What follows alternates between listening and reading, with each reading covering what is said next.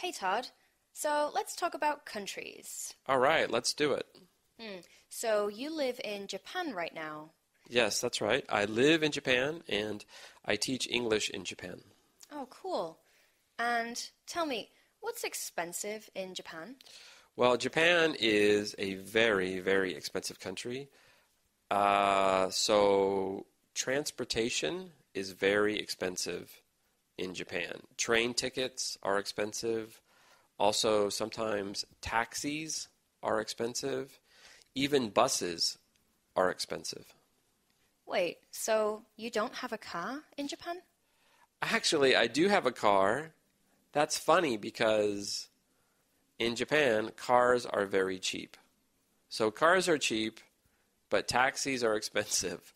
It's crazy. That's so weird. In the UK, where I'm from, taxis are really cheap, but to have your own car, it's so expensive. Wow, that's strange. So I'm really interested in Japan. Tell me, what's beautiful in Japan? Oh, Japan has lots of beautiful things. The temples are very, very beautiful. The nature and the scenery are beautiful as well. There are beautiful forests, beautiful lakes, beautiful beaches, and even beautiful buildings. Cool. So, what is difficult about living in Japan? Well, Japanese is difficult. So, reading Japanese is very difficult. Writing Japanese is difficult because kanji is difficult. Kanji is the Japanese character. And how many characters are there in kanji? There are about 2,000 characters. So, it's difficult to learn all the characters, all the kanji. It's very hard. Wow, I bet that's really tough. So, tell me, what's fun about living in Japan? Well, there's many things that are fun about Japan. The people are fun. They're very nice. And teaching English in Japan is fun. The students are very nice. So day-to-day life in Japan is fun and exciting. So I live in Japan, but you live in Thailand. So what about Thailand? What is expensive in Thailand? Well, Thailand is a really cheap place to live, but some restaurants are really expensive. For example, if you go to a American restaurant, that's very expensive. But if you go to street food carts, they're really cheap. Yeah, and the street food is very delicious. It's amazing. So, speaking of food, what Thai foods are really delicious? So my favorites are pad kaprao, and this is pork. It's spicy with rice and chili. I also like tom yum goong. This is like a soup, but it's very spicy. It usually comes with shrimp and mushrooms, ginger, and I usually get some rice. Yeah, I love Tom Yum Goong. It's really, really good. So, what is difficult about living in Thailand? I think that transport is a very difficult part of living in Thailand. If you have a car, the roads are very busy, so it takes a long time to get anywhere in the city. I usually use the subway or the SkyTrain system.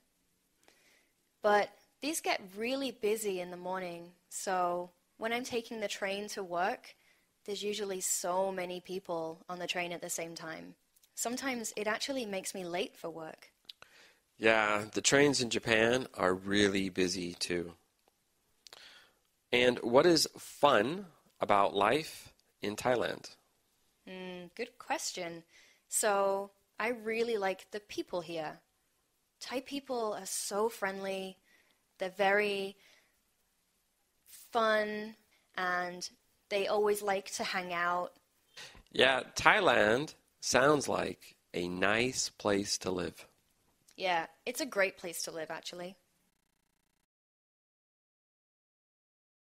Hey Todd, let's talk about months and American holidays. All right, let's do it.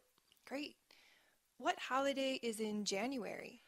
Well, on January 1st, we have New Year's Day. Right, It's very fun. of course. I love New Year's Day. Me too. And what about February? In February, we have Valentine's Day on February 14th. Ooh, that's right. So romantic. Yes. And I don't like Valentine's Day. why not? I never have a girlfriend. Oh, sorry. Yeah. What about March? What holiday is in March? March has St. Patrick's Day Right. on March 17th. Yes. Do Yeah. you usually celebrate St. Patrick's Day? I do. I love green. Green is my favorite color. Me too. Oh, nice. What about April? April has April Fool's Day, but that's not a holiday. Not really, but it's still fun to celebrate on April 1st. Right. Oh, usually Easter is in April. Usually, yes, but the day changes every year. Right. Sometimes it's March, though. True. Right. Okay.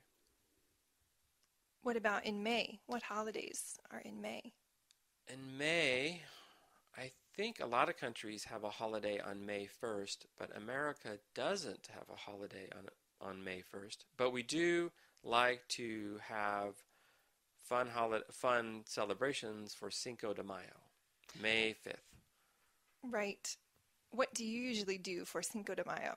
We usually eat Mexican food. Same.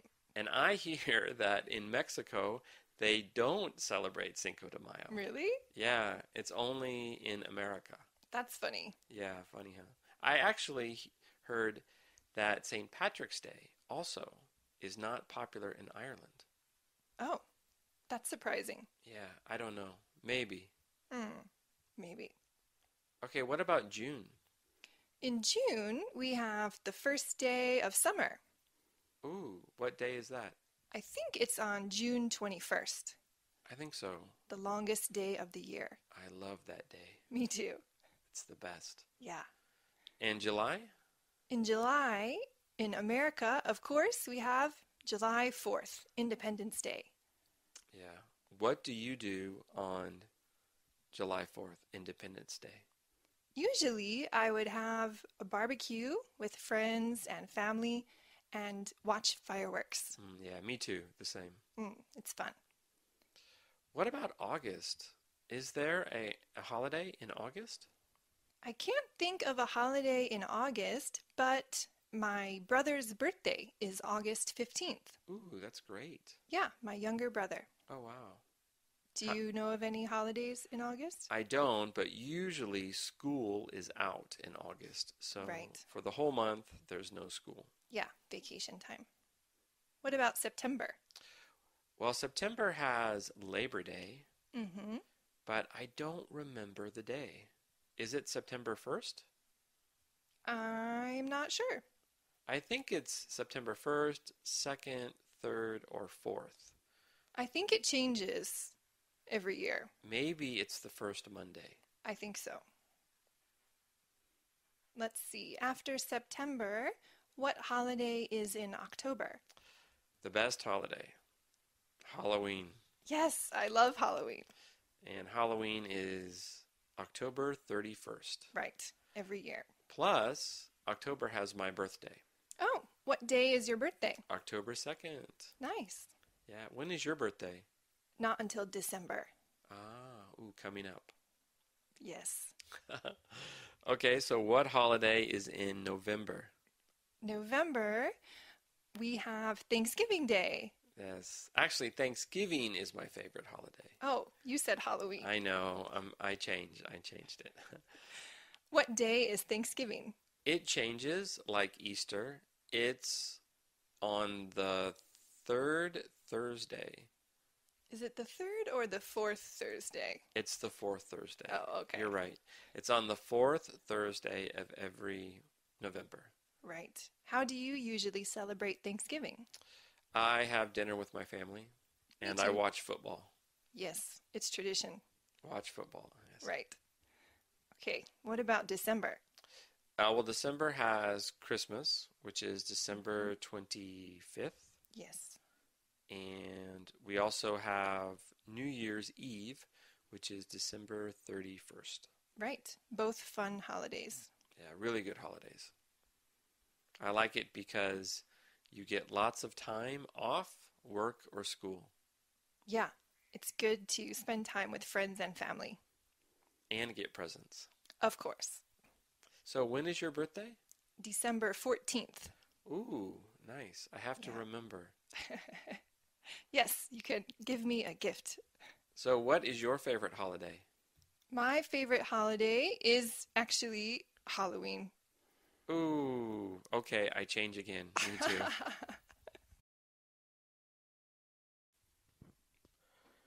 Hello, are you the new teacher? I am, yes. My name's Natalie. What's your name? I'm Todd. Nice to meet you. Nice to meet you too. Welcome to the school. Thank you. So what is your morning schedule? So, first period I teach maths. So do I. I teach math first period too. Oh, cool. After that, for second period I teach French. You speak French. I do. Oui, oui. That's great. Well, I speak some Japanese, so I teach Japanese second period. Oh, that's so cool. I wish I spoke Japanese. Yeah, but my Japanese is not very good. But Oh. I'm the only teacher that speaks Japanese, so I teach Japanese. Maybe you could teach me one day. Maybe, but I don't know much. How about third period? What do you teach third period? Third period I teach English. Ah, I teach English too. Our schedules are very similar. I know. Although it is my first day, I'm a little nervous. So what about the afternoon schedule? What do you teach fourth period? So fourth period, I think I have physics. Oh, you teach physics. Yeah, I love physics. Do you teach physics? No, I don't teach physics, but I teach math. So I teach math fourth period. Oh, what do you teach in fifth period? In fifth period, that's the sports period. So I am the cross-country coach. Oh, I have sports too, but I'm the coach for swimming. Oh, really? Are you a good swimmer? I think I'm a really good swimmer. How about you? I can swim, but I'm not a good swimmer. I like running. Oh, I hate running. How far do you run? Well, for the class, usually we run 5K every day. Wow, 5K. So sixth period, I hear that's our teaching hours. Yeah, so sixth period, we are in the classroom, but the students are free. They can do what they want, but the students can come to class and ask questions. Oh, cool. So do lots of students come and ask questions? Yeah, some students come, but not too many. Oh, okay. Well, this is your first day and your first week, so maybe the job will be a little crazy, but I think after your second or third week, the job will be very, very easy. I hope so. I'm really excited to meet the students. They seem great. Oh, I think the students will like you a lot. Oh, I hope so too. Maybe if you have some time, you could give me a tour of the school? Sure, I'd love to. Great, thanks. So, Natalie, let's talk about times, Okay, like when we do things. sure. First, when do you get up? I get up around 7:30. Yeah, I get up early too. I don't get up at 7:30, but I get up at 8. Oh, well, sometimes I get up at 8. Maybe at the weekend? Yeah. Actually, I always wake up at 6. I wake up very early, but I don't get out of bed. I wake up, I have some water, and then I sleep some more. I sleep 2 more hours. Oh, really? Yeah, it's a bad habit. Sometimes I wake up at 7:30 and I play on my phone for maybe an hour. That's so bad. I know. I read that it's not good to check your phone in bed, so I never check my phone in bed. Oh, I should try that. What about breakfast? When do you eat breakfast? I usually eat breakfast at around 8:30, but sometimes I don't have breakfast. No time. No time. How about you? I usually have breakfast right away, so I wake up at 8 or I get out of bed at 8 and then I eat something at 8:15. So I eat something as soon as I get up. Oh, no, I usually have to wait before I can eat. Well, I always eat and I always have coffee very early. Do you have coffee every day? Every day. I have 3 cups of coffee. I have 1 cup of coffee around 8 o'clock. I have another cup of coffee around 10 o'clock. And then I have my last cup of coffee around 2 o'clock or 3 o'clock. Whoa, 3 coffees? Yeah, my office is by a cafe, and the cafe has really good coffee. So I love their cafe mochas. Oh, I really don't like the taste of coffee, but I do love a hot chocolate. Oh, I hear you. So when do you start your day, at work or school? Well, I work as a teacher, so I start at 9 a.m. Oh, that's fairly early. Yeah, it's okay. I work for a few hours in the morning, and lunch comes by really quickly. How about you? When does your day start? Well, I have 2 jobs. So now I make websites and I work at an office. So I start at 12 o'clock, so noon. So I start my day late and I finish working at 8 o'clock or 9 o'clock at night. Oh, I wish I started work at 12, but I don't think I'd enjoy working so late. Oh, it's great. I love it because there's no traffic at noon when I go to work, and there's less traffic at night when I come home. So I finish at 9, and the train is not crowded, and it's really nice. How long does it take to get to work?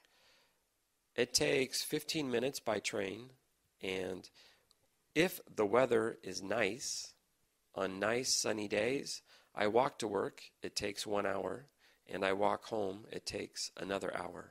Oh, I bet that's really nice. It is nice. I like to walk to work and I like to walk home. But I work at night, so I eat dinner really late. I eat dinner at 10 o'clock, and that's very late and a little unhealthy. When do you eat dinner? Well, yeah, 10 p.m. is really late. I'm usually in bed at that time. I usually have dinner, I'd say maybe 7:30 p.m. Wow, you have dinner before I finish work. I know, but if I don't eat at that time, I get really cranky. So you go to bed around 10 o'clock. Yeah, most nights, but at the weekend, I usually go to bed later. I'd say midnight, sometimes 1 or 2 a.m. Wow, that's interesting because on work days, Monday to Friday, I go to bed late. But on the weekend, my days off, I go to bed early. Oh, really? Yeah. So on Saturday night and Sunday night, I go to bed at 10 o'clock. But Monday to Friday, I work. I go to bed at 12 o'clock or 1 o'clock. So why get up early at the weekend? I don't know. I actually don't like staying up late, but I do it for my job. So it's strange, I guess. On the weekends, some people like to sleep in. On the weekends, I like to go to bed early. Oh my. At the weekend, I love to have a lie in bed. Sometimes I stay in bed all day and watch movies. Oh, I'm guilty of that too. I do that also. So, Todd, where are you from? I am from the U.S. I am from San Francisco. It's on the West Coast. And what do you do? I'm an English teacher. Also, I create Ello. So I work on Ello a lot. Okay. How old are you? I am 47. Yeah, I am old. No, it's not old. Who is your best friend? My best friend is Don. He is a teacher too. He lives in America. And are you married? No, I am not married. I am still single. Where is your mum from? My mom is from California. She is from Los Angeles. And what does she do? She is a manager. She works in a clothing store. Where is your dad from? My dad is from San Francisco. He is not from Los Angeles, but he met my mother in Los Angeles. And what does he do? He is also a manager. He works for a tree cutting company. They cut trees. Wow. That sounds Yeah. exciting. Yeah, cool job. Is it dangerous? It is a little dangerous, a little. And Amy, what about you? Where are you from? I'm from Glasgow, on the west coast of Scotland, in the United Kingdom. Nice. And what do you do? I'm also a teacher. Nice. What do Yeah. you teach? I teach English. Me too. It's fun, isn't it? It is. It is very fun. Excuse me, can I ask, how old are you? Of course you can ask. I'm 34. Okay, very young. Very young. Where is your mom from? My mum is also from Glasgow. Nice. Yeah. What does she do? Well, she's retired now, but she was a nurse. Oh, nice. And is your dad from Glasgow? Yes, he is. What does he do? He's also retired, but he used to be a teacher. Oh, wow. Many teachers. Yes. Looks like it. Well, thanks, Amy. Nice talking to you. You too, Todd. Natalie, let's talk about our favorite things. Sure. First, what is your favorite color? My favorite color is purple. Really? My favorite color is purple too. Oh, really? Yeah, but I don't have purple clothing. I love the color purple, but I don't have purple clothes. Oh, well, everything I wear is purple. No kidding. Yeah, really. That's so cool. So what about food? What's your favorite food? Good question. My favorite food is pizza. I love pizza, but I don't like really big pizzas. I love pizza too. What is your favorite topping on pizza? I like really spicy toppings. So salami or pepperoni, chilies, and sometimes bell peppers too. Do you like thick pizza or thin pizza? No, I don't like thick pizza because I can't eat too much. But the thin pizzas, I get lots of toppings and I don't feel so full. Yeah, I agree. What about seasons? What is your favorite season? My favorite season is winter. Winter? Yeah, I love winter. Don't you? No, I hate winter. Why do you like winter? I love the snow. Oh, I hate the snow. Well, I like the snow a little bit, but I hate cold weather. Yeah, I guess the cold is kind of annoying, but the snow is so much fun. I go skiing, and I play snowball fights, and I build snowmen. Yeah, that sounds fun. What about sports? What's your favorite sport? I'd say my favorite sport is tennis. That's interesting. Do you play tennis? Yeah, but I'm not very good. Do you like singles or doubles? At the moment, I'm having singles lessons. They're really fun. Oh, now you are taking tennis lessons. Yes, about twice a week. Do you watch tennis on TV? Yes, I watch it all the time. Who is your favorite tennis player? I really like Roger Federer. Yeah, he's really good. Okay, last question. What is your favorite movie? I don't have a favorite movie, but I really like comedies. So, what is your favorite comedy? My favorite comedy is Ace Ventura. Ace Ventura is very funny, but that movie is really old. It is, but it's a classic, Todd. It's like 20 years old, I think. Maybe more. I know, I've seen it 100 times. Yeah, I like it a lot too. Hey Chantel, what do you do on the weekend? On the weekend, I wake up and first I make breakfast. Oh, what do you make? I like to make toast. All right. I often eat toast too. Do you put butter on your toast? I do. I put butter and jam. Ooh, I love butter and jam on my toast. Do you eat cereal? No, I used to, but not anymore.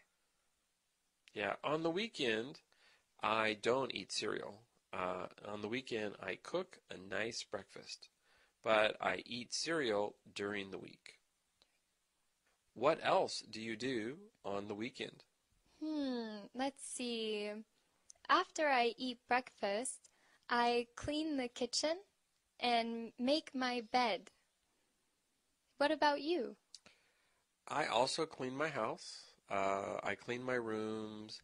I vacuum. I wash the windows. I wash the dishes. I do my laundry. I do that on Saturday, but on Sunday, I have fun. And what do you do for fun? I go to the park. I play sports. I play soccer at the park. Sometimes I ride my bike. Sometimes I go hiking. I do lots on Sunday. On Sunday, I relax. I don't study. I don't work. And I don't clean my house. Nice. What do you do on Sunday? I also enjoy my time on Sunday. I really like to meet my friends, and sometimes we go to festivals or visit new cities, and we eat a lot of really good food. Oh, that sounds fun. Yes, actually, we also really enjoy camping. Do you like camping? I love camping. I love the outdoors. I go hiking often. Oh, me too. Oh, that's cool. What about Sunday evening? Oh, Sunday evening, I relax. I cook a big dinner and I listen to music and sometimes I read my book. But often I go to sleep very early on Sunday. Oh, wow. And you? Well, on Sunday, I don't cook. I usually order food. I order pizza, or maybe I eat at a restaurant. And then later in the evening, on Sunday, I always watch TV.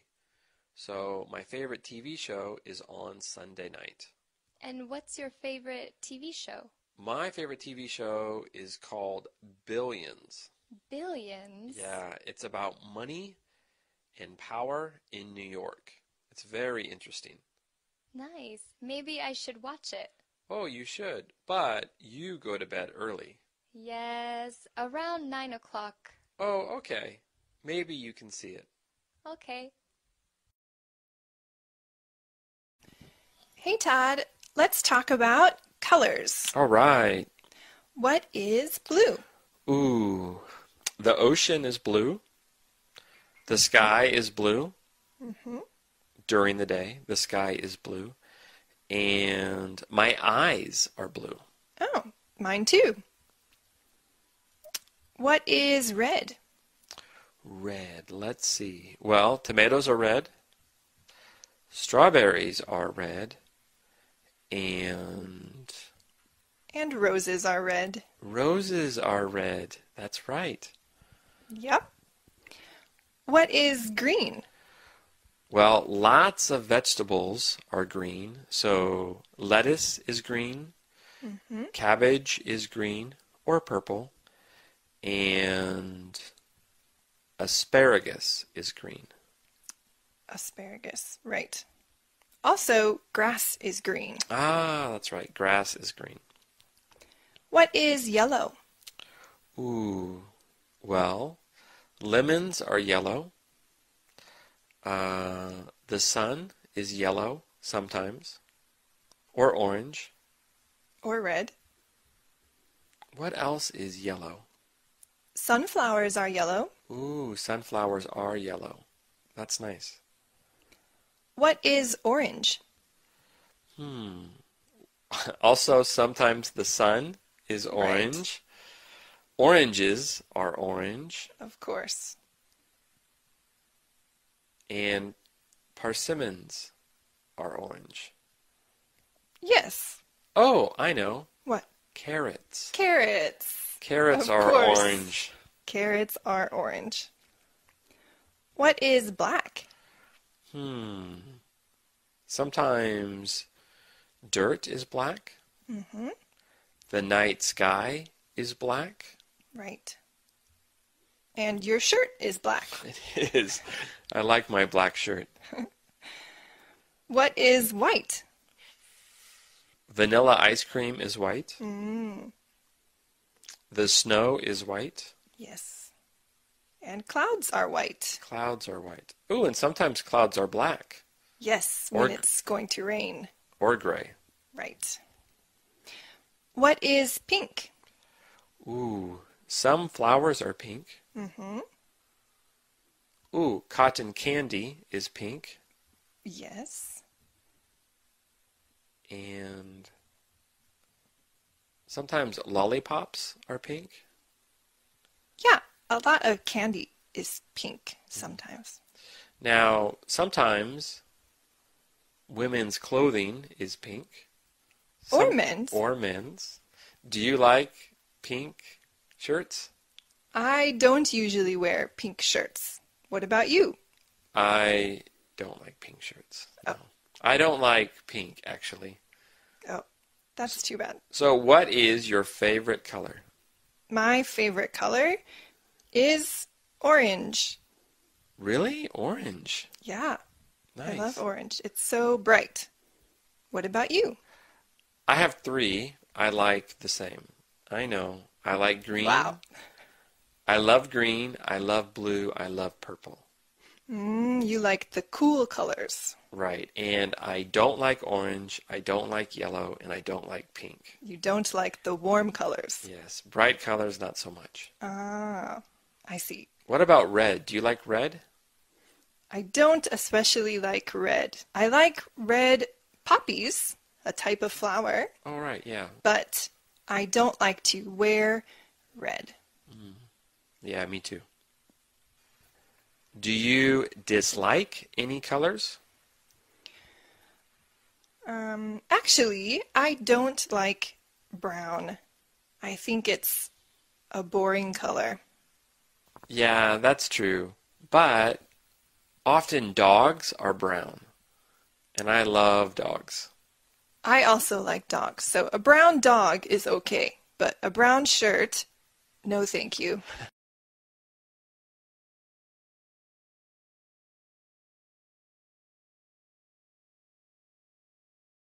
So, Natalie, what is a typical day for you? For example, what is a typical morning? Well, I wake up at about 7 a.m. Oh, that's early. Yes, I really am a morning person. I think you are a morning person.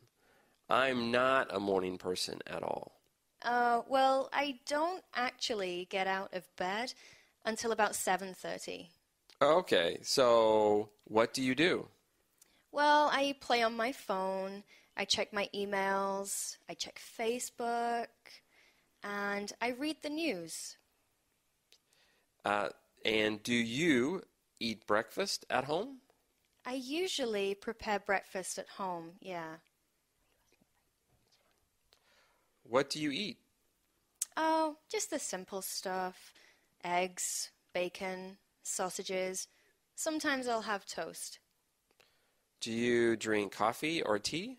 No, I don't like coffee or tea. Oh, what do you drink? Actually, I like hot chocolate in the morning. Yeah, I like hot chocolate too. So, what about your day? Well, I'm a teacher. I teach at a school. Lessons start at about 9 a.m.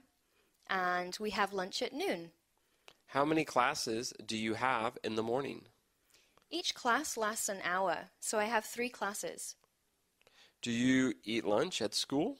Yes, we have a huge canteen. Ah, is the food good? The food is great, and it's so much fun eating with the students, too. Is the food cheap or expensive? It's pretty cheap. I'd say maybe $3 for lunch. Oh, that's really good. Yeah, and for that, you get a lot of food. What do you do in the afternoon? In the afternoon, I have more lessons, usually taking me till about 4 p.m. Oh. And do you have big classes? Yes, so I teach English. That means I teach the whole year, so I have really big classes. We have about 200 students at the school. That's a lot. Yes, it is. What about the evening? What do you do in the evening? When I get home, I'm usually really tired. So I get changed into my pajamas and I watch TV for about 2 hours. After that, I'll maybe have some dinner, maybe get a pizza, and then read a book or play on my phone again. What do you watch on TV? I really like watching Korean drama. Korean dramas are cool. I know, the characters are so much fun. Do you listen to K-pop? A little bit, but I think it's a little bit boring. I prefer American pop. Oh, so you like Korean dramas and American music. That's right. I also like game shows. Ah, what game shows? Well, actually, my favorite one is Busted, and that's also Korean. Okay, I need to see that. So, when do you go to bed? Most nights I go to bed at around 10 p.m., but at the weekend, sometimes it's later, maybe around midnight. Well, I think you have an interesting and long day. That's right. I'm usually very tired. Hello, Chantal. Hello. Let's play a game. Okay, Can you guess the famous person? let's play. Okay, person number 1. She is American. Okay, She is a singer. She is young. She is about 25 years old. And now she is very famous. Her hair is blonde, and she's very cute and very pretty. is it Taylor Swift? Yes, correct. Ding, ding, ding, ding, ding. Okay, so the next person is also very famous. He is from Argentina. He is a soccer player. He is very good at sports, and he is on a team in Spain. On a team in Spain. Yeah, he is very good. He is a little short, but he is quick. He is very fast. I don't watch soccer so much, but is it Cristiano Ronaldo? No. Oh, it is Lionel Messi. Ooh, I don't know Oh, no. who he is. Ronaldo is the rival of Lionel Messi. I see. Okay, so 1-1. All right, ready? Next one. This person is from Hong Kong. He is older. He is my age, about 50, maybe older. He is good at martial arts. He is in many movies. Okay. Oh, also he is funny. He is very funny. Is it Jackie Chan? Yes, correct. Ding, ding, ding. Okay, so now let's switch. You ask me. Okay. This person is a woman. She is American. And she is a very famous singer in the United States and in the world.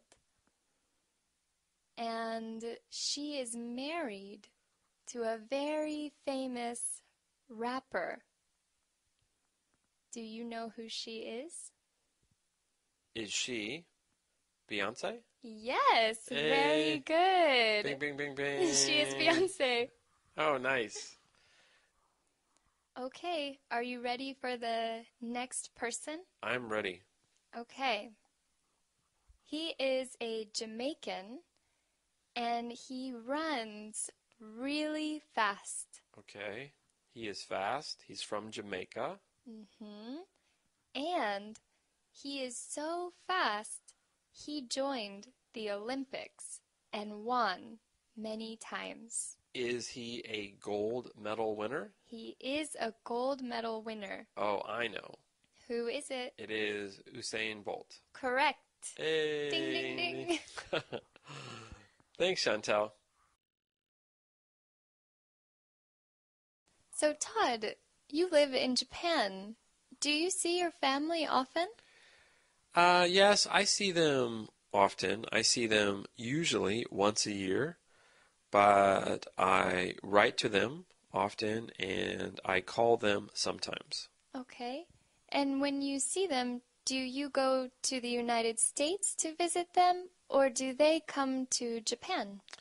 I go to America, and then everyone goes to my mom's house, and everybody meets me at my mom's house, which is nice. I see my sister, and we talk a lot, and it's good.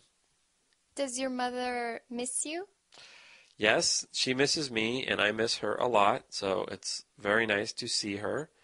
And also, I miss my dad, and I miss him a lot, so I'm always happy to see him. Nice. And what about your sister? When you are in the United States, do you have some activities you like to do together? Yeah, sometimes we do stuff together. Maybe I will meet her at a cafe, or I will go shopping with her. So we do something fun each time I go back. Nice.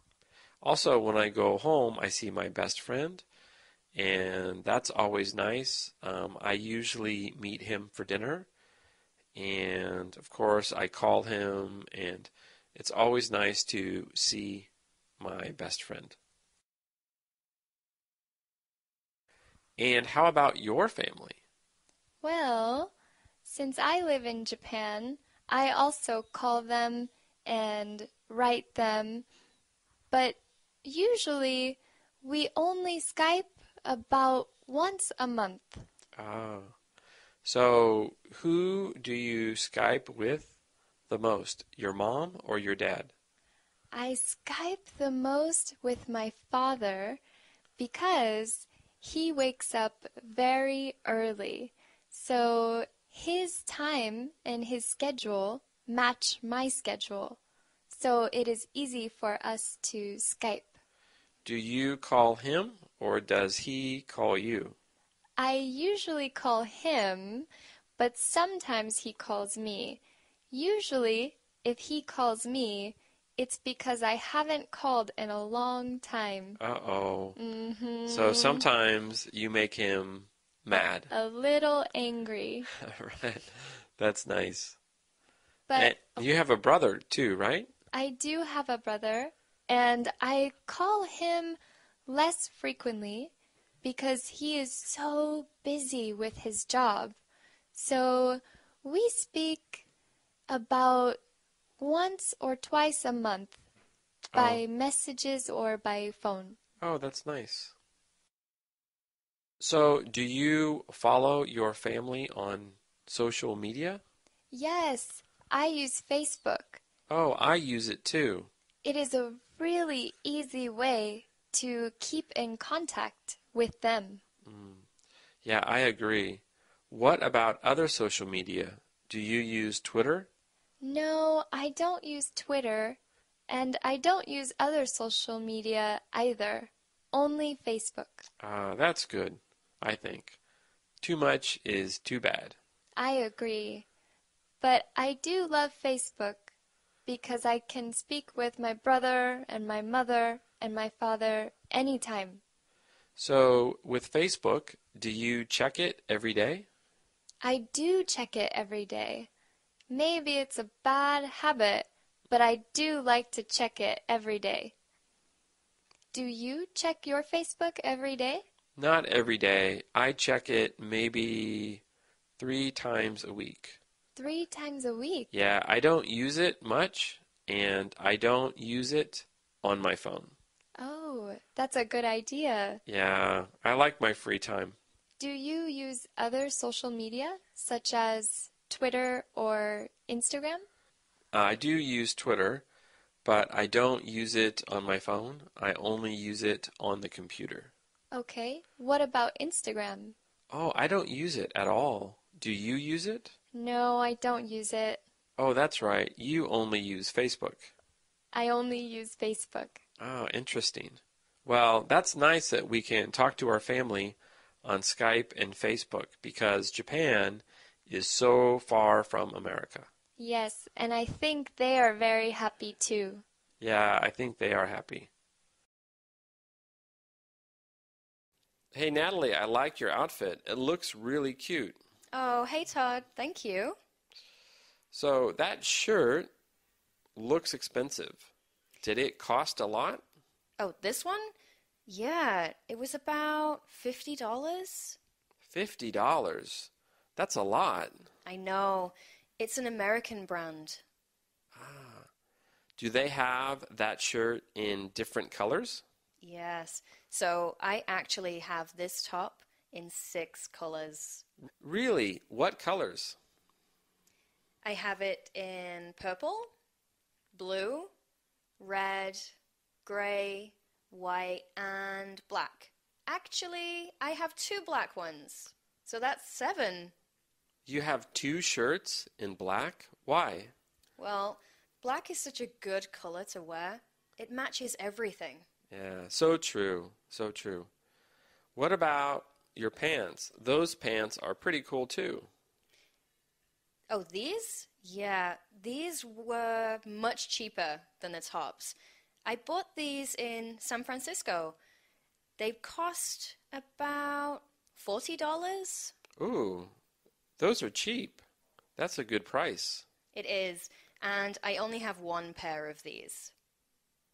And your shoes? Did you buy those shoes in San Francisco too? No, I didn't buy these in San Francisco. These I bought online. You bought them online. Yes, these sandals are really hard to find, so I had to buy them through Amazon.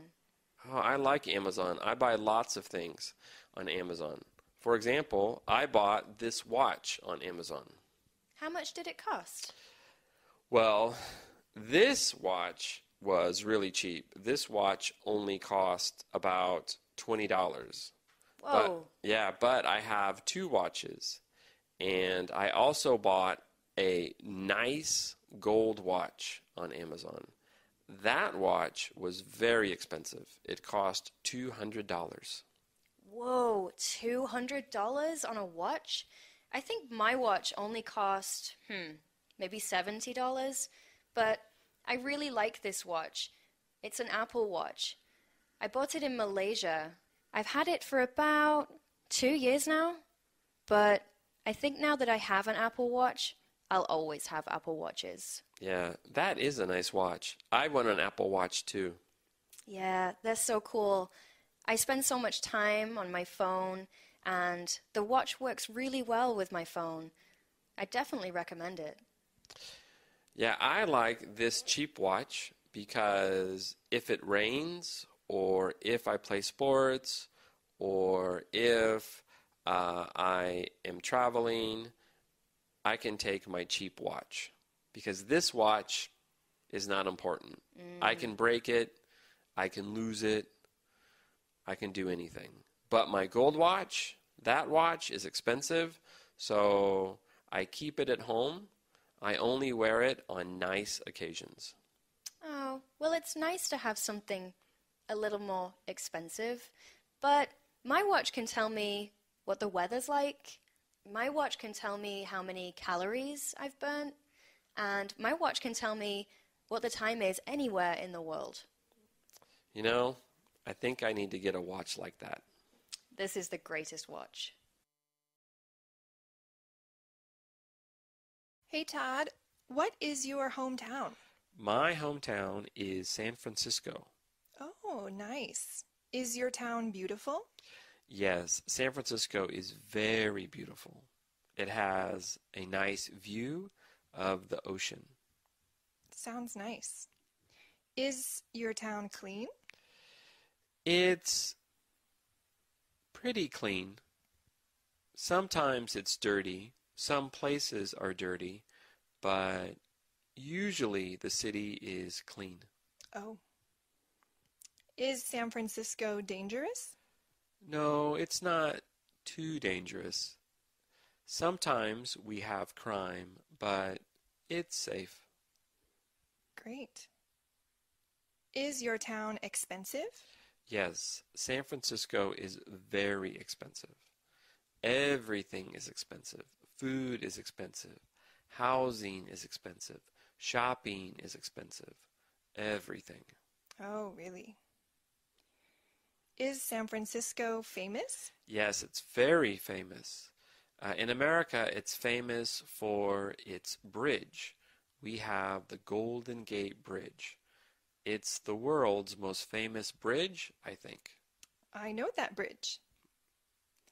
Is your town hot? Never. San Francisco is never hot. It's never super cold, but it's never hot. It's always warm or cool. Sounds great. Is San Francisco interesting? I think so. It's a very interesting city. We have people from everywhere, and we have good food.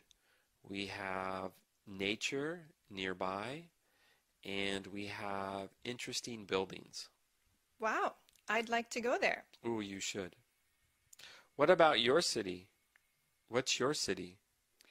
My city is Chicago. Ooh, Chicago, Chicago. Is your city beautiful? Yes, it's very beautiful with lots of tall buildings and a big lake. Ooh, nice. Is Chicago clean? Some parts of Chicago are clean and other parts are a little dirty. How about dangerous? Is Chicago dangerous? Similarly, some parts are dangerous and some parts are safe. Yeah, San Francisco is the same. I think every American city is the same. I think that's true. Most places are safe, but some places are dangerous. Right. Is Chicago expensive? Yes, because it's such a big city, almost everything is expensive. Oh, Food, attractions, parking, entertainment, everything. sounds like San Francisco. I think so. A little similar. Is it hot? It can be hot in the summer. Usually July or August, it gets hot sometimes. Is it interesting? Yes, of course. Chicago is very interesting. We have many museums and things to do, and we also have nature. At the lake, you can go and enjoy the day on the beach. Oh, nice. Yeah. Is Chicago by the ocean? It's not by the ocean. It's by a really big lake called Lake Michigan. What about San Francisco? Is it by the ocean? Yes, San Francisco is on the ocean. It's on the Pacific Ocean. Right. So we have really nice beaches. Do you like the beach? I do, but the beaches in San Francisco are a little cold. Oh. In Los Angeles, they're warm. But Los Angeles is not interesting, and it's expensive, and it's not Right. beautiful, Right. so I don't like Los Angeles. So we should stick with San Francisco. Or Chicago. Yeah. Okay.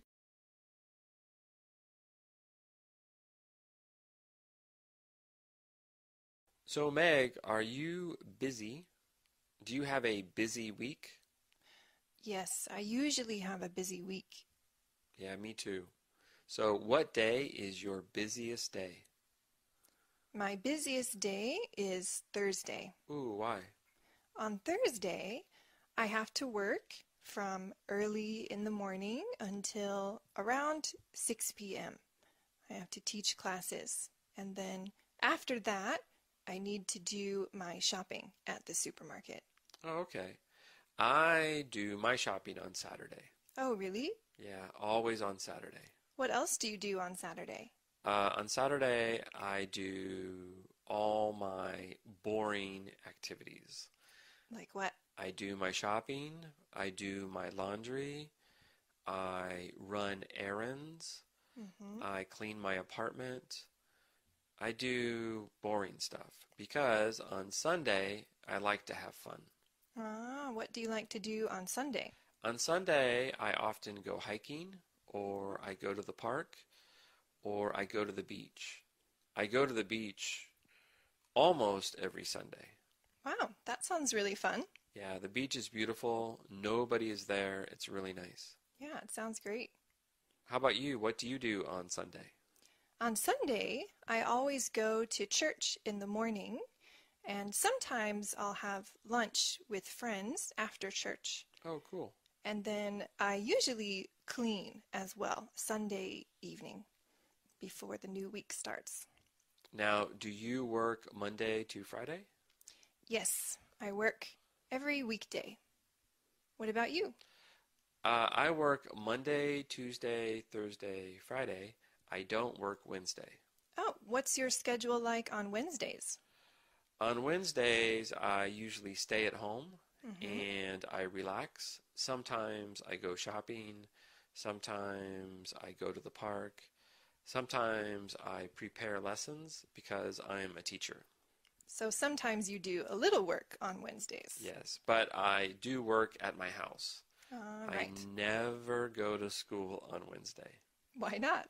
because it's a day off. So how about Monday? Are you busy on Monday? I'm usually busy on Monday because my schedule is similar to Thursday. So I have to teach class until around 6 p.m. Yeah, Mondays are busy for me too. Mondays are busy. Thursdays also are busy. Tuesday and Friday are not so busy. Your schedule sounds a little similar to mine. Yeah, well, we're both teachers. That's true. What about activities? Do you do any activities during the week?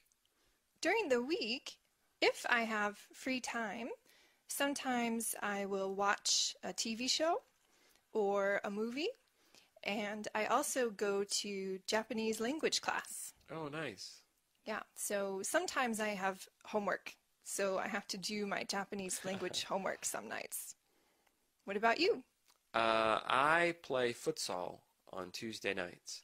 So every Tuesday I play futsal with my friends for 2 hours, and that's fun. And then sometimes on Friday I meet my friends for dinner. That sounds good.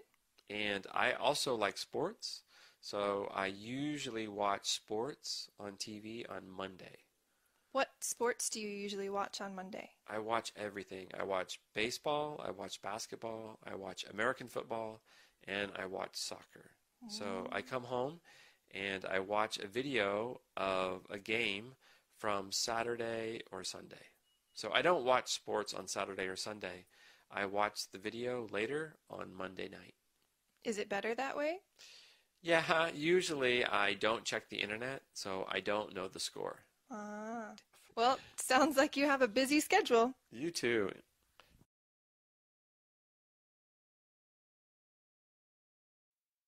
So, Abidemi, let's talk about languages. Sure. So, you are from Nigeria, and Nigeria has many languages, correct? That's true, yes. How many languages can you speak?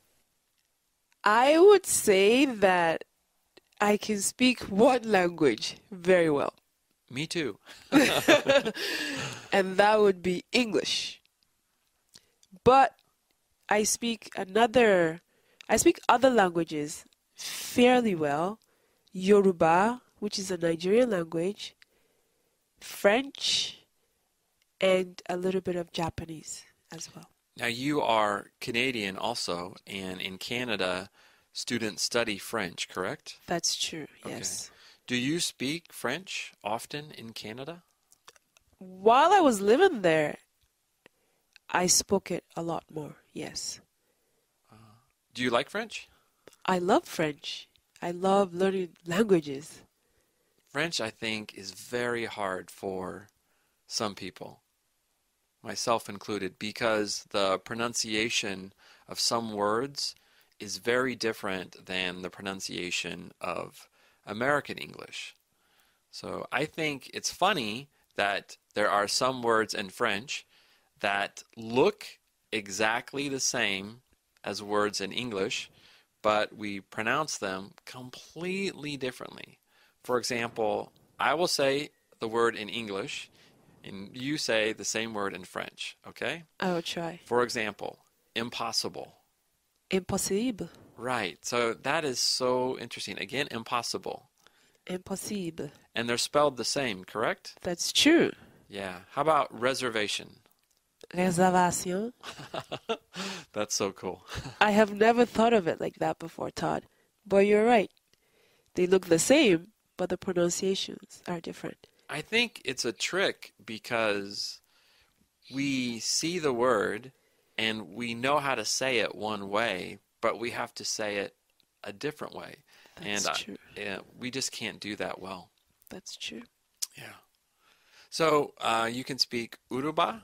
Yoruba. Yoruba. Yes. How do you say, how are you in Yoruba? Bawoni. Oh, that's so cool. Again? Bawoni. Bawari? Bawoni. Oh, wow. That's so cool. Thank you. Yeah. Have you ever taught that language? No, never. I don't think too many people want to learn it outside of Nigeria. I think in the future, more people will want to learn unique languages. I hope you're right. Yeah, maybe. Maybe. What language do you want to learn in the future? I have many that if I had more time, I would like to learn. I'm interested in Japanese, of course. I live in Japan now, so I would like to speak it better. I would also like to learn Mandarin, Russian, Hausa, another Nigerian language, Spanish, and maybe a couple of others. Yeah, there's so many languages I want to learn. I want to learn Spanish too. I can speak some Thai and Japanese because I lived as a teacher in both countries. but I want to learn a language that has the same alphabet. So I can read Thai, but not very well, and I can read Japanese, but not very well. But I want to learn a language where it's easy to read and see what the word is. You know, because in Thai, you can't do that. In Japanese, you can't do that. I know what you mean. It would make it easier to learn the language. But in Russian, you can't do that, That's true. right? It's completely different. That's true. But they have alphabets that are the same. So you just have to decode them. A little bit, yeah. We have the phrase, it's all Greek to me, which means you have no idea. Anyway, thanks a lot, Abidemi. Thank you, Todd. So, Natalie, what is a typical day for you? For example, what is a typical morning? Well, I wake up at about 7 a.m. Oh, that's early. Yes, I really am a morning person. I think you are a morning person. I'm not a morning person at all. Well, I don't actually get out of bed until about 7:30. Okay, so what do you do? Well, I play on my phone, I check my emails, I check Facebook, and I read the news. And do you eat breakfast at home? I usually prepare breakfast at home, yeah. What do you eat? Oh, just the simple stuff. Eggs, bacon, sausages. Sometimes I'll have toast. Do you drink coffee or tea? No, I don't like coffee or tea. Oh, what do you drink? Actually, I like hot chocolate in the morning. Yeah, I like hot chocolate too. So, what about your day? Well, I'm a teacher. I teach at a school. Lessons start at about 9 a.m. and we have lunch at noon. How many classes do you have in the morning? Each class lasts an hour, so I have 3 classes. Do you eat lunch at school? Yes, we have a huge canteen. Ah, is the food good? The food is great, and it's so much fun eating with the students, too.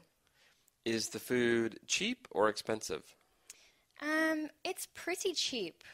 I'd say maybe $3 for lunch. Oh, that's really good. Yeah, and for that, you get a lot of food. What do you do in the afternoon?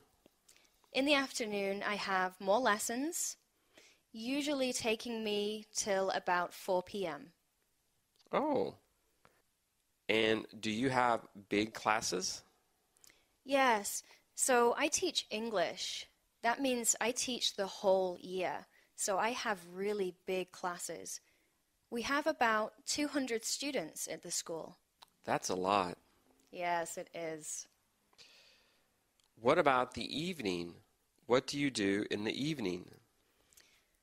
When I get home, I'm usually really tired. So I get changed into my pajamas and I watch TV for about 2 hours. After that, I'll maybe have some dinner, maybe get a pizza, and then read a book or play on my phone again. What do you watch on TV? I really like watching Korean drama.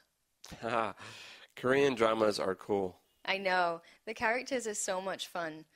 Do you listen to K-pop? A little bit, but I think it's a little bit boring. I prefer American pop. Oh, so you like Korean dramas and American music. That's right. I also like game shows. Ah, what game shows? Well, actually, my favorite one is Busted, and that's also Korean. Okay, I need to see that. So, when do you go to bed? Most nights I go to bed at around 10 p.m., but at the weekend, sometimes it's later, Maybe around midnight. Well, I think you have an interesting and long day. That's right. I'm usually very tired. Hello, Chantal. Hello. Let's play a game. Okay, Can you guess the famous person? let's play. Okay, person number one. She is American. Okay, She is a singer. She is young. She is about 25 years old. And now she is very famous. Her hair is blonde, and she's very cute and very pretty. Is it Taylor Swift? Yes, correct. Ding, ding, ding, ding, ding. Woo. Okay, so the next person is also very famous. He is from Argentina.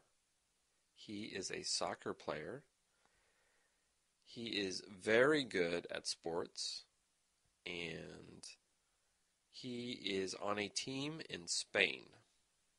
On a team in Spain. Yeah, he is very good. He is a little short, but he is quick. He is very fast. I don't watch soccer so much, but is it Cristiano Ronaldo? No. Oh, it is Lionel Messi. Ooh, I don't know Oh no. who he is. Ronaldo is the rival of Lionel Messi. I see. Okay, so 1-1. All right, ready? Next one. This person is from Hong Kong. He is older. He is my age, about 50, maybe older. He is good at martial arts. He is in many movies. Okay. Oh, also he is funny. He is very funny. Is it Jackie Chan? Yes, correct. Ding, ding, ding. Okay, so now let's switch. You ask me. Okay. This person is a woman. She is American. And she is a very famous singer in the United States and in the world. And she is married to a very famous rapper. Do you know who she is? Is she Beyonce? Yes, Hey. very good. Bing, bing, bing, bing. She is Beyonce. Oh, nice. Okay, are you ready for the next person? I'm ready. Okay. He is a Jamaican and he runs really fast. Okay. He is fast. He's from Jamaica. And he is so fast, he joined the Olympics and won many times. Is he a gold medal winner? He is a gold medal winner. Oh, I know. Who is it? It is Usain Bolt. Correct. Hey. Ding, ding, ding. Thanks, Chantal. So, Todd, you live in Japan. Do you see your family often?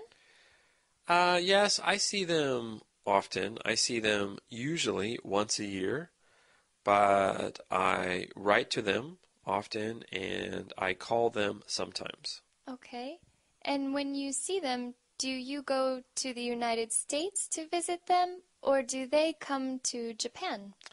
I go to America, and then everyone goes to my mom's house, and everybody meets me at my mom's house, which is nice. I see my sister, and we talk a lot, and it's good. Does your mother miss you? Yes, she misses me, and I miss her a lot, so it's very nice to see her. And also, I miss my dad, and I miss him a lot, so I'm always happy to see him. Nice. And what about your sister? When you are in the United States, do you have some activities you like to do together? Yeah, sometimes we do stuff together. Maybe I will meet her at a cafe, or I will go shopping with her. So we do something fun each time I go back. Nice.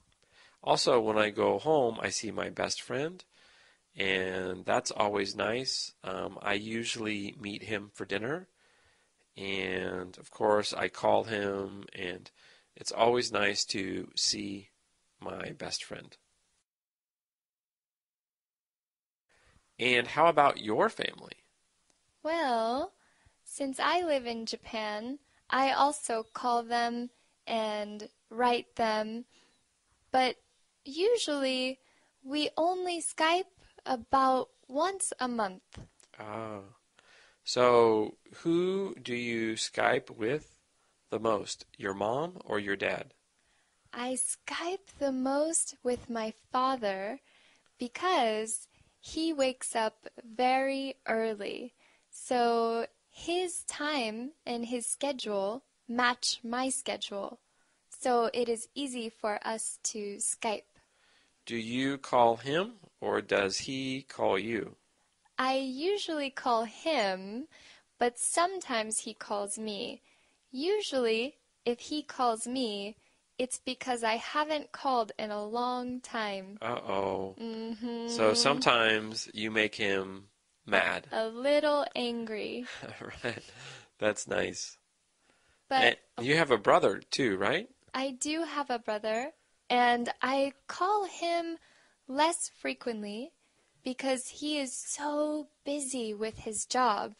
So we speak about once or twice a month by messages or by phone. Oh, that's nice.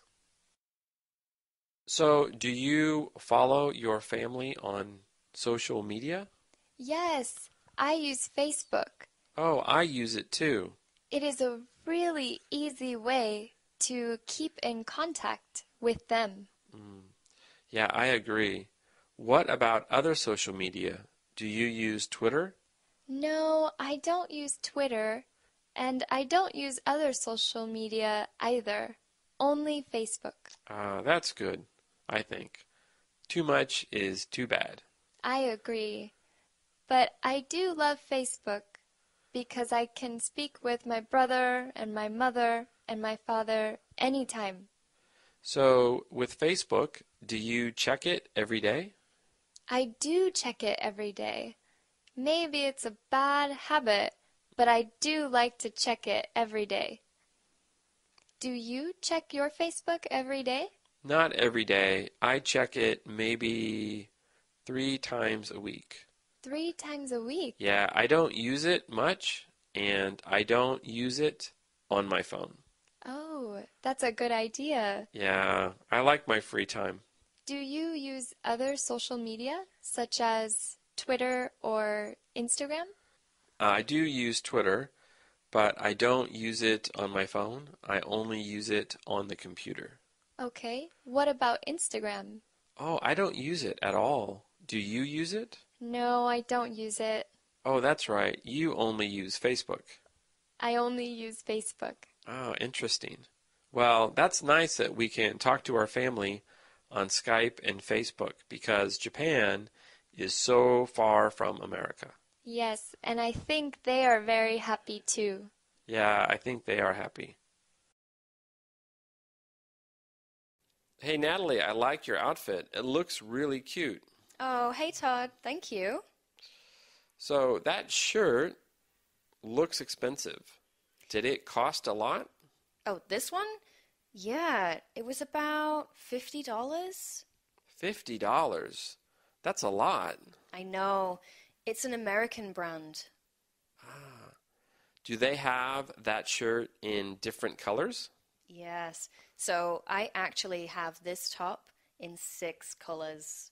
Really? What colors? I have it in purple, blue, red, grey, white, and black. Actually, I have 2 black ones, so that's 7. You have 2 shirts in black? Why? Well, black is such a good color to wear. It matches everything. Yeah, so true, so true.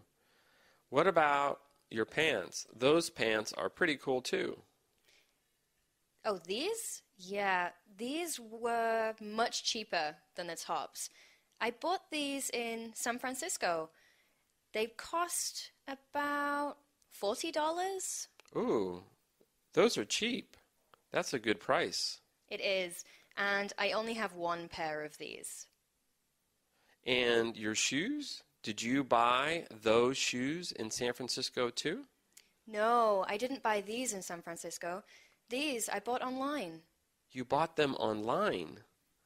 Yes, these sandals are really hard to find, so I had to buy them through Amazon. Oh, I like Amazon. I buy lots of things on Amazon. For example, I bought this watch on Amazon. How much did it cost? Well, this watch was really cheap. This watch only cost about $20. Whoa. But I have 2 watches. And I also bought a nice gold watch on Amazon. That watch was very expensive. It cost $200. Whoa, $200 on a watch? I think my watch only cost, maybe $70, but I really like this watch. It's an Apple Watch. I bought it in Malaysia. I've had it for about 2 years now, but I think now that I have an Apple Watch, I'll always have Apple Watches. Yeah, that is a nice watch. I want an Apple Watch too. Yeah, they're so cool. I spend so much time on my phone, and the watch works really well with my phone. I definitely recommend it. Yeah, I like this cheap watch because if it rains or if I play sports or if I am traveling, I can take my cheap watch because this watch is not important. I can break it, I can lose it, I can do anything. But my gold watch, that watch is expensive, so I keep it at home. I only wear it on nice occasions. Oh, well, it's nice to have something a little more expensive, but my watch can tell me what the weather's like. My watch can tell me how many calories I've burnt, and my watch can tell me what the time is anywhere in the world. You know, I think I need to get a watch like that. This is the greatest watch. So, Todd, where are you from? I am from the U.S. I am from San Francisco. It's on the West Coast. And what do you do? I'm an English teacher. Also, I create Ello. So I work on Ello a lot. Okay. How old are you? I am 47. Yeah, I am old. No, that's not old. Who is your best friend? My best friend is Don. He is a teacher too. He lives in America. And are you married? No, I am not married. I am still single. Where is your mum from? My mom is from California. She is from Los Angeles. And what does she do? She is a manager. She works in a clothing store. Where is your dad from? My dad is from San Francisco. He is not from Los Angeles, but he met my mother in Los Angeles. And what does he do? He is also a manager. He works for a tree cutting company. They cut trees. Wow. That sounds exciting. Yeah, cool job. Is it dangerous? It is a little dangerous, a little. And Amy, what about you? Where are you from? I'm from Glasgow, on the west coast of Scotland in the United Kingdom. Nice. And what do you do? I'm also a teacher. Nice. What do you teach? I teach English. Me too. It's fun, isn't it? It is. It is very fun. Excuse me, can I ask, how old are you? Of course you can ask. I'm 34. Okay, very young. Very young. Where is your mom from? My mum is also from Glasgow. Ah, nice. What does she do? Well, she's retired now, but she was a nurse. Oh, nice. And is your dad from Glasgow? Yes, he is. What does he do? He's also retired, but he used to be a teacher. Oh, wow. Many teachers. Yes. Looks like it. Well, thanks, Amy. Nice talking to you. You too, Todd. Natalie, let's talk about our favorite things. Sure. First, what is your favorite color? My favorite color is purple. Really? My favorite color is purple too. Oh, really? Yeah, but I don't have purple clothing. I love the color purple, but I don't have purple clothes. Oh, well, everything I wear is purple. No kidding. Yeah, really. That's so cool. So what about food? What's your favorite food? Good question. My favorite food is pizza. I love pizza, but I don't like really big pizzas. I love pizza too. What is your favorite topping on pizza? I like really spicy toppings.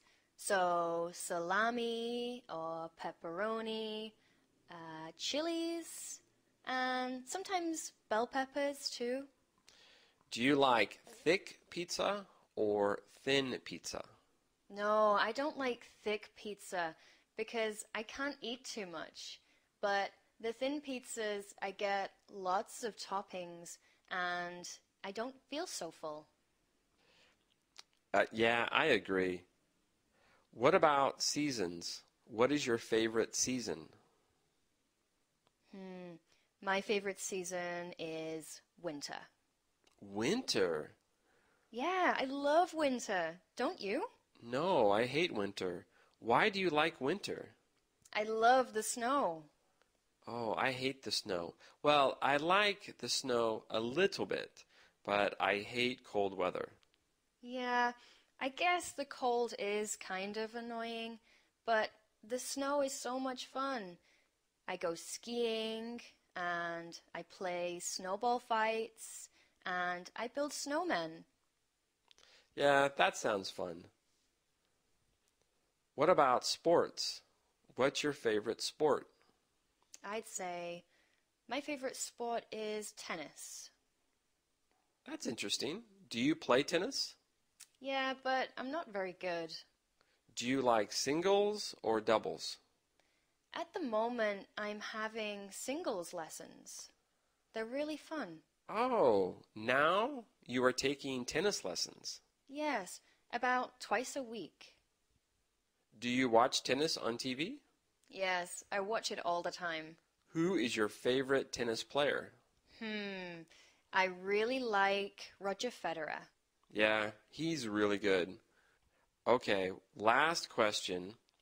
What is your favorite movie? I don't have a favorite movie, but I really like comedies. So, what is your favorite comedy? My favorite comedy is Ace Ventura. Ace Ventura is very funny, but that movie is really old. It is, but it's a classic, Todd. It's like 20 years old, I think. Maybe more. I know, I've seen it 100 times. Yeah, I like it a lot too. Hey Chantel, what do you do on the weekend? On the weekend, I wake up and first I make breakfast. Oh, what do you make? I like to make toast. All right. I often eat toast too. Do you put butter on your toast?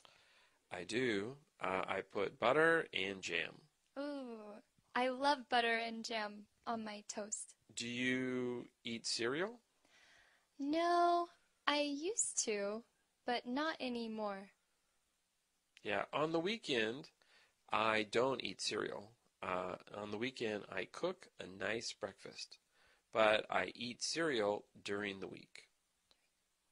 What else do you do on the weekend? Let's see. After I eat breakfast, I clean the kitchen and make my bed. What about you?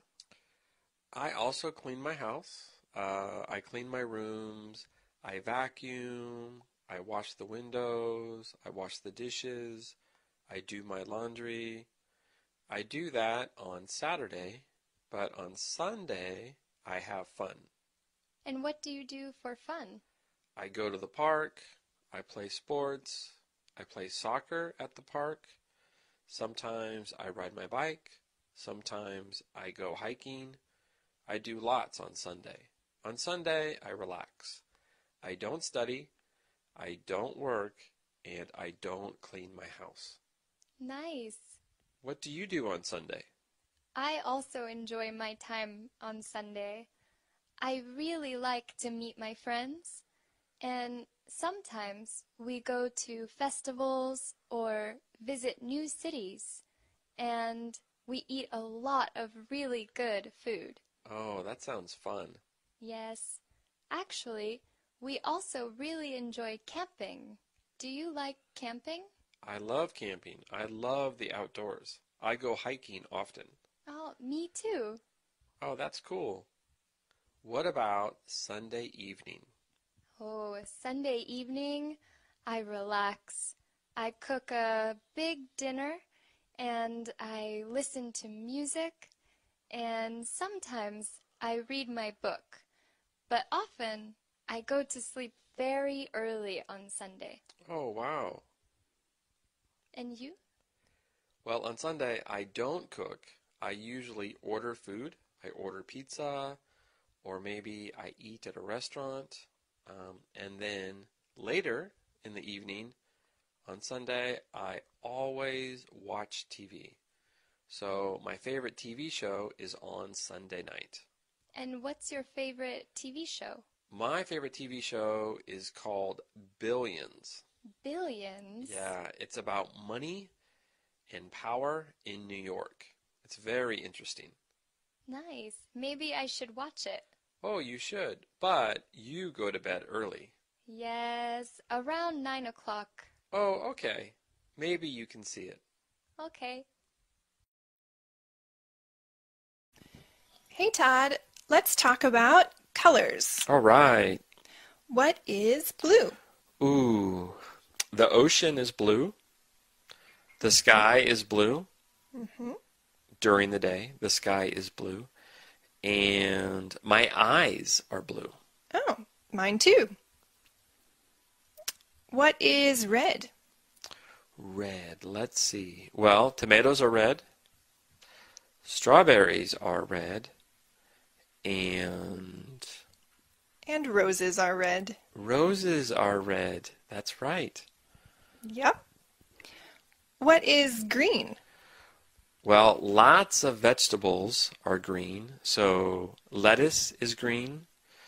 Cabbage is green or purple. And asparagus is green. Asparagus, right. Also, grass is green. Ah, that's right. Grass is green. What is yellow? Ooh, well, lemons are yellow. The sun is yellow sometimes, or orange. Or red? What else is yellow? Sunflowers are yellow. Ooh, sunflowers are yellow. That's nice. What is orange?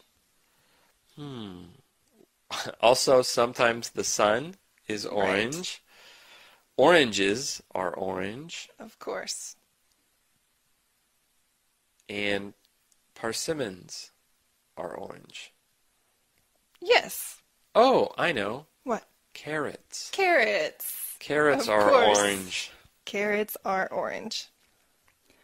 What is black? Sometimes dirt is black. Mm-hmm. The night sky is black. Right.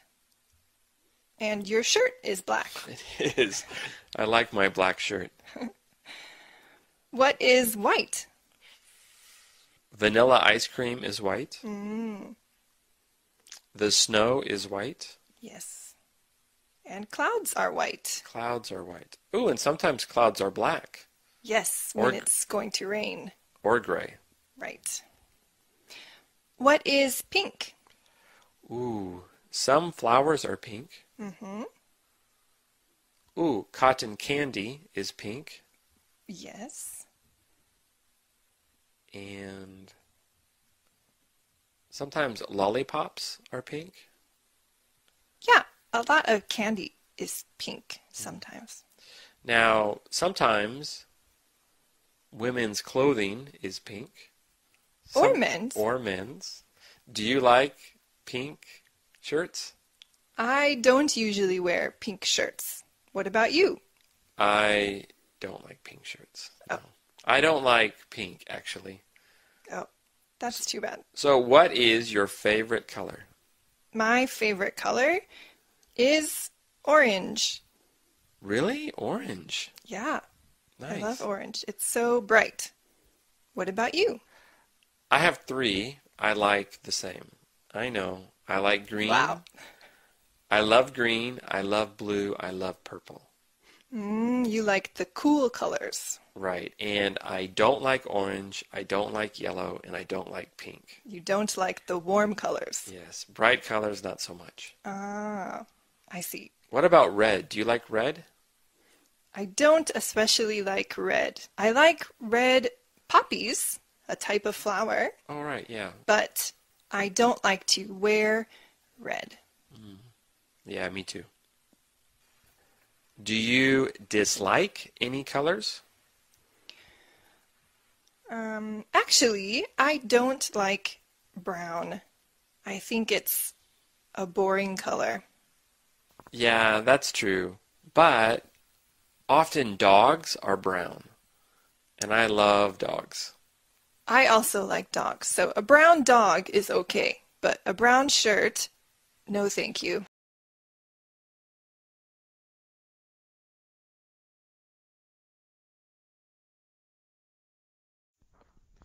So tell me, what languages do you speak?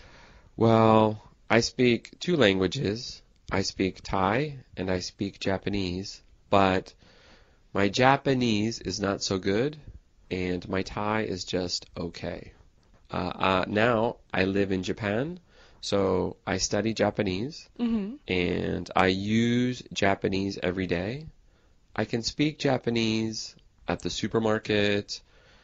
I can use Japanese at a hotel or with a taxi driver, but I cannot have a long conversation. Yeah. And you? What languages do you speak? Well, I speak English, of course, and I speak Spanish and Japanese. Wow, Spanish. Yeah, I lived in Ecuador, and so I spoke Spanish every day, a lot. I used to think I was fluent. Maybe I forgot some Spanish now. Oh, so you can read, speak, write, everything? Yeah, in Ecuador I did everything. I signed my cell phone contract. I could read that in Spanish. All of my friends I spoke Spanish with, and I spoke Spanish all the time. But my Japanese is like yours. I can speak only enough to go to the grocery store or ask when the bus leaves or buy a train ticket. Yeah, it's difficult. It's hard to have a good conversation in Japanese. But I can read Japanese. I studied kanji. So really? my reading is okay, but my speaking is just really bad. I have bad pronunciation. So because my Japanese pronunciation is not very good, Japanese people don't like to speak Japanese with me, I think. My Spanish pronunciation is really bad because I always spoke with other foreigners who were also studying Spanish. So there would be a Korean person, me, a Norwegian person, and we were all speaking Spanish together. So we all had bad pronunciation. Yeah. What about Thai? Yeah, I can speak Thai. My Thai is different. My Thai pronunciation is okay. So I can have conversations in Thai. I lived in Thailand when I was young. Or I was 22 to 26. So I studied it and I like Thai. But reading in Thai is difficult for me. So I can read Japanese better than I can read Thai, but I can speak Thai better, and my Thai listening is better also. Ah. Do you have any Thai friends? I do have some Thai friends, and now I study Thai on Facebook. So every day I check my friends' messages on Facebook, and then I use Google Translate to learn new words. So it's very good. Yeah. Do you think you'll live in Thailand again someday? Maybe I will visit Thailand again. I don't think I will live in Thailand again, but I like to go to Thailand because Thai is fun to speak, and Thailand has great food and great weather, good beaches, so it's nice. Oh, great. What about you? Do you want to live in Ecuador again? Not Ecuador. I love Ecuador, but I want to live in another Spanish-speaking country. I'd like to live in Argentina, maybe, or Puerto Rico. Puerto Rico is part of America, but they speak Spanish there. Yeah, I hear Puerto Rico is really nice. Yeah, I went there for 1 week, and it was just amazing. It has beaches and mountains, and the people are really fun, and it's a really exciting place to visit. Todd, why do you have 3 computers? Oh, I know, it's crazy. I do have 3 computers. Before I had 4 computers. Now I only have 3 computers. I have 3 computers because I use computers for my job. Oh. So I have 1 computer for my house, my 1 laptop computer for my house, and I always keep that computer at my house.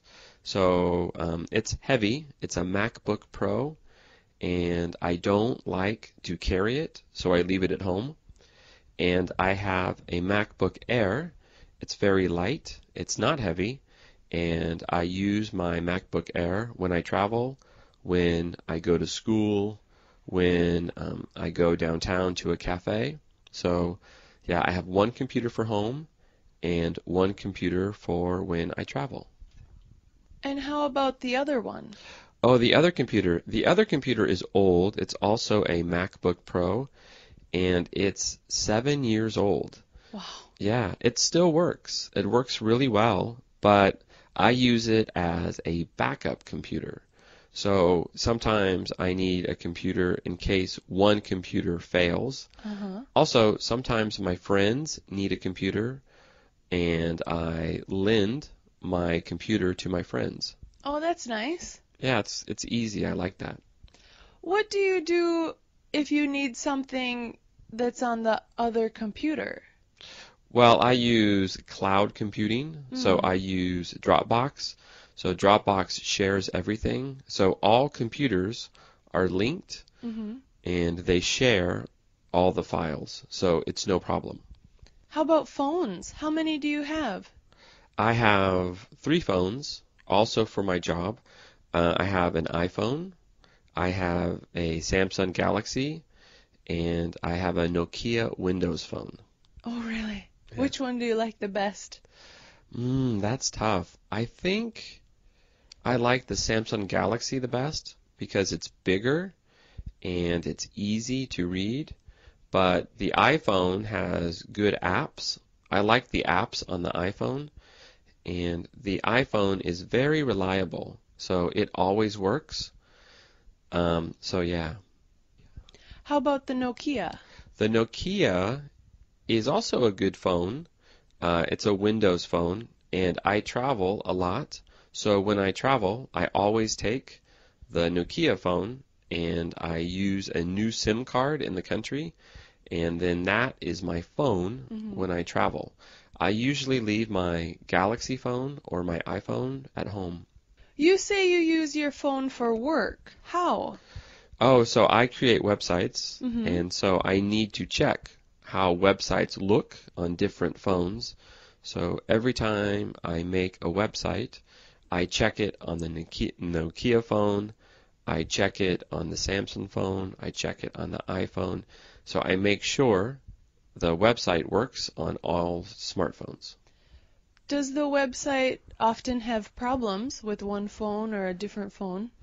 Usually not. Usually everything is okay, but sometimes media files like audio files or video files do not work on the phones, so sometimes I have to change things, but usually it works. Ah. How about you? How many computers do you have? Well, at home, we have one laptop, and it's kind of big, so I don't usually take it out with me. And then we have a personal computer, and we also have a tablet, an iPad. Oh, yeah. And I don't use the iPad very much. It's usually used by my daughter. She's 2, and she loves to play games on the iPad. Right. So it's an expensive toy. So your daughter likes the iPad, you like the laptop, I like the laptop, yes. and the personal computer? The personal computer is my husband's, and we also use it as the family computer when we want to watch a movie or watch a TV show, something like that. Oh, wow. Sounds good. And phones? Phones. Well, I have my own phone. I have a Sony phone. It's an Xperia, and I like it. It's big, so sometimes my fingers can't reach all the buttons, but I can watch videos on it. I like that. And when I leave the country, I can't use it in other countries, but I can use the Wi-Fi, so that's convenient. Yeah, that is convenient. Okay, thanks a lot, Sarah. Thank you. So, Greg, you were saying that you had brothers and they always picked on you, like all older brothers do. Do you have any stories of what your brothers used to do to you? Yes. It's I think back on some of the crazy fights we had, and it is absolutely amazing that we are all still alive. Yeah. One time, I was closing the garage door, and I didn't see my brother, my oldest brother, walking behind me. And I pulled the door down, and it hit him in the head. Right. Complete, Ooh, wow. complete accident. Yeah. But he just got so angry. He had a pair of shoes that he was holding in his hands. I think he was going to polish them or something. And he just took the shoe and he smacked me as hard as he could right in the stomach. Ooh, that's gotta hurt. Oh, it hurt so much. I bent over and I got so angry. And I looked in the garage and I saw a big piece of metal pipe. Oh, no. And I held it like a spear and I ran after him. And he, of course, ran away. And I was chasing him around the house and he ran up to the front door and I threw the spear as hard as I could. And it went like I threw the pipe and it went like a spear through the air. And he closed the door right behind him and it put a hole in the door. Oh, man. It was going to hit him. It would have hit him. It would have hit him, actually. Wow. Yeah. You don't even want to think what could have happened if it had hit him. Yeah, it's amazing that we're still alive. We used to have fights with, baseball bats and branches and things. Man. Well, it must have been good. It made you tough and strong for all the other kids at school. Yeah, they thought I was crazy.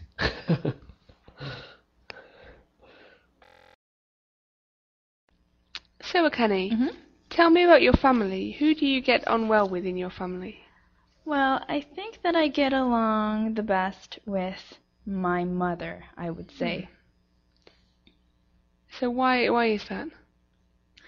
Well, I think it probably has to do with the fact that we're both female. I mean, the only other people in my family are my father and my brother. So, what does your mom look like? Well, she's actually taller than me. She has dark hair and a pretty firm build. She's not too thin, not too fat. And, yeah. And what does your mom do? Does she have a job? Oh, good question. She's actually a hairdresser. Wow. Yeah. So she does my hair, and she's also an esthetician as well. So I get free skincare products from her. Oh, that's fantastic. Yeah. So what does your mom like to do when she's not working? Well, she used to take sewing lessons, so she really likes to sew things, like her own curtains, and she even made me some clothes a few times. Wow, so Yeah. she's talented. Yeah, she's quite artistic. So when did you last see your mom or speak to your mom?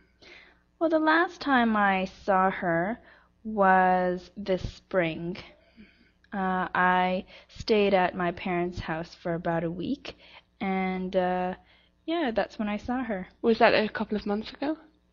Yeah, a couple of months ago, that's right. Right. Mm-hmm. And what was the last thing that your mum bought for you? Actually, just before I came here, we went shopping together, and because I have to fly away to a new country, she bought me some new clothes. She bought me a new coat, actually. Wow, that's really nice. Well, thanks for that, Akane. Thanks. Last year, I went to Portugal just after Christmas, and I stayed there until, well, just after New Year's this year. In Portugal, I met up with one of my friends from Toronto. He had family that lived in Portugal because his family was originally from Portugal, so they were kind enough to let me stay with them. I didn't know any Portuguese except for some simple words like hello and thank you. I learned some simple words through an audio CD before I went there. And the people that I stayed with didn't know very much English either. However, we got along surprisingly well. They were surprised that I was able to eat some of their exotic foods. They made some delicious meals every single day, like octopus, tripe, and rabbit. It is quite exotic, but I thought it was quite good. They also made some excellent desserts like creme caramel and a rich sponge cake that they called pão de ló.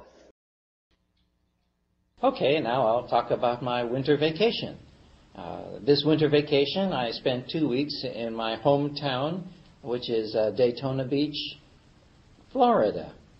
It was wonderful. The weather was warm every day, it was sunny every day, and the temperature was almost 80 degrees. I visited my mother, and I spent every morning having a nice leisurely cup of coffee and reading the newspaper, and after that I got my bicycle out and rode down to the beach and enjoyed the sun and the surf. Came back home and read a book and went to bed early. I had a wonderful time. I saw a couple of new movies when I was home in Florida. I saw the Aviator, and also an interesting movie called Spanglish, which I hope you all can see because it's an interesting movie about English and the Spanish.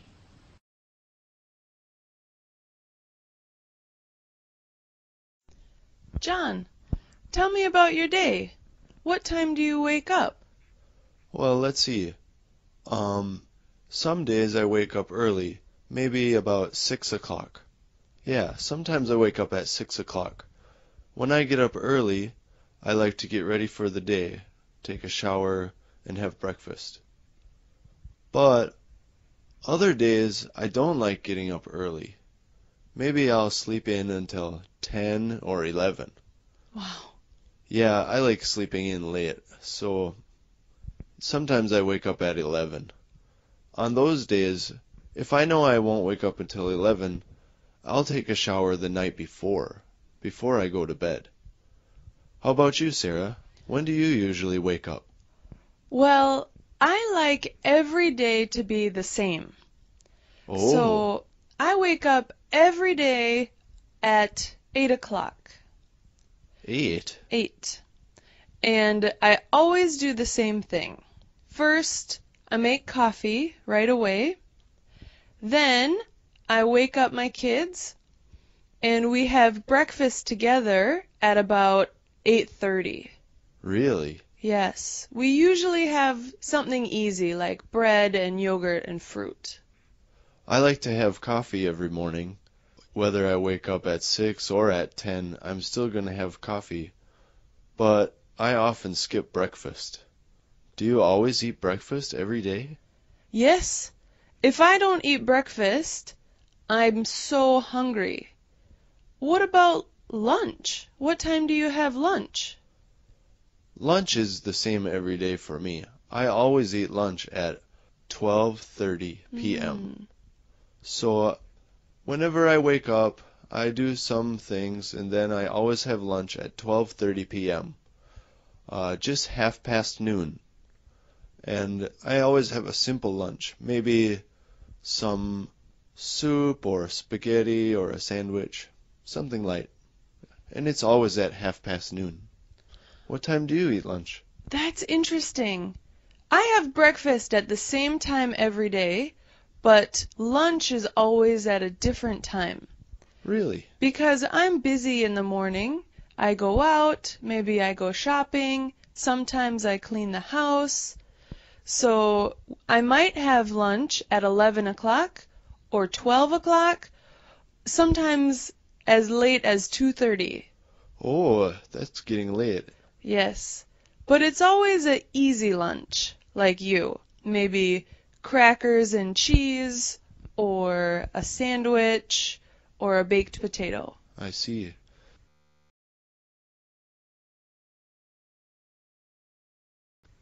Do you always have dinner at a different time, too? No, I almost always eat dinner around 6 o'clock. How about you? When do you eat dinner? My dinner time varies a lot, just like my breakfast. So maybe I eat dinner later than most people. I think I would have dinner at 7 p.m. at the earliest. But sometimes I will have dinner as late as 9 o'clock at night. Really? Yeah, I don't mind it. I really like cooking, so if I'm cooking a short thing, I'll have dinner earlier, but I don't mind if it takes 2 hours to cook something really good, I'll eat later at night. Wow. Can you tell me about your work routine? What time do you usually go to work? Oh, see, my work schedule is different every day. That's why I wake up at a different time every day. Maybe for example, some weeks on Monday, Wednesday, and Thursday, I start work at 7. But on Thursday and Friday, I don't start work until 11:30. Ah. How about you? Do you have a different work time sometimes? Well, Right now, I'm on maternity leave. So I stay home and take care of my new baby. Oh, congratulations. Thank you. I try to work at home a little bit every day, though. If the kids are sleeping or they're playing quietly, I try to do some work. Maybe around 2 o'clock, I can usually get some work done because the kids are sleeping. Oh, if you don't start getting some work done until 2 o'clock in the afternoon, you must be very busy every morning. Yeah, I usually go to the grocery store. Sometimes I take the kids to the park around 10 in the morning. I often do the laundry or wash the dishes. And then as soon as the dishes are washed, it's time to make lunch. So I'm busy all day. I see. So that's why your lunchtime can change so much. Yeah. Oh, it sounds like a busy day.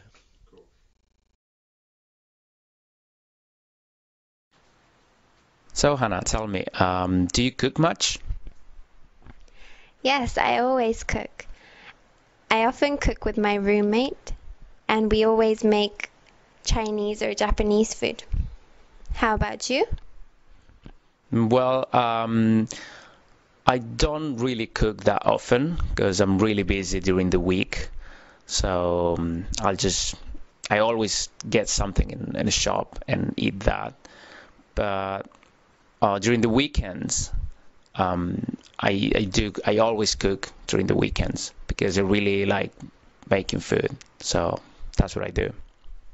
So, do you ever eat out? Only occasionally because I'm really busy during the week and I prefer cooking during the weekends. So not really often. I don't go out really often to eat.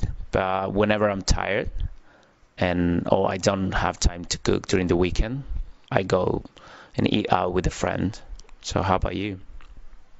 Well, I always cook, so I normally go and eat out on the weekends with my friends or family.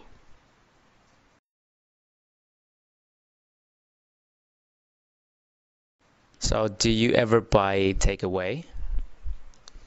No, I never. Normally when I go out to eat, I like to sit and enjoy my food. How about you? Well, that's really nice. Of course, I do like to sit and enjoy my food, but I have to admit that occasionally I have to buy takeaway, especially when I'm coming late from work and I'm driving. I'm so hungry that most of the times I don't really make it home. So I have to buy something and eat it on my way. That's a shame, but that's the way it is.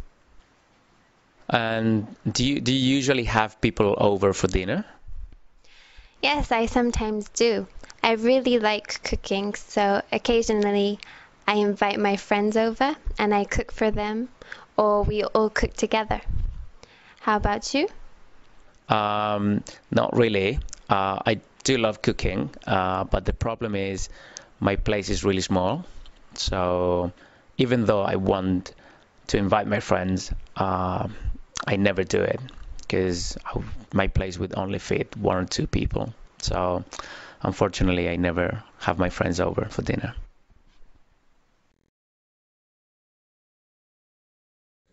So, Sarah, what can you tell me about your hometown? My hometown. Well, my hometown is called Eau Claire, Wisconsin, and it's a really great city. There are about 80,000 people. There are lots of things to do. There are 3 movie theaters. I love to watch movies. Me too. There's lots of shopping. You can find anything you want there. There are lots of malls and stores. Are there many restaurants? Yes.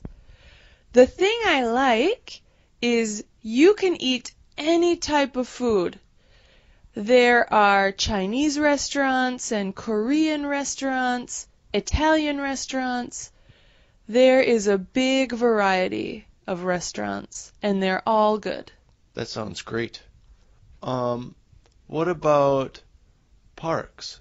Are there many places to see nature in your town? Yes.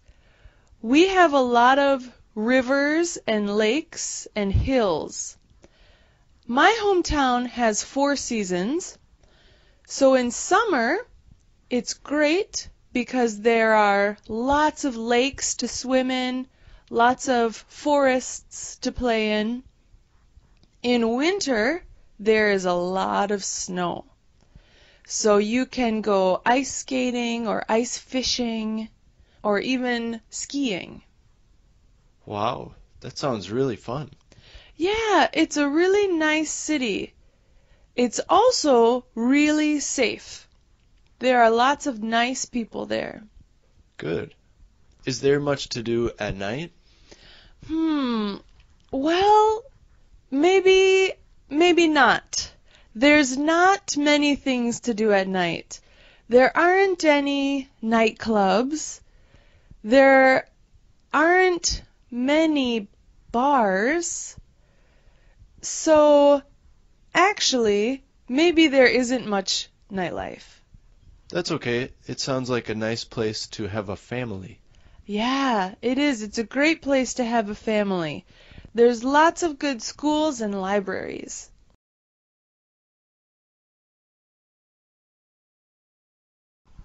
So, John, where are you from? My hometown is very small. It's a little town in the countryside in Wisconsin. There are only 5,000 people there. Wow, there aren't very many people. No, it's very small. There aren't very many businesses. There isn't a shopping mall. There are a lot of grocery stores. And there are a lot of gas stations. But there isn't much to do there. Oh, really? Are there any movie theaters? Well, there is one movie theater. So that's a nice thing to do. In fact, there are many screens in the theater. There are 8 different movies showing. How about at night? What's fun to do? How about at night? Is there very much nightlife? Yeah, there's not so much, but there is a bowling alley. It's fun to go bowling with friends. There's a bowling alley and the movie theater. There's one restaurant where you can go for tacos and burritos, and there's one more restaurant for pizza and spaghetti. Ah. But during the daytime, you can go to the park. There's a river that goes through the town. So, in the middle of town, there's a river, and there's a park that goes along both sides of the river. And at the park, there is a tennis court and a disc golf course. Disc golf? Yeah, I like to play disc golf with my friends. It's really fun. And after we finish playing disc golf, we usually go to the pizza restaurant. Oh, I see. How about schools? Are there very many schools? Let's see. No, there aren't very many. There is only one elementary school, one junior high school, and one high school. That's it. Interesting. Yeah, there aren't very many schools, but the town doesn't need more schools because there aren't very many people there. I see. Are there any mountains? No, the whole area is very flat. There are no mountains, but there are a lot of trees. In fact, there are trees on my town's sign because my town is famous for all the trees on every street. Oh, wow. It sounds like a great city.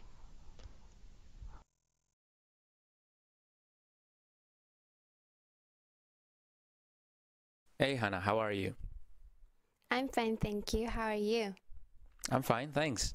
So tell me, do you have any plans for the weekend? Yes, I heard it's going to be a really nice day on Saturday, so I'm planning to go to the beach with my friends. The beach is 3 hours away, so we are going to go by car, and we are planning to have a barbecue, and I'm very excited.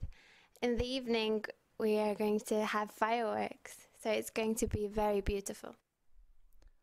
So are you going to stay over at the beach? No, we're going to come back, so we'll be home quite late. Oh, so then what are you going to do on Sunday? I think I'll be sleeping all morning, and probably in the afternoon I'm going to study because I have a maths exam on Monday. Oh, that's a shame. Well, I think I'm going to wish you good luck in your exam and have fun at the beach. Thank you.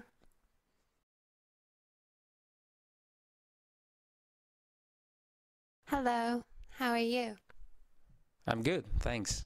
How are you? I'm good. So, what are you going to do this weekend? Well, on Saturday, I think I'm going to go to the gym because I haven't been there for a while. And then I think I need to clean my house because I didn't have time during the week and it's a bit messy now. And in the evening, I think I'm going to have dinner with my friends. Are you going somewhere after dinner? I don't think so. I really want to spend this weekend in a really relaxed way, so I don't think I'm going anywhere after dinner. I see. How about Sunday? Well, Sunday, I'm not going to do anything during the morning. I really want to take, a rest. And then I'm going to have lunch with my family because I haven't seen them for a while. And then in the afternoon, there's this movie I really want to see, so I'm going to the cinema with my friends.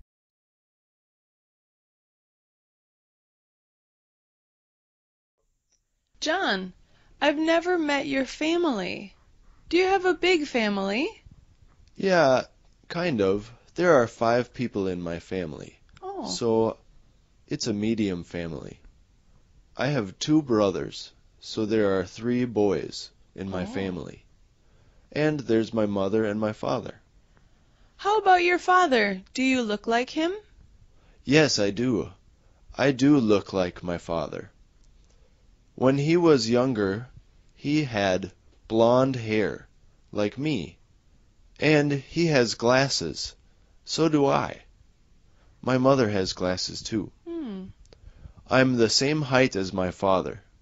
We are both 180 centimeters tall. My older brother is the same height as me and my father.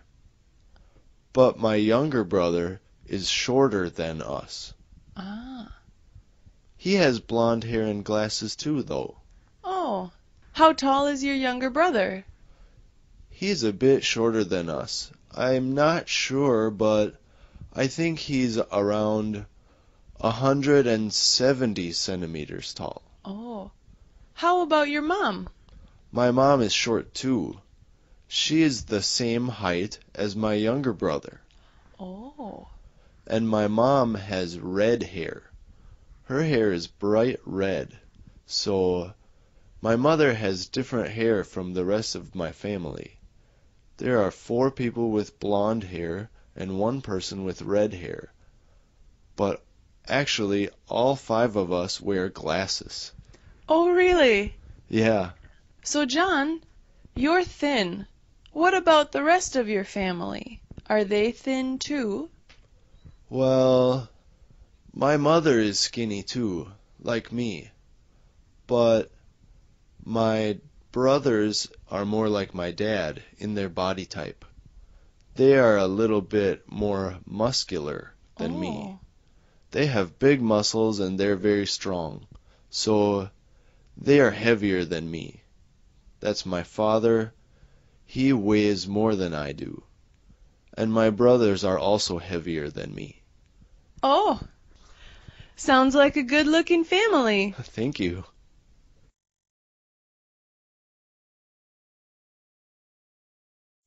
So, John, you told me about your family's appearance. What about their personality? Well, all 5 people in my family have different personalities. Yeah, my younger brother's really fun. It's great to spend time with him. For example, we usually play video games together. He likes to play racing games or sports games, and also we play card games or just watching TV. He's so funny. No matter what we're doing, he tells jokes, and I love listening to him tell jokes about whatever we're doing at the time. And he's so cheerful and bright. He's always open to new people and new ideas, so I really like spending time with him. He makes me feel cheerful too when we talk together. That's great. How about your older brother? Well, my older brother, he's a really good guy. He's not so entertaining like my younger brother, but he's very smart. He's really serious. He likes to study and read. For example, he likes reading the Greek philosophers. He likes reading about Plato and Socrates, and he's always talking about philosophy. I like that stuff too. I think it's interesting, but he's not very funny. I see. How about your dad? My dad. Let's see, what can I say about my dad's personality? He's a hard worker. He's very devoted to everything he tries. He was raised on a farm, so he knows a lot about animals. And now he has a farm as a hobby. My dad raises horses and chickens. He loves animals, and he has so many animals, but he doesn't think of them as farm animals. They're his pets, and he loves them. He spends every day outside, well, no matter what the weather, because he has to take care of his family, which is all of his animals. And he's a really smart guy, maybe a bit serious at times. His sense of humor is maybe like you can imagine from an old man. I see. How about your mother? What's she like? My mother loves to read horror novels. Really? Yeah, horror books. So she knows a lot of stuff about crime or mysteries or police dramas and lawyers. She loves that stuff. So my mother's very interested in those kind of books and movies and TV shows too. So she's kind of like a detective. My mother's very smart and enjoys solving puzzles. Wow. It sounds like an interesting family. Thank you.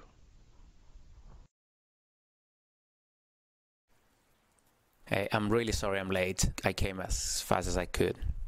It's okay. Nobody has really come yet. Why? Where are they? Well, John's shopping. He's getting some food. Okay, what about Emma? Where is she? Emma has an exam, so she's studying and she's going to come later. Okay, how about Alex? I don't see him around. Oh, Alex is over there. He's preparing for the barbecue. Oh, yeah, that's right. And how about Marcus and Emily? They're over there. They're playing. Oh, so how many people are left? Who else is coming? I don't know. Nobody has really contacted me yet. Oh, well, let's hope we can get around 10 people maybe. Yes, I hope so. Cool.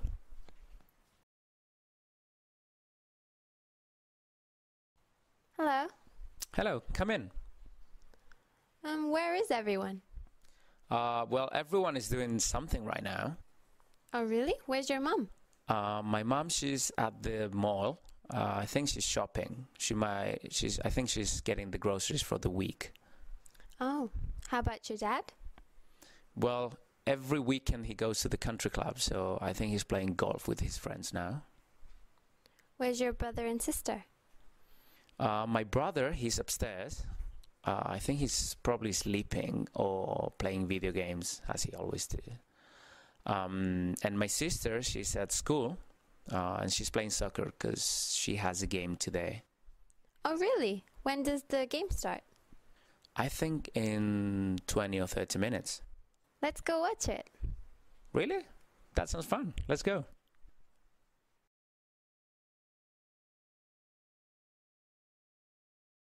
Adam, I've been trying to reach you all day. Where have you been?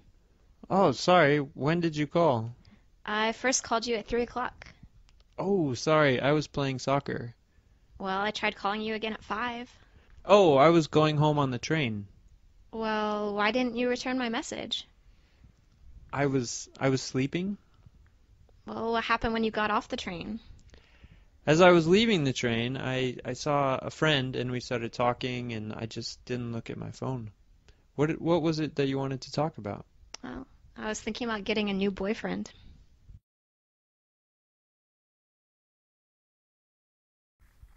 Hey, Adam, have you done the things I've asked you to do yet?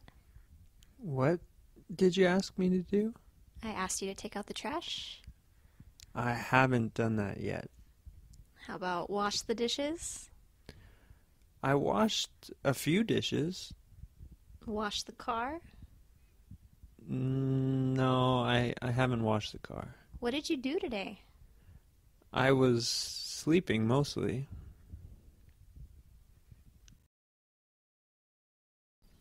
So, Meg, you're getting married soon. How are things going?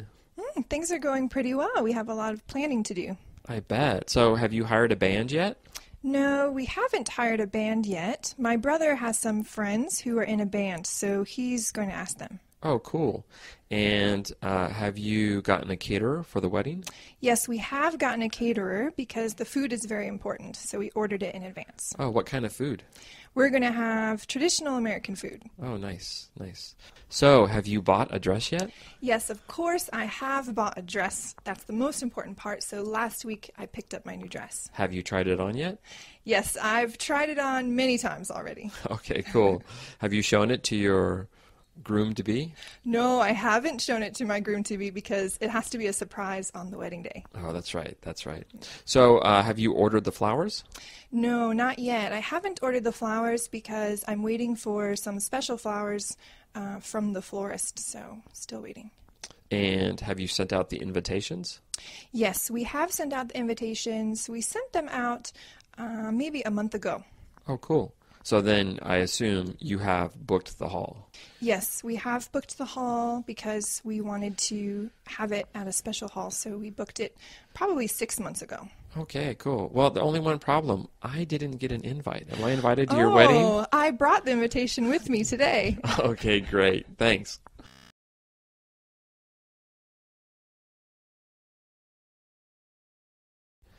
Hey, Meg, I have a big favor. Can you help me out? Sure, what do you need? My parents are coming to visit me, but I can't go to the airport and pick them up. I have an important appointment. Oh. Do you think you can go to the airport and pick them up? Yeah, absolutely. But what do your parents look like? Yeah, well, they look kind of unique, actually, so you can't miss them.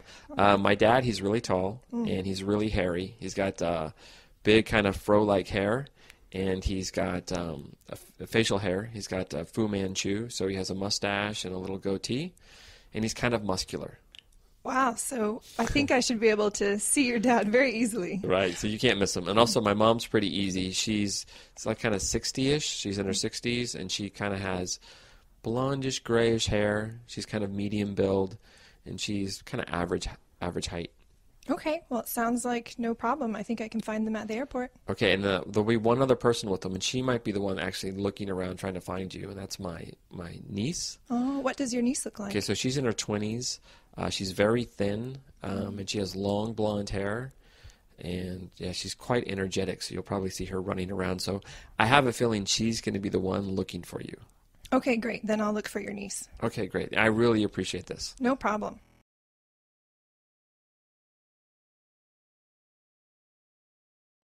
Hey, Todd. I was talking to your girlfriend. She seems really fit. Yeah, she's very fit. It's kind of a problem, actually. Oh, really? Why? Well, she watches what she eats, and she's very careful about the foods she eats. So she doesn't eat meat. She doesn't eat fast food. She doesn't eat sugar. She doesn't drink coffee. So because she doesn't eat or drink all these foods, it's kind of hard if we go out to dinner or if I want to eat something, because then I feel guilty. Do you also not eat those foods? No, are you kidding? I mean, I always eat fast food, and I love to eat sweets and stuff like that. So we both love exercise, right? So she exercises a lot. I exercise a lot. She exercises more than I do. But yeah, the diet thing is kind of a hassle. So what do you think I should do? Maybe you should also try to be healthy, because it sounds like a good idea. Yeah, maybe. Oh, I'll give it a try. But the thing is, you know, there's one other problem. She eats 5 small meals a day, so she never eats big meals. So we can't go to a restaurant and stuff like that. So it's just really hard to adjust. I mean, I love a big breakfast.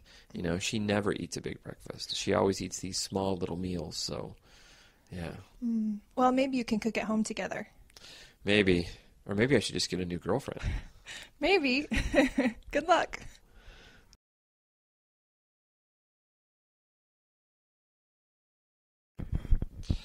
Hey, Todd. I want to go to Osaka. What's the best way? The best way. You know, it kind of depends on your time and your cost and your comfort. The easiest might be the ferry. So the ferry leaves every day at 7 o'clock, and it goes overnight, and it arrives in Osaka at, I think, 6 o'clock in the morning. So it's a nice trip. You're on the boat. You can kind of have dinner on the boat. You go to sleep, and then you wake up, and then you're there. So, and it costs about $70. Sounds pretty good. Yeah, it's good, yeah. But you sleep in a big area with other people. So it's like a shared sleeping area. Right. What are some other ways? Well, if you have lots of money, you can take the train. The train's convenient because it leaves every hour from the downtown station, and it takes about 4 hours, 3.5 hours. Oh, wow. You have to transfer the train once, but, you know, it leaves every hour. It costs a little bit. It costs, you know, about $300, but it's an enjoyable ride, and, you know, you're never stuck in traffic. So ferry, train, what else? You can take a plane. There are 2 flights. One flight leaves early in the morning. Another flight leaves in the afternoon. And that's probably the fastest because if you fly there, it only takes 1 hour. But it takes 30 minutes to get to the airport. It's outside of town. Right. And then you have to get there an hour early for your flight and check in your bags and stuff. So, you know, it still takes door to door probably 4 to 5 hours. And also flights, they can be cheap, but they're about $100. Ah, okay. Are there any other ways? There's one other way. The cheapest way is actually going by bus. The good thing is, you know, the buses leave every hour, but you must take a bus to Fukuoka and then transfer in Fukuoka, and it takes a long time. It takes about 8 hours to get there, but it only costs about $50. So, and there are some buses that go overnight, so. That sounds pretty good. Well, I like to save money, but the bus sounds a little boring, so maybe I'd rather sleep on the ferry. Yeah, I think the ferry's the way to go. Thanks.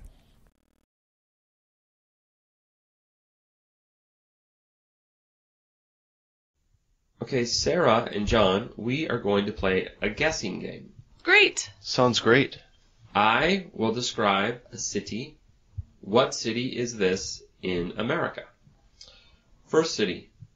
It's a really big city, and sometimes it has cold weather. It has lots of snow. Sometimes it's very hot in summer.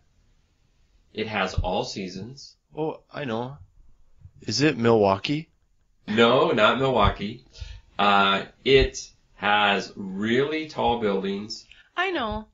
I think it's Chicago. No, it's not Chicago. Oh. It is a very expensive city, and maybe it's America's most famous city. Oh, I got it. It's New York City. Bing bong. Okay, next city. This city has warm weather most of the year. It also is really, really big, very big city. And it is famous for movie stars and the movie industry. I know. I think it's L.A. Yes, Los Angeles. Bing bong. Yay. Well, you got it. Okay, next city. This city has different seasons. It is cold in winter, a little bit. And it is usually warm in summer. It has lots of fog. And it never has snow. It rains sometimes, and it has a big, famous bridge. Is it San Francisco? Ping pong. Good job. Thank you. I was going to guess Seattle. Ah. Okay, last city. Okay, this city is also famous in America, of course, and it has warm weather, and it is usually hot all year. And it never snows, but it rains, and it has nice long beaches. Oh, is it Orlando, Florida? Not Orlando, but it is in Florida.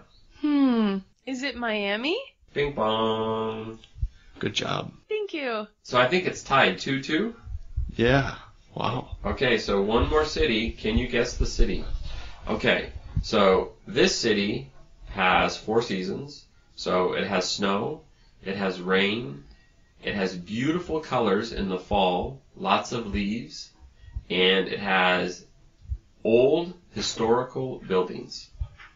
Oh, I know it. It's Chicago. Not Chicago. No. I think it's Boston. It is. Ping pong. Wow. Sarah wins. Yay. Nice one. Thank you.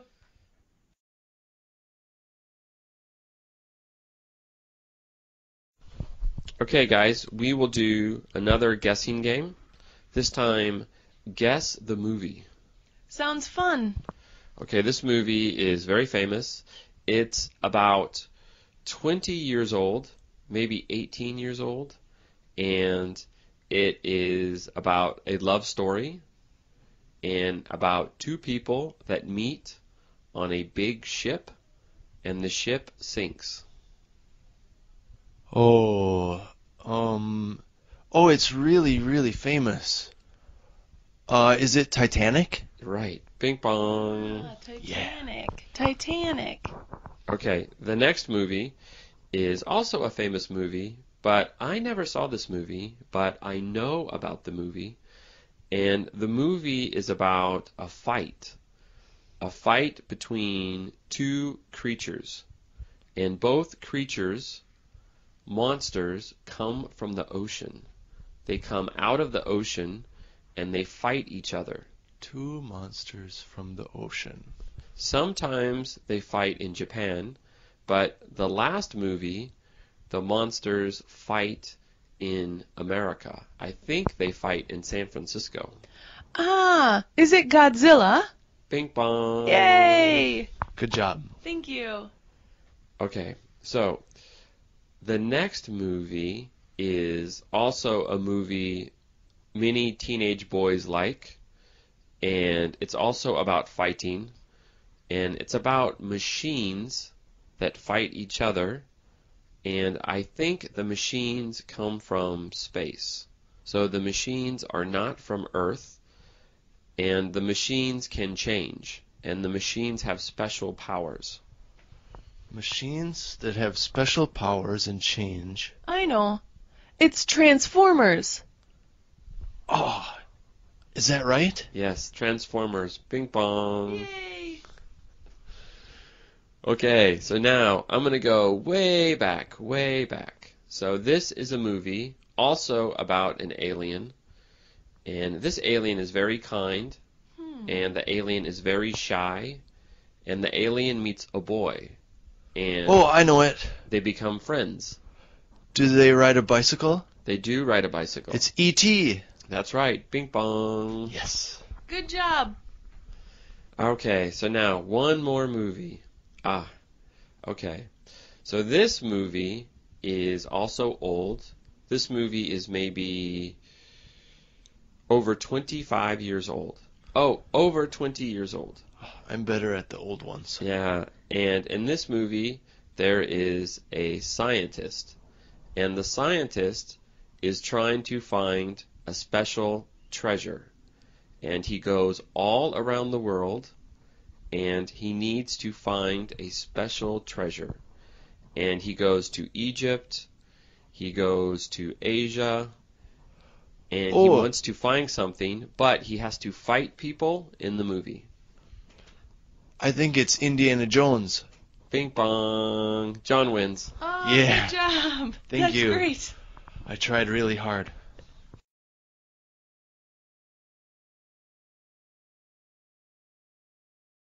Hey, Hannah, how are you? I'm fine, thank you. How are you? I'm fine, thanks.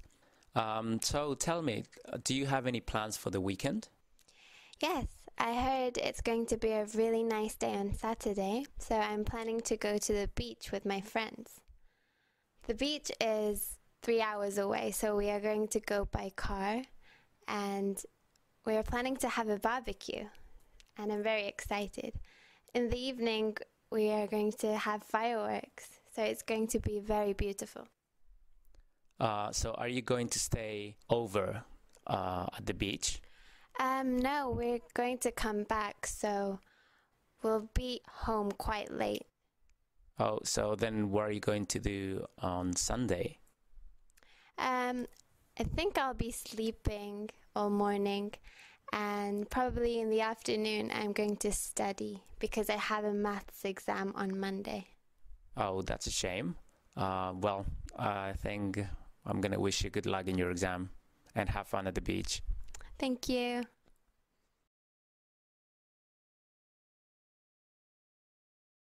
Hello, how are you?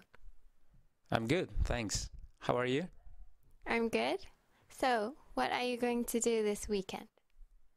Well, on Saturday, I think I'm going to go to the gym because I haven't been there for a while. And then I think I need to clean my house because I didn't have time during the week and it's a bit messy now. And in the evening, I think I'm going to have dinner with my friends. Are you going somewhere after dinner?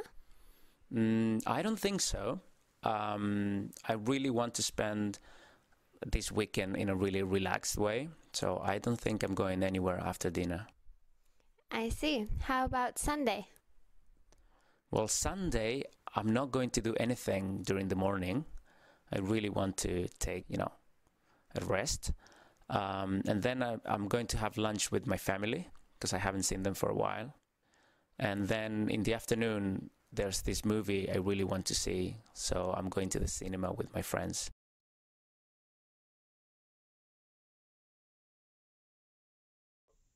John, I've never met your family. Do you have a big family? Yeah, kind of. There are 5 people in my family. Oh. So it's a medium family. I have 2 brothers, so there are 3 boys in my family. And there's my mother and my father.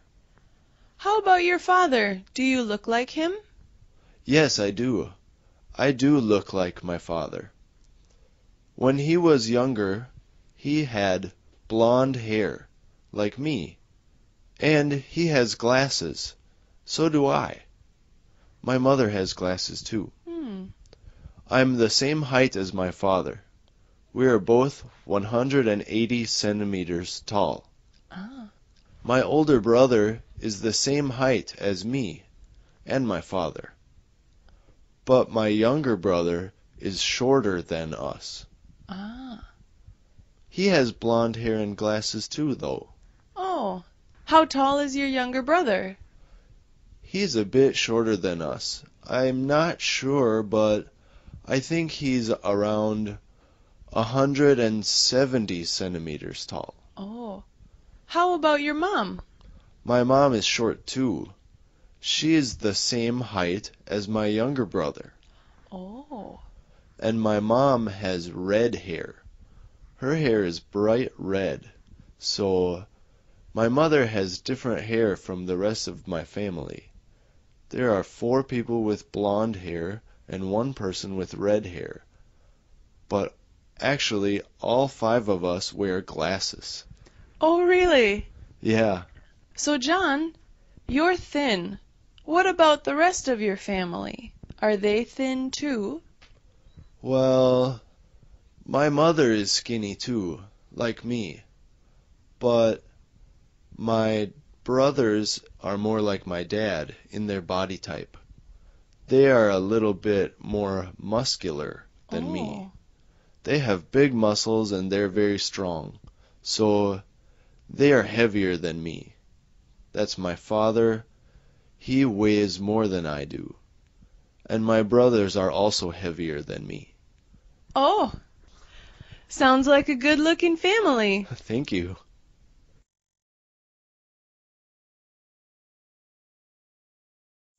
So, John, you told me about your family's appearance. What about their personality? Well, all 5 people in my family have different personalities. Yeah, my younger brother's really fun. It's great to spend time with him. For example, we usually play video games together. He likes to play racing games or sports games, and also we play card games or just watching TV. He's so funny.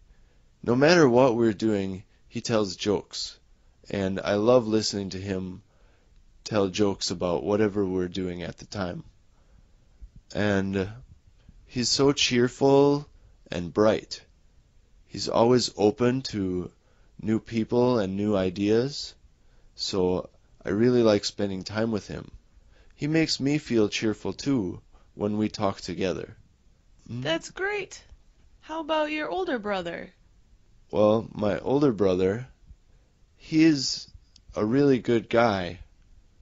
He's not so entertaining like my younger brother, but he's very smart. He's really serious. He likes to study and read. For example, he likes reading the Greek philosophers. He likes reading about Plato and Socrates, and he's always talking about philosophy. I like that stuff too. I think it's interesting, but he's not very funny. I see. How about your dad? My dad. Let's see, what can I say about my dad's personality? He's a hard worker. He's very devoted to everything he tries. He was raised on a farm, so he knows a lot about animals. And now he has a farm as a hobby. My dad raises horses and chickens. He loves animals, and he has so many animals, but he doesn't think of them as farm animals. They're his pets, and he loves them. He spends every day outside, well, no matter what the weather, because he has to take care of his family, which is all of his animals. And he's a really smart guy, maybe a bit serious at times. His sense of humor is maybe like you can imagine from an old man. I see. How about your mother? What's she like? My mother loves to read horror novels. Really? Yeah, horror books. So she knows a lot of stuff about crime or mysteries or police dramas and lawyers. She loves that stuff. So my mother's very interested in those kind of books and movies and TV shows too. So she's kind of like a detective. My mother's very smart. and enjoys solving puzzles. Wow. It sounds like an interesting family. Thank you.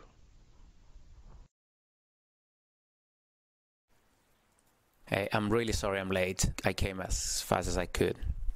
It's okay. Nobody has really come yet. Why? Where are they? Well, John's shopping. He's getting some food. Okay, what about Emma? Where is she? Emma has an exam, so she's studying and she's going to come later.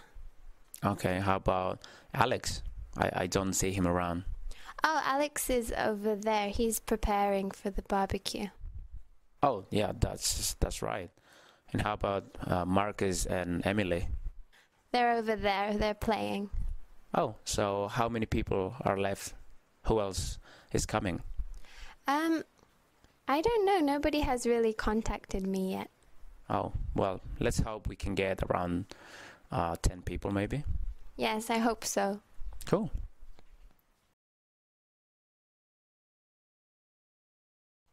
Hello. Hello, come in. Where is everyone? Well, everyone is doing something right now. Oh, really? Where's your mom? My mom, she's at the mall. I think she's shopping. I think she's getting the groceries for the week. Oh, how about your dad?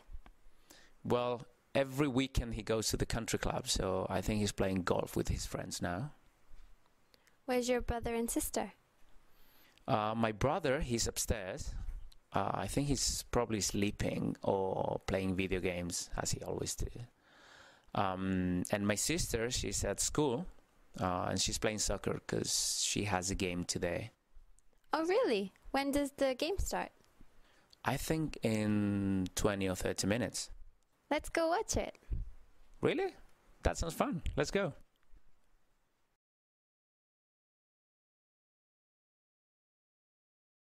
Adam, I've been trying to reach you all day. Where have you been? Oh, sorry. When did you call? I first called you at 3 o'clock. Oh, sorry. I was playing soccer. Well, I tried calling you again at 5. Oh, I was going home on the train. Well, why didn't you return my message? I was sleeping. Well, what happened when you got off the train? As I was leaving the train, I saw a friend and we started talking and I just didn't look at my phone. What was it that you wanted to talk about? Oh, I was thinking about getting a new boyfriend.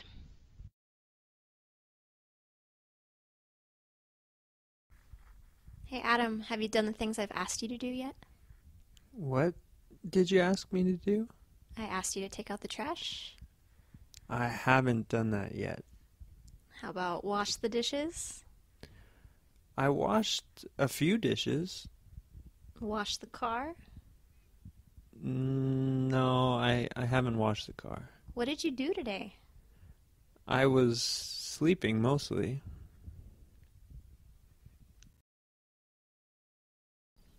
So, Meg, you're getting married soon. How are things going? Things are going pretty well. We have a lot of planning to do. I bet. So, have you hired a band yet? No, we haven't hired a band yet. My brother has some friends who are in a band, so he's going to ask them. Oh, cool. And have you gotten a caterer for the wedding? Yes, we have gotten a caterer because the food is very important, so we ordered it in advance. Oh, what kind of food? We're going to have traditional American food. Oh, nice, nice. So, have you bought a dress yet? Yes, of course, I have bought a dress. That's the most important part, so last week I picked up my new dress. Have you tried it on yet? Yes, I've tried it on many times already. Okay, cool. Have you shown it to your groom-to-be? No, I haven't shown it to my groom-to-be because it has to be a surprise on the wedding day. Oh, that's right, that's right. So, have you ordered the flowers? No, not yet. I haven't ordered the flowers because I'm waiting for some special flowers from the florist, so still waiting. And have you sent out the invitations? Yes, we have sent out the invitations. We sent them out maybe a month ago. Oh, cool. So then I assume you have booked the hall. Yes, we have booked the hall because we wanted to have it at a special hall, so we booked it probably 6 months ago. Okay, cool. Well, the only one problem, I didn't get an invite. Am I invited to your wedding? Oh, I brought the invitation with me today. Okay, great. Thanks.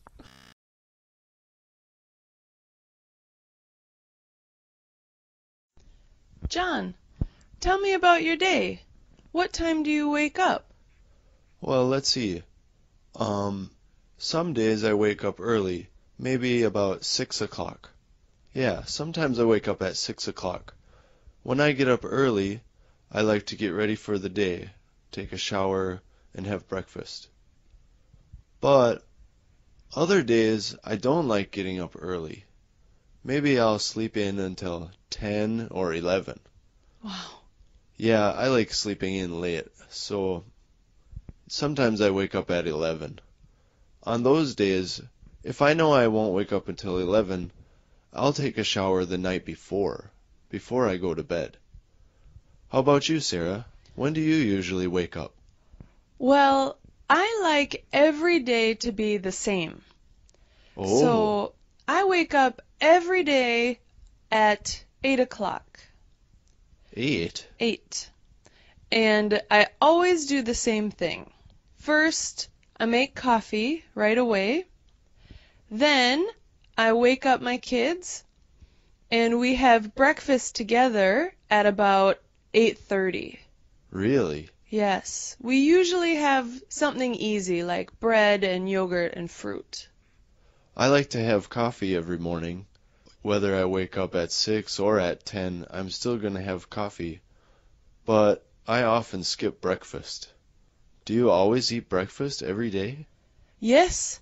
If I don't eat breakfast, I'm so hungry. What about lunch? What time do you have lunch? Lunch is the same every day for me. I always eat lunch at 12:30 p.m. So whenever I wake up, I do some things, and then I always have lunch at 12:30 p.m. Just half past noon. And I always have a simple lunch, maybe some soup or spaghetti or a sandwich, something light. And it's always at half past noon. What time do you eat lunch? That's interesting. I have breakfast at the same time every day, but lunch is always at a different time. Really? Because I'm busy in the morning.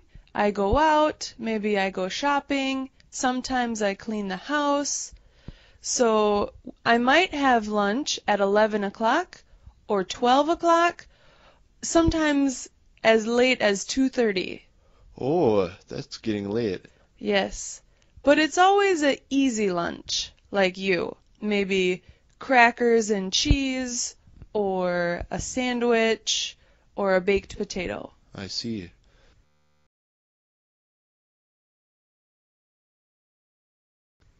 Do you always have dinner at a different time, too? No, I almost always eat dinner around 6 o'clock. How about you? When do you eat dinner? My dinner time varies a lot, just like my breakfast.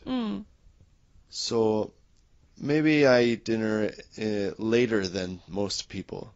I think I would have dinner at 7 p.m. at the earliest.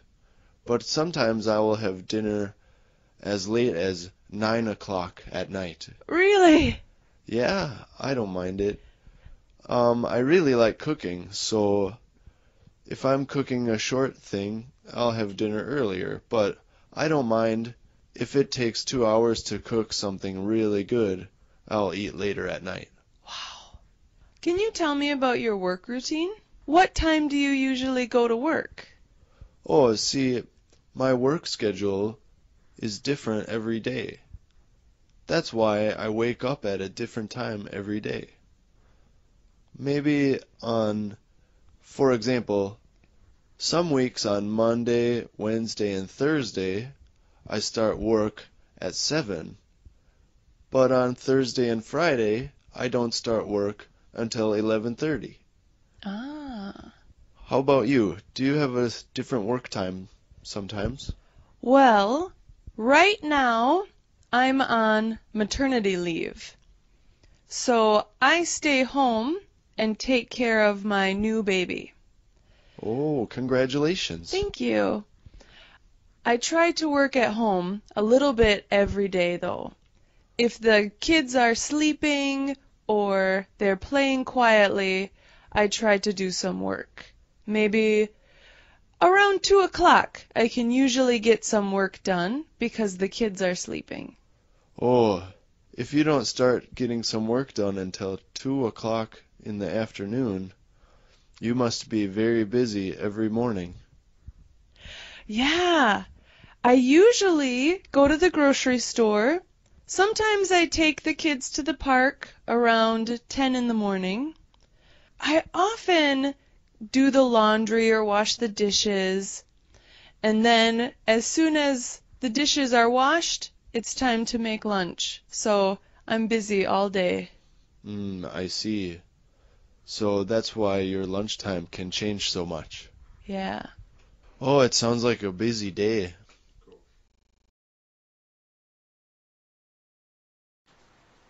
So, Hannah, tell me, do you cook much?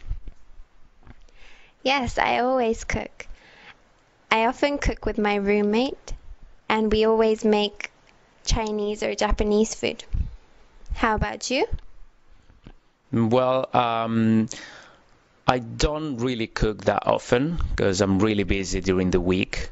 So I always get something in a shop and eat that. But during the weekends, I always cook during the weekends because I really like making food. So that's what I do. So, do you ever eat out?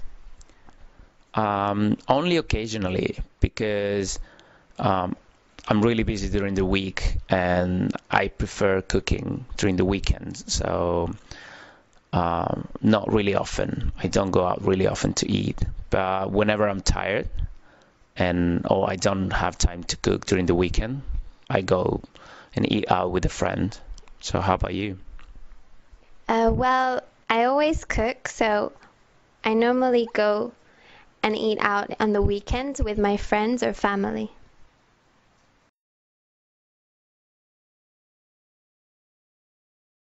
So do you ever buy takeaway? No, I never. Normally when I go out to eat, I like to sit and enjoy my food. How about you? Well, that's really nice. Of course, I do like to sit and enjoy my food, but I have to admit that occasionally I have to buy takeaway, especially when I'm coming late from work and I'm driving. I'm so hungry that most of the times I don't really make it home.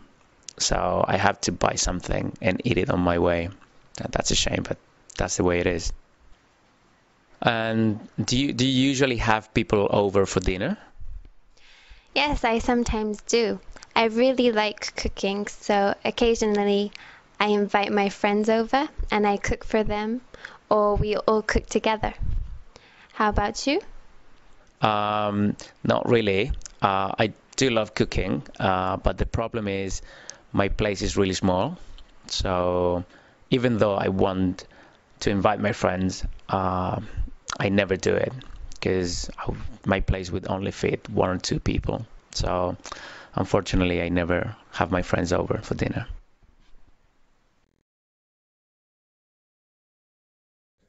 So, Sarah, what can you tell me about your hometown? My hometown. Well, my hometown is called Eau Claire, Wisconsin, and it's a really great city. There are about 80,000 people. There are lots of things to do. There are 3 movie theaters. I love to watch movies. Me too. There's lots of shopping. You can find anything you want there. There are lots of malls and stores. Are there many restaurants? Yes. The thing I like is you can eat any type of food. There are Chinese restaurants and Korean restaurants, Italian restaurants. There is a big variety of restaurants, and they're all good. That sounds great. What about parks? Are there many places to see nature in your town? Yes. We have a lot of rivers and lakes and hills. My hometown has 4 seasons. So in summer, it's great because there are lots of lakes to swim in, lots of forests to play in. In winter, there is a lot of snow. So you can go ice skating or ice fishing or even skiing. Wow, that sounds really fun. Yeah, it's a really nice city. It's also really safe. There are lots of nice people there. Good. Is there much to do at night? Well, maybe not. There's not many things to do at night. There aren't any nightclubs. There aren't many bars. So, actually, maybe there isn't much nightlife. That's okay. It sounds like a nice place to have a family. Yeah, it is. It's a great place to have a family. There's lots of good schools and libraries.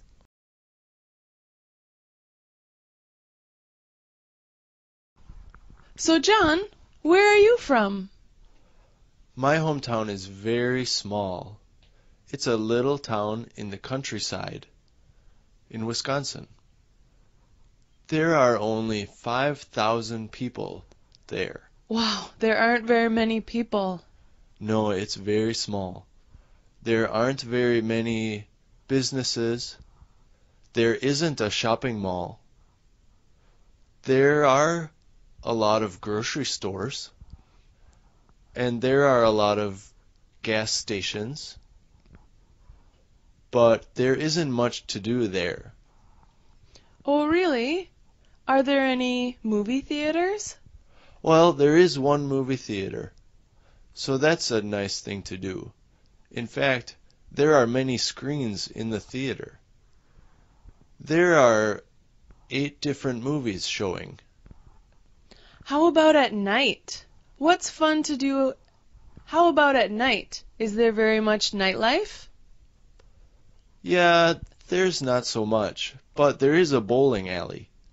It's fun to go bowling with friends. There's a bowling alley and the movie theater. There's one restaurant where you can go for tacos and burritos, and there's one more restaurant for pizza and spaghetti.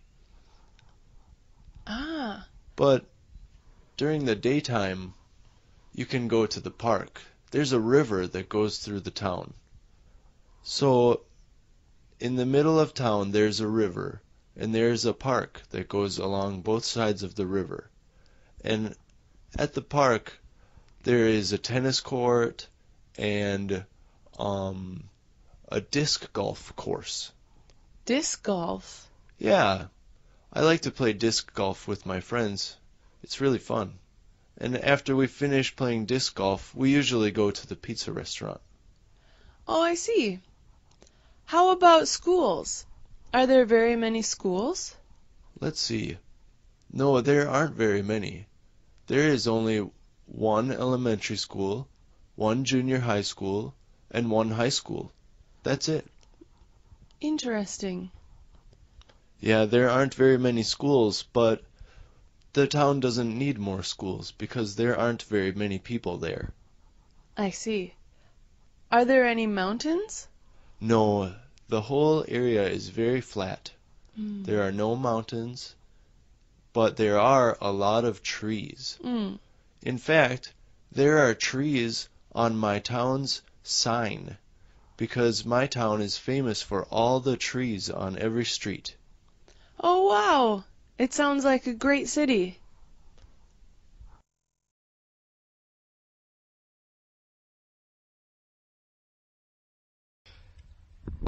Hi, I'm Ron from Hawaii. I'm here with Mari from Japan. Today we're going to be talking about food. So Mari, what's your favorite cuisine? I think I like American food. What type of American food? I like hamburgers. Hamburgers.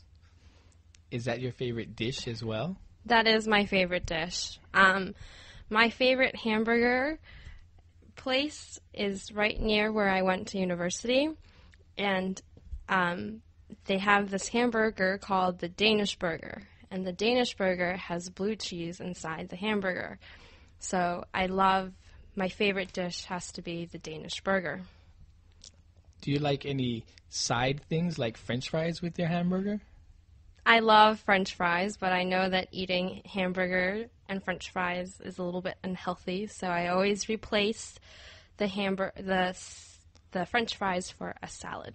A salad. Okay. What about desserts? What's your favorite dessert? My favorite dessert has to be chocolate cake. Chocolate cake. Anything else? Do you like to eat it with anything? No, I like chocolate cake by itself. Anything else? I like brownie sundaes, like brownies and brownies with vanilla ice cream. I guess my favorite dessert is anything chocolatey. Sounds good. So before you said you like to eat a salad, what type of vegetables do you like? I like all vegetables. I like them cooked or raw, but I don't like raw onions. Not raw onions. I really can't eat onions raw. That's probably the only vegetable I can't eat raw. That's interesting. Thanks, Mari. So, Miss Naomi from, where is it you're from? Wales. Wales, okay. So, and how old are you now? I'm 11. 11, okay. So, that means you are in, what would that be, junior school, secondary school? Junior school. Junior school, okay. And, so what grade is that in junior school? 6. Oh, grade 6, okay. So, okay, tell me about your school. What kind of subjects do you study in junior school? We study art and maths and science and English and geography and history and RE. RE? What's RE? Religious education. Ah, okay. And so you go to school from what time in the morning? About 9:15 and it starts at 5:15. The first class is at 5 past. And then do you get a break? We get a break at 10:30 and then lunch at 12 o'clock. 12 o'clock for how long? For an hour. An hour? Oh, nice. And then what do you do for lunch in Wales? Do they have like a cafeteria where they cook for you, or? Yeah, they have that, and you can bring sandwiches. Oh, you can bring your own sandwiches instead? Yeah. Okay. What do you do? I normally bring sandwiches. Okay. Oh, is that because the dinners are no good, or? They're okay, but I don't really like them as much as sandwiches. Oh, okay. And what kind of food do they serve up in the canteen? They serve roast dinners. And roast dinners? Yeah. What's a roast dinner? It's like meat and vegetables. Okay. Okay. Sounds very simple. Yeah.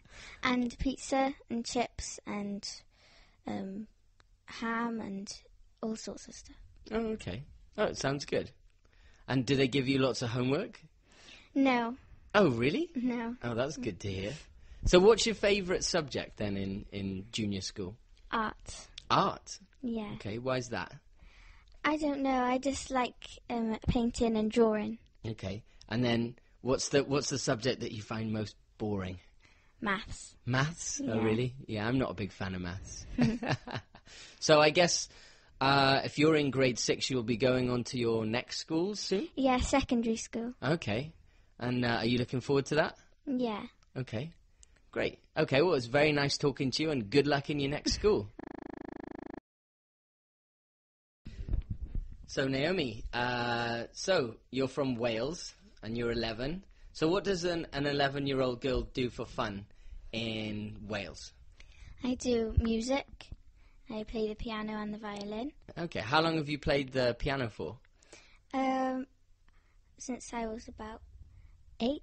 8, and what about the violin? About the same. Okay, and what kind of level are you at now then, at the piano? I just passed my grade 3. Oh, congratulations. So that's grade 3 of, what is that? You have different levels. And Okay. Yeah. And it starts at grade 1. And it gets harder.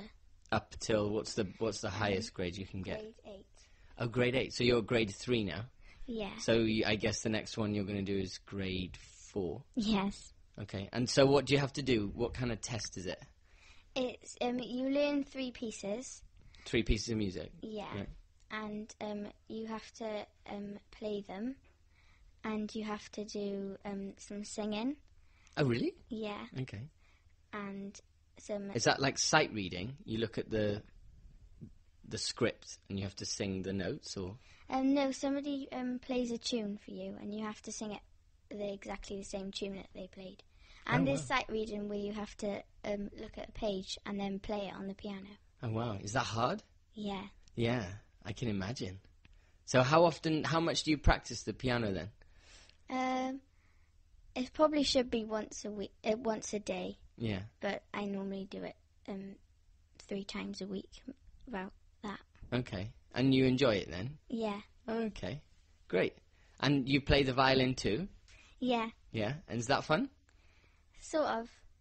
It's not as fun as the piano. Oh, okay. Okay. And how do you do any other things in your spare time? I do guides and swimming.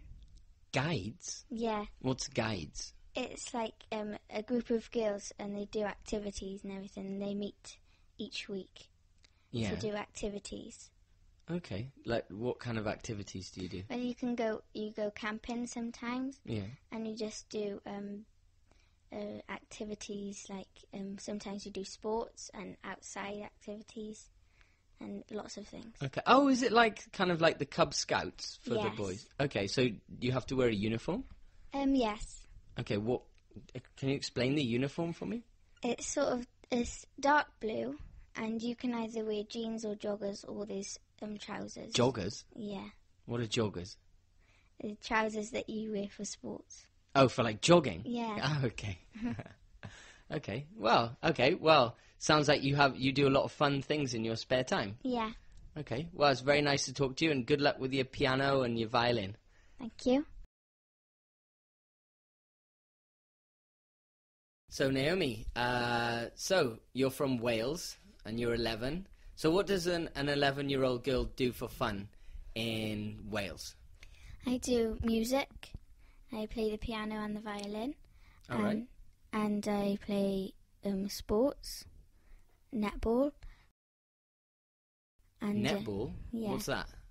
It's like a basketball a bit.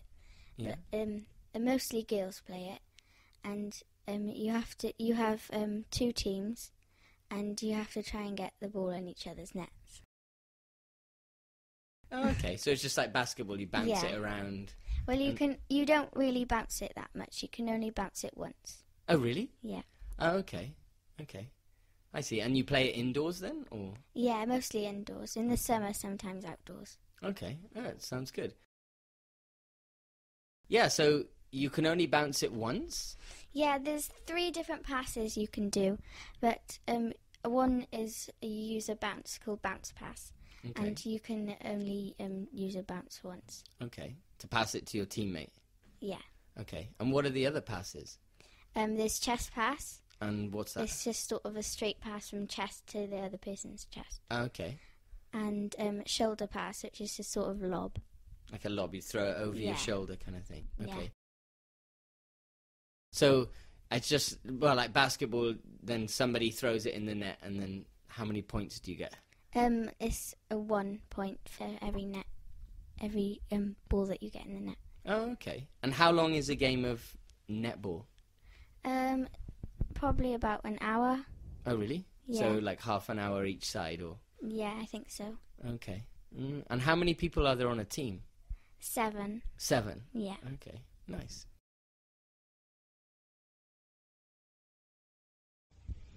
Hi, I'm Ron from Hawaii. I'm here with Mari from Japan. Today we're going to be talking about entertainment and how often we do these things. So Mari, how often do you watch TV? I watch the news in the morning, And when I come home at night, I sometimes watch TV. Do you have a favorite TV show? I don't have a favorite TV show. Okay. How often do you go to the movies? I really like going to the movies. I think I go maybe once a month or once every 2 months. And other than that, do you rent movies? No, I don't rent movies, but sometimes I download movies. I like to watch comedies, romantic comedies, and a little bit of drama. Which is your favorite movie you watched recently? My favorite movie, or I don't know if it was my favorite movie, but a movie that I watched recently is called 27 Dresses. It is about a girl or a woman who was bridesmaid 27 times. And that's a romantic comedy? It is.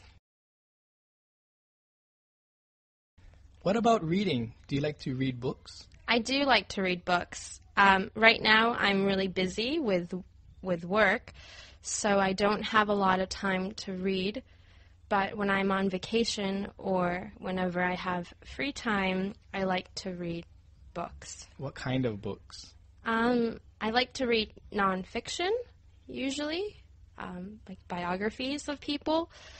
And I also like to read about like teaching practices so that I could become a better teacher, and a little bit of fiction. And what about concerts? Do you enjoy going to concerts?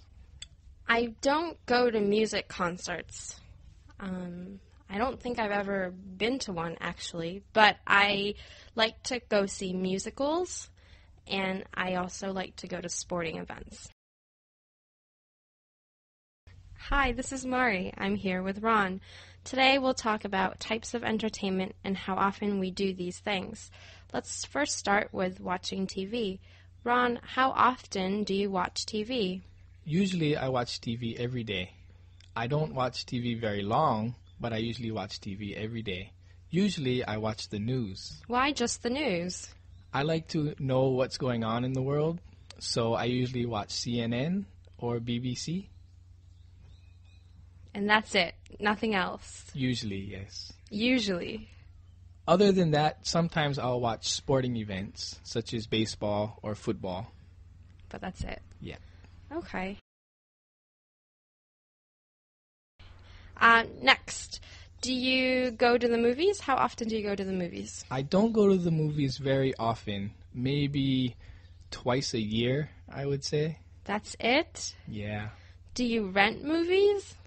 I rent movies more than I go to the cinema, but also not very often. What kind of movies do you like? I like funny movies, comedies. Comedies. What's the most recent movie you watched? I watched Home Alone last night, but it was on TV. I didn't rent the movie. Okay. How often do you read books? I don't like reading, so I don't read books very often. The only time I do read books is for school purposes. What kind of books do you read for school? Well, my major is international relations, so usually I read international relations books, if I have to read. If you have to read. So nothing, no books for pleasure? Not for entertainment. So when you're on the airplane, you don't read? No, okay. I try to watch the movies on the airplane. Okay. How often do you go to concerts? I go to concerts once in a while. In Hawaii, there aren't many concerts, so when there are concerts, I try to go. What do you go see, or what type of concerts? I like Hawaiian music, so I go to Hawaiian concerts. And if a big star from America comes, I usually try to go also. So music concerts. Right, music concerts. Okay, Ron, thanks. You're welcome. Hi, I'm Ron from Hawaii. I'm here with Mari from Japan. Today we'll be talking about abilities. So Mari, are you a good cook? I like to cook. More specifically, I like to cook for people. I like to have people over and eat with people. I don't really like to eat alone, so I don't like to cook for myself. I like to cook for other people. But more than cooking, I like to bake. Baking? What do you like to bake? Cookies and brownies and cake. That sounds very good. I would like to eat one of your brownies. Okay, next, are you a good singer? I am terrible at singing. I don't like going to karaoke, and I don't like to sing. I like music, but I can't sing for my life. Yesterday, or I guess in class, it was a student's birthday, and I made my students sing happy birthday, but they wouldn't start. So I had to start them off singing, and my voice was so bad that they started laughing at me. So I'm just a terrible singer. That's funny. Okay, next. Are you a good dancer? No, I'm not a good dancer. I can't dance at all. I used to, when I was younger, my parents enrolled me in ballet classes, so I did ballet for like 6 years, but I am not very good at dancing.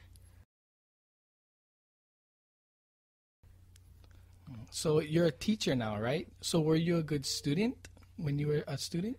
I was a good student because I'm a dork.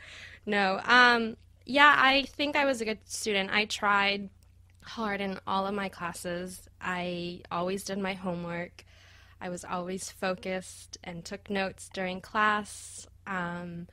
If I didn't understand something, I would either ask questions in class or speak to the teacher or professor after class. I always really liked learning, and so I think that's why I was a really good student. And athletics. Were you a good athlete, and are you a good athlete now? It's a tricky question. I like sports, and I like playing sports. I don't think I'm a very good athlete, probably compared to you. I'm probably not, but I really enjoy playing sports. In high school, I played soccer. I ran cross country. I played ice hockey and a little bit of lacrosse. And which one was your favorite sport? My favorite sport was ice hockey. I'm Mari from Japan. I'm here with Ron from Hawaii. Today we're going to be talking about abilities, so let's start with food. Can you cook? I can't cook well, but I do cook. So I think the reason why I can't cook well is because I can eat anything. So I don't try very hard to make it taste good. What do you like to cook? I like to barbecue outside on the grill. What do you put on your barbecue? When I cook meat, I don't put much. Only salt, pepper, and a little bit of seasoning. Okay, good. Next, do you think you're a good dancer? No, I don't think I'm a good dancer, and I don't really try to be a good dancer either. Do you not like to dance? I don't like to dance. At all? Right. I heard that you're a good line dancer. I would like to learn how to line dance, and I do like country music, but I haven't officially been taught how to line dance. So you don't dance at all? No. Okay. Next, are you a good singer? No, I'm not a good singer, but I do enjoy going to karaoke. What do you like to sing? In Hawaii, when I go to karaoke, I enjoy singing Hawaiian music. If I'm in Japan, I like to sing other English songs that they have, usually country music or 80s or 90s music. Good. That's good. Do you think you're a good student? I don't know if I'm a good student. Growing up, I was not a good student, but now I am trying harder to be a good student. How were you not a good student growing up? I didn't enjoy going to school, and I didn't try very hard in school. Now I try a little harder. I make an effort. Can you talk more about your effort? What do you do to try to be a good student? I try to listen to the teachers now instead of doing my own thing, and I try to complete everything with good quality. That's good. And last, do you think that you're a good athlete? Growing up, I was a good athlete. I played a few sports. Now I don't play any sports anymore because I'm old. But growing up, I think I was a good athlete. What sports did you play? I played American football, baseball, and soccer. Which one is your best sport? I would say football. American football is my best sport. How long did you play? I played since I was 11 until age 22. So for 11 years. Yeah. And you played when you were in university? I played at the University of Hawaii, yes.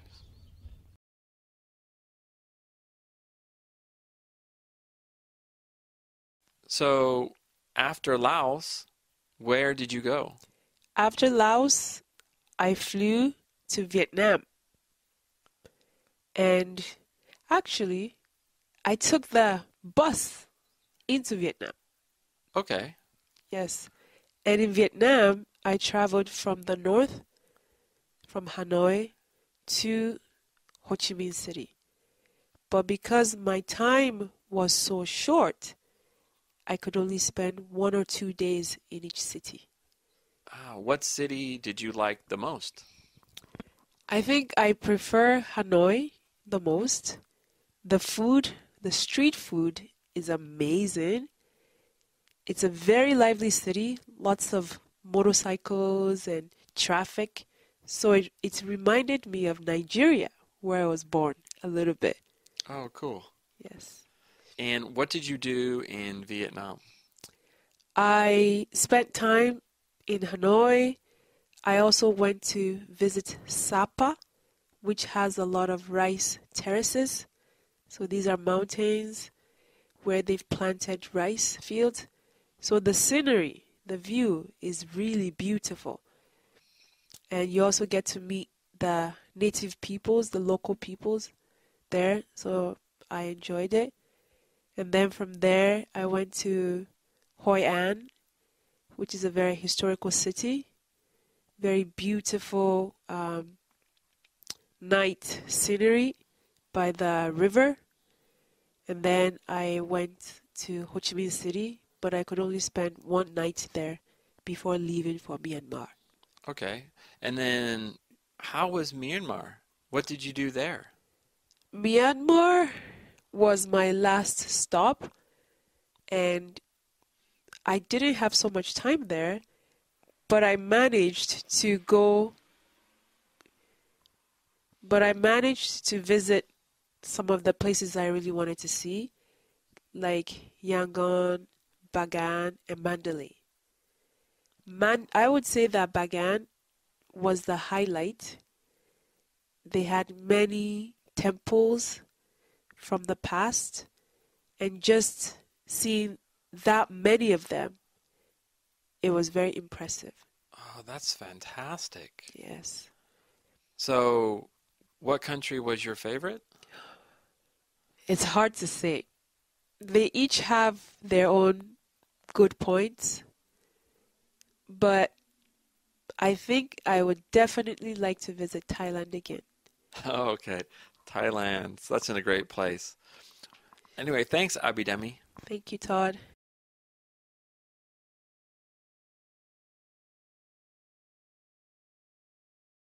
Abidemi, what did you do for summer break? For summer break, I went to visit some countries in Asia. Ooh, what countries? I visited Thailand, Laos, Vietnam, and Myanmar.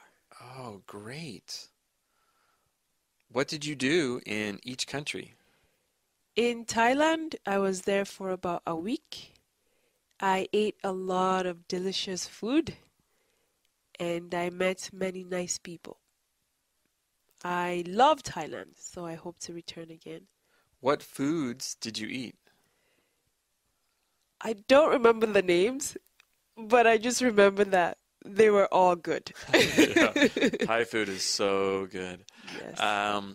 Did you go anywhere in Thailand, like the beach or the forest? I was more interested in nature, so I traveled from Bangkok to Chiang Mai and Chiang Rai, and I went trekking and rode elephants. So that was one of the highlights of my trips. Oh, nice. How long was the trek? The trek was about a day. It was a trek for 2-3 hours, but then we also stayed overnight in a community in the hills, and then the next day we trekked for a little bit to come back to the city. Nice. So, was Thailand the first stop? Yes, it was my first stop. It was supposed to be the shortest stop, but I loved it so much that I spent more time there. After Thailand, where did you go? From Thailand, I moved on by land to Laos. And what did you do in Laos? In Laos, I mainly was in the northern part of the country, and I went zip lining. Ooh, fun. It was fun. So zip lining is flying from tree to tree. That's correct. So that was about 2 days worth of zip lining, and we stayed overnight in a big tree house. Oh, how fun. It was quite nice. I really enjoyed it.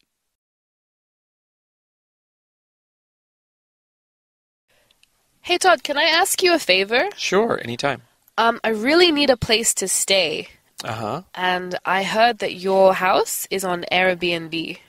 It is on Airbnb. I do rent my house, but for you, it's free. Oh, amazing. Yeah. Can I stay there then? You can. How long? Maybe a week or 2 weeks. Okay. When? From next Monday? Yeah, actually, you can do that. That works. Excellent. Thank you so much. How about a car? Can I park my car? That's a problem. You can't park your car because there's no space. But there is a cheap parking lot about maybe 2 blocks away. Okay. So it's only a couple dollars a day. Okay. I guess I can park my car there. How about cooking there? Can I cook? Of course, yeah, you can cook. I have a stove, a refrigerator. You can bring your own food. You can do whatever you want. Excellent. Thank you. Can I use the internet?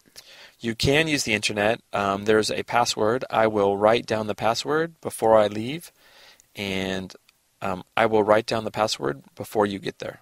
Excellent. Thank you so much.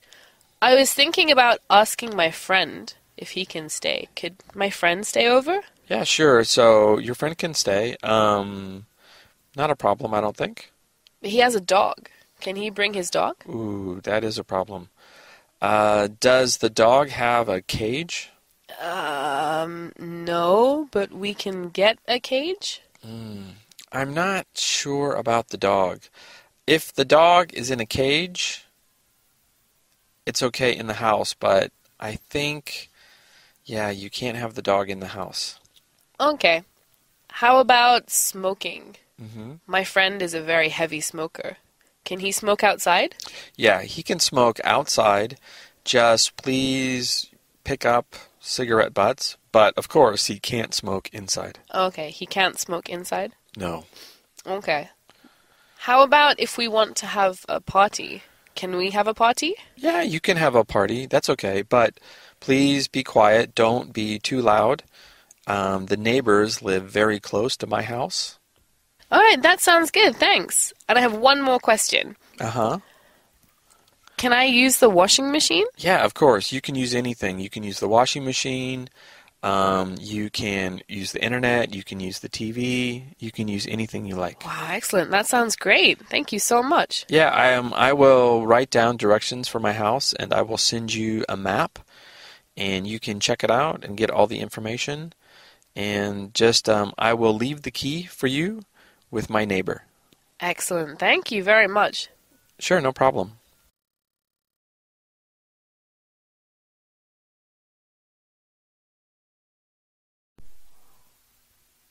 So, Meg, are you busy this weekend? Yes, I'm so busy because I'm moving. Oh, no. Yeah, there's a lot of work to do. What do you have to do? First, I have to prepare my apartment. So I need to pack all of my things. That's not fun. No, it takes a long time. Do you need help? Yeah, do you have time to help me? I can help you on Sunday. Oh, are you busy on Saturday? Yeah, on Saturday I have to work. I have to teach 2 classes. And then after I teach, I have to grade papers. It sounds like you're really busy too. Yeah. Plus, I have to meet my friends that evening. Oh, what will you do with your friends? I'm helping my friend also. My friend has car problems. So I have to take him to the mechanic. But on Sunday, I can help you. Okay, that would be great because on Sunday I have to take some trash to the dump and I have to finish some paperwork at City Hall to prepare for moving to a new country. Oh, now because you're moving, do you have to go to the post office? I do have to go to the post office. I almost forgot. At the post office, I have to submit a form to say my new address. Ah, that's good because I have to go to the post office too. Oh, really? I have to send my mom's birthday gift to her. When is your mom's birthday? It was 1 month ago. Ah, so you have to send it quickly. Yes, I have to get on it. Okay, well, let's go together. So I'll see you Sunday. What time should I be here? I have to go to City Hall by 3 p.m., so can you come at 2? Okay, but if you want to go to the dump closes at noon, so we have to leave earlier. Ah, okay. Can you come at 11? Yes. Okay, so I will see you at 11 o'clock. Great. See you then. Bye. Bye.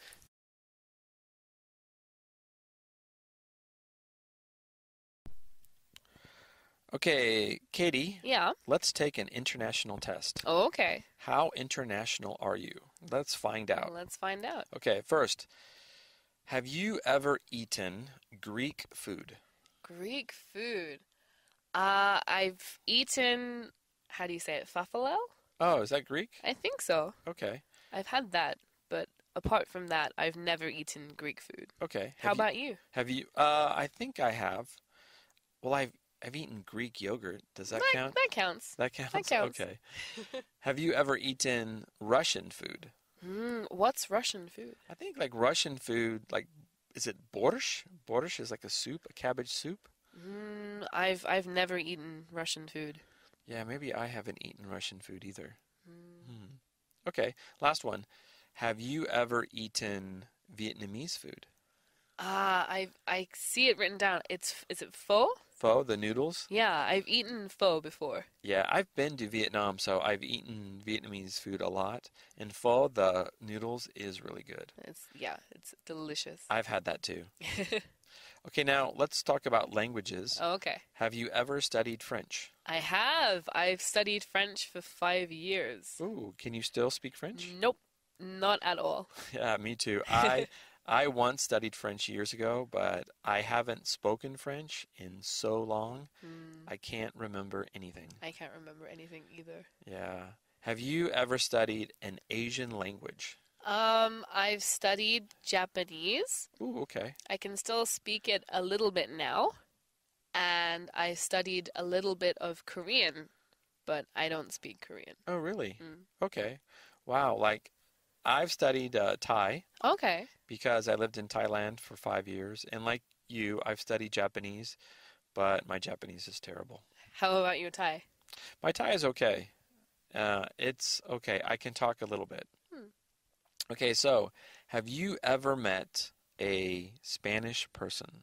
A Spanish person? Actually, I don't think I have.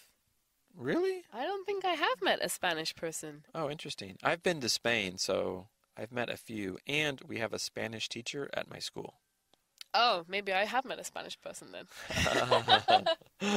Maybe I've met a secret Spanish person. Okay, have you met a Chinese person? Oh, yes, I've met lots of Chinese people. Okay.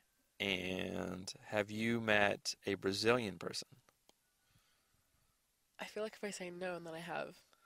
Probably. I've probably met a Brazilian person. Yeah, I've met a few people from Brazil, so they're always very nice, very friendly people. Hey, Todd. Are you healthy? Do you eat lots of fruits and vegetables? I guess I am healthy. I do eat lots of fruits and vegetables, but I also eat junk food, sadly. But I try to eat lots of fruits, especially to stay healthy. What kind of fruits do you like to eat? Well, I like all fruits. I love all fruits except pineapple. I hate pineapple. I don't know why. I just don't like pineapple. I don't like the taste. I don't like to chew it. It just feels funny. But I love apples. I love bananas. I love oranges. I usually have an apple every morning for breakfast. It's very easy to eat, and I just love apples because you can take them to school. You can eat them quickly. They're very easy to eat. I also like oranges, and I love orange juice. So sometimes I make fresh orange juice in my kitchen. So oranges are great. But my favorite fruits are bananas and strawberries. I love bananas and strawberries, and I love to eat bananas and strawberries together. So my favorite snack is to cut up some banana and then cut up some strawberry and mix them together and then eat them. Well, it sounds like you really like a lot of fruits. Oh, yeah, I do. What about vegetables? Do you eat vegetables every day? I do. I try to have a salad every day, and I have a special salad I make, and I call it my chunky, crunchy salad. And it's carrots, cucumbers, and tomatoes, and I cut the carrots and cucumbers into small little squares, and then I cut up the tomatoes, and I mix them together. And the carrots, tomatoes, and cucumbers mixed together, the colors are really pretty. And when you eat the salad, it's very crunchy and it's very chunky because it's all little squares. So I call it my crunchy, chunky salad. Oh, that sounds delicious. Do you ever share it with someone else? No, I don't, but I want to because I like it so much and I can't cook. So when I go to somebody's house and I need to bring food, I think, oh, I should bring chunky, crunchy salad. That's a good idea. Another idea is to cook some vegetables. Do you cook vegetables? Not too much. I do cook asparagus. Asparagus is probably my favorite vegetable, and it's very easy to cook because asparagus you just have to cut up into small pieces, and then you can put the asparagus in a bowl with some water in the microwave, and you can cook asparagus in about 30 seconds. So I eat asparagus a lot. Also, I eat broccoli. I love broccoli. Sometimes I have broccoli and lettuce together for my salad. And then sometimes I cook eggplant. I like to cook eggplant because I like the taste and it's easy to cook. I don't really like eggplant. Really? I don't. Oh, no. Why not? It has a strange flavor to me. So I prefer not to eat eggplant. Well, as long as you eat your veggies. Yes.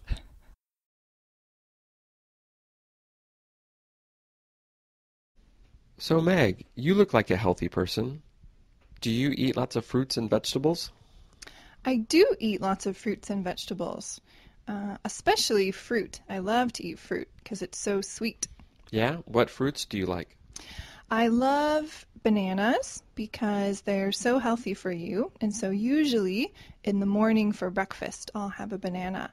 I also love blueberries. Blueberries are my favorite fruit, but sometimes they're expensive, so I can't often eat blueberries.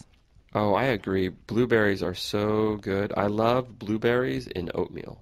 Ah, that's a good idea. I love to have blueberries in muffins. Oh, that's nice. Well, you bake. Do you bake blueberry muffins? I do bake blueberry muffins and also blueberry bread, blueberry pancakes, many blueberry things. Oh, wow. That's great. Mm. So, are there any fruits you don't like? I don't like kiwi, actually, because the flavor is okay, but the fruit is too soft. So, usually I don't want to eat kiwi. Oh, wow. I love kiwi. I love kiwi and bananas. It's very good. Sounds okay, but maybe I'll just have the banana. So, what about vegetables? Are you a person who eats lots of salad? I don't eat a lot of salad, but I do like to eat vegetables with my meals, usually lunch and dinner. So you cook vegetables? I cook vegetables or I eat vegetables fresh. For example, usually with my lunch, I'll cut up a cucumber and put some salt or pepper on the cucumber and eat it with my lunch. Oh, great. I love vegetable sticks. So I love carrot sticks, cucumber sticks, radish sticks. It's very good. Do you like to dip vegetable sticks into any dressing? I do, but it's not healthy, right? But No. yeah, I love the dressing, like the ranch dressing with carrot sticks or the ranch dressing with cucumber sticks. It's very nice. Yeah, it's pretty delicious, but you're right, not so healthy. No. So what vegetables do you cook? Sometimes I cook broccoli. I actually like to roast broccoli, which is when you put broccoli into the oven and cook it for a few minutes. So it's really delicious. You can add some salt or seasonings, and it's easy to make. You can cook some meat or rice while the broccoli is in the oven, and then it's ready for your dinner. Oh, that's great. Yeah, you see some vegetables like on a kebab that are roasted. I guess onions are roasted, peppers are Right. roasted. Do you Right. roast other vegetables besides broccoli? Sometimes tomatoes and sometimes potatoes, although, is that a vegetable? It is, but it's not a very healthy vegetable. Oh, so maybe I shouldn't eat potatoes. Oh, I love potatoes, though. So you roast vegetables. Do you cook vegetables any other way? Do you boil vegetables or fry vegetables? Sometimes I boil vegetables. For example, I like to boil carrots because they're soft and you can add some spices again to have some flavor when you eat carrots with your meal. Yeah. Actually, I love carrots, but I only like raw carrots. Oh, really? And I hate cooked carrots. Oh, well, I'll try to remember that if you ever come over for dinner. Yeah, carrot sticks, please. Okay.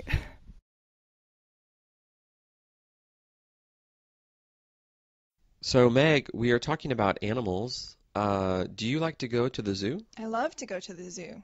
Okay, so when you go to the zoo, what animals do you like to watch? I really like to watch giraffes. Giraffes are so tall, and giraffes look really soft and friendly. So I wish that I could touch a giraffe someday. Oh, that's so true. There is a zoo near my house in California, and you can walk up some stairs, and then you can feed the giraffes, and their face is the same height as your face, and they look really, really cute. And yeah, giraffes are great. Oh, giraffes are so cute. Maybe someday I can feed the giraffes.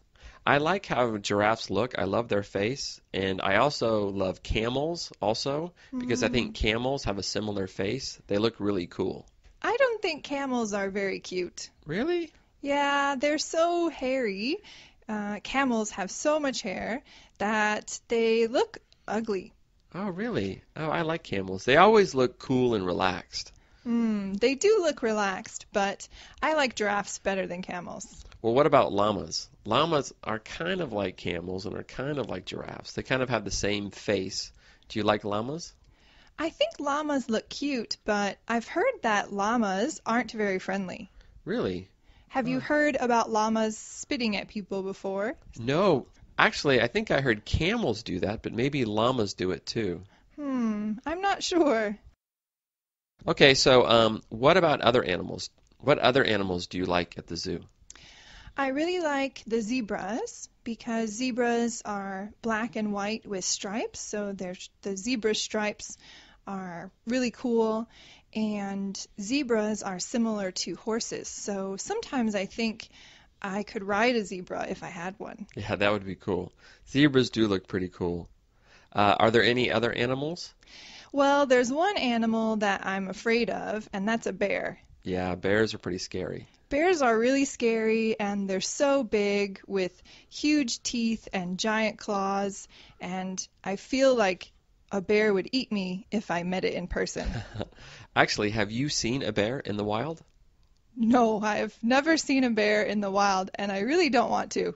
Oh, wow. In California, sometimes you can see bears in the wild, small black bears, and actually the black bears are not that dangerous. Really? Yeah, I mean, you need to be careful when you see a black bear in the wild, but they almost never attack anybody. So the one animal you must be afraid of, though, is the mountain lion. So there are mountain lions also in California, and they are scary. So maybe I should avoid mountain lions, too. Yeah. If you walk in the wild and you see a mountain lion, maybe it's too late. You're already in trouble. Maybe I'll just keep going to the zoo.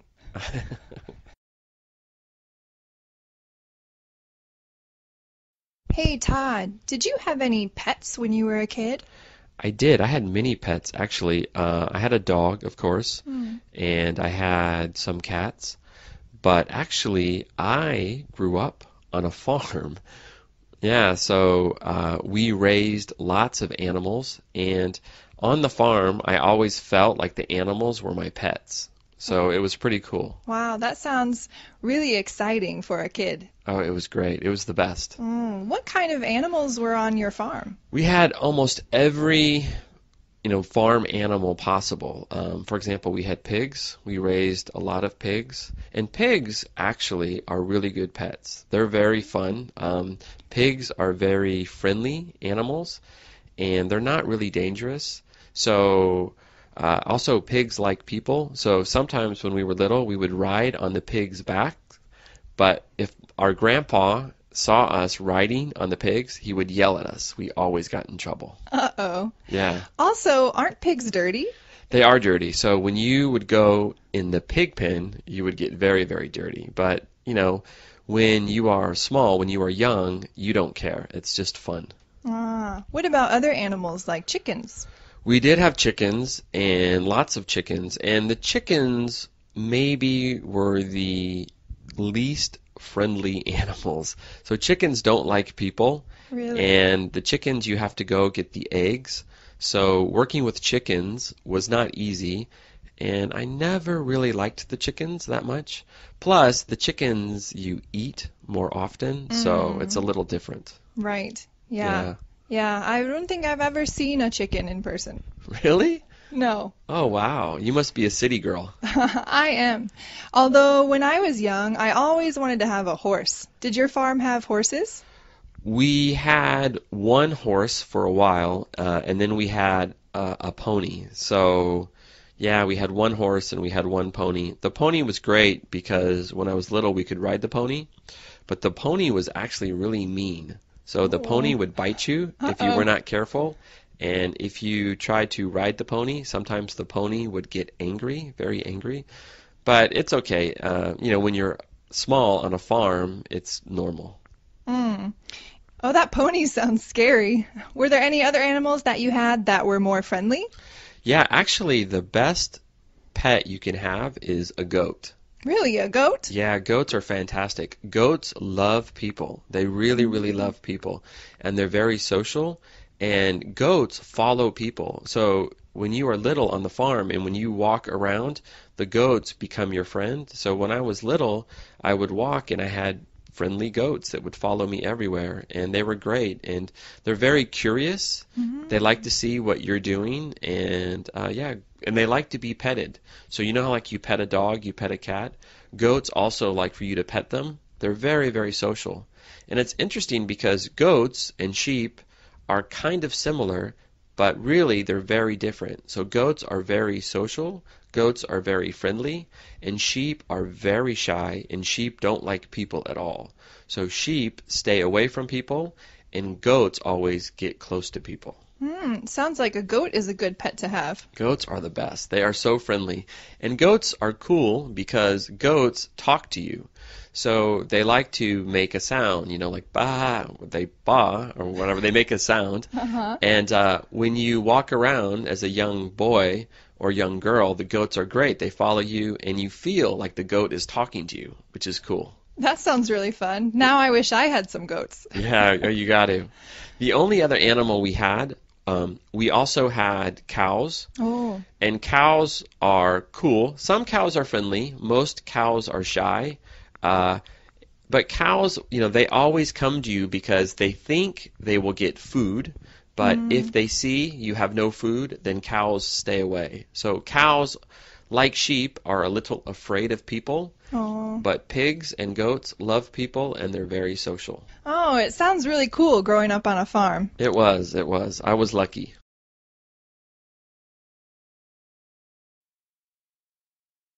Hey, Todd, where do you live? I live on the east side of town. Oh, do you like it there?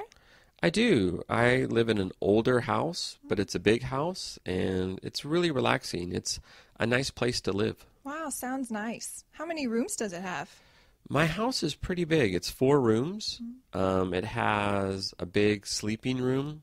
It's a Japanese house, so it's not really a bedroom because you sleep on the floor. Oh. But it also has a living room. It has like an office room, and it has a kitchen. Is it a big kitchen? No, it's a pretty small kitchen, and it's a very old kitchen. I have a small stove, so it's very difficult to cook. But, you know, I have a refrigerator, I have a microwave, I have a nice kitchen table to eat at. So it's a pretty decent kitchen. It sounds okay. What about your living room? What do you have in the living room? My living room, it's pretty cool for a guy because it's a good place to watch sports. I have a really big TV, and I have cable TV, so I get all the football channels. Nice. And I have a really big sofa, so I can sit on my sofa and watch sports and drink beer. It's great. Sounds relaxing. Very relaxing. Well, do you also have a nice bathroom? I do. I actually have 3 bathrooms. Oh, really? It's kind of crazy. Yeah, so in English, you know, we say bathroom, but I have 2 rooms that are for the toilet, and I have 1 room or bathroom with the toilet for the guests, and then I have a bathroom that I use, and then also I have a natural hot spring bath outside my house, so if I want to take a shower or bathe, I use that room. Wow, I'd love to have a hot spring at my house. Yeah, it's very nice. Oh. It's very, very nice. Does your house also have a yard? It kind of has a yard. So outside my house, there's an area for flowers and bushes, and it's like a yard or a garden around the house, but it's not a place you can play sports. There's no grass or anything. So it's a very, very small yard. But, you know, it's a nice place. Oh, yeah. It sounds like a nice place to live. It is a nice place to live. I'm very, very lucky. You said you have a sleeping room, not a bedroom. What does that mean? Yeah, I live in a Japanese-style house, so it's called a tatami room, and you sleep in the tatami room, and you sleep on the floor on a futon. So I don't have a bed, so it's not a bedroom. It's a room that you sit in during the day, and you can eat and talk with guests, but it's also a room that you sleep in at night. So, yeah, I call it my sleeping room. But I think in Japan, they just call it the tatami room. Is it comfortable sleeping on the floor? Yeah, it's really comfortable. Now I love it. So before, I slept on a bed, but now I sleep on the futon on the floor, and I really like it. Actually, I prefer to sleep on the futon on the floor. Well, it sounds like your house is really comfortable. It is. It is. I never want to leave. So, Meg, do you live in a house or an apartment? I live in an apartment near the train station. Oh, you live downtown. I do. Do you like living downtown? I do like living downtown because it's so convenient. Everything is close by. Grocery stores, the mall, the station. Oh, that's great. So Yeah. what about your apartment? Do you have a nice apartment? It's a nice apartment, but it's really small. Oh, yeah? How many rooms?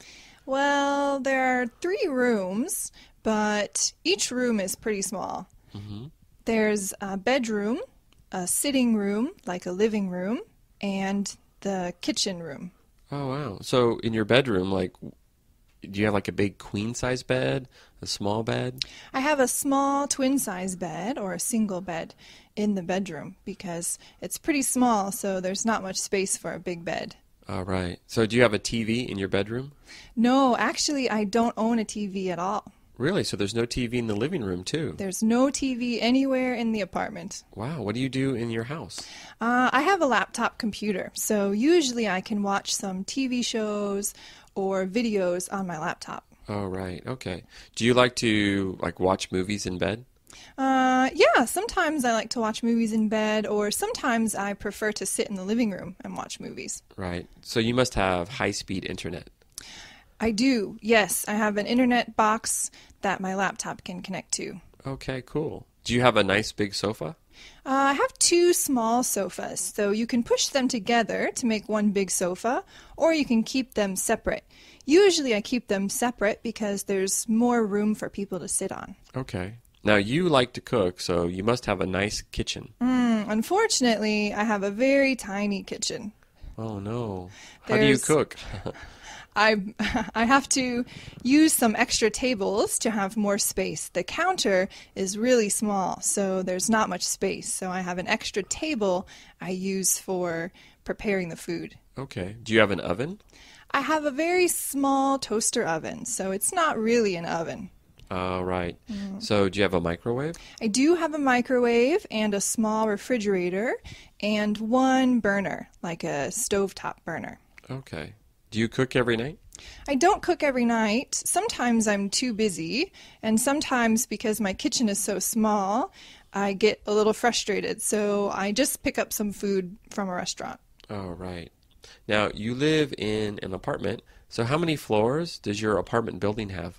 The building has 5 floors, and I live on the 5th floor. Nice. Fifth Yeah. floor. Yeah, the view is nice, but unfortunately there's no elevator, so you always have to take no. the stairs. Wow, 5 flights of stairs. 5 flights of stairs every day, but it's good exercise. So you're on the 5th floor. Do you have a balcony? I have a small balcony where my washing machine is, and I can also hang up my laundry out there. Oh, cool. Washing machine's outside. It is outside. It's a little different from my house in America. Oh, so from your view, what can you see?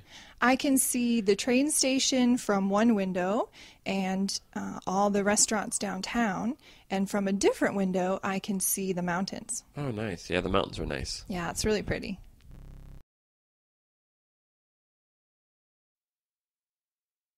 Hey, Todd, I know you've traveled a lot. What countries have you lived in? I've lived in 3 countries. I've traveled to many, many countries, but I've actually lived in 3. I lived in England for 1 year. I lived in Thailand for 4 years, and I have lived in Japan for 15 years. Wow. So when you lived in England, why did you live there?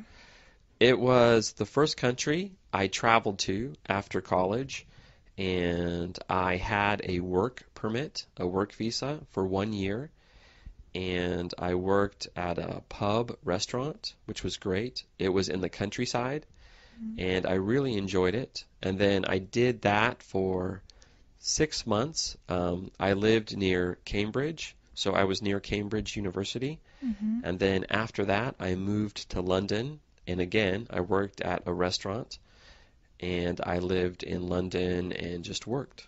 Wow. So it was after college. How old were you? I was 23 years old. Oh, and living in London, that must have been fun. It was fun, and interestingly, when I went to England, I could not speak English.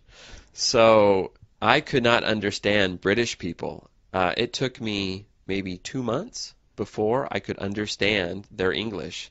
So it was very, very difficult to understand British people when I first moved there. Ah, so you liked it.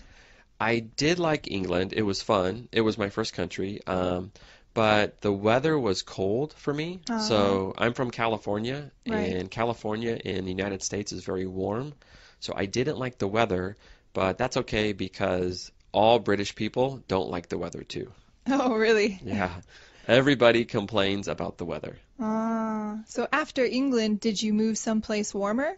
I did. Right after England, I moved to Thailand, and I lived in Thailand for over 4 years. Wow. Why did you live in Thailand? I was traveling, and in Thailand, I had no money, and I needed a job, and I wanted to stay in Thailand, so I became an English teacher. Really? Yeah, Did you teach English there for 4 years? I did. So I went there and I began teaching English.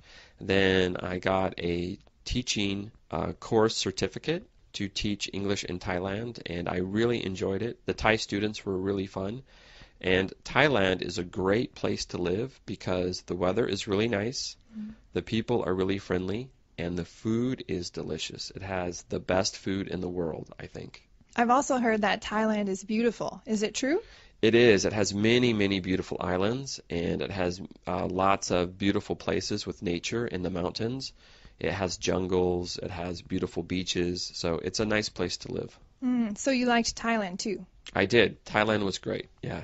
So England, Thailand, you said next was Japan? Yeah, so next was Japan, and Japan's nice. I am a teacher, an English teacher in Japan, and I love teaching English in Japan. Like Thailand, the food is really, really good. The people are nice. The scenery is really beautiful. So Japan is really nice. Are there fun things to do in Japan? Yes, actually, I like Japan the most because you get everything. You get lots of beautiful nature, so you can go hiking, you can go see beautiful beaches, you can go to really nice islands. But also, Japan has many, many nice cities. So you can go to Tokyo, Osaka, Fukuoka, and the cities have lots to do. There's good shopping, great restaurants. It's easy to travel in Japan by train and bus, so it's really nice. Oh, that sounds like the best of both worlds. Yeah, it is. Definitely a good place to live. Meg, we are talking about traveling and visiting other countries. What countries have you traveled to? I've been to quite a few different countries. For example, Spain, Belize, and Indonesia. Wow, 3 different continents. Yeah, pretty far apart. Wow, that's cool. So, Spain, that must be a really nice country. What did you think of Spain? Spain is really beautiful. There's a lot of beautiful nature and also some nice cities. While I was there, I lived in a small city called Cáceres. Oh, nice. Are the people really friendly in Spain? Yes, actually, the people are very friendly and very helpful, especially if you're lost. Oh, that's great. I hear Spanish food is really, really good. Spanish food is delicious. I lived with a Spanish family, and my Spanish mom cooked delicious meals every day for lunch. In Spain, seafood is really popular, so I ate a lot of fish and shrimp. Oh, I love fish and shrimp. Me too. Now, Spain is really warm, right? Yes, Spain was very hot while I was there during the summer. Oh, yeah? How hot? How hot does it get? It got up past 40 degrees Celsius during the summer. Wow. Yeah, it was pretty hot. Does it rain? It does rain, but when I was there in the summer, it didn't rain very often. So what about Belize? Belize is a really small country. Belize is very small, but it's also hot, similar to Spain in the summer. Why did you go to Belize? I went to Belize on a study trip for school, and I stayed there for about 2 weeks. Okay. Now, does Belize have good food? Belize also has good food. There was a family that cooked for us, and we had a lot of delicious, almost Mexican type food. Oh, really? So, for example, what do you eat? Like, what do people eat in Belize? People eat, it's kind of like a taco, but flat, with a tortilla and some meat and vegetables on top and some spices that make it really delicious. So, the last country is Indonesia. When did you go to Indonesia? I actually went to Indonesia just last year. Oh, whoa. How long did you stay? I only stayed there for about a week. Oh, yeah. Ooh, short trip. Yeah, it was a short trip, but I was just visiting some friends there. Where did you go? I went to Jakarta and Bali. Oh, okay. So, I hear Bali has really beautiful beaches. Is it true? Yeah, it's true. There are a lot of famous and beautiful beaches in Bali. Oh, did you surf in Bali? I've never surfed before. Usually when I went to the beach, I just wanted to put my feet in the water. Oh, yeah. Now, Bali also has very famous scenery on the inside, like the rice fields. Did you see the rice fields of Bali? No, I didn't see the rice fields, but I did go to some famous historical spots. So, of the three countries, Spain, Belize, and Indonesia, what country was your favorite?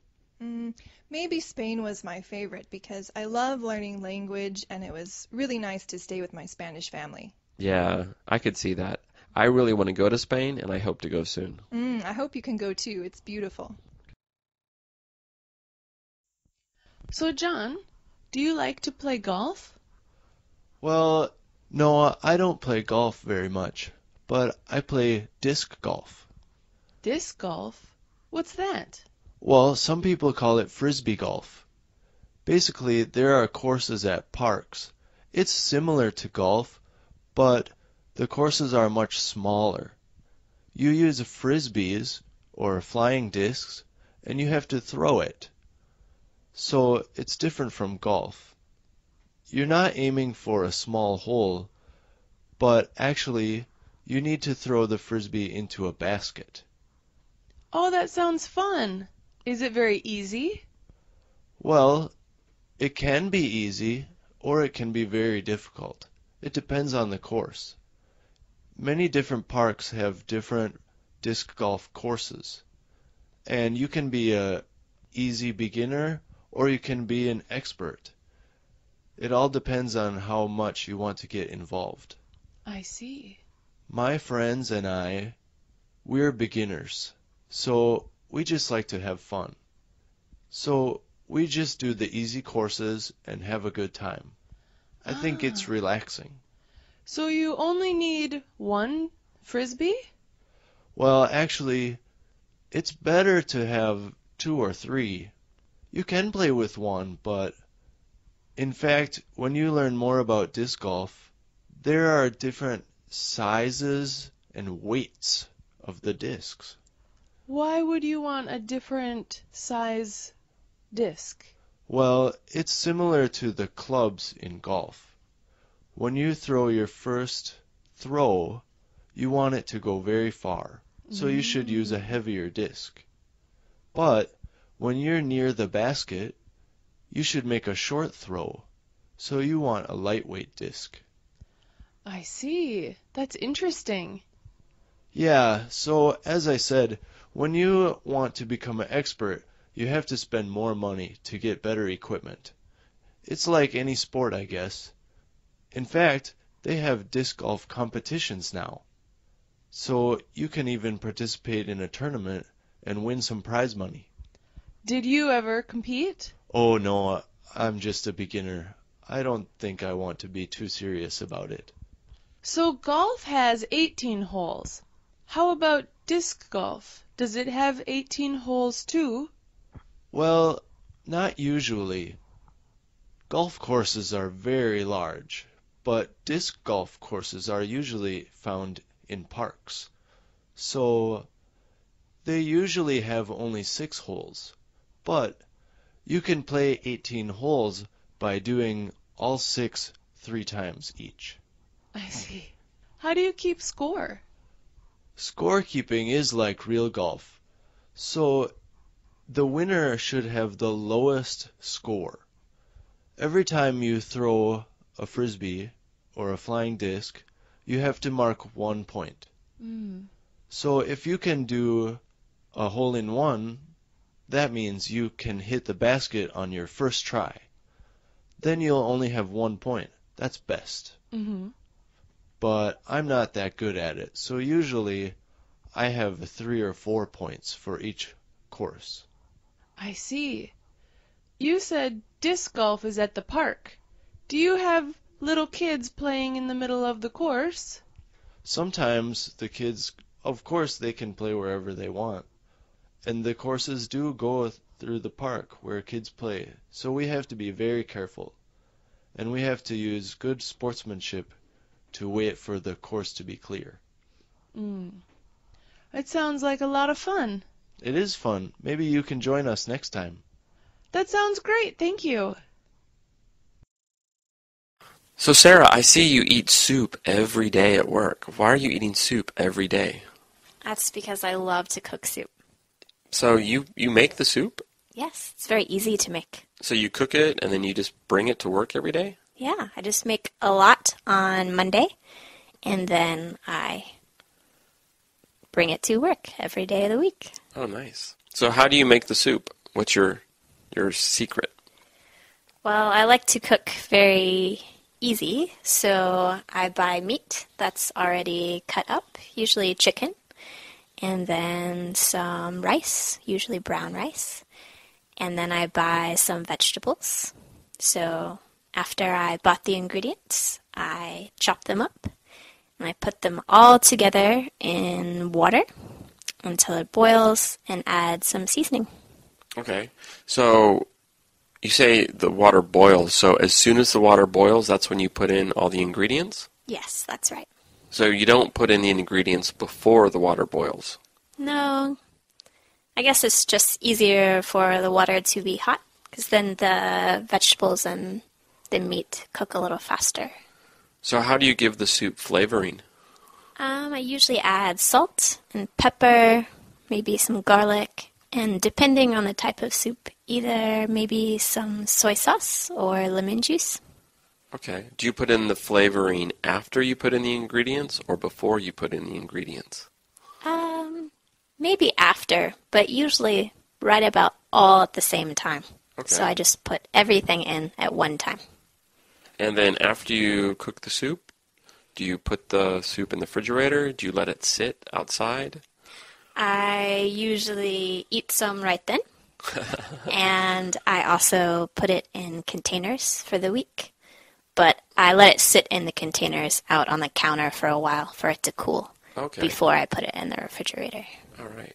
And so you don't put it in the refrigerator until it is cool? Until it's about room temperature. Okay. Yeah. Nice. And then how do you heat it up? Do you heat it up in a pot or do you heat it up in the microwave? In the microwave. It's the easiest. Yeah, nice. So you make enough for 5 meals? Maybe, sometimes. If I think I will get tired of eating it during the week, then maybe I'll just make enough for 3 or 4 meals. But if it's some kind that I think is really delicious and I know I'll want to eat it every day, then I'll make a lot. Well, if that happens, when you make the soup, you can make it for 6 or 7 and give me a bowl. Okay. I'll do that next time. Oh, great. Thanks. Hi, Todd. Hey, Sarah. How are you? Good. How are you? Oh, not bad. So I heard you were from San Francisco. That's right. Yeah, I was born there and I lived in the city for many years. Cool. What is the most interesting thing about your city? Well, San Francisco has many interesting things, but the most interesting thing is probably the architecture. There's lots of very unique buildings, and the most unique building is probably the Transamerica building. It's a building like a pyramid, and it's nice. Wow, that's really cool. What is the most expensive area in San Francisco? Well, it is very, very expensive. The most expensive area is a place called Pacific Heights, and it's on the highest hill in San Francisco, and it overlooks the bay. It's a really, really beautiful place.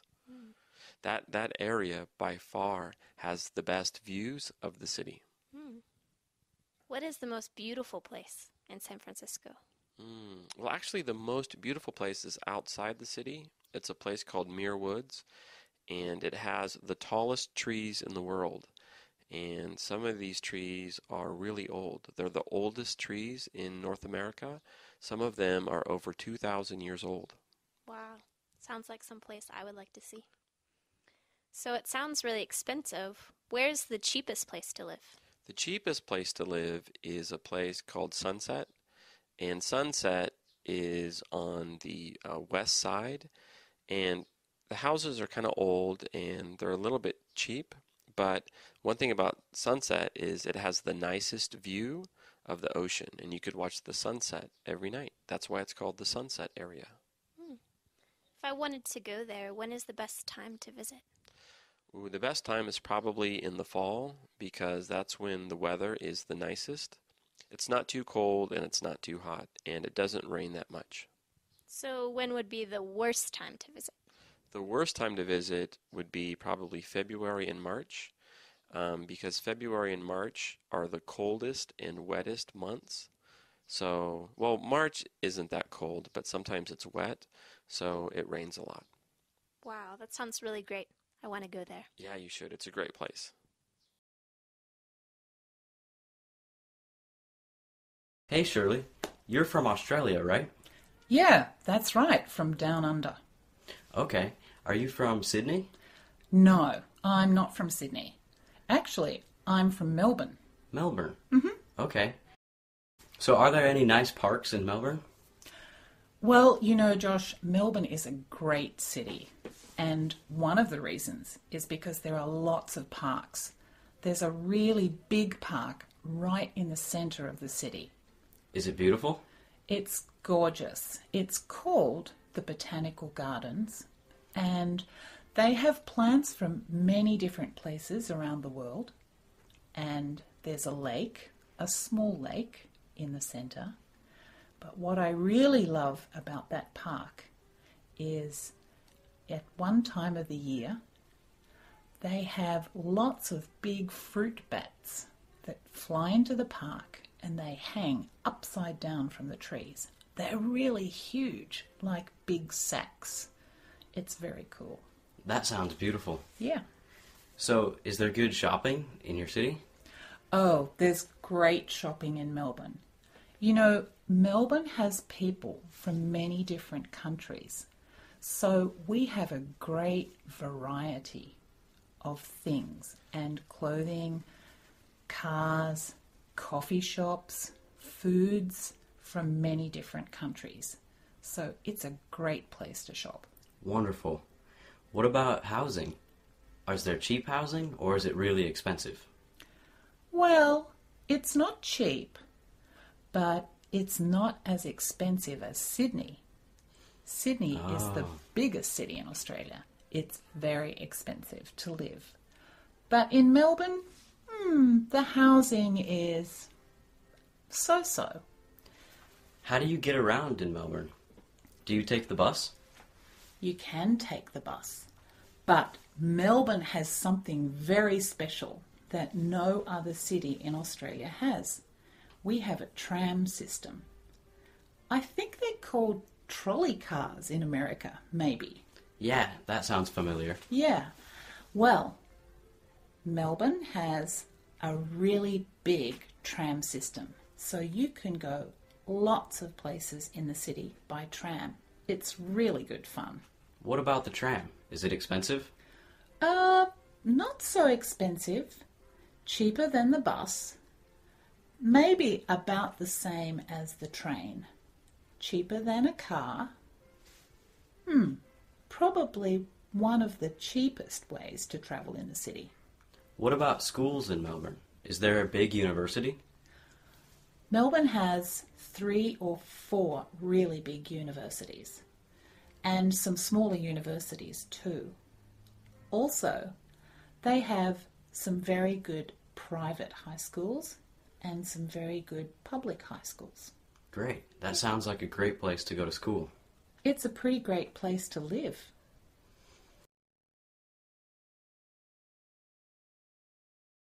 Hey, Shirley. Hey, Josh. So how was your weekend? Quite busy this weekend. Really? Those are hard. Yeah. So what did you do on Saturday? Well, Saturday morning, I usually clean the house. Okay. Yeah, it's kind of boring, but I have to clean the bathroom and then the kitchen and then the lounge room because I have lots of cats. Okay. And the cats leave hair everywhere. So I always have to clean on Saturday mornings. Yes, cats are messy. Yeah. So after you cleaned, what did you do? Well, in the afternoon, I went for a walk up the mountain. It was a beautiful sunny day. There were no clouds in the sky. Wow. It was gorgeous.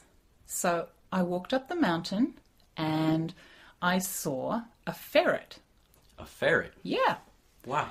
They're a little furry animal, 4 legs, tail.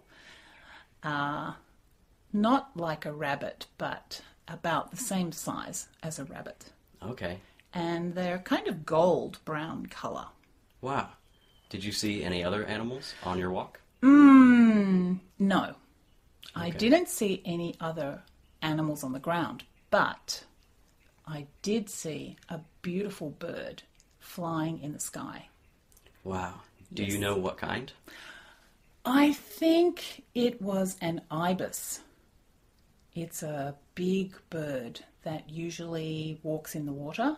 It has long legs and it was white with a black head. Great. So after your walk, did you do anything else? I went home and then I watched some TV. Okay. That was about it for my Saturday. Okay. What did you do on Sunday? Sunday, I went to the art museum. Really? Yeah. Great. I really like to go and see new art, pictures or paintings or photographs or sometimes sculptures. Okay. So who's your favorite artist? I don't really have a favourite artist, but I really like watercolours. Okay. So pictures that are painted with just a kind of soft painting style. Do you like paintings of nature? I do like paintings of nature. I especially like paintings of flowers and animals Okay. and places that have water, like lakes or rivers or the sea. Oh, that sounds like you had a great weekend. Yeah, it was good, thanks. Okay.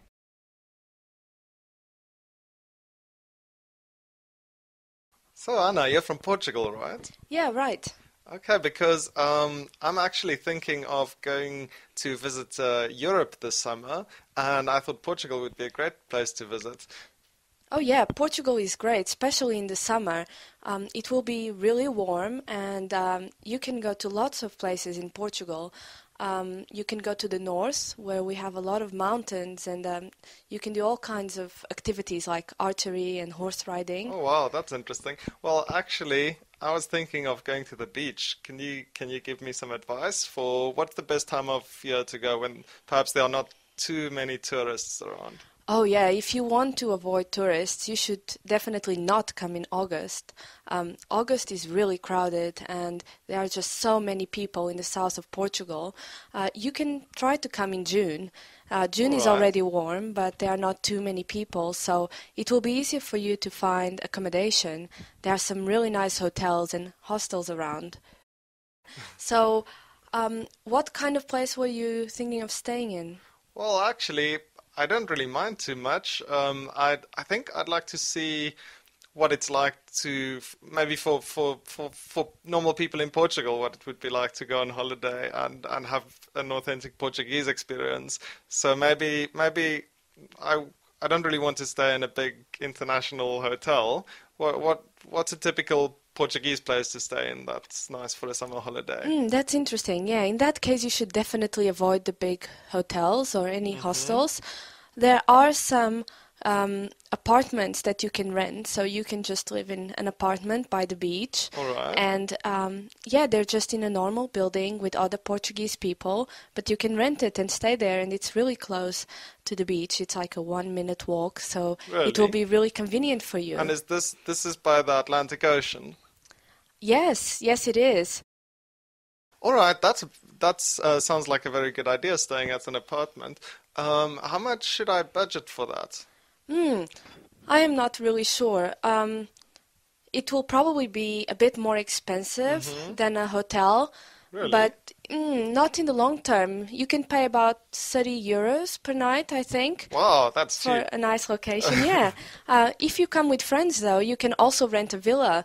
We have some villas also by the beach. Does it have a swimming pool? It does have a swimming pool, Wow. and they have plenty of rooms. So if you want to come with a big group, that's definitely a better option. That sounds like a great idea. I can invite my colleagues along. So, do you have any final tips for me for my holiday in Portugal? Well, I mean, if you want to stay in the south, in the Algarve, then I definitely recommend you check out the nightlife.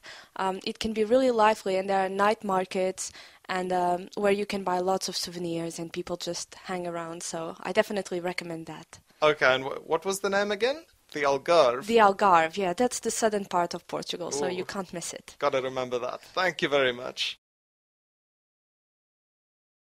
So, Anna, you're from Portugal. Can you tell me a little bit about your country? Yeah, sure. Portugal is a really small country, actually. It's right by Spain in Europe, and we have really nice weather there. It's really sunny most of the year and really hot in summer. It can get really cold and really rainy in winter. But yeah, overall, it's a really nice country to live in. And I've heard you have nice beaches in Portugal. Yes, we do. I used to go to the beach every day with my family in the summer. It was really great. But the beaches can get really crowded, lots of people. So you might want to be a bit careful when you choose where to go. All right, I see. And where do you live in Portugal? I live in a small village, actually. You probably don't know it. It's called Palmela, but it's south of Lisbon and it's by the coast, so it's really nice. We get a nice view of the mountains and of the rivers, so I really enjoy living there. It's really quiet, not a lot of people, a lot of wine farms actually, and really nice food. You should come and visit sometime. I like wine. And so you have good wine in Portugal. What sort of food do you eat in Portugal? Let's see. We get a lot of fish because we're by the sea, and so codfish is a traditional, and sardines. Ooh, And I like mackerel. sardines. Yeah, it's really good. And we also have really good desserts. So, for example, coffee cake, yogurt cake. We've got pastel de nata, which is kind of an egg tart thing. So I really recommend you try that with our coffee when you go there. All right. And you speak Portuguese as your first language? Yes, I do. I speak Portuguese. It's not the same as Brazilian Portuguese, but it's really close and we can understand each other. So that's All really right. great. And can you understand Spanish as well? Yeah, I can understand a little bit of Spanish, but there are some differences between Portuguese and Spanish. So, How do you say hello in Portuguese? oh, you can say hola. Hola. Yeah, it's fun. You should learn some Portuguese. Oh, I'd love to. Hi, I'm Mari. I'm here with Ron. Ron is from Hawaii. So, Ron, what's so special about Hawaii? Well, Hawaii is my home, but to people not from Hawaii, I think Hawaii is famous for its nice weather. It's warm all year round. Also, it's known for its beaches. The beaches are very nice, and it's also known for its warm hospitality. The people are also very nice. So, can you tell me more about the weather? It's always sunny. It never rains. It does rain, but often it rains and is sunny at the same time, so we have a lot of rainbows. So Hawaii is also famous for rainbows. That's nice. Can you tell me more about the beach? We have beaches on all shores of the island, of all our islands. So there's many beaches to choose from. And often, some beaches have big waves, some beaches have small waves, and you can choose which beach to go to depending on whether you want to surf in big waves or you want to swim where there's no waves. Can you tell me maybe about the nature in Hawaii? We have forests, so there's lots of animals like birds and small animals like wallabies. We have Hawaiian wallabies, and they live in the forest. What's a wallaby? Wallabies, they're those little mammals. They came from Australia, and they were introduced to Hawaii, and now they're wild in Hawaii, and they've become their own species. What do they look like? They look like little kangaroos, I think. Interesting. Any other interesting animals in Hawaii? We have a lot of pigs, wild pigs. We like to go hunting for them, and we like to eat them. Are there any animals that live in the sea? We have nice coral reefs, so there's lots of beautiful fish in our coral reefs, and many people like to go snorkeling to look at our reefs. We also have turtles and seals in Hawaii. Are there any whales? We do have whales during the months of March until February, I believe.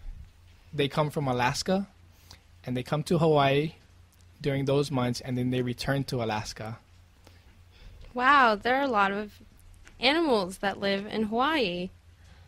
Sounds like a great place to visit. Hi, I'm Mari. I'm here with my friend Ron. Today we're talking about food. So Ron, what's your favorite cuisine? My favorite cuisine has to be Hawaiian food. I grew up eating Hawaiian food, so every special occasion we had Hawaiian food. So now when I eat Hawaiian food, it always brings back good memories. What exactly is Hawaiian food? Traditional Hawaiian food is usually cooked under the ground in a hole with hot rocks, and it cooks for maybe 6 hours or 7 hours. And when you take it out, it's very salty because we use a lot of salt, and it tastes really good. Usually meat, usually pork and other vegetables like taro and potato. So then what's your favorite Hawaiian dish? My favorite Hawaiian dish is called lau lau. It's pork or fish wrapped in leaves and put inside the underground oven. And it's very salty and very good. So the flavor is just salt? The flavor is salt and also the leaf flavor that it's wrapped in. What's your favorite dessert or junk food? My favorite dessert has to be cake and ice cream together. I love to eat cake and ice cream together. What's your favorite ice cream flavor? Favorite ice cream flavor is strawberry, and I like to eat that with chocolate cake. Sounds good. Do you like vegetables? Not so much. I don't like to eat vegetables, but I can eat them if somebody cooks them for me. What's your favorite vegetable? Favorite vegetable? I don't have a favorite vegetable, but I can eat vegetables like asparagus, broccoli, carrots, those types of things. Do you eat your vegetables raw, like salad, or do you prefer them cooked? I prefer them cooked. Thanks, Ron. Welcome.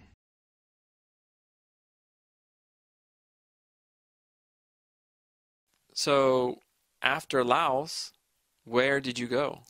After Laos, I flew to Vietnam. And actually, I took the bus into Vietnam. Okay. Yes.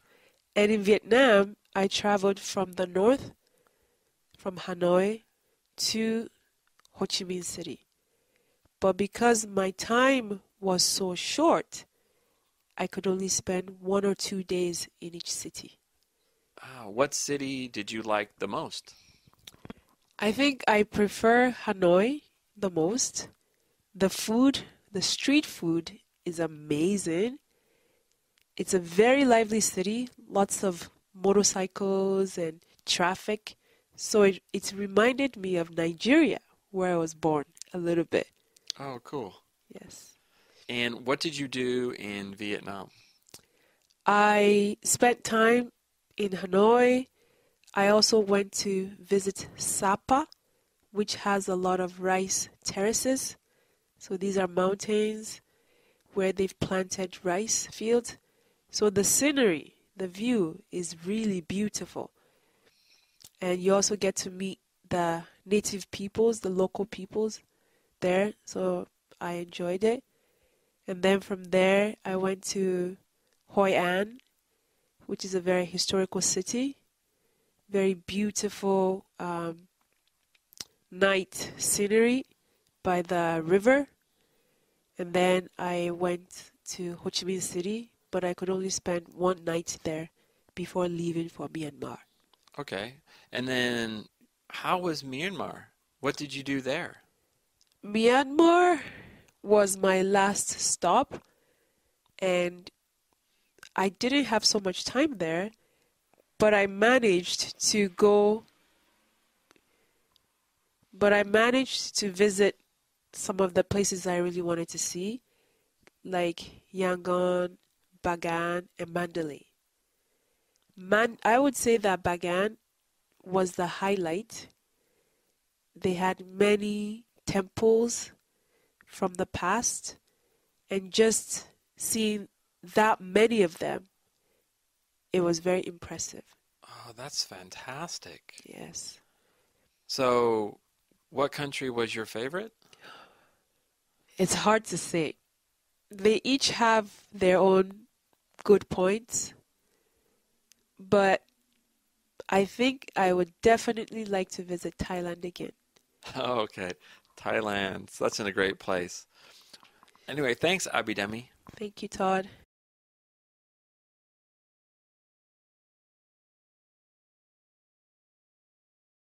Abhidemi, what did you do for summer break? For summer break, I went to visit some countries in Asia. Ooh, what countries? I visited Thailand, Laos, Vietnam, and Myanmar. Oh, great. What did you do in each country?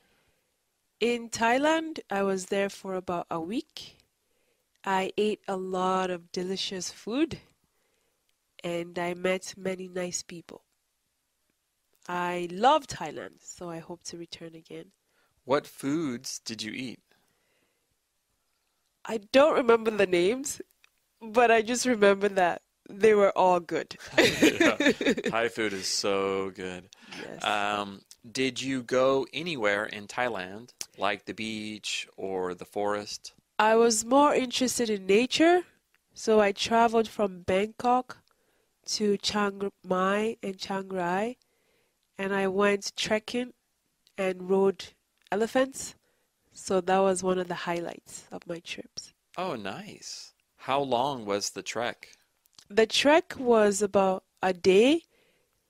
It was a trek for 2-3 hours, but then we also stayed overnight in a community in the hills, and then the next day we trekked for a little bit to come back to the city. Nice. So, was Thailand the first stop? Yes, it was my first stop. It was supposed to be the shortest stop, but I loved it so much that I spent more time there. After Thailand, where did you go?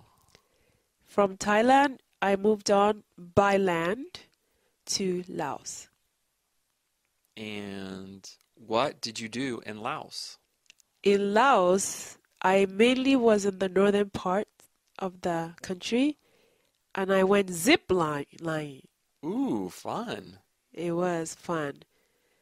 So zip lining is flying from tree to tree. That's correct. So that was about 2 days worth of zip lining, and we stayed overnight in a big tree house. Oh, how fun. It was quite nice. I really enjoyed it.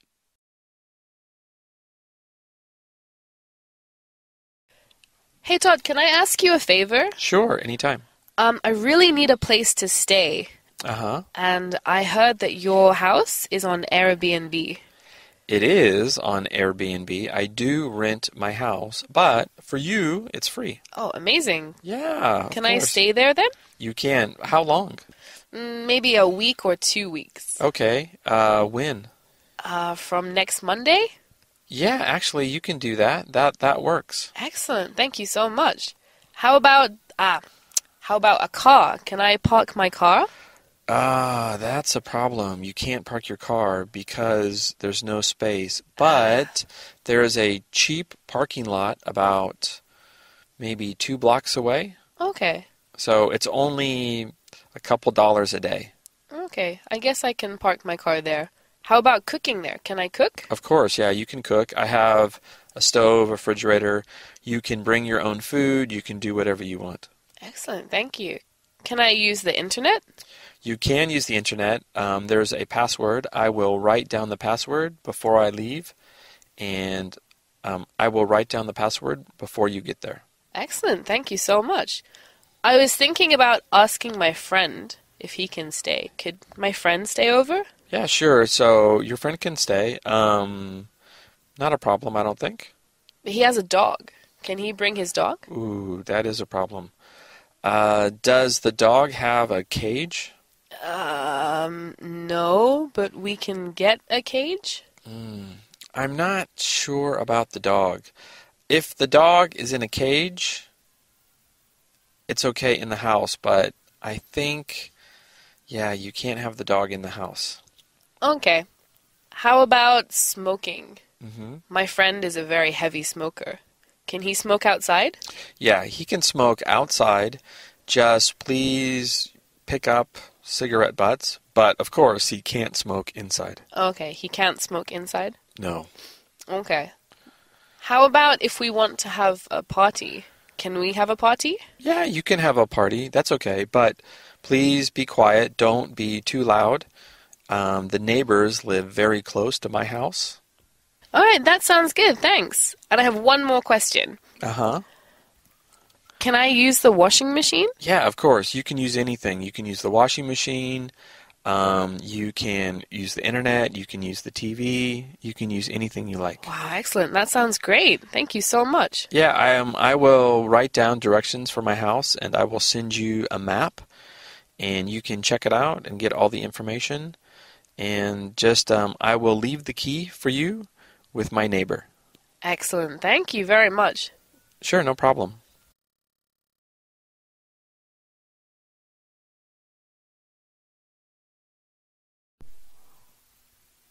So, Meg, are you busy this weekend? Yes, I'm so busy because I'm moving. Oh, no. Yeah, there's a lot of work to do. What do you have to do? First, I have to prepare my apartment. So I need to pack all of my things. That's not fun. No, it takes a long time. Do you need help? Yeah, do you have time to help me? I can help you on Sunday. Oh, are you busy on Saturday? Yeah, on Saturday I have to work. I have to teach 2 classes. And then after I teach, I have to grade papers. It sounds like you're really busy too. Yeah. Plus, I have to meet my friends that evening. Oh, what will you do with your friends? I'm helping my friend also. My friend has car problems. So I have to take him to the mechanic. Ah. But on Sunday, I can help you. Okay, that would be great because on Sunday I have to take some trash to the dump and I have to finish some paperwork at City Hall to prepare for moving to a new country. Oh, now, because you're moving, do you have to go to the post office? I do have to go to the post office. I almost forgot. At the post office, I have to submit a form to say my new address. Ah, that's good because I have to go to the post office too. Oh, really? I have to send my mom's birthday gift to her. When is your mom's birthday? It was 1 month ago. Ah, so you have to send it quickly. Yes, I have to get on it. Okay, well, let's go together. So I'll see you Sunday. What time should I be here? I have to go to City Hall by 3 p.m., so can you come at 2? Okay, but if you want to go to the dump closes at noon, so we have to leave earlier. Ah, okay. Can you come at 11? Yes. Okay, so I will see you at 11 o'clock. Great. See you then. Bye. Bye.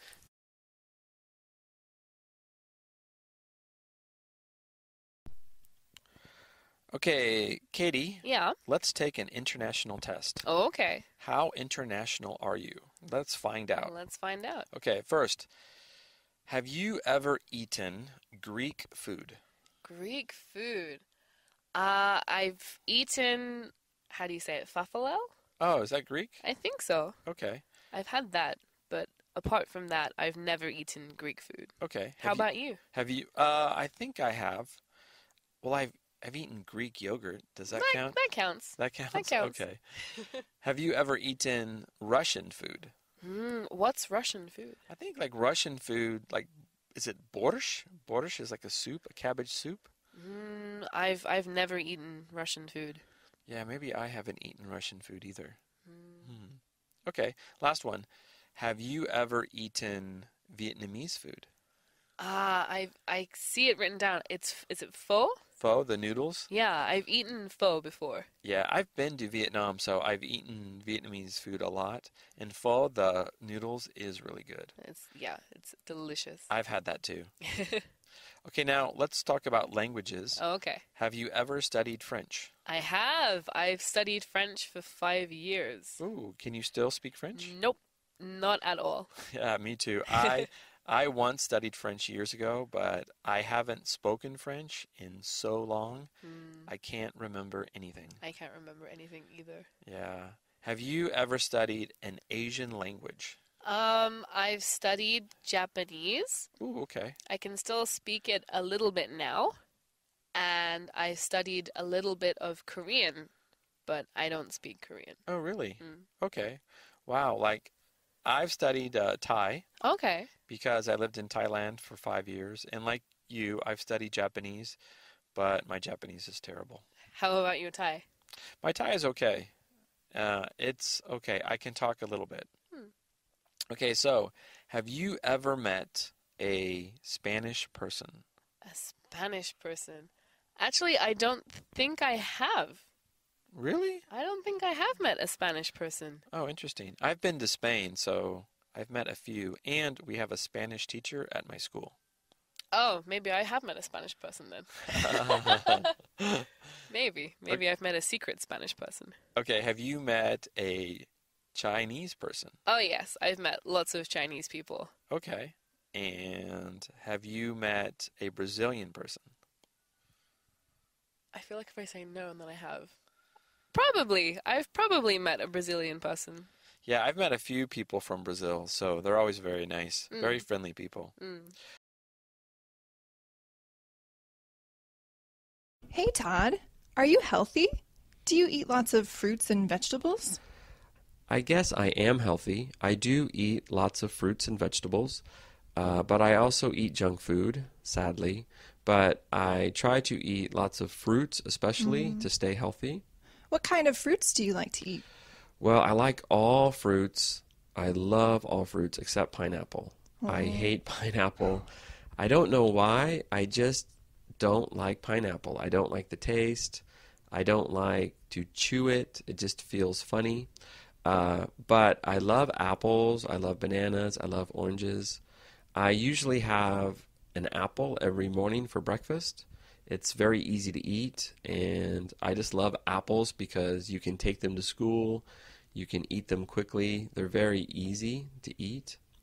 I also like oranges, and I love orange juice. So sometimes I make fresh orange juice in my kitchen. So oranges are great. But my favorite fruits are bananas and strawberries. I love bananas and strawberries, and I love to eat bananas and strawberries together. So my favorite snack is to cut up some banana and then cut up some strawberry and mix them together and then eat them. Well, it sounds like you really like a lot of fruits. Oh, yeah, I do. What about vegetables? Do you eat vegetables every day? I do. I try to have a salad every day, and I have a special salad I make, and I call it my chunky, crunchy salad.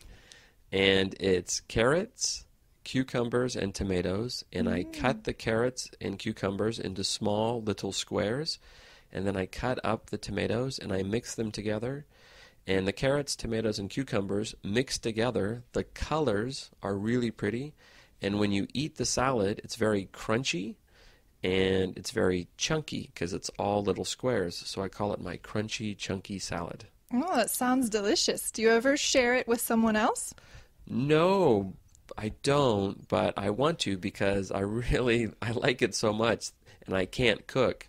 So when I go to somebody's house and I need to bring food, I think, oh, I should bring chunky, crunchy salad. That's a good idea. Another idea is to cook some vegetables. Do you cook vegetables? Not too much. I do cook asparagus. Asparagus is probably my favorite vegetable, and it's very easy to cook because asparagus you just have to cut up into small pieces, and then you can put the asparagus in a bowl with some water in the microwave, and you can cook asparagus in about 30 seconds. So I eat asparagus a lot. Also, I eat broccoli. I love broccoli. Sometimes I have broccoli and lettuce together for my salad. And then sometimes I cook eggplant. I like to cook eggplant because I like the taste and it's easy to cook. I don't really like eggplant. Really? I don't. Oh, no. Why not? It has a strange flavor to me. So I prefer not to eat eggplant. Well, as long as you eat your veggies. Yes.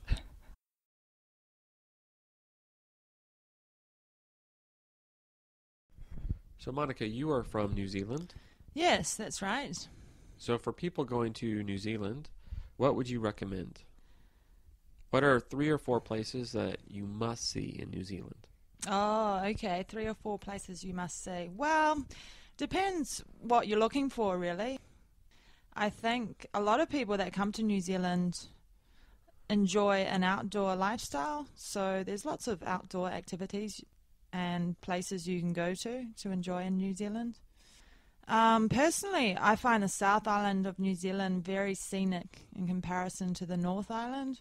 So for me, a must-do is the west coast of the South Island.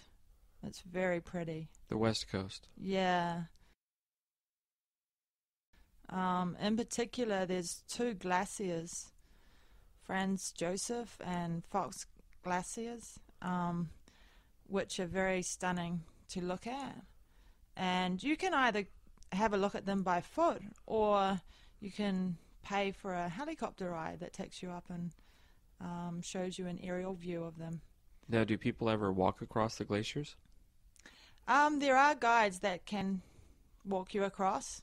Yeah, I haven't done it personally, but it is possible. So what else would you recommend for New Zealand? What other places should people see? I think if you want to see, let me think, rural New Zealand, it's quite a nice idea to drive the length of the country, and then you can see the interesting farming that has taken place, in particular in the South Island, the lower part of the South Island, and a lot of the North Island as well. There's a lot of sheep in New Zealand, and there's a lot of cattle as well. So I think it is always interesting to go for a drive and to see that firsthand. So you just start up in Auckland in the north and drive all the way down south? Yeah, well, there's many ways you can do it, but I recommend one way of doing it is to arrive in Auckland and to have an experience of a big city, well, a big city for New Zealand, and then drive down the centre of the North Island and maybe have a farming experience somewhere. There's a lot of farm stay opportunities available for tourists who come to New Zealand. So depending on how you do it, you might want to stay 2 or 3 days with a family and experience a farming lifestyle. So that's, one thing I'd recommend. And another is to maybe go to a city like Rotorua, which is really in the centre of the North Island, and experience Māori culture. There's a Māori village there near the Whakarewarewa forest, which hosts a lot of tourists, and you get to experience Māori waiata, which is Māori songs, and you get to see the hot springs in New Zealand and thermal mud pools. So yeah, Rotorua is a nice city to go and visit, and then work your way down to the capital of New Zealand, which is Wellington. And I think if you want to experience the cafe lifestyle of New Zealand, that's a good place to go. So, Monica, a minute ago we were talking about Tai Chi and about how it helps longevity, helps you live a long life. One time when I was in Bangkok, I met a guy, and he was doing Tai Chi, and he looked really young, but he said the secret to his old life, he said the secret to looking young was Tai Chi and cold showers. He took a cold shower every morning.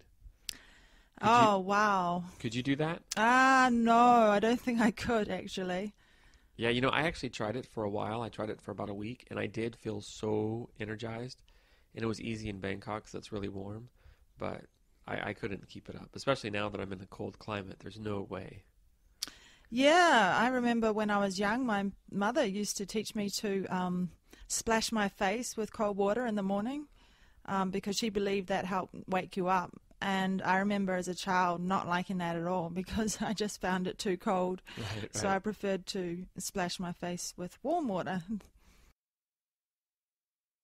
So have you heard of any other secrets to having a long life? Yeah, I've heard of quite a few different secrets to having a long life. I guess one secret that a lot of different cultural groups seem to share is diet. If you take the Japanese as an example, and Japanese people do have a long life expectancy in comparison to other people from other countries. I think the Japanese eat a diet that's quite low in fat and reasonably low in salt as well. And I think their fluid intake is quite healthy because they drink a lot of green tea, which has antioxidants in it, and they drink a lot of miso soup, which has a lot of vegetables in it and is made from fermented barley. So I think that's very healthy. I've also heard that people in the Mediterranean, they also often have a long lifespan in certain regions, and maybe the combination of wine, just a little wine, not too much, but wine and olive oil, and then a lot of fish, seafood, is also maybe beneficial to a long life. Yeah, that's true. I've heard French people, for example, live a long life, and that has often been said due to a glass of red wine a day. And I know people think differently about alcohol and its effect on the body these days. Right.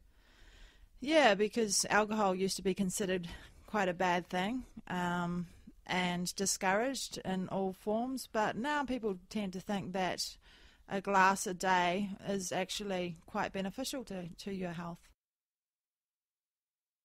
I've also actually heard that that people that laugh a lot tend to live longer. Yeah, I've heard that too, actually, because laughing releases natural endorphins, and I think that helps you physiologically, and also I think psychologically you're happier if you're laughing. So, yeah, I think that long life is related to how you're feeling, and I think a lot of it's psychological as well as physical, for example, how much you're eating and what types of food you're eating. Yeah, I guess I'm kind of in the same boat, but I just don't know if I laugh that much. Maybe I'm in trouble. So, Monica, you do Tai Chi. Yes, I've just joined a Tai Chi club. What made you join the Tai Chi club? Well, I wanted to do something that was a lot different to what I usually do, which is high-impact sports like basketball and tennis. So you wanted to do something that was slower. Yeah, well, I don't usually enjoy exercise that is quite slow, such as yoga, but I decided to join this club and I'm really enjoying it. So what exactly is Tai Chi? What do you do in Tai Chi? Well, there are different types of Tai Chi. There's the original Tai Chi, which involves quite quick, fast movements. And then there's a slower form of Tai Chi, which is quite popular in Japan. I think it's called Mr. Young Tai Chi. And that involves very slow, pronounced movements. And that's the Tai Chi that I'm doing. How do you feel like after you do Tai Chi? Do you feel tired? Do you feel energetic? After I've done Tai Chi, I feel quite energetic, actually. I don't really feel tired because I haven't had a really hard workout. But I feel that my mind is very relaxed and very focused, and I'm very motivated to do whatever I need to do for the rest of the day. Now, you actually are a tennis coach, so you teach sports. Would you recommend Tai Chi for other athletes? Yeah, I do recommend Tai Chi for other athletes. It's quite difficult to know exactly how you would benefit from Tai Chi and how it can directly relate to a specific sport. But I've heard that it works on your energy levels and focuses your mind so that everything's in balance. And I think that can help any kind of sport because even in a sport like tennis, it's important to have balance when you're hitting the ball, when you're volleying, when you're getting ready for a smash. It actually involves having balance in terms of where your center of gravity is. So yeah, the concepts are similar. Hey, George. Actually, it's really, it's funny that you mentioned relationships because I'm actually having a problem with Joe. Is that the guy with the curly hair? Yeah, that guy. Oh. He's really nice and everything, but I really don't think it's working out. Why? What's wrong? Well, he's really narrow-minded and I'm really different. He's nice and everything. He's kind and sweet and it's just not for me. We're totally different people. I see. Yeah. So what are you going to do? I think I have to rip the Band-Aid. And I think I'm just going to send him an email or something.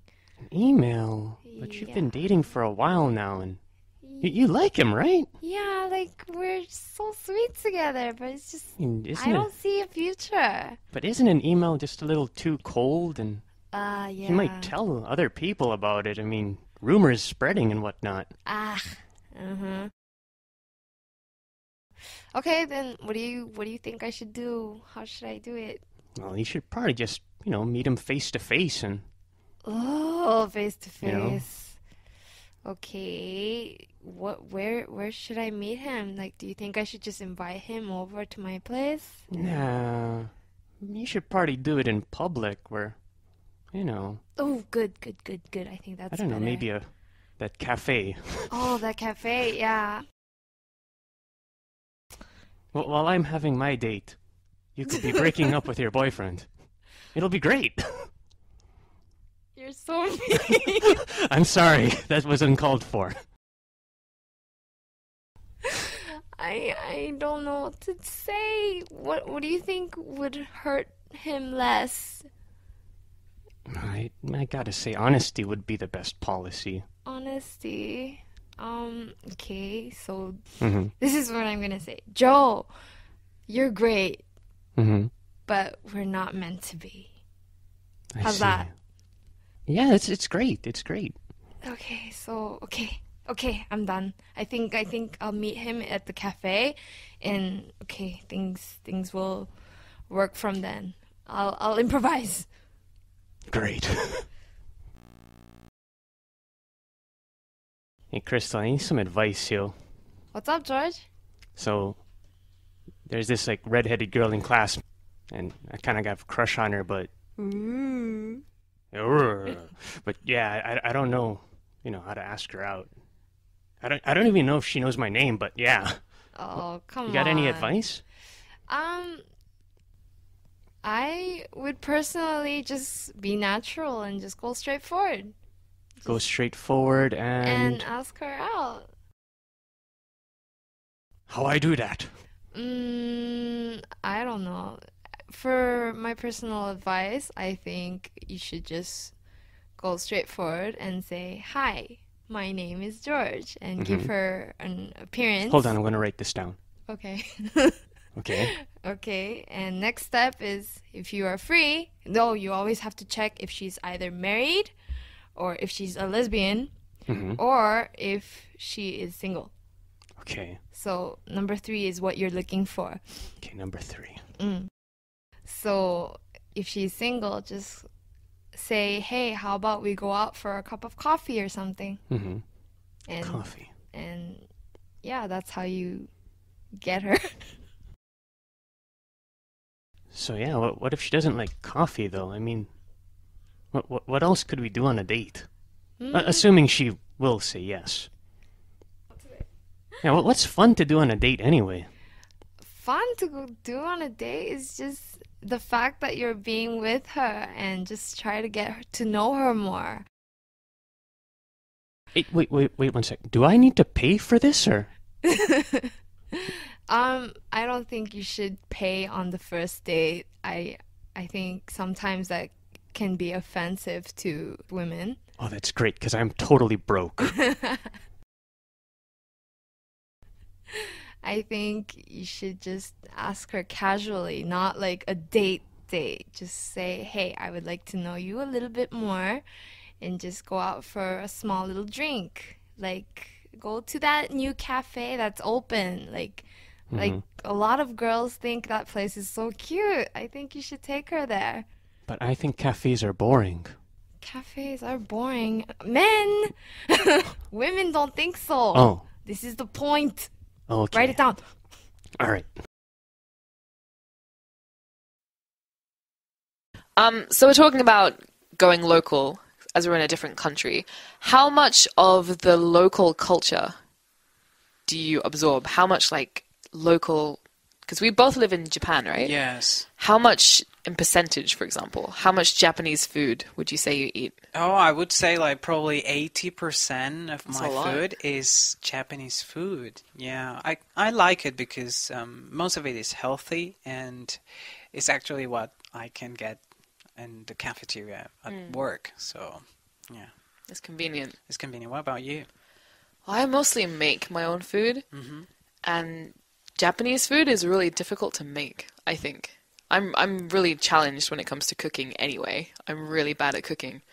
And to have to try and learn a new style of cooking is just too much for me. I'm really lazy. So I would probably say if I'm cooking food myself, I never cook Japanese food. 0% of the time. I never. But if I go to a restaurant, then sure I can eat some Japanese food sometimes. I sometimes watch the TV and learn how to cook Japanese food. There are some easy recipes. Do you ever watch the Japanese television? There's I tons try, but yeah, like you said, it's a lot of cooking programs. There's a lot of, that was what I'm about to say, Yeah. tons of cooking TV shows, programs. Yeah, and I watch cooking programs and I just get angry that I can't cook. I can't do it like that, so I just get frustrated, so I stop watching. Oh, Yeah. I see. Yeah.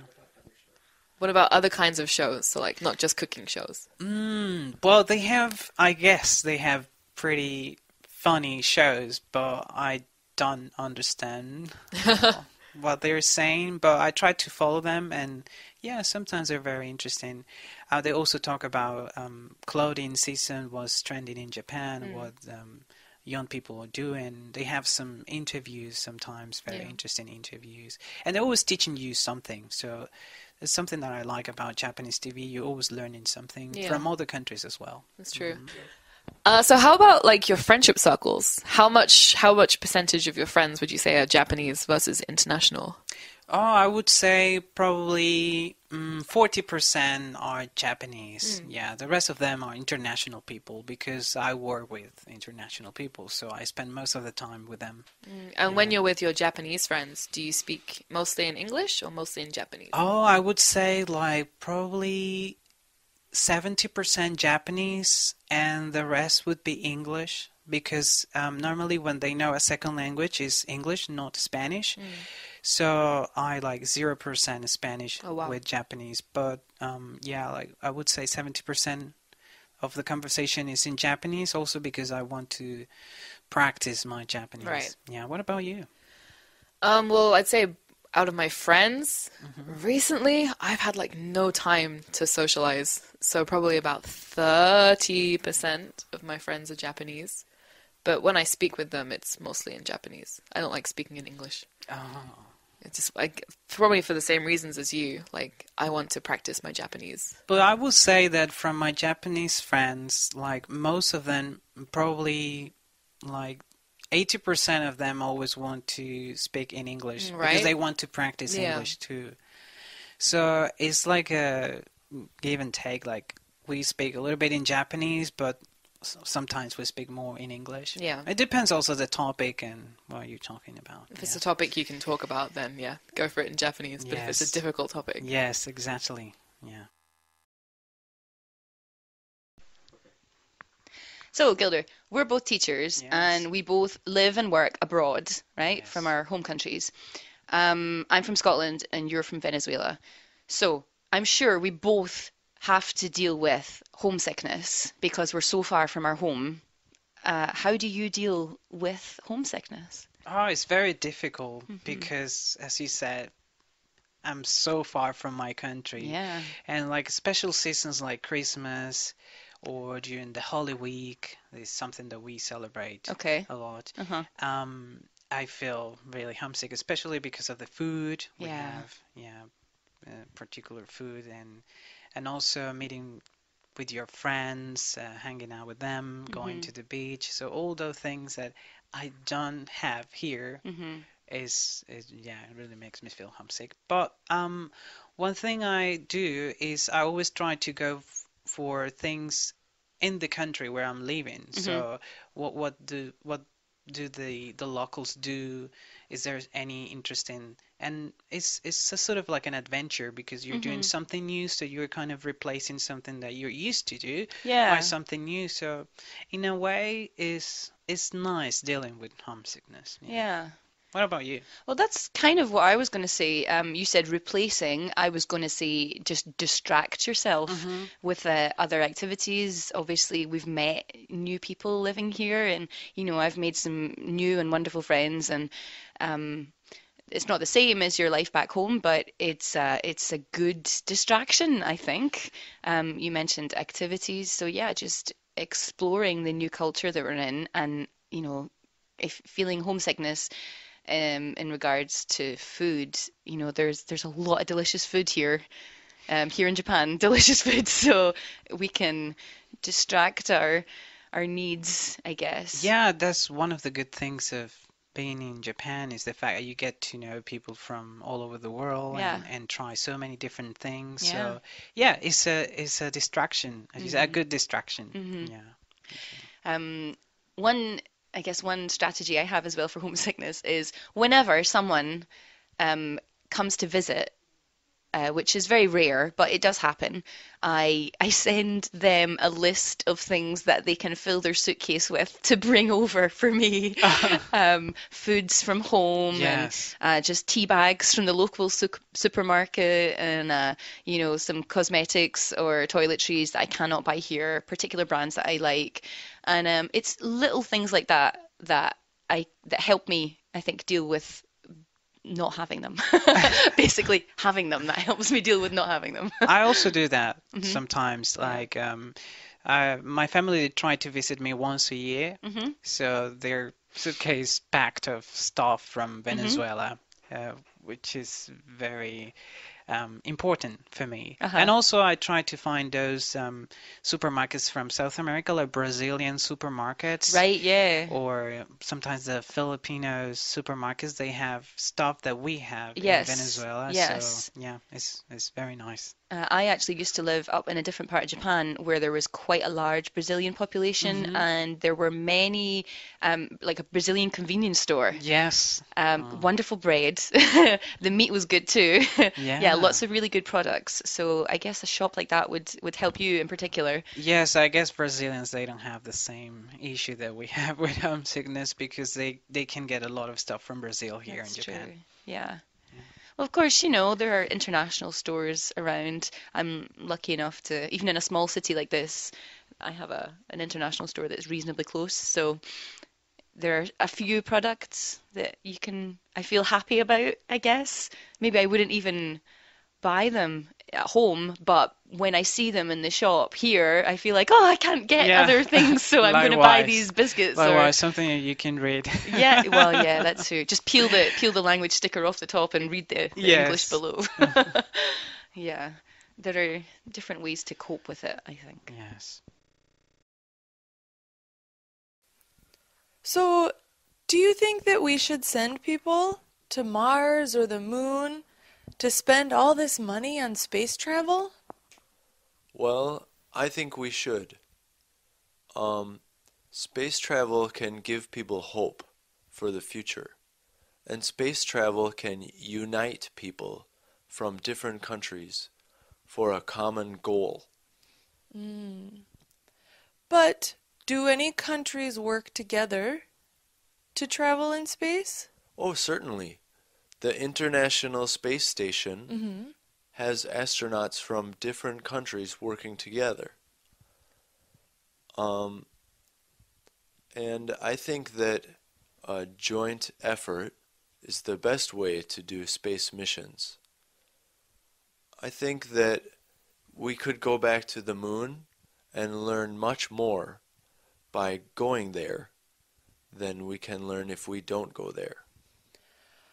I see what you mean, but I think we could learn more and we could improve more if we can help the people on Earth.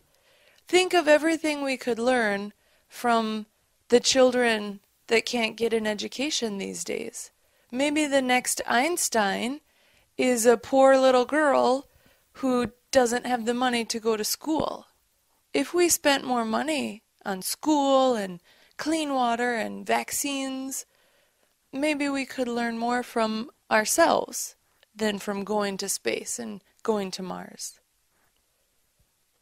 I agree with you that more money should be spent on education, but we don't need the next Einstein if we're not doing space travel. The problem is, what are people with money willing to spend it on? I think that it would be nice if we could have all the rich countries spend money on education for poor people. But if you look at the numbers, the cost of one space mission is much cheaper than the things we spend money on now. Like what? Well, the first example that comes to mind is war. One day of war is so expensive for all the governments and militaries that are involved. One day of war costs more money than one space mission. But Yeah, war that's goes true. on and on for days. Yeah, and years. So if you think about the money in terms of, so the money for a space mission seems expensive by itself, but when you compare it to other things, it's actually kind of cheap. I see what you're saying. You're comparing the cost of space travel to war, but I would compare the cost of space travel to the cost of, for example, getting rid of malaria. I think we could get rid of a terrible disease like malaria for as much as we would spend on a trip to Mars. Getting rid of malaria or going to Mars. Well, of course, I would also choose that we should get rid of malaria. Maybe we'll have to agree to disagree. We might have to disagree this time. Okay. We've been hearing a lot about Mars in the news. Yeah, NASA keeps coming out with announcements every year. We just found out that there's water on Mars, liquid water. Yes, recently they revealed that there's evidence of liquid water. That's crazy. Last year they announced that they definitely found ice, solid water, in the soil. In the soil on Mars' surface, they found frozen water. Now they found evidence of liquid water flowing. Do you think people can go to Mars? Do you think we should send people to Mars? I definitely think we can go there. We've already sent a number of spacecraft to Mars, starting with satellites many decades ago. Then there were landers, where a satellite landed on the surface and sent data back to Earth. Then we sent the rovers, little robot cars that drive around on Mars. So we've already successfully sent many missions to Mars. I'm sure we could do one with humans. But none of the satellites or landers or rovers, they've never come back. Do you think we could send people and they'd come back safely? Well, that is a problem. We could definitely send people to Mars, but bringing them back, having the astronauts come back to Earth, would be a much more difficult problem to solve. So you think maybe we would send astronauts to Mars and they would never come back safely?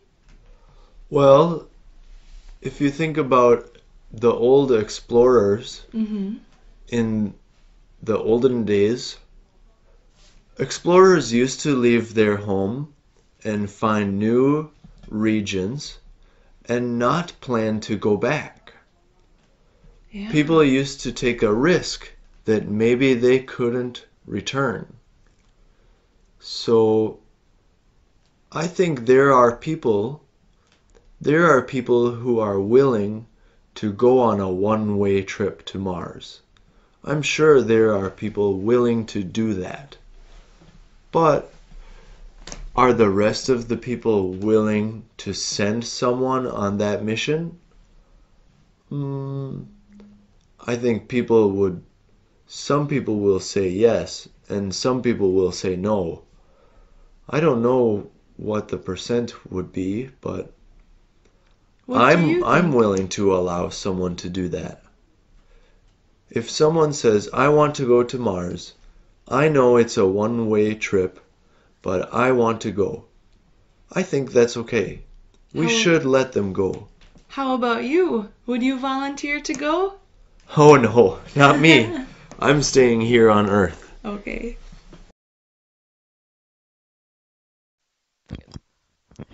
So, what are 3 foods that you can't stand? 3 foods that you hate? Number 1 would be chocolate. Chocolate? Yes. That's crazy. I don't like the feeling that you have when you put a piece of chocolate inside your mouth. It's like too hot. Like if I eat a piece of chocolate, I need to drink a lot of water. I don't like it. Yeah. I will gladly eat all of your chocolate. If you have chocolate you don't want, Yeah. I'm here. It's weird because when, chocolate is very popular as a gift. Somebody's always giving you chocolate, and I take it because I don't want to say everybody like I hate chocolate actually. But yeah. What about you? What's something you don't really like? Well, I have something I don't like that I think is really popular, and every time I say I don't like it, I always get the same like "what" kind of reaction. But I don't like ice cream. What? Yeah, Yeah. I don't like ice cream. I don't think food should be that cold. I don't like it. Food shouldn't be too cold to eat. It's just Really? not. You don't know what you're missing. I'm. Ice creams are really, really good, especially in summer. Chocolate's really good. I'll take chocolate over ice cream any day. Well, you can try chocolate ice cream. Oh, chocolate ice cream is the worst. Chocolate ice cream is the worst. Ugh. No, What thank about you. a second one? Do you have any second food that you don't like? I don't like tomatoes. Oh. Which is strange because I eat lots of pasta with tomato flavored stuff in it. But just tomatoes by themselves Mm-hmm. is not something I enjoy. Whenever I have like a hamburger with a tomato in it, I always have to take it out and give it to someone else. I don't like it. It's just juicy and not a good juicy way. Mm-hmm. I don't like Blech. garlic. You don't like garlic? I like garlic in food, but I don't like to see it or eat it and have the taste of garlic. I don't like it. Once you've got the taste of garlic, you don't get rid of that for about 3 days, right? Exactly, that's another thing. Yeah. So when my mom is cooking and using garlic, after that she had to remove it. She cannot leave any evidence that she was using garlic in her food. Yes. Is there another food that you don't like? I would say sprouts, Brussels sprouts. Man, no one likes sprouts. Yes, it's bitter, and even though some people say it's good for your body, I don't like them. I think, sprouts are just universally hated. No one likes sprouts. Yeah, well, but when you are a child, your parents, for some reason, are always giving you that. Yeah. Yeah. Cruel. Oh, I don't like it. It looks like, I feel like a cow eating those things. Yeah. Yeah, I can imagine. It's just, ugh. What about you? Any other? I have one more, but it's really strange. I've never actually eaten them, but looking at them makes me really uncomfortable. And that's olives. I hate olives. I can't love them. stand olives.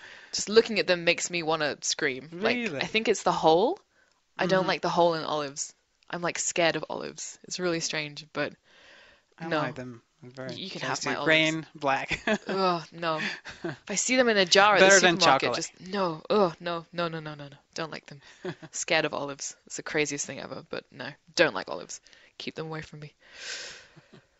Ugh. Good.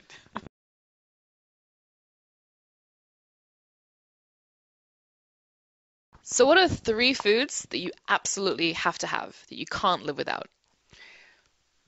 I would say that I couldn't live without arepa.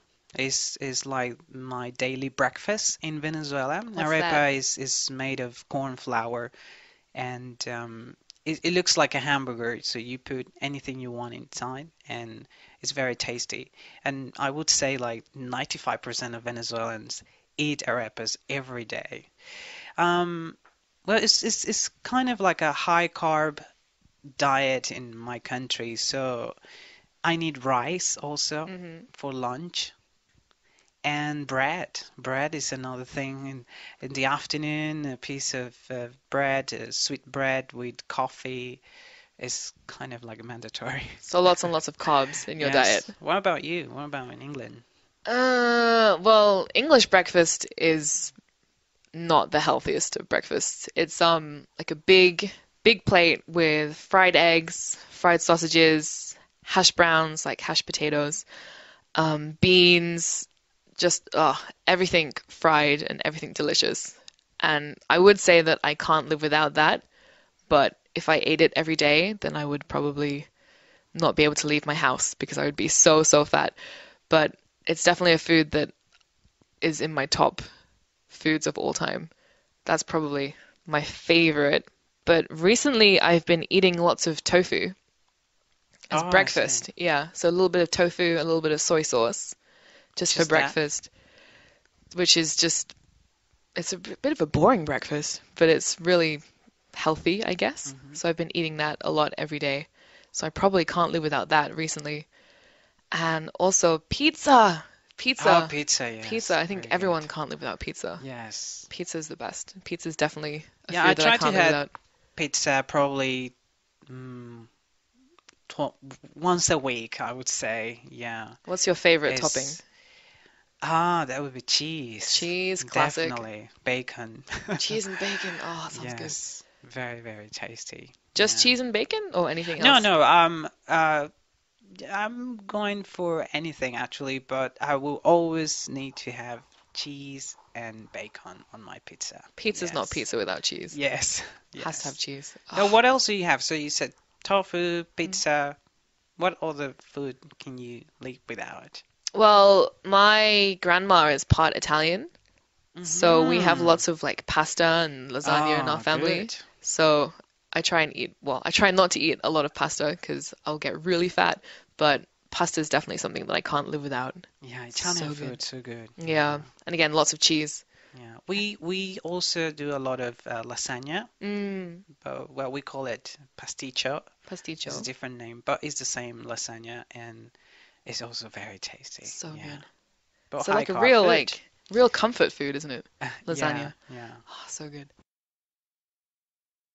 So, what would you say is your comfort food? My comfort food? That would be arepa again. Yeah, definitely. You said you can have lots of like fillings in that. Yes. So my favorite would be black beans with cheese inside. It sounds a little bit like a mix-up of things, but it's really, really tasty. We do eat a lot of black beans every day in Venezuela. Yeah, it's very common. What about you? My comfort food, I can't eat it as much as I would like to these days, but it's probably my mom's spaghetti bolognese. So good. It's so good. Like lots of pasta, lots of tomato, lots of herbs, lots of cheese. Sounds good. Ah, it's amazing. I would like live with my parents if it meant I could have spaghetti bolognese every day. So good. So tasty. Ah, but yeah, it's the best. Nice. Hey Katie, I'm having a party, Super Bowl party at my house on Sunday in a couple weeks. Would you like to come over? Okay, but I have absolutely no idea what the Super Bowl is. Well, the Super Bowl is our big sporting event, and we have it once a year. But it's okay if you don't know anything about American football, because actually the Super Bowl is kind of like our unofficial holiday. Okay. Yeah, so what happens is everybody comes over to somebody's house, and you have a big party, and you watch the game, but nobody really watches the game. There's lots of other stuff going on, so it should be good. Do you have like Super Bowl food that you Exactly. So it's kind of like a big feast. So we'll have, like hamburgers and stuff that we'll barbecue, and we'll have lots of like chips and dip and stuff like that. So you don't have to bring any food, but it's potluck. So if you do want to bring something, I would recommend it. Do you have to be like a supporter of one of the teams in the final? No, and actually the game's not for a couple of weeks, so we don't know who the two final teams are going to be. Right. They still have to decide, but actually there's a bunch of things that have nothing to do with football on the Super Bowl that you'll probably like. The first is they have the halftime show. You may have heard about the Super Bowl halftime show. Okay. You like music, right? I love music. Right, so they always have a really big musical act. And actually this year, I don't remember who it is. I'll have to check, but it's usually somebody like Bruno Mars or U2 or somebody like that. I think last year it was Katy Perry, was it not? It might have been, yeah, but it's always a really, really big person. Another thing that's really cool about the Super Bowl is the commercials. Okay. So the commercials, the companies spend a lot of money on the commercials, and they're usually really good. So the commercials, people are often more into the commercials than the game. Okay. Especially if one team's if it's a lopsided win. So yeah, so the commercials are fun. What kind of commercials do they have? Oh, like companies like Pepsi or Coke or like really big name companies. Like the really big ones. Yeah, they'll spend like millions and millions of dollars. These are usually the most expensive commercials because it's one local game and one local audience. Like the World Cup is a more watched event, but the commercials are regional for all the different countries. Whereas the Super Bowl, the commercials are just for Americans. Yeah. So yeah, these are usually the most expensive commercials like around the world. So they're usually really well done. Is it just American teams in the Super Bowl? Yes, it's very, Americanized, you might say. But, like I said, the game's really not that important. But there is one way that you can make money. Okay, I'm interested. So what happens is we have like a pool and you can draw numbers and like, you don't have to know anything about football, but you can have like, draw numbers for the first person to score a touchdown or the first player to get a penalty or things like that. And you just fill out the chart, and then if your player gets that, then you can get money. So you have to contribute. You have to pay like $10 to play, but then it's in a pool, and then you could win money at different points during the game. Have you ever won at the Super Bowl before? Yeah, it's kind of like how it works out where everybody wins a little money and everybody loses a little money. So, gambling technically is illegal, but but it's like just one of those things that everybody does. It's not for big money. No. Just for a little bit of money. Just a little bit of money. So it's okay. Just to have fun. Yeah. So, and then once I find out what teams are in the finals, then I'll tell you about the colors. And it's usually best that you choose one team that you're going to support. Okay. So I'll fill you in about who the teams are later and all right. that. So are you willing to come? Yeah, sounds like fun. Okay, cool. I'm in. All right, so it's going to be at my house at 3. So if you can show up around 2-ish. Should I bring some food? You can bring some type of maybe salad or like a bean dish or something like that if you like. But the main food we'll provide. We'll have pizza, we'll have burgers. Oh, and it's BYOB. Okay. So if you want to drink, you have to bring your own alcohol. All right. But we will have some beers and stuff. Do you drink? Sometimes. Okay, cool. Like 10% of the time. All right, so see you there. Glad you can come. No worries.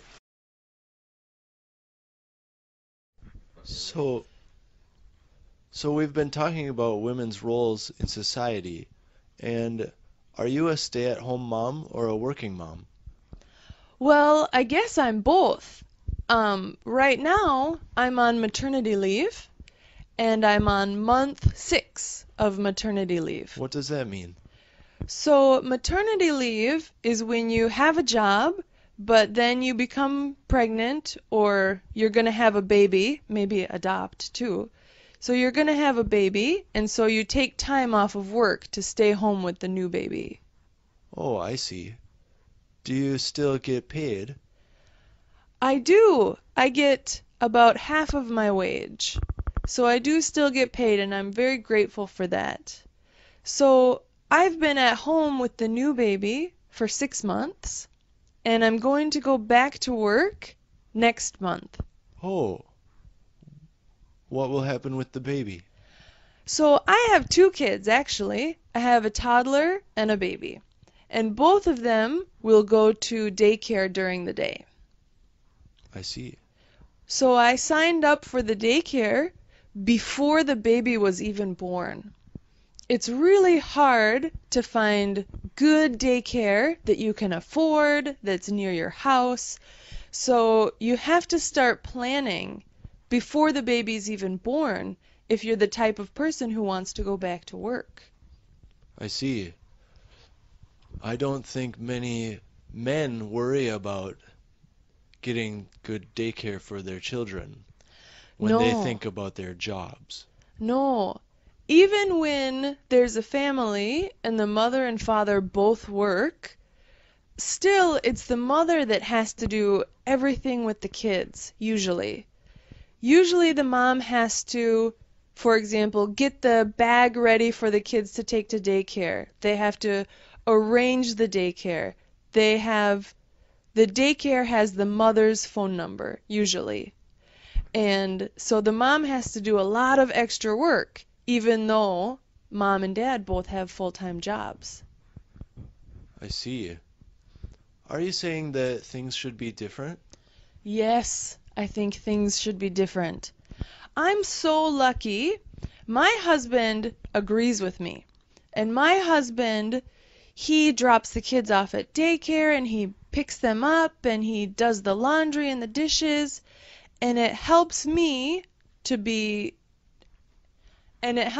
focus on my career so that I can stay late at work if I need to. I can go to an extra meeting on a weekend, and it makes me feel more fulfilled that it's not my husband's job that comes first. A lot of times women make less money than men and they put their job second to their husband, and it's not equal and it's not fair. And so I think that people should work on making things more equal. Well, I agree with you. Thank you. Okay, so Sarah, you said you participated in rodeos before, but I thought only men ride horses in rodeos. Yeah, like 99.9% of the time, the men do all of the rodeo sports. There's like 2 sports for women, and the rest of them are all for men. Oh. When I said I wanted to do the traditionally male events, they said, you can't do that. You're a woman. You have to do these other events that are not dangerous, they're safe. For example, the men do calf roping. You work with a baby cow, a calf that's about 100 pounds. The women do goat roping, and they work with a tiny goat that's about the size of a small dog. So I just always thought the difference was stupid. I don't want to do the easy, safe event. I want to do the difficult event. And people were really surprised. And first they said you can't. And I said I'm going to anyways. Wow. And the first time I did the saddle bronc, they said, look, look, look, we got you a girl horse because you're a girl. Oh my. And I thought, well, you didn't need to draw more attention to it. I just want to compete like everyone else. Right. And my first time, I fell off the horse and I was really injured. And I was laying there, and one of my friends came running out. And he said, I thought he was going to help me up and help me leave because I was really hurt. And instead he said, hurry up, you got to get out of the arena because the next person wants to go. Oh, wow. And I was really happy that he said that, actually, because he was just treating me the way he treated any other competitor. Oh, get up, be tough, you're fine. Yeah. And I didn't want anyone to help me. So he didn't help you. Right. And I was really glad that he was treating me like everyone else. And when you see a rodeo, you'll see that the women do events where they can dress really nice. They always wear nice clothes, beautiful hat, they even have earrings and things on. And when the men do events, they're doing the events that they really have to use their muscles and get dirty, and I really liked doing those instead. I'm not saying one is better than the other. I'm just saying I liked to do the other one, and I think that maybe other women like to do the other events too. So, do you think the situation is improving? Are more girls joining rodeo now? I don't think so. I think the sport of rodeo is becoming less popular. Oh. So, I think in the future there won't be more women in rodeo. There will just be fewer people in rodeo. Oh, I see. Because the rodeo events, they're not very kind to the cows or the other animals. And as people get older, maybe they get more soft-hearted, like me, and they don't want to make the animals get tied up or chase the animals. And so I think fewer people are interested in rodeo these days. So, Sarah, you talked about competing in a rodeo. Have you done any other sports on horseback? Yeah. Well, not a sport. I used to have a job, and my job was to take people on horseback into the mountains in Wyoming. And it was a really fun job. Every day, we would saddle up maybe 15 or 20 horses, and then we would take beginners, people who had never ridden horses before, and we'd show them how to lead the horses and get on the horses, and then we'd go up into the mountains for 2 hours or 4 hours or sometimes all day. Well, that sounds great. Yeah. That was your job? That was my job, and it was really fun. We would walk along these cliffs, and people would get nervous, and they'd say, "Oh no, isn't my horse going to fall down the cliff?" And I'd say, "No, your horse doesn't want to fall down the cliff, just like you." Yeah, right. And the horses were really good. And to be honest, the horses mostly ignored the people on their backs. The Really? horses, they knew the path that we were taking. Oh. And sometimes people would want to do something that's dangerous, like go too fast or go a different way. Yeah. And the horses would ignore the people and go the way they're supposed to. Oh, that's probably better. Yeah. What about wild animals? You're going on horseback trail rides through the mountains, right? Yeah. And the area we went through was famous for elk. We saw lots of elk. And, you know, where there's elk, there are also the animals that eat elk. So there were mountain lions and bears. Bears. I never saw a bear, but I always told the people I was with, I said, "Don't worry, guys, if you see a bear, you don't have to be faster than the bear. You just have to be faster than the slowest horse." Oh, that's a good one. Yeah. Did the visitors like that joke? They did. They thought it was really funny until I pointed out which horse was the slowest. And then that person got really nervous.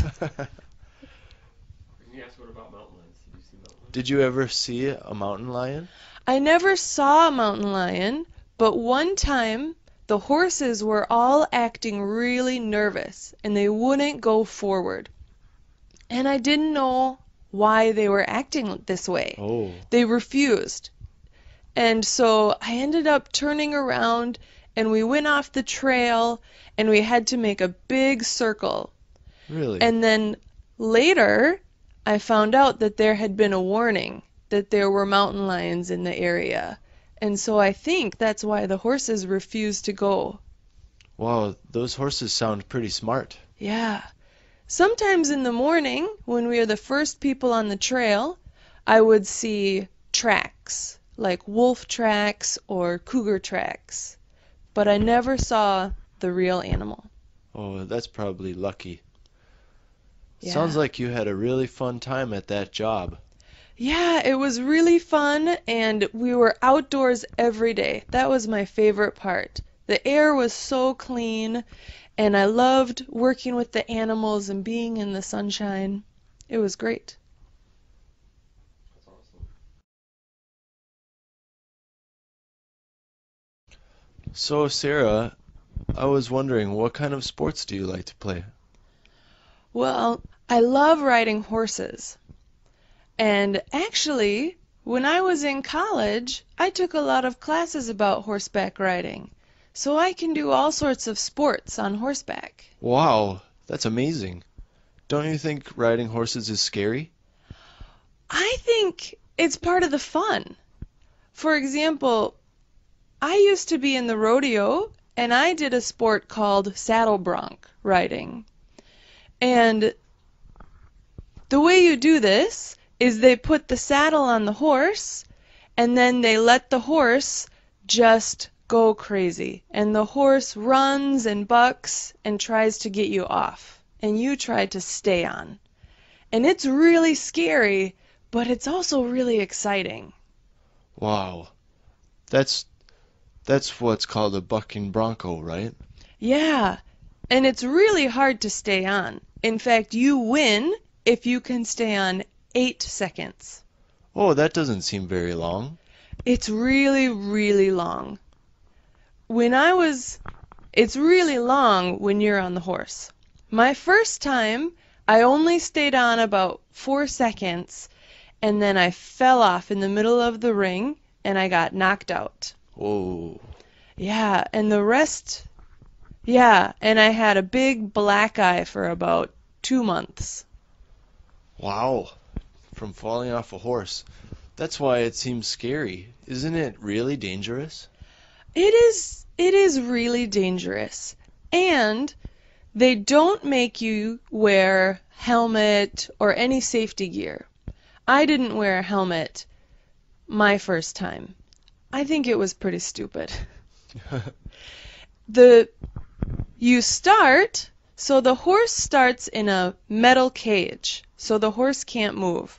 And then you sit on top of the horse, on the horse's back in the saddle. And then you say, "I'm ready," and they open the door. And the horse explodes and just starts jumping and turning and twisting. And the horse did about 3 or 4 jumps, and I fell off. Wow. How many seconds did you make it? 3, probably 3? about 3 seconds. So you'd have to do that more than twice as long Yeah. to win. I got better at it, but I never could stay on for 8 seconds. Did you try any other rodeo events? Yeah, I tried to do calf roping. What's that? This is a sport where you have your horse, and your horse is trained. It's not the wild horse from before. And there's a calf, and you try to throw your rope so that you catch the calf. And a calf is a baby cow. Wow. And so, what do you have to do if you get your rope around the cow? Then you have to run up to the cow, and you have to tie the cow's legs together. And when you finish tying the cow's legs together, the timer stops. So you want to do it as fast as you can. That sounds really fun. And it doesn't sound as dangerous as the saddle bronc competition. No, it's not as dangerous, but after a while, I started to feel bad for the baby cow. I see. It's just, he's a small little baby, and he's really scared, and he's trying to run away. And I started to feel bad about catching him with the rope and tying him up, so I stopped doing it. I see. So when we're talking about ideal hotels, what do you think is an ideal hotel for you? That's a tough question, but when I choose a hotel, I would look at where the hotel's located, right, and also the food. Right. So as long as the hotel is surrounded by nature, preferably on the water. Okay. And maybe some mountains in the back. And if the food, the breakfast and dinner and all the food that they have is amazing, I'm good. I'm set. Now, what about facilities? I mean, hotels have various facilities, whether it's gyms or movie rooms or computer rooms that allow you to do, internet and various things. Some hotels have pools. Would those be things that you would want in your ideal hotel? Oh, yeah. Gym, I'm not so interested in because I can, play sports outside when I'm surrounded by nature. Why would I be, inside working out? Right. But in terms of the swimming pool, I'm actually interested because when I was looking at pictures, I don't know which country it was, but there's an outdoor pool, like infinity pool, that looked like it was connected to the ocean, and it was just so beautiful. And before I thought, why would I swim in the swimming pool when I have an ocean in front of me? But if there is an swimming pool like that at the hotel, I'll definitely stay there for a long time. Right. Now, what about spa facilities? Massages and different spa treatments. Is that something that would interest you in your ideal hotel? Oh, yes, for sure. I am so into massages, and yeah, I would definitely want massage room and spas in the hotel. That would be perfect. Oh, okay. And, there are some really expensive hotels that offer the service of a personal butler. Do you think that would be necessary for you in your ideal hotel, or would that be one amenity that you could do without? I think it depends, but I don't really, when I'm staying at the hotel, I would usually, want to be alone and want to enjoy my time with my family or my husband or myself, that I actually don't want anyone following me everywhere I go. So, to a lot of people might be, that's a good idea. It's a nice treat to have, but I am personally not up for that. Okay, well, sounds like a pretty nice hotel you've just described. So, Mike, the other day my friends and I were talking about ideal hotels. What is your ideal hotel? Well, there are many hotels that would appeal to me, but I'd say my ideal hotel would, number one, have to have a gorgeous view from the room. And if we're talking about idealistic, I would choose a hotel that is suspended over the water, just off the beach. And my ideal hotel would be not a hotel where the rooms are all connected, but rather rooms being separate villas or bungalows, and those villas to be situated just above the water. So when you wake up in the morning, you're literally above the water already. You're already on the beach. And to get from your room to the beach, you have to walk out and you wade in the water until you get to the beach. So a place like that, definitely my ideal hotel would, something like that. My ideal hotel would have to be situated in nature, and I would really love it to have a location that would provide me with opportunities to do a lot of cool activities, perhaps adventure stuff in nature, dealing with animals, that type of thing, being able to see the local color of the area. So that would probably be my ideal hotel. One other point I'd like to make is that the hotel would have to have unbelievable food. And I think a hotel with good food, and not just good food, but a lot of options for food. So when you wake up in the morning and you go for a breakfast buffet, you have a choice of virtually any different type of food that there is. A lot of good hotels are limited to what kind of food they offer, even if the food is high quality. So that would be another aspect for me that would be quite important for my ideal hotel. Yeah, sounds like a nice hotel that you just described. Yeah, absolutely. Hey Todd, I'm going and looking for a gym actually. I hear you've joined a gym. Which one? Yeah, actually, there's a real nice gym downtown that just opened about maybe a month ago, 2 months ago. It's really nice. Okay. What's the name of it? The name is Fitness Club. Ah, Yeah. good name. Yeah, so it pretty much has everything. I mean, it has free weights, of course, and it Yes. has all the latest machines. Oh, good. Yeah, actually, some of the machines are kind of tricky. I really don't know how they work yet, so I have to ask the staff. So it's more than a treadmill. It's a whole big machine that you don't know what to do. Exactly. I'm actually afraid to get on the thing. I don't want to break it. Is there people there that can help you? Yeah, actually, that's part of the problem is you can't use any of the equipment unless you get trained for it. They're really specific. Oh, So okay. you have to have guidance. It's kind of annoying, actually, because everything. They have a system, and they know based on your membership what machines you can use and what you can't, and Oh, okay. But what happens if, like, I've been to a gym before? Do I still need to get the training before I start? Yeah, that's how I was. I told them that I had been lifting weights for a while, and they Yeah. didn't care. So you have to get certified to use all the equipment. It's kind of inconvenient. Okay, so do they have classes though? They do, actually. They have pretty much everything. They have yoga, kickboxing, spin classes, dancing. So, and the schedule looks, pretty diverse. Oh, that's good. I do prefer classes than the weights. Yeah. Only one thing that's bad about the classes, though, is that because it's new and it's a new gym, there's lots of people, and it looks like it's pretty crowded in there. I think you have to reserve what classes you're going to join. Oh, really? Yeah, isn't that terrible? Oh, geez. I'm usually just like to walk in. Right. I know. When you feel like going to the gym, you go. Right.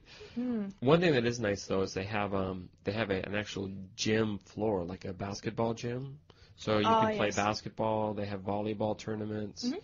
So I mean, if you like more traditional sports like tennis, they also have tennis courts. You can do that as well. Oh, that's good. I do like tennis. I love tennis, actually.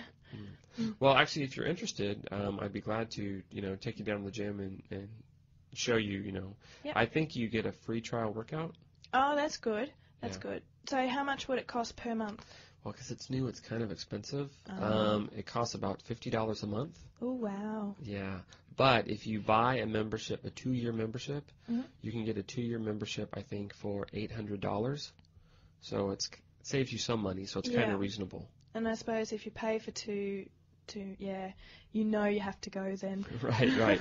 It's $800 for 2 years, $500 for 1 year, or $50 a month.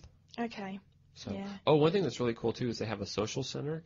They have like an area where you can get like fruit drinks and coffee and stuff like that, and just hang out. It's quite nice. That's good. So after the workout, go and have coffee. Right. Lovely. Okay, so yeah, I'd love to come and have a look at it. Okay, well, next week, anytime, just give me a call, and I'll take you there. All right, great. Thanks. Now, you were saying that you worked in radio and at a young age, but then you went back to it much later in life. Can you talk about that? I did. Well, when I was 21 years old, I got headhunted to do a show. This show was basically a freelance show that had to be done in 3 different languages at the same time. So the range of audience was quite broad. And the show was basically anything I wanted to talk about. So quite often I talked about music, current events, anything political, anything non-political, anything that came to my mind I would talk about. So what were the 3 languages of the show? Hindi, Punjabi, and obviously English. Okay, and what was the city? Where was this at? This was in Auckland. Okay, so this was one of these kind of blended radio shows where you slip from one language to another? It was. Well, the show was catering for everybody, basically. So the criteria was speak in a way that makes people understand, even if they don't speak the language. So the trick was to say 1/3 in English, the rest in Hindi and Punjabi, where I could, and somehow it just made sense.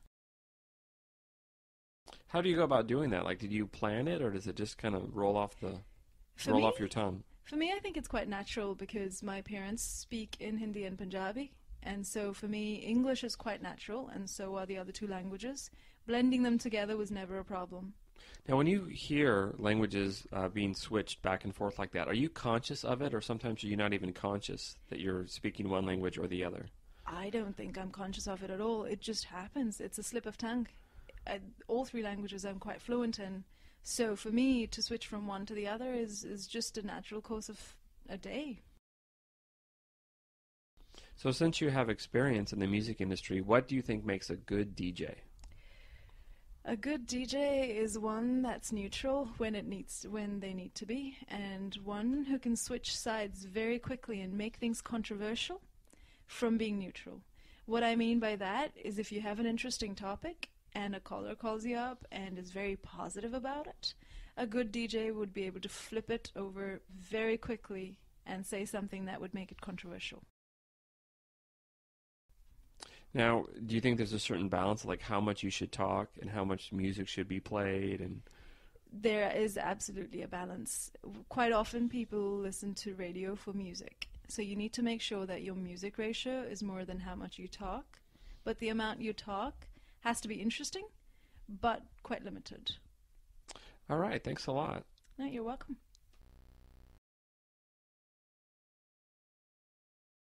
So, Shafani, you were saying that you actually worked in radio from an early age. Can you talk a little bit about that?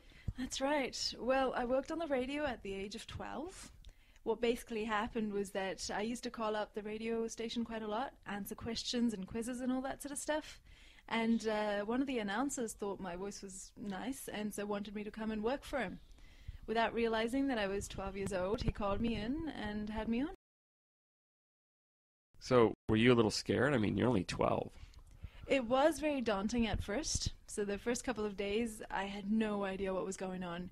There was a massive microphone in front of my face, and I was told to make this show fun and interesting. So yes, it was very daunting. Did you have any prep, or did they just stick you in front of the mic and have you react? No, actually, there was no prompt. There were no prompts. It was all up to me. I had to come up with stuff on the spot, which was quite easy, really, because the topics were simple. It was mainly about music. Oh, like teen stuff. Yeah, exactly. Or anything that people called up and talked about. It's a very, very childish stuff, but mainly geared at teenagers. How did your parents feel about it? Very proud of me, obviously. At the age of 12, their daughter was a DJ. What could be better than that? So they really enjoyed it. I remember they would listen to it every single time, record it, and then listen to it over and over again when they could. Oh, that's fantastic. So, were you like a little celebrity at your school? I ended up becoming one. A lot of my friends also did the same recording of my voice on the radio. It was a big thing to be a radio person and being only 12. So my friends thought it was absolutely fantastic, and they would take it to school and quite often play it around. So yeah, I ended up getting a celebrity status. So when you were young and you were this DJ, did you envision yourself of being a DJ for a long time? Actually, no, I hadn't. I really enjoyed it, had a lot of fun, but it was a hobby. It was never something I wanted to do as a profession. So in the future, if you had a child and they wanted to do this, would you encourage them to do it? I absolutely would, because if they enjoy it, and they enjoy it so much that they want to take it up as a career, why not? With me, it was a hobby. Now, what about podcasts? Like, would you encourage young people to maybe have their own podcast? I think that's a fantastic idea. I think it's really good to be able to express yourself, and through podcasts, they can do exactly that. Hey, Warren. Hey, how's it going? Good. I thought today we could talk about childhood dreams. When you were 10 years old, what did you want to be when you grew up? Right. Well, actually, it's a little embarrassing. I wanted to be a truck driver. I thought it'd be really neat because you can just travel around everywhere and see different places all the time, and you're always on the move. But, you know, I didn't become a truck driver. No, you didn't become a truck driver. Why is that? When did your dream change? Well, probably when I was around 15, I thought it would be a lot cooler to be a rock star. Rock star? Yeah, rock star. I really liked electric guitar at the time, and a lot of my friends were into music as well. So I didn't actually start a band, but I played with a lot of different people, and sometimes I would play with some bands, but I never really stuck to it. But I did keep playing guitar, and I ended up getting pretty good. What kind of rock star did you want to be? Did you want to be like a heavy metal rock star or a grunge rock star? Well, I guess versatile would be the word. I like playing a lot of heavy stuff and maybe some folk music as well. So kind of eclectic. So maybe a hippie rock star? Yeah, maybe a hippie.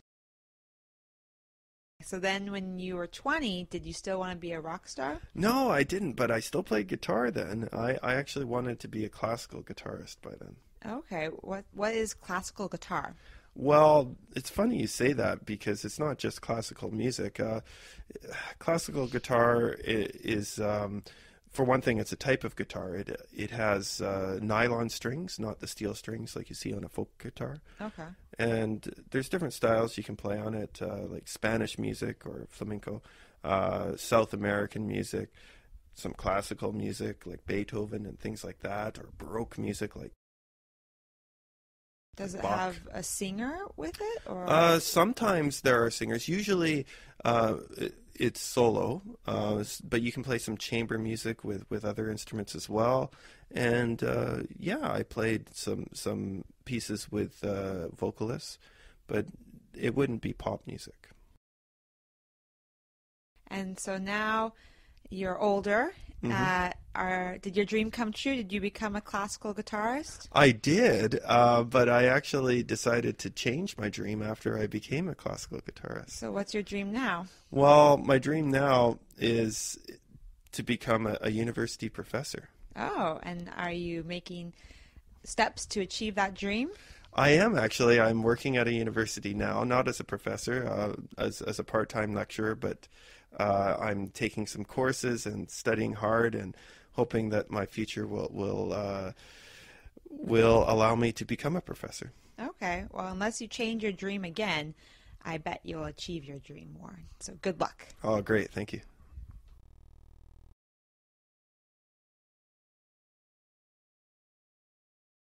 So, Lindsay, what about your dreams? What did you want to be when you were 10 years old?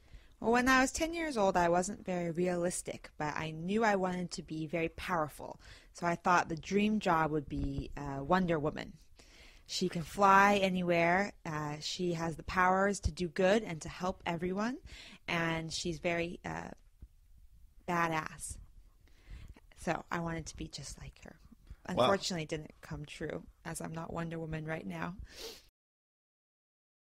No, I can see that, but it seems like you had a good imagination as a kid. But I guess that probably changed as you got older. What about when you were 15? Well, then when I was 15, I still wanted to be very powerful and very strong, but I had a more realistic idea of what I wanted to be. But I still didn't know a lot about the world, so I just wanted to be a very powerful businesswoman. I had no idea what kind of business, and I had no idea what that actually meant, but I wanted to wear an all-black suit and have a briefcase and go to work in a nice office and drive a nice car and do something that was very powerful. But I had no idea really what a powerful businesswoman does. Oh, well, that seems like a pretty good dream for a 15-year-old. But I guess you probably had a better idea when you were 20, so what about then? So when I was 20, then I still wanted to be powerful and strong. I guess you can see the common theme here. But then I had even more realistic idea of actual real professions. So at that time, I was quite social. I really enjoyed going to parties. And I was living in New York at the time. So I thought the perfect job for me would be a public relations specialist. I thought I could be one of those people that plans parties or handles the PR, the publicity for celebrities. I had a dream of maybe working for Madonna or working for a famous TV show and handling all their publicity representation. Oh, well, that's great. It seems like you had a better idea by the time you're 20. But I guess you probably have some dreams now even. So what kind of dreams do you have now? Well, then, when I was 20, I was quite egotistical. I just only thought about myself and how I could have more money and be more powerful. But then something changed when I started traveling and seeing the world, where I decided that I'd rather have a job that does something good for the world and gives back to the community and to the people. So now I'm a teacher, and I really enjoy that, the idea of making a difference in people's lives. And in the future, maybe when I get older, I hope to start an animal shelter so that when animals are left on the street or abandoned, they can come to my shelter and I can provide a happy home for them. Wow, that's a great vision for the future. Thanks. So we're talking about camp today. Did you ever go to camp when you were a kid? I did. I usually went to Cub Camp, like Boy Scouts. Okay. Was it during the summer? Yeah, it'd always be in the summer. And was it for a week or a month or? I can't recall. It probably was about a week. About a week. What'd you do at Cub Camp? We do different things. One thing I remember is archery. Archery. Yeah, like bows and arrows. So we would have a target, and we would practice trying to hit the target, and I was really bad at it. I remember always, it's quite difficult, and I would hurt my arm with the bow. But then after we were trying to get the target, I remember we did distance as well. And I was actually pretty good at that. I figured out how to get a long shot away, and I think I might be lying, but I think I maybe got the longest shot than anyone else. Oh, wow. Congratulations. Okay, besides archery, were there other games you played or sports you did? Yeah, well, we would learn how to canoe, and we'd swim, and we'd go on hikes. We'd learn how to navigate through the forest with a compass. Okay. Things like that. Did you learn how to start fire without matches? We did, yeah. We would use 2 sticks, rub them together, start a fire. Wow. Yeah. What would you guys do at night? Would you play games or have campfires? Yeah, we'd always have a campfire at night. We'd sing some songs like Kumbaya, and put on some skits and tell ghost stories.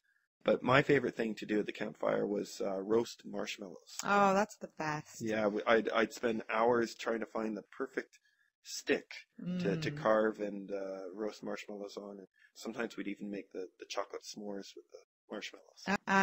So that food was good. How was the other food? I don't have any memories of it being good, so I don't think it was very good. We would all eat together in a mess hall, much like yourself. And actually, I remember getting really sick one time. And my parents had to come and pick me up, and I think I got a bit of food poisoning. Oh, wow. From the food in the Cub Scout camp? Yeah, wow, right. Okay. Final question. So you were away from your family, right? Mm-hmm. Was that hard or easy? Oh, it was easy. I remember feeling a little freer and more independent away from my parents. Less rules, less regulations. You weren't homesick at all? No, I never did get homesick. Even when my parents came to pick me up that time when I was sick, I really didn't want to go home. Oh, too bad you got food poisoning. Yeah. Okay. Thanks, Warren. Lindsay, we're both teachers, and sometimes our students go off to camp over the summer break. Did you ever go to camp when you were younger? I did go to camp. The camp I went to was called Pilgrim Pines. Oh, what was that like? It was great. It was 1 week away from my family, and each person got to take care of an animal.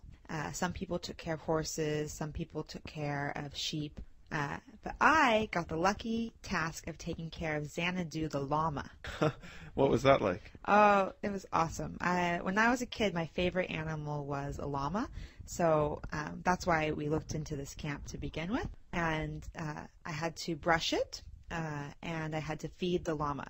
And it was such a sweet llama that I really fell in love with it. And every day I'd wake up, feed the llama, and brush it. And then in the afternoon I'd also come and visit the llama. Xanadu was his name. But a couple of times he got mad. I can't remember why actually he was upset. But when llamas are mad, do you know what they do? I don't know. They actually spit. Oh, really? Yeah, and you have to be, and then if they spit at you, that means they're really upset, and they can be dangerous. I mean, I was only 10 at the time, so the llama was a lot bigger than me. Mm-hmm. And one time it spit at me, and the spit got stuck in my hair, and it was this really thick, gross, mucousy spit. Oh. And that really struck an image in my mind. I can't ever kind of forget that llama spitting at me. And then after, I think, for a day, I was afraid of the llama. And then my camp counselor, who was in charge of all the children, had a talk with me and told me how, sometimes llamas get mad just like people get mad. Mm-hmm. And I need to forgive the llama. And I did. And then the next day I went and fed the llama and brushed the llama, and everything was back to normal. But it was a really good experience to learn how to take care of a pet. Mm-hmm. And a good experience to be away from my family for the first time. So I guess there were other kids at the camp too. Did you guys all eat together? Yeah, we had like a mess hall, they called it, which is basically cafeteria. The food was disgusting. I remember losing a lot of weight when I came home, and my mom would send me packages of chocolate and cookies, and I would eat it all.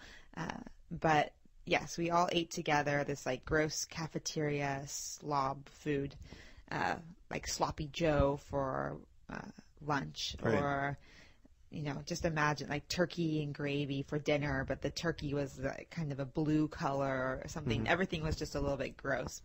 And at one time we had a food fight, and that was absolutely amazing. This one kid got upset. The other kid threw some mashed potatoes, and the next thing you know, turkey's flying, mashed potatoes flying, everyone's getting involved, and that was really fun. Hi, Jake. How are you today? Good. How are you, Shirley? Not too bad, thanks. I thought we might talk about folk heroes today. Sure. I don't really know much about American folk heroes. Are there any that you have a favorite, or? Well, actually, my hometown in the United States happens to be known as one of the hometowns for Paul Bunyan. I think I've heard of that name, but I don't know anything about him. Paul Bunyan was a lumberjack. Like, he would cut down trees. Okay. And he was supposedly a very giant man. He was huge. And I don't know if he actually ever lived in some time in the past, but maybe he was just a very large man, but somehow the stories have been passed down to say that he was as large as a house or as large as a skyscraper, or it completely depends on who you ask. Wow. So, not sure whether he's a mythical character or a real character? No one really knows for sure. What did he do? Well, some people say that he took his axe and he dragged it behind his back across the United States, and he made the Mississippi River. So it's a kind of story to explain why something exists. That's part of it. And also, he had a pet, too. His pet is very famous. And what kind of pet? His pet was an ox, but it wasn't just an ordinary ox. It was a blue ox, and it was also oversized to fit with his size. What did his pet do? Well, his pet, I think, would just carry lumber for him or something. So, about when did this story start? I mean, when did Paul Bunyan become famous, or when did people know about that story? Well, I'm not exactly sure, but like your country, the United States is a very young country and has a very young history since the European settlers came there. So I think it's maybe from a couple hundred years ago, maybe at the most. Okay.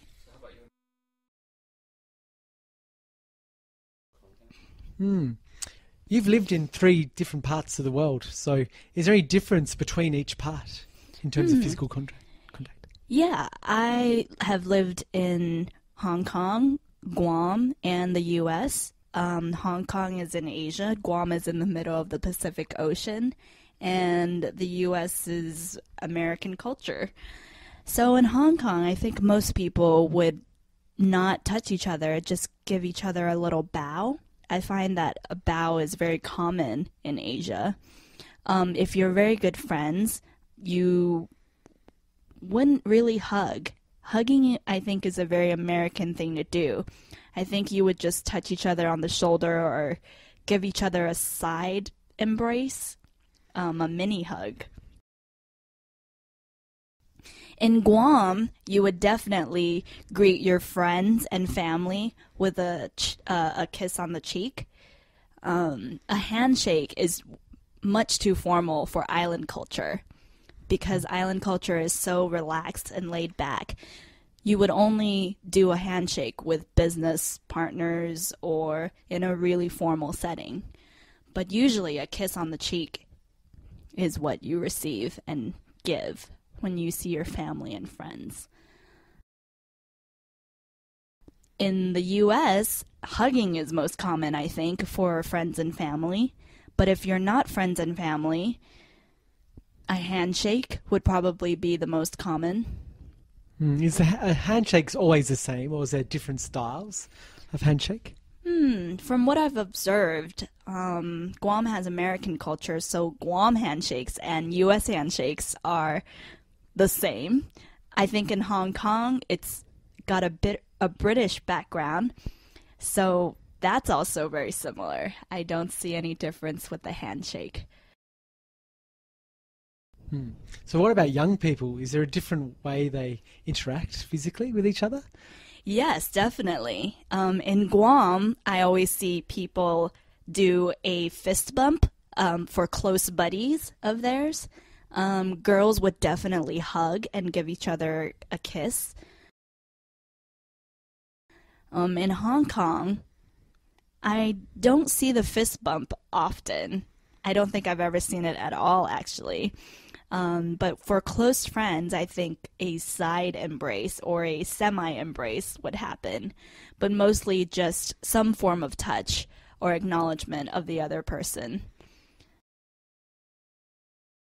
I think it's also very common for people of the same sex to hold hands in Asia and just be friends. Woman and woman hold each other's hands if they are very, very, very good friends. And it's apparently very normal.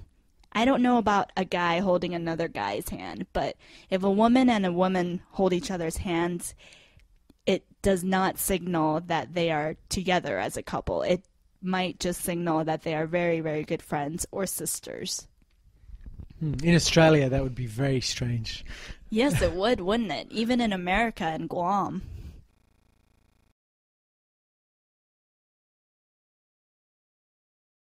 So, Nick, let's talk about touching and holding hands and physical touch with your significant other. Do you and your partner hold hands when you go out in the street? We hold hands all the time. Initially, when we first went out, holding hands was the first thing we did. They've progressively moved on from there to kissing, but holding hands was certainly the first thing we did in our relationship. Do you remember when you first tried to hold her hand, or did she try to hold your hand first? I made the first move. We were sitting on the couch watching a movie, and I was getting a bit nervous, and I couldn't quite concentrate on the movie, so I moved my hand over to hers, and she reciprocated and moved on from there. So,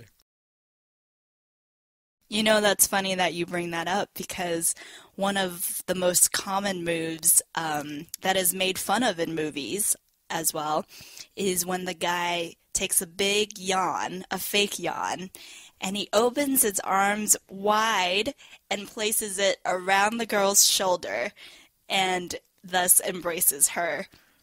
But he had to do it because he yawned. In my experience, like my first hug was like that as well. So it was just a bit of an excuse I was reaching for something, and then suddenly my hand went around, and she didn't mind. So that's it was a very good sign. Good. And what about kissing? Do you kiss a lot in public, in the streets? Rarely in public, because we find it makes other people uncomfortable. Yeah, that's true. I find that when I see couples kissing or making out in public, I usually think to myself, why don't you get a room? Yeah, exactly. You don't want to see that. You just want to be having a conversation with them, or you don't want them to be constantly distracted. So, Shirley, we were talking about childhood memories, and you're from Scotland. There's anything from your childhood that you can tell us? I know. I've got a really funny story, actually. Maybe I was about 10 years old or something. And we used to have this little kind of shack in the countryside that we were dragged to every weekend, and away from civilization, you know, and no running water, no electricity. So we kids had to make our own fun. I've got my brothers, myself, and a couple of cousins. We would always go there at weekends or school holidays or something. And I mean, one of the highlights of our weekends was to go to the Sunday school, Sunday morning church service. And one of the reasons this was attractive to the kids was because they bribed us to go there by giving us sweets when we got there. So it was great. So we always went anyway. It was a church service for about an hour and singing hymns and stuff like that. Anyway, this one Sunday we arrived early, about half an hour early. There was nobody there. The church wasn't open yet. So it was, as most people know, it rains a lot in Scotland.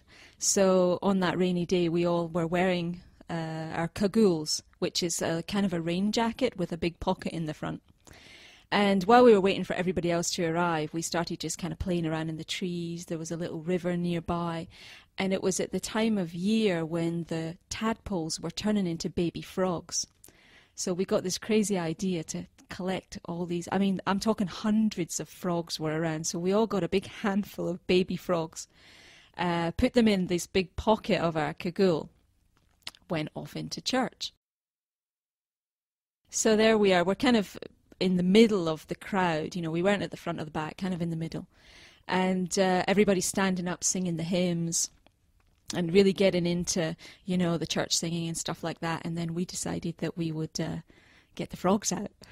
So each of us one at a time, each of us kids one at a time, kind of crouched down as if we were tying our shoelace and let all these frogs out of our pockets. So these tiny little frogs started jumping all over the church. And there's all these ladies in their Sunday best and started squealing and screaming, and the minister didn't know what was going on, and he's trying to keep everybody calm, and we're just singing along with the hymn. You know, we're really innocent, and they had no idea because they didn't see us do it, so they had no idea what had happened.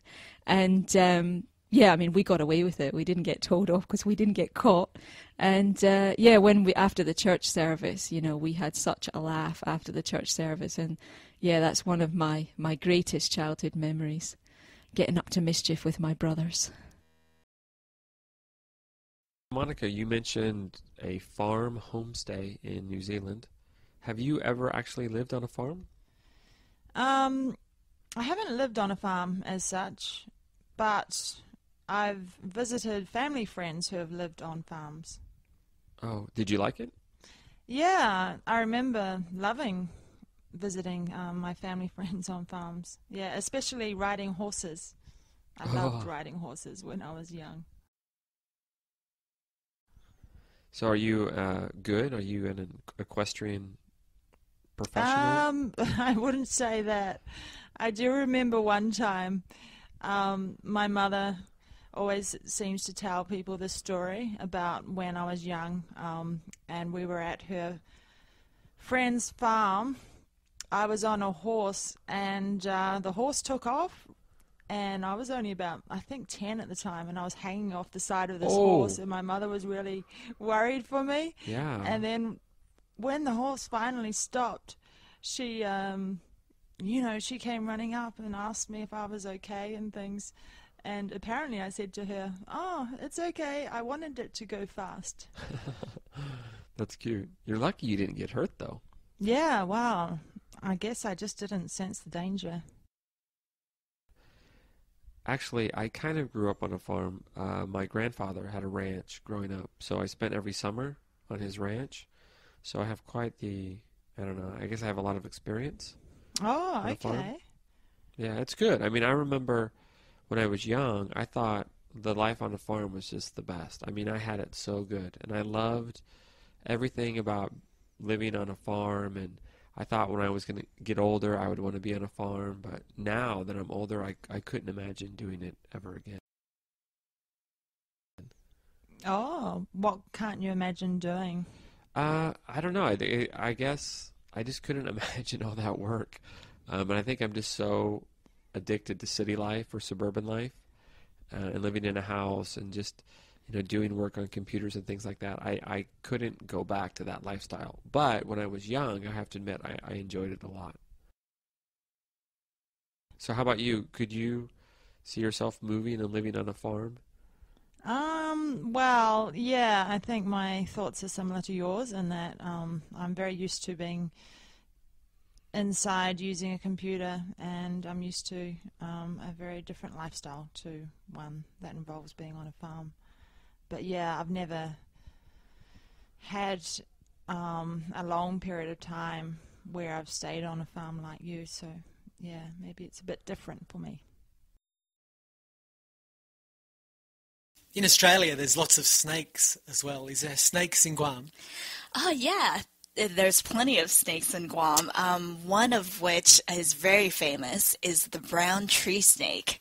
Now, the brown tree snake was brought over to Guam a long time ago in cargo ships when it hid in the cargo, and the cargo was unloaded onto the docks of Guam.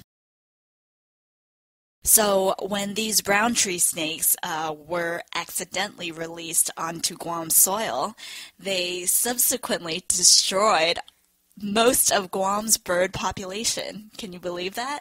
Oh, that's amazing. So, yeah, introductions like that can cause disasters for wildlife. Yeah, exactly. And because these brown tree snakes destroyed most of the bird life on Guam, we've lost a lot of beautiful tropical birds that used to live on Guam. Another thing that I can think of that was introduced to Guam but isn't a wild animal is a wild plant. And we call it a Japanese bonsai leaf, actually. And I believe bonsai means suicide or something in Japanese. But what these leaves do is that they grow and grow, and they look like vines. So they cover loads and loads of trees and good wildlife that are out there. Plant life. And they keep these plant life from growing because they essentially ambush them and keep sunlight from ever reaching them. Oh, that's really interesting. Yeah. So if you can imagine a building covered completely in really thick vine, that's how these Japanese bonsai leaves work. They completely shroud and cover all of the good plant life that we have on Guam. So we've lost a lot of good plant life, beautiful different types of leaves and bushes and flowers. Yeah. So in addition to losing all of our bird life, we've also lost a lot of this plant life to this introduction of a foreign plant species to Guam. Is there any natural disasters which happen? Yeah, there's plenty of natural disasters. Guam is actually right on the coast of a reef formation called the Marianas Trench, and underneath in this trench is the lowest part of the world, the deepest part of the world. Wow. Yeah, so if we joke about it, we joke that Guam's highest mountain, Mount Lam Lam, is actually the highest mountain in the world if you count off from its base, which is in the Marianas Trench, the lowest part of the world. Wow, that's amazing. So there must be good diving if you talk about barrier reefs. Yeah, there's plenty of good diving. It's got really great diving like you would find in Hawaii or in the Great Barrier Reef. And many, many tourists from all over Asia come to Guam to scuba dive because there are great spots, and it's the closest U.S. soil they can get to. Ah, I see. But in Australia, in the Great Barrier Reefs, there's lots of dangerous animals. Is that the case in Guam as well? Or? Well, actually, that's funny you should ask. There has been a recent article about a guy in Guam, a very young guy who was scuba diving, and he got stung by a lionfish. Huh. But that is the extent of the dangerous animals of Guam. You'd have to go out into the deep sea to find more dangerous animals. But I think the most dangerous ones we have are quite small. Things like the lionfish, which I just mentioned. He just got stung, but it wasn't anything terrible. We do have reef sharks, but they are not great white sharks, so they're quite small. And smaller poisonous things like triggerfish. Those you just have to be careful about whenever you're scuba diving. But other than that, there's not much dangerous in the sea. Great. So, Clan, you're from Trinidad and Tobago, and you were saying that your country has a very diverse multicultural mix. Yes. Can you talk about that? Oh, sure.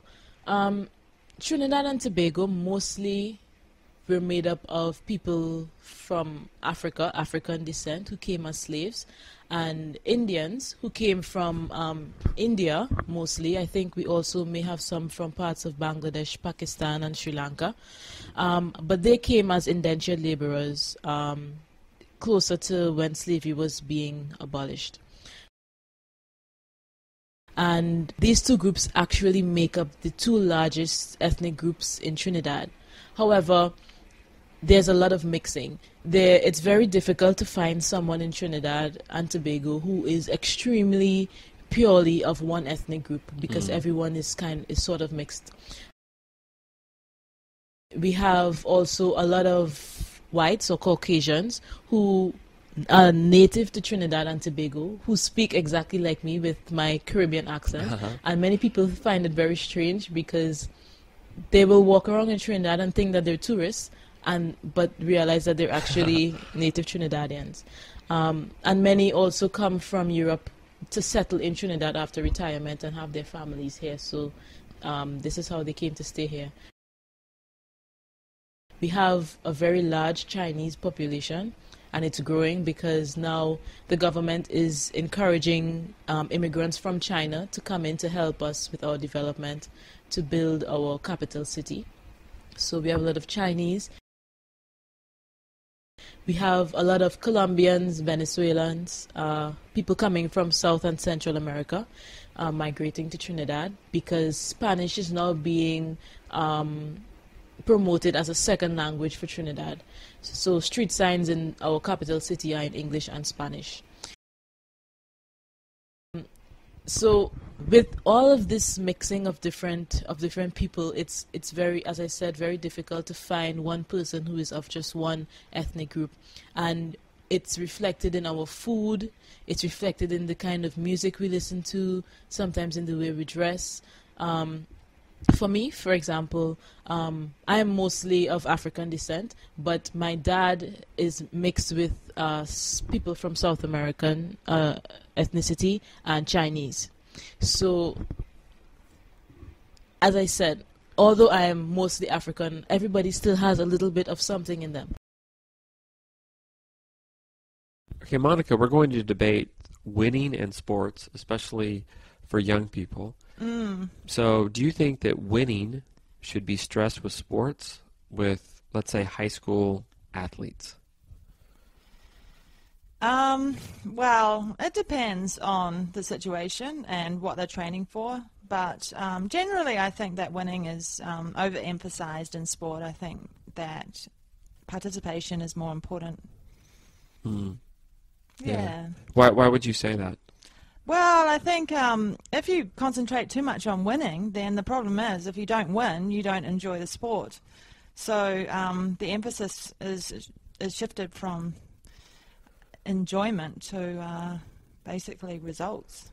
So I think it can be quite damaging. Right. Oh, I kind of agree with what you're saying. And actually, I played high school sports, and I was never very good. And I always wish I participated more than I did. But I actually think that the focus on winning in some ways is quite important, and that it does serve a good purpose to have a focus on winning rather than on participation. I think the main reason is because when you focus on winning, that drives everybody to be better.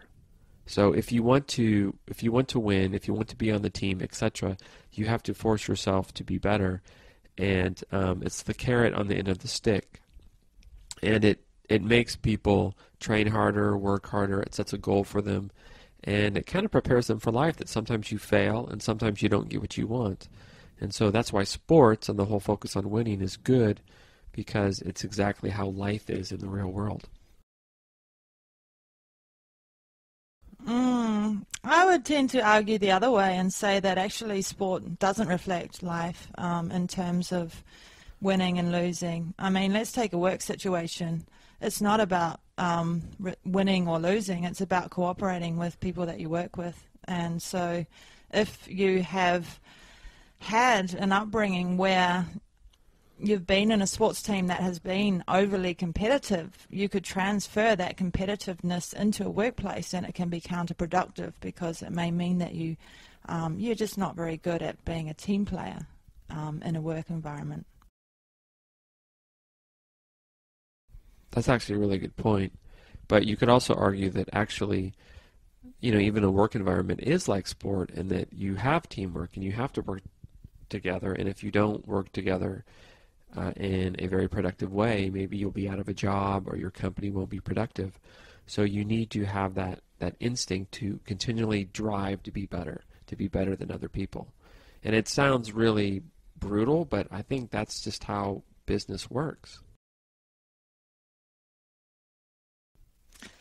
Well, you're talking about work being business, but I mean, I'm a teacher, and it brings me to quite an interesting discussion that's taking place now in teaching, which is two different kind of political views, really, in terms of teachers, because people want high standards in terms of their teachers, and one idea is to rate teachers in comparison to other teachers and basically give the top teachers incentives so that they get paid more than teachers who aren't as good as them. But the counter-argument to that is that it creates a really hostile environment in the workplace, and in a school where you really need teachers to work together, I'm not sure that that's the best way to go. Yeah, well, that's another debate for another day. But, is that a cop-out or what? So, Monica, you actually are a trained physical education teacher. Yes, that's right. So we often hear about how kids today are not fit and they don't exercise enough. Do you think that's true? I think it is true, yes. I think kids these days spend a lot more time on the computer than they used to. So, of course, that means less time outside and getting fit. Now, in some countries, there's a big debate about how much fitness kids actually do in school. So in your country, in New Zealand, do kids still do a lot of fitness actually in school? Well, reasonably recently, the PE curriculum got amalgamated with the health curriculum. So PE and health were considered to be important in school. And the health side of the curriculum is often taught in the classroom, and of course the PE side is often taught outside the classroom. And there is always debate about how much kids should be doing inside school. In fact, very recently, now that it has become quite a big problem in New Zealand for teenagers, there has been talk about increasing the number of PE lessons that students have. But the current Prime Minister, I think, believes that the emphasis should be put on out-of-school activities like clubs and encouraging students to become more involved in that side of things. What do you feel? Do you think that it should be? I actually agree, to be honest, because I think if you increase the number of PE lessons that students have in a week, it doesn't actually necessarily increase their motivation to be involved in physical activity. But if, like he's suggesting, you increase the opportunities outside of school, students maybe become involved in a sport that they choose, that they like to do, and they hopefully can take it on as a lifetime sport. Yeah, which is important.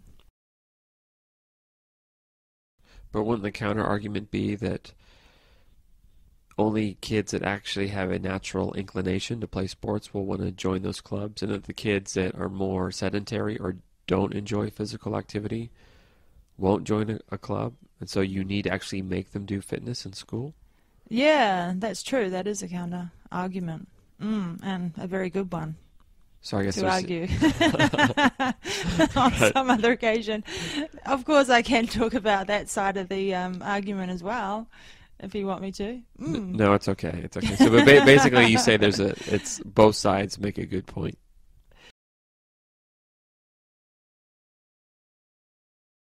So, Chantal, you were saying that you grew up in a small town and had a very rustic life, but then you moved overseas to Italy, correct? Yes, I moved to Bologna, Italy. Wow, that's such a huge transition. What was that like? And why did you move to Italy? Oh, wow. So I moved to Italy because I was studying abroad during my junior year at university, and so I was to do a immersion program at the University of Bologna, which means all of my classes were in Italian, all of my homework, all of my exams, everything was completely in Italian. And I also had to find my own housing, which was also the first time I found housing on my own, because I had always lived in the university dorms at my university in the United States. And so, yeah, to navigate, a new city, a city in general, and then finding my first apartment and learning how to survive a new university system, it was exhilarating and very exciting, and I loved it. That's so cool. So what was it like when you first got to Italy? Did you have culture shock? I mean, because you came from a small town environment and now you're living in a big city in Europe. I think my friends would probably say that I was very quick to trust everyone. As I mentioned before, growing up in a small town, I knew all my neighbors, and I was very trusting of strangers and very welcoming, and I still am.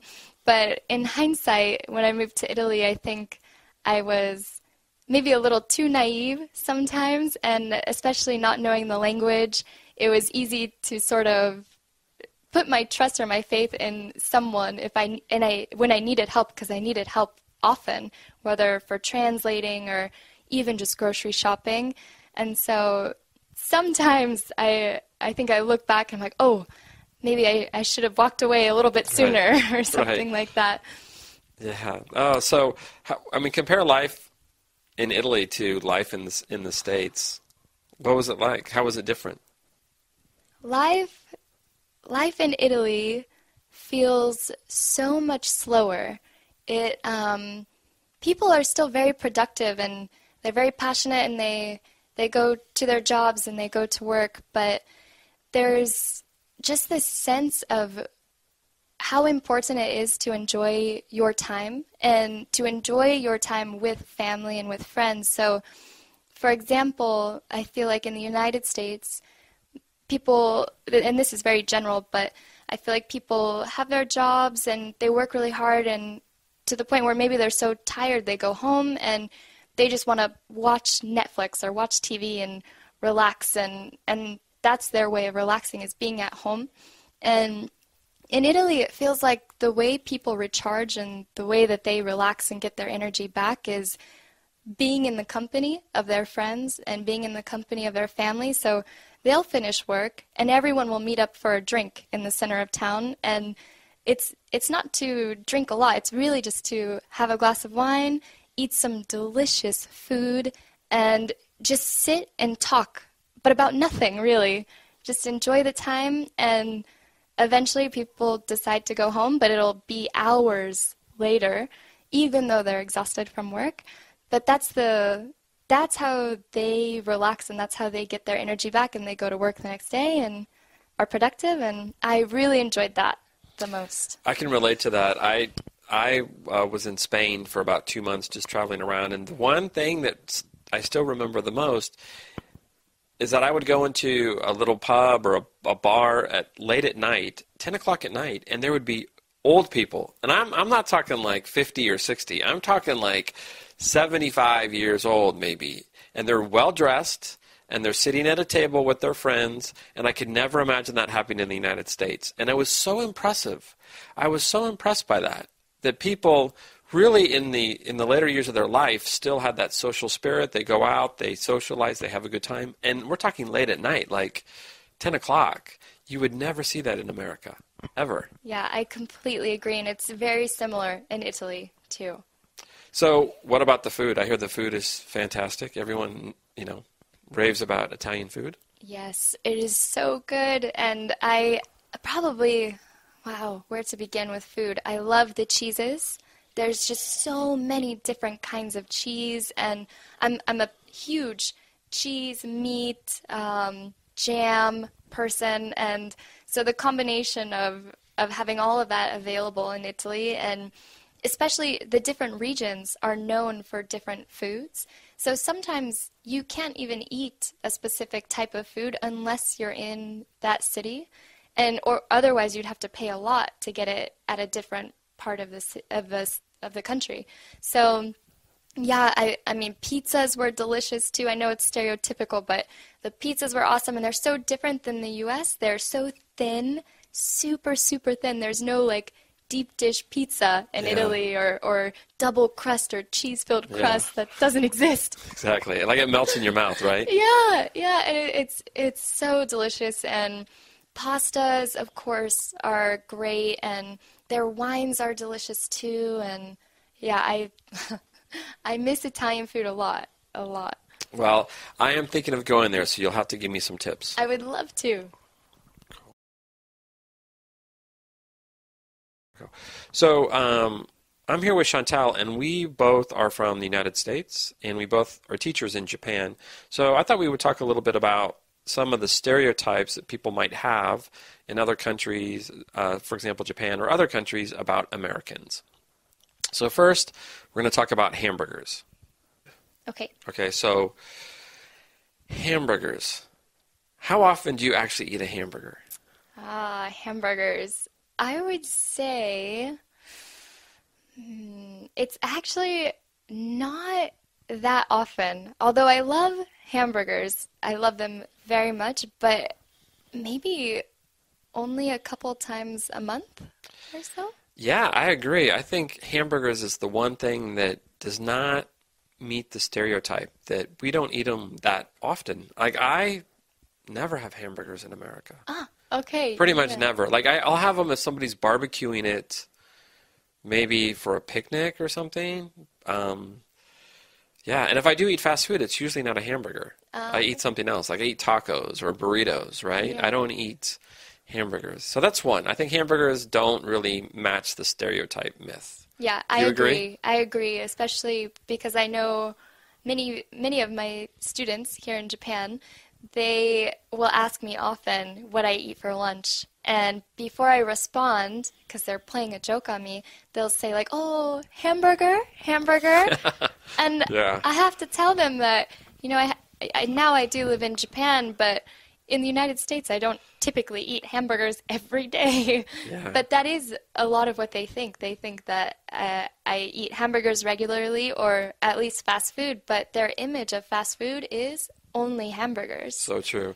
And actually, the funny side story to that, or contrary story, would be, sushi. So we both teach in Japan, and I think most people think that you eat sushi all the time in Japan. And it's almost the equivalent of the hamburger. You don't eat it that much. That is so true. Right? So true. I cannot say how true that is. Or another one, we're talking about stereotypes, would be sumo. So Japanese people are not that into sumo, really, right? But it's an iconic thing. Yeah. So that brings us to the point of baseball. Yes. So do you actually like baseball? I do. I love baseball. I do. And I used to go to some games in the United States. In San Francisco, I went to several Giants games growing up. So I do enjoy baseball. Do you enjoy baseball? I do. I have to admit, I played baseball when I was younger. I loved baseball. But I do think it's not as popular as people think it is. You know what I mean? I think Yes. that like a lot of people like it, you like it, I like it, but a lot of people could care less Yes. about baseball. Most of the time, I think I hear people say it's a slow sport, it's boring, no one wants to watch it. They're Right. much more inclined to watch basketball or football instead of baseball. So true. So I want to ask you about when is the right age to have stuff or to start doing stuff. What do you think is the right age to start having a phone? Oh, I think for security reasons, to keep the child safe, perhaps maybe about 11 or 12, when they start going around places without their parents. Yeah. It would be a way for me to contact my daughter. Even now, my daughter's only 6 and she doesn't have a phone. That's far too young, I believe. However, she walks to school by herself. Yeah. And walks home by herself, and that stresses me out. For her safety. So there are times where I wish I could phone her or text her, but she doesn't have a phone, and I do believe that 6 is far too young to have a phone. A little bit too young. Yes. So purely for security reasons, I think probably around 11 or 12. How old were you when you first got your phone? Oh, well, I'm an old person, so people didn't have mobile phones. I was reaching the end of high school. I was, I think, 17 when I got my first mobile phone. And it was a big brick. But again, that was for, I guess security reasons. Yeah. My parents got it for me. I was going out, I'd started going out at night, going to concerts, and I was beginning to be allowed going into bars and things, 17, 18. So, yeah, it was a good security thing. My parents were appreciative of being able to contact me. Yeah. Yeah. How about you? How old were you when you first got your mobile phone? Oh, goodness. I was about 12 or 13. I was really young. Okay. And I only got my first mobile phone, or my first cell phone, because my best friend had got the same one. And I wanted to send like picture messages to her. It was back in the old days where you couldn't send photos, you couldn't take photos. Picture messages. Picture I couldn't even messages. send picture messages. Mine was just text, like pressing the same button over and over yeah. again. Oh yeah. So I never really used it as like a way of security. I just used it to send really overpriced picture messages to my friend for absolutely no reason. It was such a waste. And to play Snake. Do you remember Snake? Oh yeah, like Snake. the little game that you could play on your phone. Yep. Yeah, I didn't use it for a good use, I think. I just used it to waste time. It's Fair enough. ridiculous. Well, you're 12, you said, right? 12, 13, yeah. Well, that sounds age appropriate, I think. Age appropriate use. Yeah, it's a good time to start wasting your time. Good age to start wasting time. Yeah. So, what do you think is a good age for girls to start wearing makeup? I think it depends on the kind of makeup that they're wearing and the purpose, because to me it seems like there are two different kinds. They're young girls who wear play makeup. Yeah. It's a toy. It washes off easily, Yeah. garish colors, very mild on the skin, and it's literally just coloring in their face. Yeah. It's not enhancing their features or trying to look, as society thinks, beautiful. They're not covering up any pimples or spots. It's not like that. It's just coloring in their face, trying to look more like a princess. And I have a 6-year-old daughter, and she loves makeup. She has her own young toy makeup, Yeah. and she asks permission to wear it, and I let her wear it. I've bought some for her. I make sure that she can only do it if she has a clean face and clean hands, and that she washes it off properly at the end, and that she tidies it away afterwards. That's good. She's actually on her final warning, because she used to leave it out, and I've warned her I will throw it in the bin. Because I have a toddler, and she wants to see what her big sister's doing, and she wants to play with it, so she grabs it and makes a mess everywhere. So yeah, 6-year-old is on her final warning. So I guess to answer your question, my 6-year-old is wearing her play makeup already. So it doesn't bother me. How old were you when you started wearing makeup? Well, I love makeup, and that's probably where my daughter got it from. I wanted to wear makeup from a young age, the way my daughter does. I wasn't allowed. It was forbidden. And I first actually managed to buy a secret lipstick when I was about 9 or Secret 10. lipstick. Yeah, I had to hide it from my mum. And she would only let me wear lip gloss when I was that age. And I wasn't allowed to wear any lipstick, so I had to buy a secret one. And I was always so interested in my grandmother's makeup and my mum's makeup as well. But she never really wore much. She has a very simple sort of beauty routine. I'm much more interested in it than she is. She ever was. So I don't know where I inherited that from, but my daughter's definitely inherited that from me. So maybe because it was forbidden for me, that's why I was drawn to it more. Makes it more tantalizing. I think so. That could be it. But yeah, it's a real hobby for me. I really, really love it. I wish I had more money to purchase more. You can never have enough. Never have too many lipsticks. I know, it's true. What do you think about boys wearing makeup? If they want to wear makeup, then they should. Like, it annoys me, this horrible idea and concept of like men and boys have to be manly. Like, what is manly? For me, makeup is an art. It really is. It's artistry. And if they're feeling bad about their skin, the way I feel bad about my skin, right? If I have pimples or spots, I'm lucky. I get to just cover it up with like foundation and concealer, bit of blusher. It makes me feel better. But if there's like a boy who has, going through teenage years and he's got bad skin and he wants to cover it up, and his macho friends catch him wearing it, or whatever, people in school catch him wearing it, and it can be a really bad situation for him. And I think that is awful. It is really, really terrible. I think boys should wear makeup as they like.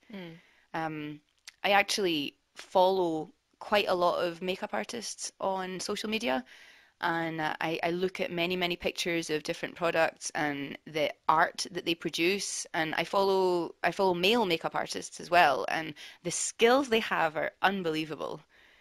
The blending skills. They're contouring. Yeah, oh my goodness. The blending skills and like covering up, basically just like covering up their whole face and putting a new face on top of it. It's pretty impressive. It's really impressive.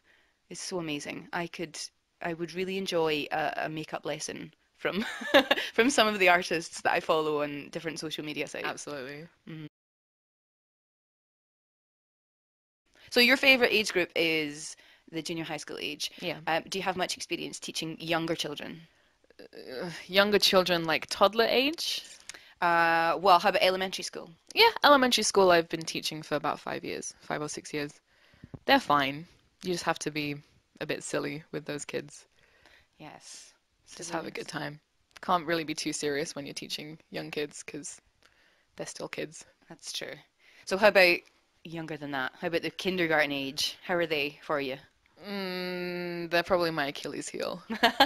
I'm not great with kindergarten students or younger than that because they don't respond to reason. Right. Yeah. So they're difficult for me to teach. I prefer teaching older students. How about you? What kind of age range do you like teaching? I think I appreciate all parts of all age groups. Every group has its pros and cons. Recently, I've been teaching university students, and I think I'm remembering how much I enjoy it because they are adults, and you can treat them like adults, and you can still have a bit of silly fun with them too. Yeah. So these days, I think I prefer teaching the older students, the university age students. You can really go into topics quite deeply. Yeah. And you can get some interesting answers from some students. Other students, of course, you can't. Everyone's different, right? Yes, you just have to find a way of teasing their potential out of all of them, I think. Is there a group that you don't like teaching? I'm not used to junior high school children, junior high school students. I don't have any experience with them, so that would make me nervous, I think. How do you think they would be different to university students? I think, from what I mentioned before, the teenagers, the hormones, I think that would be different. There's it's bubbling inside them, all of these changes of feelings and emotions, and they have so many things to deal with, pressure of growing up, and I think that can be more challenging. But I think it's important as a teacher to try to remember what it was like when you were that age. Yeah. I think that's the biggest thing that will help you. Absolutely. So what do you think about teaching young children, like babies? How are you with that? I do really enjoy that. Babies are awesome. They have their own set of needs, but usually the very young classes come with, the parents are there too, so it's kind of a group-led situation, teacher-led group, and yeah, it's good fun for me. They're very cute and squishy, and and very not uncontrollable. What's the word? Unpredictable? That's it. Completely unpredictable. One day they can be in the best mood ever, and then the next day they're just a nightmare. I think that's why I'm terrified of them. Because they're so unpredictable. I don't like it. Yeah, that's true. And the bodily functions too, Yeah, no thanks. There's No all of thanks. that. Yeah, I'm not prepared to deal with that. No, thank you. No, thank you. No bodily functions. So, Katie, you're a teacher. Yes. What is your favorite age group of students? Probably my favorite age group is around the junior high school age, so from about 11 to 15. Okay. I think they're the most interesting to teach. What makes them so interesting? Well, they already have personalities, and they're like almost adults, but not quite adults. So it's interesting to see, I think it's just really interesting to teach them and see how they respond to stuff. It's very different from adults, and it's very different from children, but it's kind of almost there, but not quite. Yeah, that sort of bridging age group. Yeah. I guess. So they're still young kids, so I can still teach them stuff, but they're old enough to also do stuff by themselves. Yes. So it's like the perfect age group to teach, I think. Yeah, independence. Yeah. That's right. What about things like behavior and attitude? I just imagine that age group to be quite challenging. I mean, there's a lot of hormones going on, and personalities are forming. So usually, when in their first year of junior high school, they're fine because they're still babies. They've gone from being the oldest kids in elementary school to the babies at junior high school. But when they get to second year, yeah, that's when they start getting a bit moody, a bit hormonal, a bit grumpy in class. But then when they go to third grade, that's when they start becoming normal people again, I think. So second year's the challenging year. Yeah, the terrible twos. Yeah. Well, that works in both ways, Yeah, huh? it does. So do you have any particular strategies or tips for dealing with that difficult age? I think why they're so moody is because they're almost adults, they're becoming adults. So if you stop treating them like kids and start treating them like adults, talking to them like adults, right, treating them like you treat an adult, then they respond better to that than if you just shout at them like you would a kid, or if you discipline them like you would a kid. Yeah, just treat them more like adults and they respond to it really well, I think. So you find they step up to the Most of the expectations. the time. Most of the time. Have you ever had any particularly challenging moments in the classroom? Yeah. Yeah. Silly question, really, Of isn't course, it? yeah. I mean, I've had kids throw textbooks out the window. Oh, I've really? had kids punch their fists through walls. I've had lots of angry kids, but they're very rare. I've had lots of them, but they're rare. That's an interesting. Interesting, yeah. Yeah. In terms of overall in a class, there's usually only one in each class that's a troubled student. But I mean, that's anywhere. That happens anywhere. That's true. So how do you deal with troubled students? I think that's a very difficult question. There's no textbook way of dealing with troubled students in general, because every kid's different. Every kid has a different problem. Every kid is acting out for a different reason. So you have to find out why they're troubled, why they're acting out, and try and deal with it in the best way you can. Yeah, don't get angry. is probably my best advice, even though you feel like strangling them sometimes. But just try and be patient, try and figure out why they're acting out, and just deal with it from there. Yeah, 9 times out of 10, staying calm is probably the best option, isn't it? And the 1 time out of 10 is when you really need to get really angry. That's the scary time. Yeah, sometimes they just need to know, because there may be children with, you know, just personalities, strong personalities, and they just are maybe showing off to the class, being a clown, and they just need that one moment where you show them, you have to listen to me, I am the boss, kind of thing. Just get your power back. Okay, so Meg, we're talking about baking, and in the last interview, you mentioned cake pops and some other stuff. Now, you also mentioned truffles. What is a truffle? A truffle is, it's a little chocolate candy, or it can be not so tiny, but it's not huge. It's like bite-sized chocolate candy with something in the inside that's called ganache, which is can be a chocolate or a different flavor, kind of creamy or a little more firm, and then coated in chocolate. So it's a chocolate candy, basically. Okay. Now, I sometimes hear the word truffles like something that pigs find under trees. Is it the same word? No. Well, same word, but those are a type of mushroom, I think. Yeah. Yeah, so there's truffles mushroom, and then there's truffles chocolate candy. So I guess be careful which one you're ordering if you're at the store. Right, and they have nothing to do with each other. No, I mean, maybe someone has made a mushroom chocolate truffle before, Right. I'm not sure, but not me. Okay, so are truffles easy to make? They're time consuming. So I don't think they're difficult to make, but you have to have the time to put in, because you need to make the inside chocolate part first and mix together the ingredients, and then I always did it by hand, form all the little balls so that you can dip them in chocolate. And so one batch I could usually get maybe 60 truffles, so probably I had to spend a few hours working on a batch of truffles. Wow, can you go through the process? Like, how do you make them from start to finish? So probably my favorite ones are like an espresso chocolate kind, where I need some chopped up chocolate, more like baking chocolate or really dark chocolate, or if you want milk chocolate, you can use it. And then mix that with some heavy cream and butter on the stove, and if there's any flavor you're going to add. And so if it's like a coffee flavor, you can add some coffee grinds and later strain them out, so it has that flavor. And then, that's the inner part that you're making. That's like, what's that called again? Ganache. Ganache. Okay. And so then you've made that, and so it's still pretty thin, more liquidy, and so you need to put it in the fridge to let it firm up.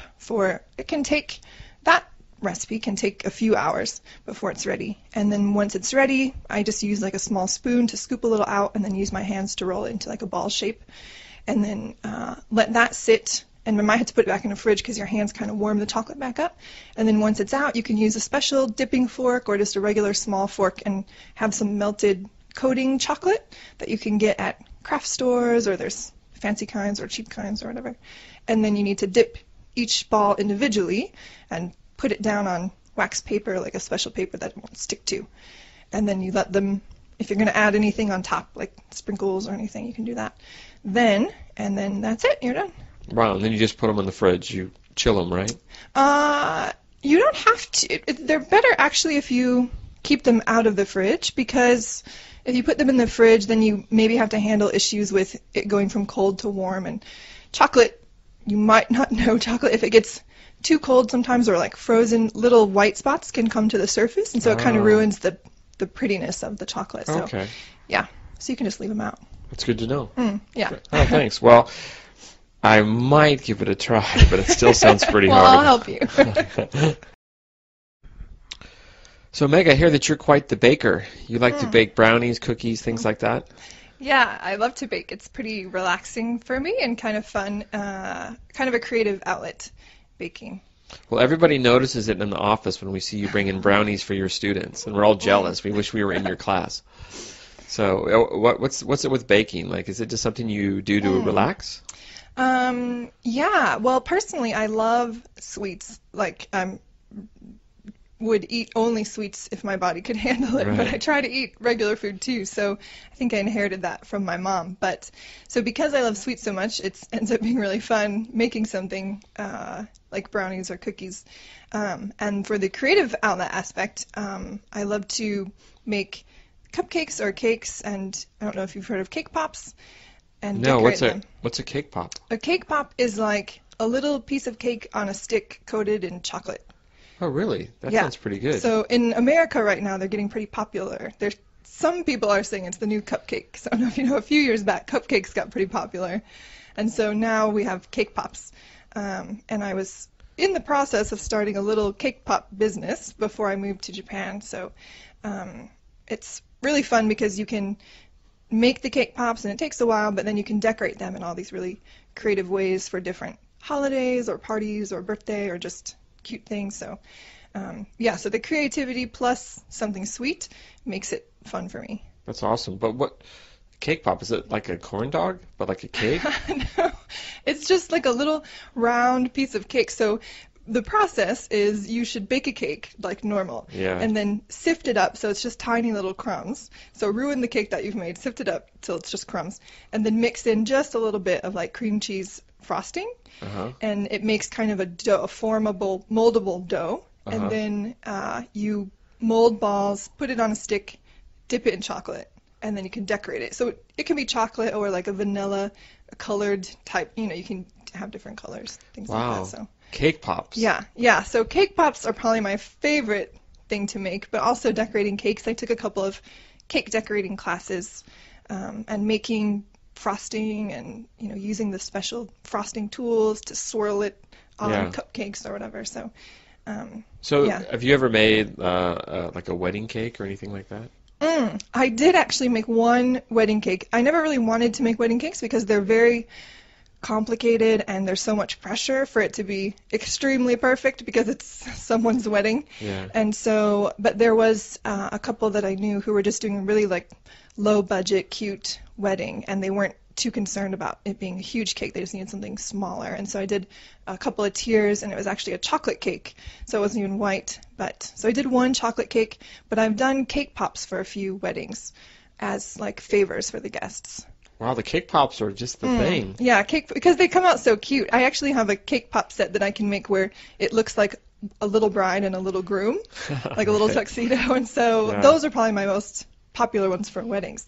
And I also, before cake pops, I was making truffles. So that's another thing that you can also decorate in a cute way. Wow. Well, we'll talk about that more in the next interview. I'd like to ask you some questions about truffles. Sure. So, Sodie, talking about ocean sports and being on the ocean, maybe you could talk about your ocean swimming experience in Ogasawara. Yeah, I love swimming, It's so peaceful to be there in the ocean. And the ocean in Ogasawara was very clear, and you could see so many fishes, and I'd love to go swimming and be immersed in the ocean. It was like another world. It was very beautiful, but there was one time. Oh, that time. What happened? My friends had come to visit, and so we went fishing. But before they started fishing, I decided to go for a swim. And I swam, and I could see all the way to the bottom of the ocean. And I see this fish, but they're actually not fish. They were sharks.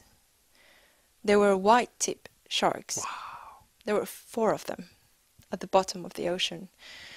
And I just remember, that one thing you have to do is to keep calm. So I did that. I swam out. I told my friends, there are 4 sharks down there, so get me out of here. So they got me out of there. But my heart was beating so fast. I was so scared. Were they dangerous, those sharks? Well, they're not dangerous. They might be able to like bite a finger off, but I didn't want that to happen either. So as soon as I saw them, I came out of the place. Yeah, but that was so scary. Wow. Ogasawara sounds beautiful and amazing and dangerous all at the same time. That's right. So, Mark, what about you? Do you have any encounters with fish? With fish? Well, I remember that fish in...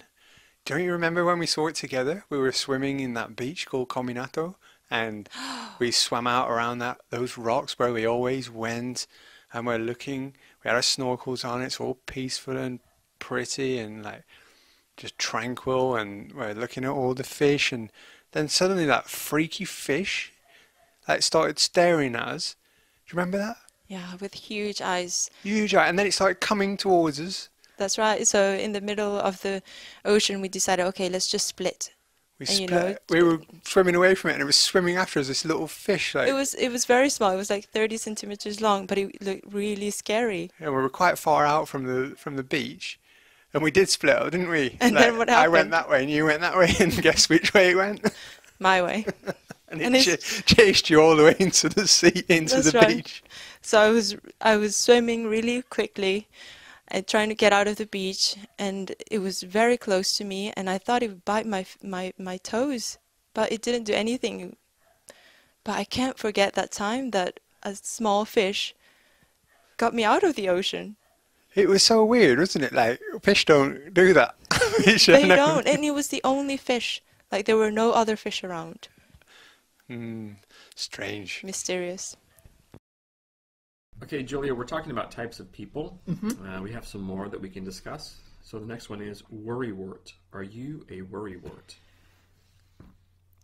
I guess when it comes to some things, maybe, yeah. Like sometimes I get insomnia, and I know it's because my brain is worrying about stuff.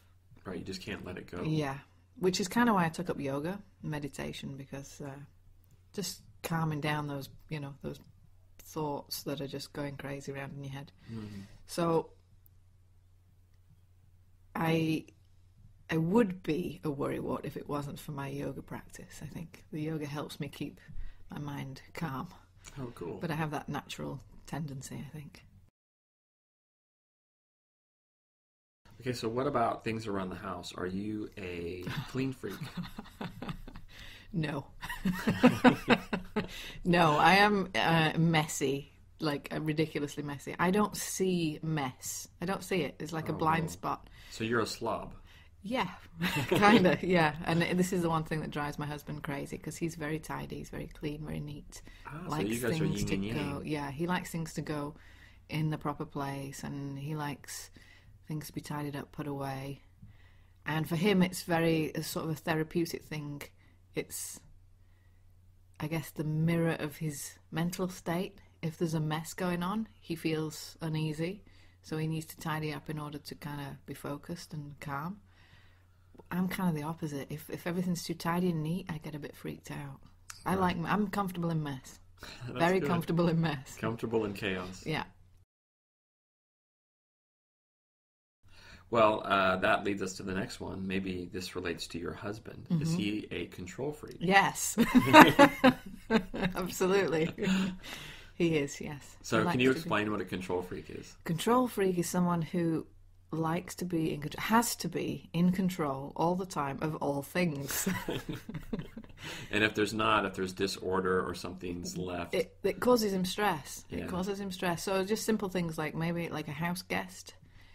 While he's a very friendly and generous and warm person, having an extra person in the house makes him uneasy because it's a factor that that's out of his control. Yeah. So how about other things like, are you a video game junkie or a TV junkie? There are certain games that I have to take off my phone because they will eat away my time. Right, like Angry Birds and stuff. Stuff like that. The ones that just really simplistic ones, things like Tetris and putting squares in boxes Right. and Bejeweled, where you change, moving things around. Those kind of games I can get very readily addicted to. So I have to be careful. I had like a brief, intense fling with Tekken, that's like fighting games. I was Oh. really into fighting games and playing. Wow, that's hardcore. Yeah, but it was short-lived, and I felt it was like an unhealthy obsession that I had. Yeah, you can just But it was great. I mean, I enjoyed it when I did it. It was fun. So Julia, let's talk about types of people. Okay. All right, first one. Are you a fitness freak? A fitness freak? I'm fairly fit, but I'm not a freak. No, I'm not a fitness freak. No.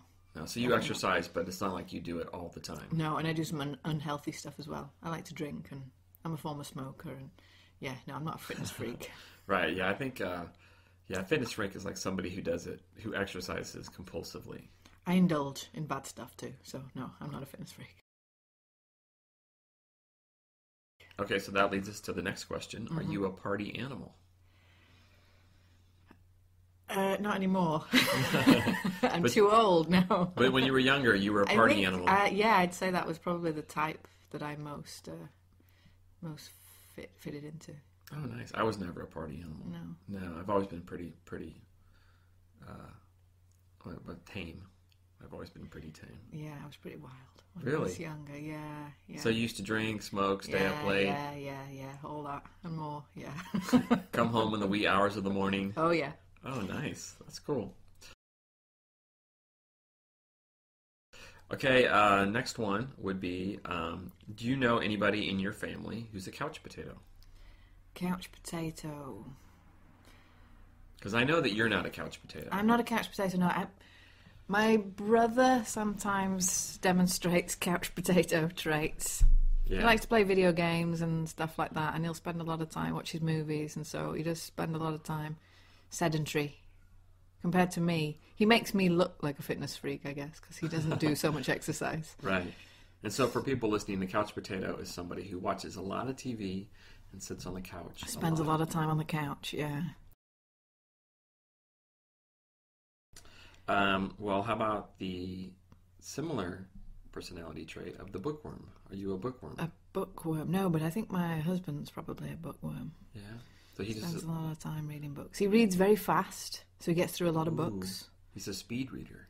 He's just a very fast reader, and he has to read he has to have a book with him all the time. He cannot, a waiting room or on a train or any situation where you've just got to sit around, he cannot do it if he doesn't have a book. Yeah, I live alone, and that's a terrible trait that I have.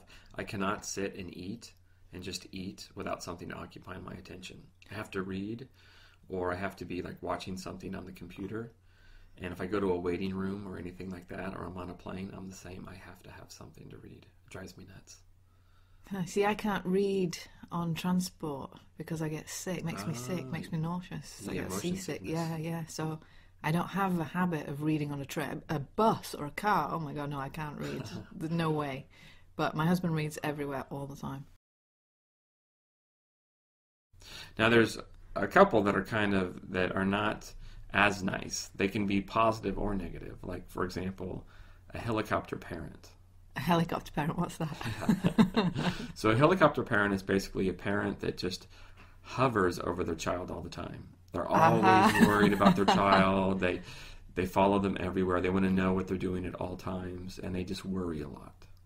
They're so worried. That sounds very stressful. Yeah. As a parent. They're always worried their child's going to get hurt or something, or that they just are just overprotective, I guess. So are you a helicopter parent?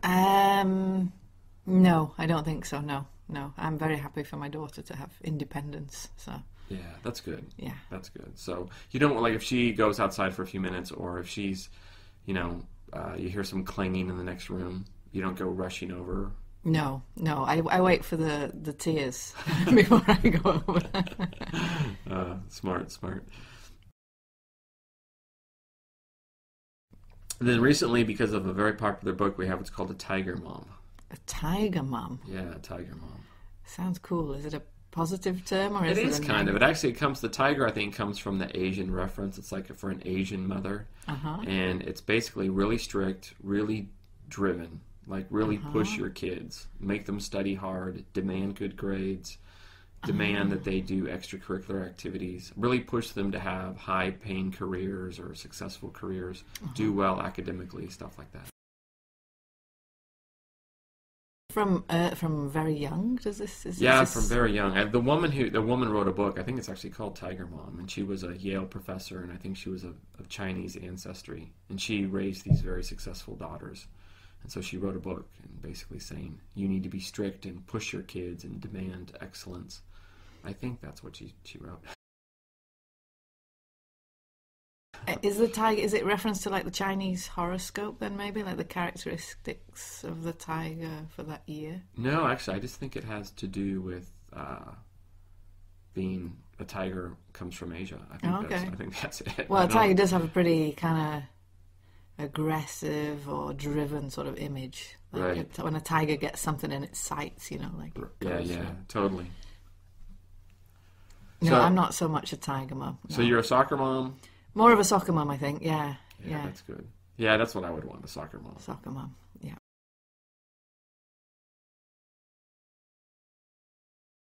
So Juliet, now you are a parent. That's right. And have you heard of all these terms that we have in the U.S. for different types of parents? I wonder if you have them in the U.K. You mean like soccer mom, stuff like that? Exactly. That's the only one I've heard of, actually. Okay, so what do you think a soccer mom is? What have you heard? My image is a mother who dedicates her time to running her kids to and from soccer practice. Is that right? And also drives a big vehicle. My image is like a big SUV or a big 4-wheel drive. Right. I think it's like a parent that has many scheduled events for their child. Okay. So like and maybe they have between swim class, soccer practice, ballet, stuff like that. Oh, maybe I'm a little bit of a soccer mom. Yeah, I think I think it's a good term. I think a soccer mom usually is considered a caring parent. Okay. And they try to have their child do like productive Must be pretty things. quite an affluent, perhaps middle class kind of parent. Yeah, exactly. Now we have the equivalent, and it's called a NASCAR dad. Is NASCAR some kind of car racing? Yeah, basically it's just these cars, they run around in a circle. It's kind of like horse racing for cars. They just go round and round. But yeah, so I guess it's the same thing. It's just a dad who's really, really into his kids. Spends a lot of time with his kids. Would this be a stay-at-home dad, like a? No. It's just kind of like a good old boy father, like a dad who's kind of blue collar, not rich. Maybe lower middle class, maybe, but just kind of like your typical TV sitcom dad, I guess. But that's nice. Takes his kids everywhere. That's nice. Yeah. Involved in the. Yeah, like a NASCAR dad would probably take his sons hunting and maybe take his daughter shopping and stuff like that. Well, actually, speaking of extreme sports, we're talking about extreme sports. Have you heard about ultra marathon? I'm reading a book right now that's about a tribe of ultra runners in Mexico, and I think it's going to come onto the subject of ultra marathons. Yeah, I mean, what does the book talk about? The book talks about this very old tribe who can run for days. Days, yeah, and some of the members of this tribe are already in their 80s and 90s, and they scale mountains, and they have a very frugal diet.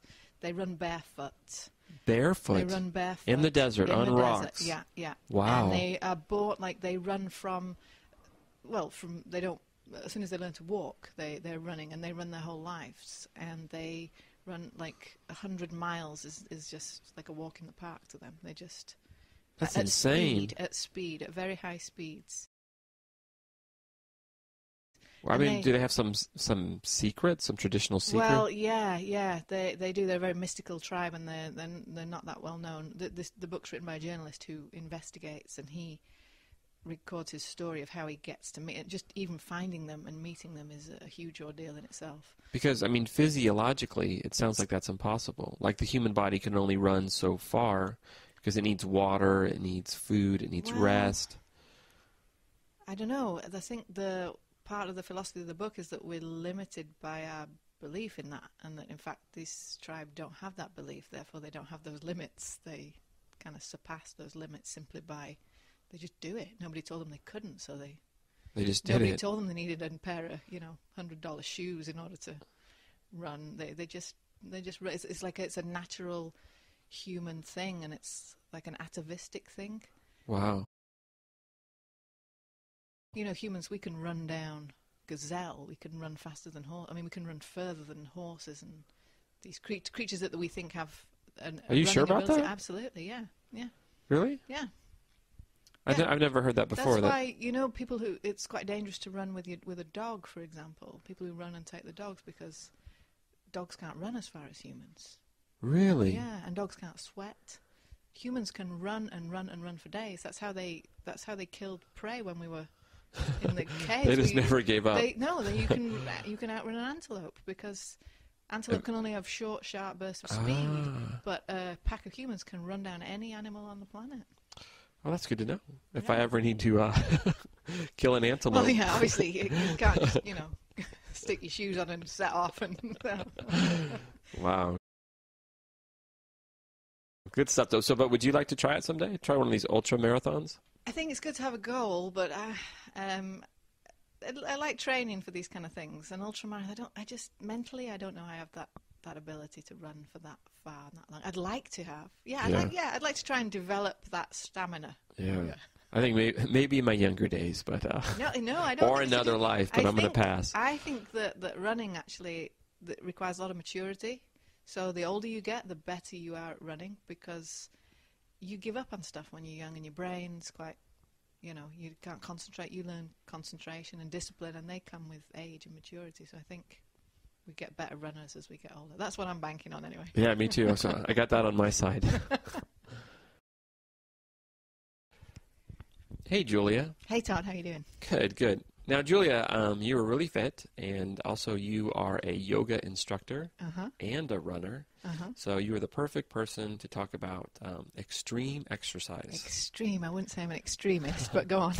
Okay, so first of all, I thought I would ask about this yoga that you do in like really hot rooms or something like that. Oh, yeah, the Bikram yoga it's called. Yeah, I never tried it myself.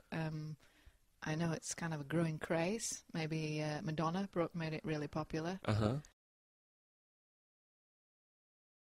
As far as I know, you do it in a sauna, but it can't possibly be a sauna like not a real sauna, right? Yeah, I don't know what the temperature is, but I think the philosophy behind it is to try to recreate the same climate as you'd find in India, where yoga originates. Oh, right. So you want it to be really hot and humid, yeah. Oh, wow. And also people who like to get the kind of the stretch value, but also like to sweat at the same time. If you want to sweat at yoga, then to crank up the temperature is going to help you. Wow, that's intense. Well, what about, have you heard about CrossFit? CrossFit? Yeah, no. CrossFit's the big rage in America. CrossFit? No, I haven't heard of that. CrossFit is like people do all of these really old school exercises like push-ups or pull-ups. Star jumps. They do like jumping jacks. They do really weird things like deadlifts, stuff like that. But they do it one after the other in really short time intervals. And like you're supposed to, like the workout only takes 12 minutes. Whoa. But if you do it right, I think like some people actually get so fatigued they throw up. So like you really push your body to the limit. Well, that is extreme. It is extreme. Although I'm probably saying it wrong. Yeah. So, but it's actually this big craze where people do more natural body movements, and you never do the same thing twice. You're not supposed to get into a routine. You always do things different. You do it like spontaneously, or you set yourself a program? I think that, there's a whole website. You can go to the CrossFit website and they explain it all. Yeah, but it looks pretty cool. It's like not your typical gym type workout. CrossFit sounds like something you do on a BMX or something. Right, exactly.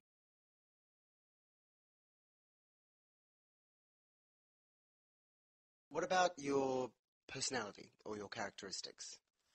I would like to be more studious for school because I'm not that much of stay home all night to study person. I look at my textbook and I really try, but then I realize I could be doing something else. So I just go out and do something else, and I don't do my homework, and I don't fail because I am at least smart enough to pass, but sometimes it's a struggle to get through. I would like to be more studious and more maybe hesitant in my answers because I talk before I think, at some point, and sometimes.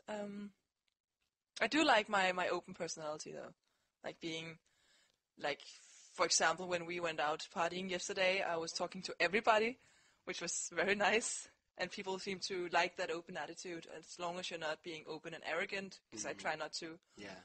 If you're being open and open because you're interested in the person you're talking to, then you get more positive responses. Yeah. So I do like that. But being so open has caused you problems as well. I remember that guy thought that you liked him because you were so nice to him. Happen.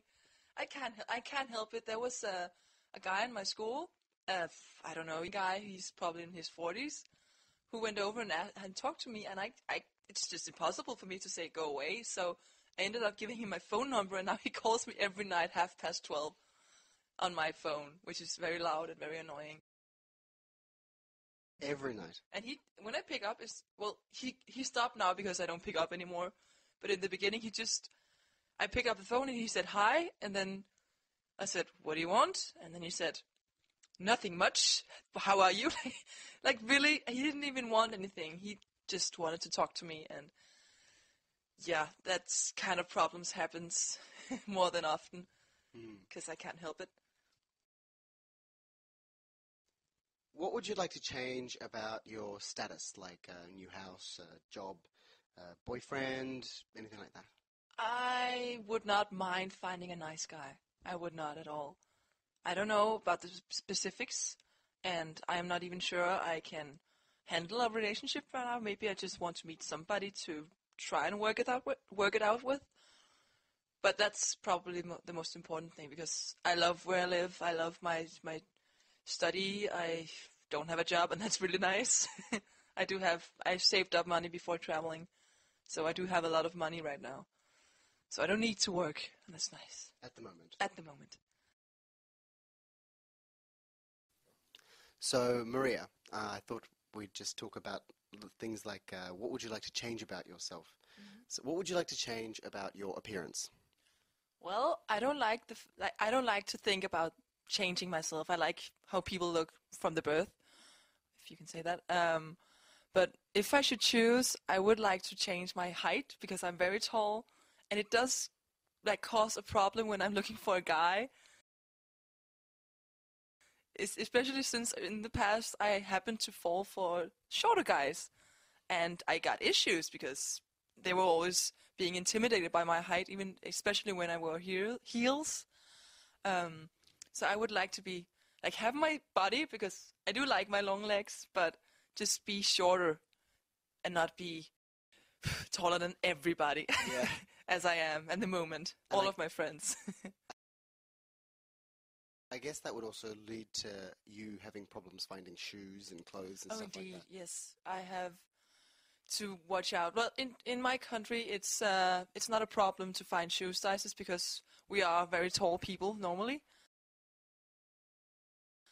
So shoes are big and clothes are big. But when I travel, I went to China to try to visit a friend, and I wanted to go shopping, and it's impossible to find shoes and long pants and fitting bras too, if you can imagine.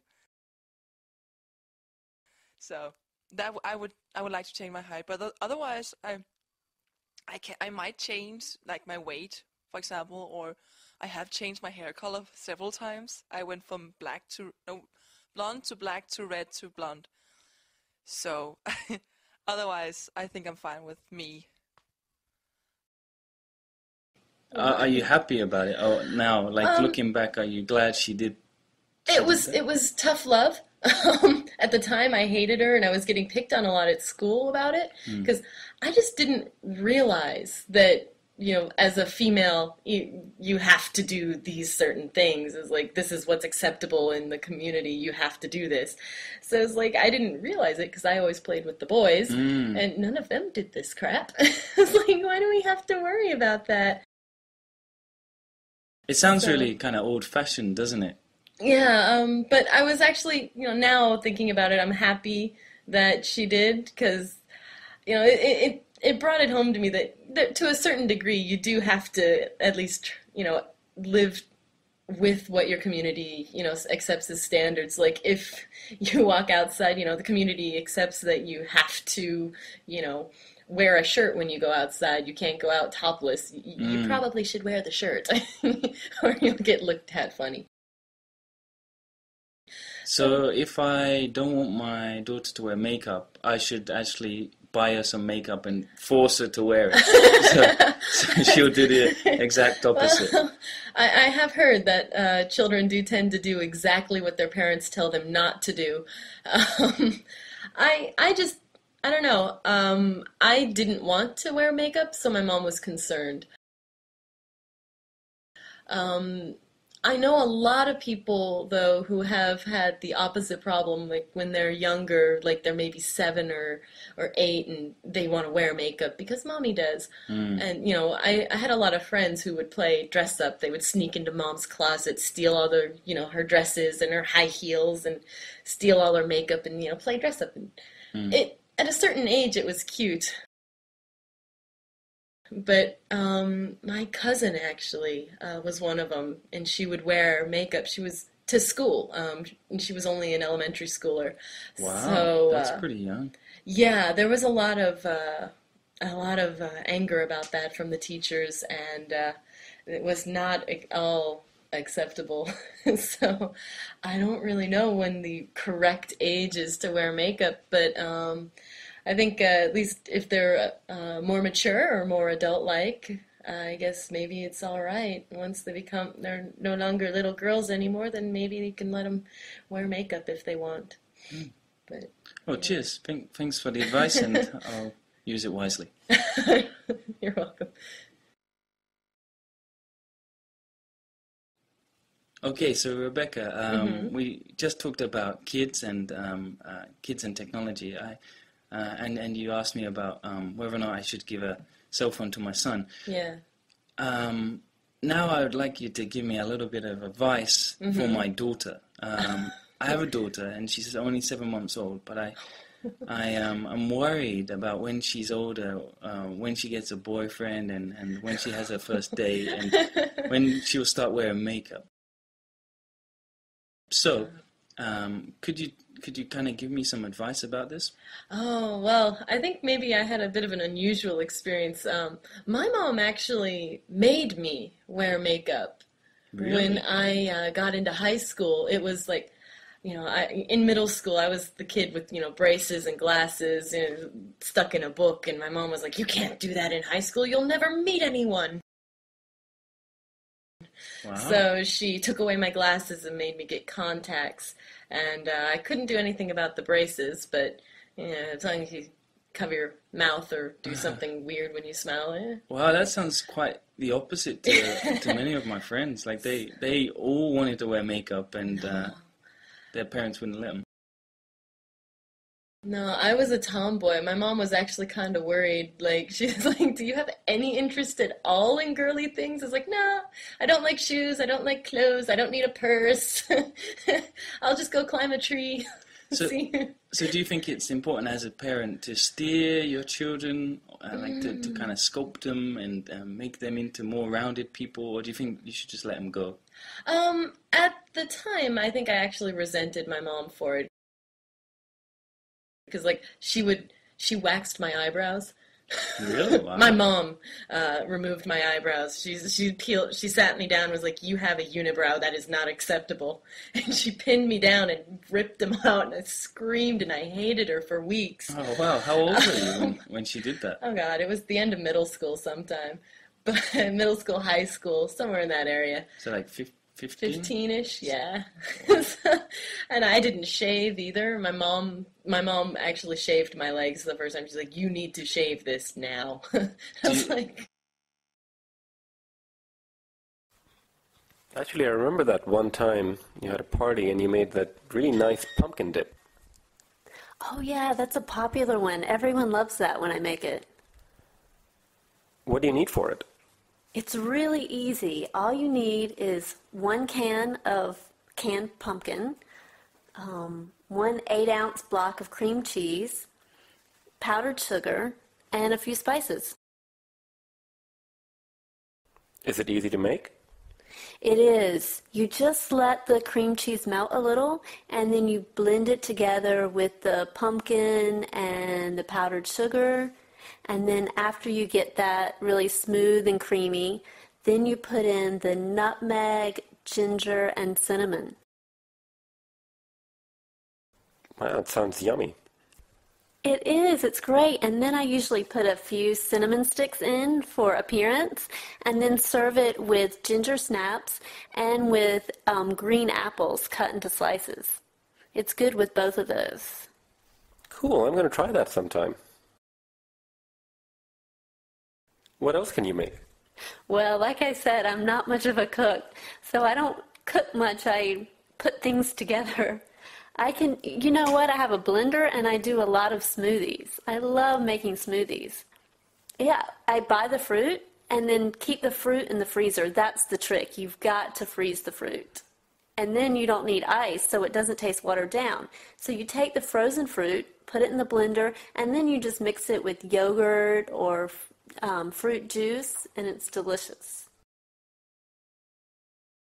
What kind of fruit do you like to use? Well, my favorite is just really simple. It's just frozen strawberries, frozen banana, orange juice, and a little honey if you want, but you don't even need the honey. And then I have another I like with mango and papaya and pineapple and yogurt. Well, between your smoothie and pumpkin dip and my eggplant curry, we can throw quite a party. Let's do it. We'll do it on your rooftop with your cats. Sounds like a good idea. So, Nabil, I really like that eggplant curry you made the other night. What's in that? Oh, you did? Okay. It's actually really easy. There's eggplant, and you need some potatoes, some tomatoes, and onions, and a few spices. Okay, what spices? Well, I use about half a teaspoon of turmeric powder and a teaspoon of coriander powder, red chili, and cumin. Are those easy to find at any grocery store? You can find them at most grocery stores nowadays. If you can't find them at the major ones, then you might want to look for an international food store, and all of those carry the Indian spices. Okay. I have a really small kitchen. What kind of equipment do you need to make it? Oh, nothing at all. You just need a stove and you need a saucepan. Okay, I can handle that. So how do I make it? Well, first of all, you heat some oil in the saucepan. And when the oil is hot enough, then you add the chopped onions and a tablespoon of garlic paste and a tablespoon of ginger paste. Okay. And you let those cook for a few minutes until the onions are turned brown. Then after that, you add the tomatoes and let those cook for a bit until the tomatoes have gone soft. And then you add all the spices, the turmeric, the red chili, the coriander, the cumin, and the salt, of course. And just mix it up well at that point and add some water. Okay. The water prevents the spices from burning. After that, add the potatoes and then add the eggplant. And then pour in about a glass of water just to make sure that the potatoes and the eggplant are covered. And then you turn it to low heat and put the lid on and let it cook for about 15 minutes. Okay, I'm not much of a cook, but I think I can do that. I'll give it a try. Well, good luck. Thanks. Maybe I'll have you over and let you try it. Yeah, I'd love that. All right. So what about you? You're still in the same place, right? Yeah, I'm still there. Good. How's it going? Oh, it's great. I'm actually quite satisfied with it now. Oh, good, because I thought you wanted to move at one point. Yeah, I thought about it for a while, but then I decided to stay there. There's a lot of good points there. It's a quiet neighborhood. It's not too far from the train, so I can get to work easily. For a while I thought it might be a little too expensive, just slightly above my budget, but I've gotten used to it, and my cats love it. They're really comfortable there. So I think I'm going to stay. Oh, great. I love your cats. Do they have a lot of room to roam around? They have enough room. Of course, they were better off in the house. Right. I was living there last year. But they've adapted pretty well. So there's a roof there. I can take them up, and they run around. There's plenty of places for them to hide. Now, what about your neighbors? Are you still living near Matt and Laura? Yeah. Right. Actually, it's really funny. They've been there for about 4 months, and last weekend they invited some people over, about 5 or 6 of their colleagues, and they had a little party. I think they played poker and had lots of booze around. But unfortunately, the neighbors complained to the landlord, and the landlords were just really angry. Oh, no. So they sent them this really harsh email and said that they wanted them out by the end of the week. So, yeah, Matt and Laura have been kicked out of the building. You are kidding. No. Wow, and just 5 people over. Yeah, it was like 5 or 6 people, but apparently it was loud enough. I think it's because the neighborhood is kind of family-oriented, so people aren't used to loud parties. Oh, right. Maybe the voices carry a lot. Yeah, there's a lot of echo in the building, actually, for some reason. So. Well, that's too bad for them. Where did they move? They just moved down the street to another apartment building. It's smaller, so I don't think they're happy about it, but oh well. Well, tell them I said hey when you see them. I will, yeah. So, Ginger, I hear you have a new apartment. Yes, it's great. I just moved in last week. Nice. Where is it? It's near Victory Monument. Do you know where that is? Yeah, I do. How do you get to work from there? Well, I take the SkyTrain. Oh, that's really convenient. It is. It's just a 5-minute walk. Okay. And what's the neighborhood like? It's a crowded neighborhood. There are a lot of people, lots of cars, just lots of energy in general. And is it conveniently located? It's very convenient. It's about a 5-minute walk to the SkyTrain station. Okay. Why did you decide to move? Well, it's near a park, and I love living near a park. And it's also just a 5-minute walk to my gym. And have you made any new friends in that neighborhood? I have. I've met a couple of people in my apartment building, and I've gotten to know the person who owns a restaurant across the street. There's some great restaurants on the street also. Oh, what kind of restaurants? Well, mostly Thai restaurants. A lot of Thai people live in the area. But there's also a Western restaurant and a Japanese. And is it a safe neighborhood?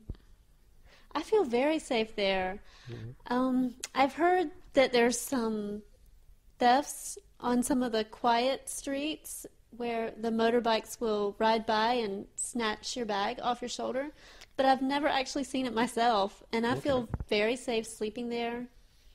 And what about traffic? There is a lot of traffic. Oh, no. Yes, the traffic, and a lot of street traffic too. Lots of people walking on the street, so it can be tough to get around. But there's still a lot of excitement in the area, so it's fun to be out and people watch. It doesn't sound like a quiet neighborhood. No, it's not quiet at all, unless you go into the park, and then it's very quiet. How often do you go to the park? Almost every night. Every night after work, I'll take a walk in the park, and there's a pond with a water display with music, so it can be very soothing. Shirley, one question, please. I'm a bit confused now. One thing, when about sports, sometimes I can see UK play something with a team. Sometimes you're all divided. Why is that? So we are essentially still 4 countries, 4 separate countries in a united kingdom. So, basically each country's just wanted to keep their national team. In the case of the Olympics, for some reason, and I'm not sure of the exact reason, but the Olympics Committee didn't want 4 divided teams from Great Britain. They wanted a representative of the United Kingdom, so they basically made the rule that Great Britain had to send a team and not teams from the 4 individual countries.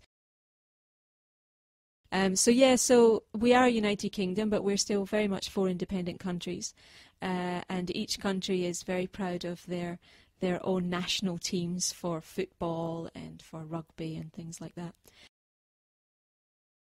And but it's good that we get together for the Olympics and we can perform as one united country. Okay, thank you very much. So, Shirley, we were talking about politics. How is the situation in your country? Well, you know, I'm pretty much an on-the-fence kind of person, and politics is not my forte. It's not something I like to get into a conversation about. So I'll just change the subject if that's all right. I'd like to tell you a bit about the United Kingdom. You know, I'm from Scotland, and you know, where is Scotland? I get this question so often. Is that in Norway? And is it a region of England? So just to clarify, it's a bit complicated, but in the United Kingdom, the UK, we have Scotland, England, Wales, and Northern Ireland. And then people know Great Britain. Yes, so I do. Great Britain is Scotland, England, and Wales. To give the country its full title, it's the United Kingdom of Great Britain and Northern Ireland. That's the full title for the UK or Great Britain or GB, or England is just one country within 4 that are united. It sounds really complicated. But it is the biggest one, right? England is the biggest country with a population of 40 million. Scotland's about 5 million. No, I correct myself. England is, I think, 49 million. Wales is about 2 million. Northern Ireland about 2 or 3 million. So in total, the whole of the United Kingdom is about 60 million population. How did that come about? Go back 300 years or more even. England and Wales united over 300 years ago, and then Scotland was invited to join the union between England and Wales. Scotland agreed with actually many conditions. For example, one of the conditions was the money, the value of the pound. In Scotland we have Bank of Scotland pounds, and in England it's Bank of England pounds. It's all the same sterling currency of the UK, just it's very difficult in England to spend any money that's got Bank of Scotland written on it, even though it's all the same money. Anyway, that's another issue. So 300 years ago Scotland joined the union between England and Wales to become Great Britain. And then I think early in the 1800s, that's when Ireland joined. Of course, now it's just Northern Ireland, and there's other history related to that. We could go on all day talking about how it became Northern Ireland. So when people think of the UK, they generally think the UK is England, but it's actually 4 countries. So.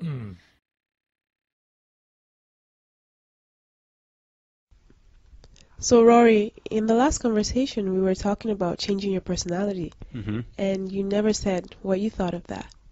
Well, I think when you learn a language, often your personality does change. I notice with my students that they often seem quite different when they speak English to when they speak Japanese. I'm not sure if that's a language thing or a cultural thing. But you speak more than one language. Yes, I do. Do you think your personality is different in each language? That's a really good question. Just thinking of it right now, I think maybe for me it's more a question of the culture. Because I think when I am in an environment where I'm expected to be more extroverted, I tend to try to live up to that. Right. I tend to try to be more cheerful, more open, more friendly, more friendlier, I should say. But when I'm somewhere where I know that it's expected of me to be quieter, I do tend to become more quiet. Right. So, I don't know. That's a really good question. And do you think there might be something in languages which make them like a more extroverted language or a more introverted language? Like I think about Italians. Maybe it's a stereotype of Italians, but they seem to be very extroverted, and the language seems to help them in that extroversion. That's true. That's very true. That's a good question, because I'm just trying to think of culture and languages in general, and there's that debate of how cultures and languages are intertwined. Is it the culture that came first, or is it the language that made the culture the way it is? So I don't know. I really don't know. But I would love to read more research and find out. Yeah, I mean, I noticed since I moved to Asia, to countries like Japan and Korea, the people do seem more introverted, and the language also seems more introverted. So I wonder if the language, like you say, I wonder which came first, the language or the culture. And I think, to add on to that, when I think of Asian students that I've noticed speaking English, which to some people is a more extroverted language, they always seem more confident. Yeah. They seem friendlier. They seem more open to talking about themselves, their family life. But when you talk to them in their native language, it seems like they revert back to their cultural norms, which would probably be less. So maybe there is something there. Yeah, I guess the culture over here in Asian countries is people are less likely to share information. There's less. I mean, in the West, especially recently, there's quite a pressure on you to be more open. That's true. Whereas maybe in Korea, Japan, China, people are more closed and just have different boundaries. I'm just trying to think of African countries. Like being a Nigerian myself, we've had the issue of colonization and where the Western British culture is valorized. So coming from that aspect, I wonder before how we were we more introverted? Because in a lot of ways we're very similar to Asian cultures and Asian values. We have a lot of that as well. But now it's true that being able to speak English and express yourself in a more Western way is a lot. It weighs a lot. It means a lot. So people really enjoy that. People really take their value from that. Right. So, yeah, I think it's a really interesting topic. Because, people often see England or British people as a bit introverted and a bit quiet, a bit cold, and yet we share the same language as America, and people tend to think that people from North America are quite brash and extroverted. That's true. So I guess it is more cultural than language-based. Yeah, maybe. Maybe we've come to a solution then. Okay. We found it. It is the culture more than the language then. Okay. Hi. So, Rory. Yeah, hi. Hi. Are you an introvert or an extrovert? I'm not sure, Sometimes I think that I'm basically an introvert. Yes. Like, as I get older, I much prefer my own company. Interesting. I don't really like going to parties that much if there's going to be new people there. If it's my friends, I'm happy to go out, but I don't know. What about you? It's funny what you said. I feel the same way. I think sometimes I'm an introvert, and at other times I can be an extrovert. But maybe in reverse to what you said, I feel like the older I get, the more extroverted I become. That's interesting. While I was younger, I was a lot shyer, so I preferred my own company. But now I find that sometimes too, I really enjoy people, so I like to meet new ones. Yeah. So, yeah. In the classroom, as a teacher, I'm quite an extrovert, I think. I quite like being up in front of students, showing off, but I would never do that in front of other teachers or my friends. Interesting. In my personal life. But it's something about the classroom, maybe because it's my environment and I'm in control, that I feel more comfortable, like being more extroverted and showing off, camping up. I think it would be a little difficult to be introverted if you were a language teacher, I think it certainly helps to be extroverted, or to act to be able to become more extroverted when you're in the classroom. Yeah. For sure, for sure. And have you ever done anything really extroverted, like performed in public or? Before I used to sing actually, and I've sang in concerts. Right. And it's true. I think that's where my introverted self really comes out, because although I enjoy singing and I like the attention to a certain extent, but I get really nervous. Right. Really, really nervous when I'm in front of a large crowd. And sometimes I'm like, why am I doing this to myself? Why am I here? Yeah. But yeah, I don't do that so much anymore. And do you think people can change? Do you think people, because people seem to want to become more extroverted, it seems to be like society says extroverted people are successful people. It's true. Do you think people can change, or do you think people should try to change? I've heard of actually people saying that depending on the language, that people change with language. I've heard of some of my students saying that when they speak in a different language, their personality actually changes. Right. Where maybe in their own language they may be quieter, but when they speak the different language, they become a lot more extroverted. Right. It's as if they change. So whether or not it's a real change, I think you can fake it, quote unquote, even if you're not an extrovert or an introvert. Maybe for a few hours or for the occasion, you can pretend and then go back. Right. I wonder if when we speak a different language, we don't have the same connections with the words. That's true. Makes it easier to maybe speak more honestly and not worry about what other people think of us. That's true. Hi, Sarah. Hi. Today we're talking about bucket lists, things you want to do before you die. Do you have anything? Actually, no. I don't have a bucket list. And the reason why is because I have already done or am currently doing the things that I want to do. In addition, I like to live in the now, so like the present of like what's happening. So I really don't think of the distant future very much, just like what's right in front of me. For example, I'm going to Singapore soon, in about 10 days, and I'm really looking forward to that and the new adventure and things that I'll get to do there. What sort of things do you have in mind to explore in Singapore?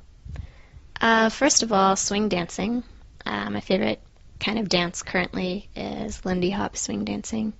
And Singapore is one of the places in Asia that has several swing dance meetup groups. So I look forward to dancing several of the nights while I'm there, but also trying all of the delicious food and just exploring a country that I've never been to. Wow, great. What are some of the things that you have wanted to do in the past that you have accomplished already? I think living in foreign countries. I've already lived in 2 foreign countries, and I plan on living in foreign countries probably the rest of my life. So that's a big one. And I think just everyday things like finishing college and getting 2 master's degrees and being able to support myself. It's all things that are important to me. Yeah, those are really great things. What are your 2 degrees in? My first degree is in teaching English to speakers of other languages. This degree allows me to be able to live in other countries and to teach English. And then my other degree is in global studies, so it's like an intercultural degree where I learned about different cultures and religions. Whoa, that's really great. Have you ever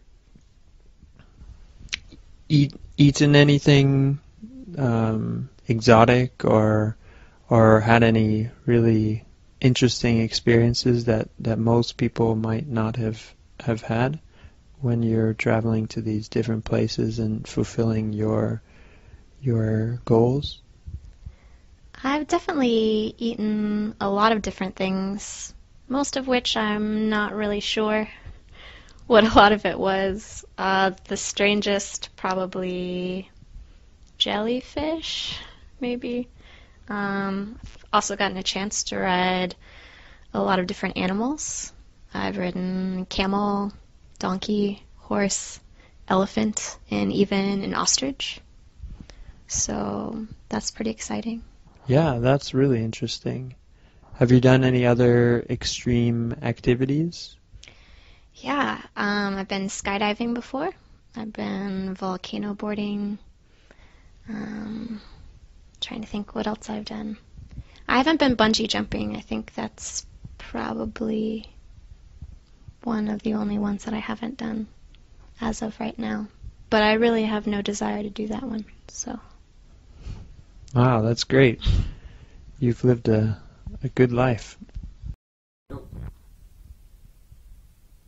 So Adam, we're talking about bucket list. So things that you would like to do before you die.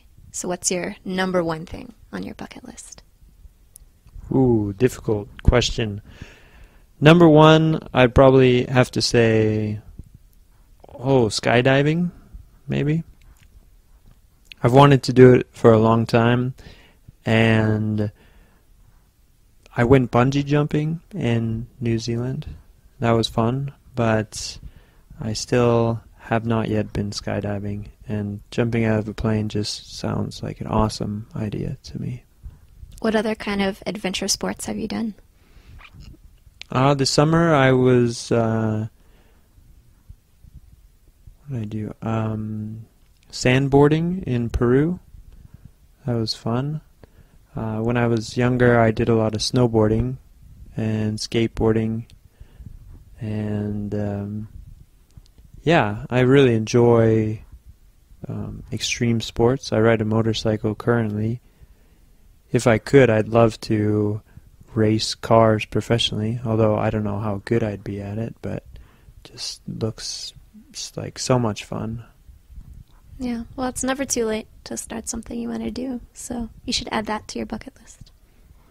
So tell me, what else is on your bucket list? I really want to write a book, be the author of a novel. I'm always in the process of writing something down, but it never seems to come to a complete book-type end result. But maybe eventually all of these little things that I've written down will come into a book form, and I can publish it and complete my goal. What kind of things do you write? Like what kind of genre, or is it kind of all the same, or do you write many different styles? I write a lot of different things. One thing that I write is travel stories from my travels abroad, or anecdotes that I come across when I'm traveling. Recently, I've been writing jokes. I really enjoy watching stand-up comedy, and have got kind of inspired from them to write some stuff down, although I've never really presented it. And I also write, I guess, fantasy stories as well. I have a few short stories, but it's been difficult for me to try to put them into book, like a longer version of them. The details are tricky to write down. Wow, that's really interesting. Hopefully one day we'll be able to read a book written by you. Yeah, that'd be great. Yeah. So tell me, what else is on your list? The other things would be traveling to Europe, which I plan to do hopefully next summer, so I can cross that one off the list. I've always wanted to go to Europe, especially Italy and Spain. So I'm excited to get that one done. And I'd also really like to go to Africa and go on a safari and see, lions, tigers in the wild, in their natural habitat. I've also heard that you could see sharks, great white sharks, in South Africa on the coast. I had some friends that went and sat in a cage in the water and had great whites swim by. That sounds like a terrifying and once-in-a-lifetime experience that I'm terrified of sharks, but it would be quite amazing to see. Yeah, I am terrified of sharks as well, so I probably will not be adding that to my bucket list. But yeah, I hope you get to do everything that's on your list there. Thanks. Me too. So, do you dream a lot? Do you remember your dreams? I usually do, although I have to admit, now that I'm older, I don't dream so much. It's pretty rare that I have a dream. But I will have dreams if I'm really stressed or if I'm really sick. So usually every time I get sick, I notice I'm sick because I have a dream. And I'll wake up in the middle of the night from some crazy dream, and then I'll notice, oh, wow, I'm sick. So, yeah, that's about it. That's very interesting. Yeah.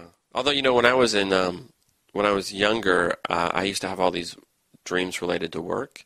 I guess they were stress related. And the craziest dream was I was a waiter at a very fast-paced restaurant, and it was very stressful. And you had to wait on about 10 tables, and people would come in, and you had to get their food fast. And if you didn't, you'd get yelled at by the boss, or the customers would be upset.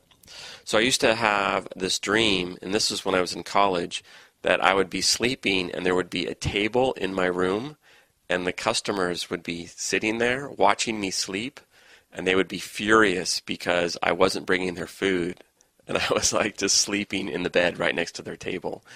And it was the same nightmare I had for like again and again and again. It was crazy.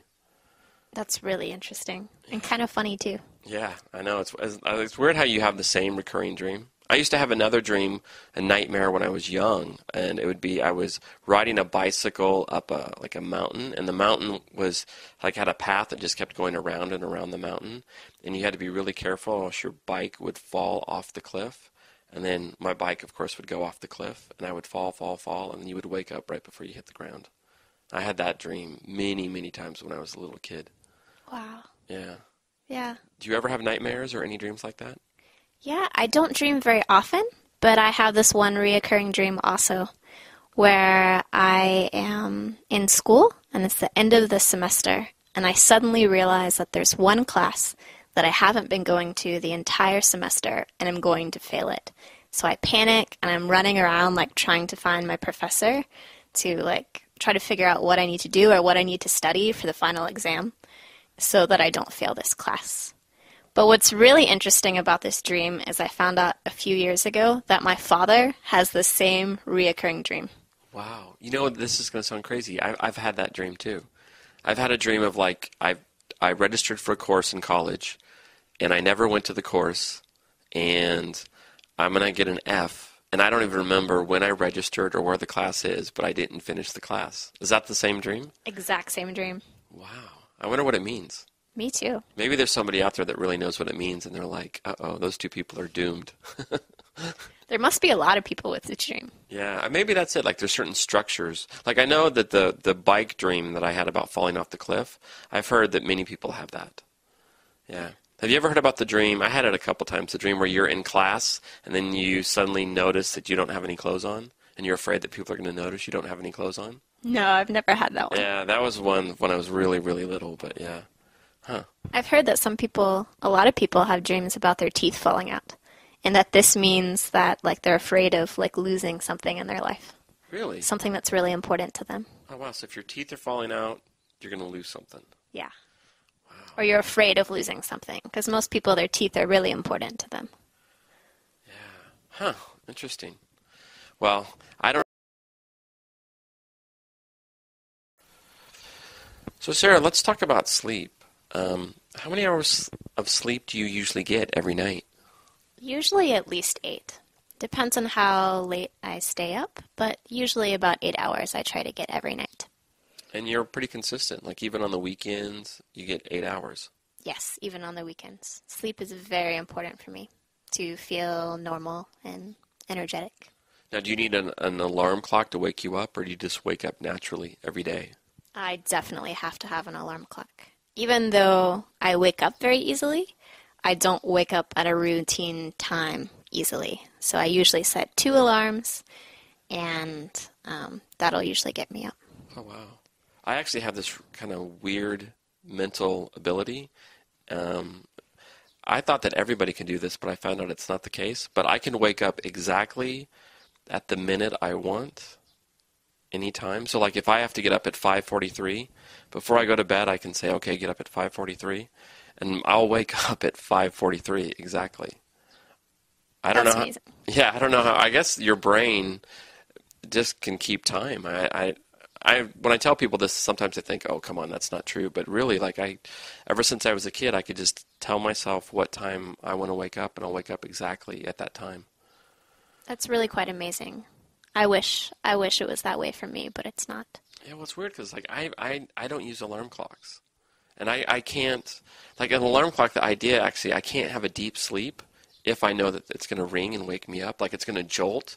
To me, an alarm clock is like somebody throwing cold water on you. You know, so I don't use alarm clocks at all. Yeah, I'm always paranoid about being late, so that's why I set 2, just in case like 1 doesn't go off. But I can sleep any time of the day. Like it really doesn't matter what type of day. It's very easy for me to fall asleep for as long as whenever. So that's why I have to have an alarm clock, because I could sleep 12 or 14 hours and not wake up. Wow, that's like you do like sleep. Yeah. So do you take naps? No, because then I feel really like groggy and really like irritable if I take naps for only, because I just want to sleep longer than that amount of time. So I don't take naps. Like, can you sleep with the light on? Yes. Really? Yes. Yeah, I can't. Actually, that's probably why I always wake up so early. As soon as the light comes through the window, I wake up. I can't sleep if it's not dark. I can sleep in any situation. Light, noise, sitting up, doesn't matter. I can sleep. Oh, wow. So you're a deep sleeper. Yeah. Oh, I'm so jealous. Like just a little bit of noise or a little bit of light, and I can't sleep. Wow. And actually, I probably only get on average 6 hours a night, but I do sometimes take naps. Okay. How long do you usually nap for?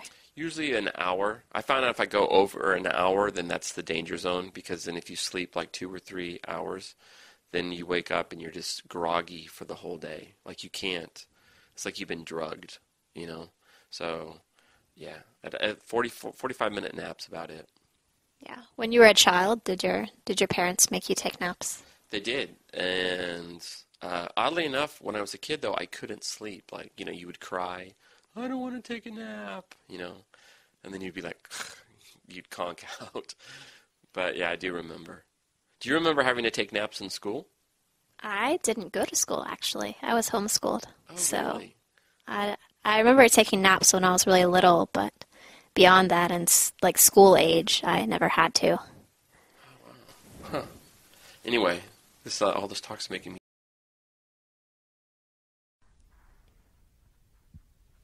Hi, Sarah. Hi. Today we're talking about do-overs. So, if you had a time machine and you could go back to your college years, is there anything that you might change or do differently? I really wish that I would have had a chance to study abroad. I chose the wrong major initially. I was a nursing major for 2 years and worked really hard at a major I was really bad at. And then after 2 years, I switched schools and switched majors, and because of that I had so many credits to take that I couldn't study abroad or do really any extra classes that were fun. That must have been challenging. Where would you have liked to study abroad? Really anywhere. I've always loved to travel, so I would have been open to going anywhere. So you said you studied nursing. What would you have studied otherwise? Well, I first went into nursing because everyone, since I was really little, told me that I would be a good nurse. So I thought it was my calling in life. And then, after taking lots and lots of science classes, which I'm really bad at, I decided to switch majors to education. And then I ended up liking that major, so I'm really happy that I switched. Is there any other major that you would find interesting that you might study if you went back, or you're satisfied with education? I'm glad I did education because I really like that work-wise, but if I had to go with things that I'm interested in, I probably would have been some sort of art major. Both my siblings are artists, so kind of runs in the family a little bit. What kind of art do you like? Mainly dance, but I also was really into music growing up, so musical instruments and singing. So, do you have any friends that were interested in art or dance that you had in those times? Not really, no, actually. Do you wish that if you were in a group of people that liked the similar things, that you might have pursued different interests? Definitely. I wish I would have done more with dance. I was a ballerina for 12 years, and I gave up on that when I was 14, because I got to the level where I either had to train professionally to do that for a job, or stay in a class where the younger girls would keep moving up. And so at that time I quit, and although I don't wish I was still doing ballet, I wish I would have continued some kind of dance. So, Sarah, any funny haircuts or anything like that? Actually, yes. 1 week before I moved away to college, I cut my hair boy short. And then after that, like during my first semester, I dyed it all different shades of red.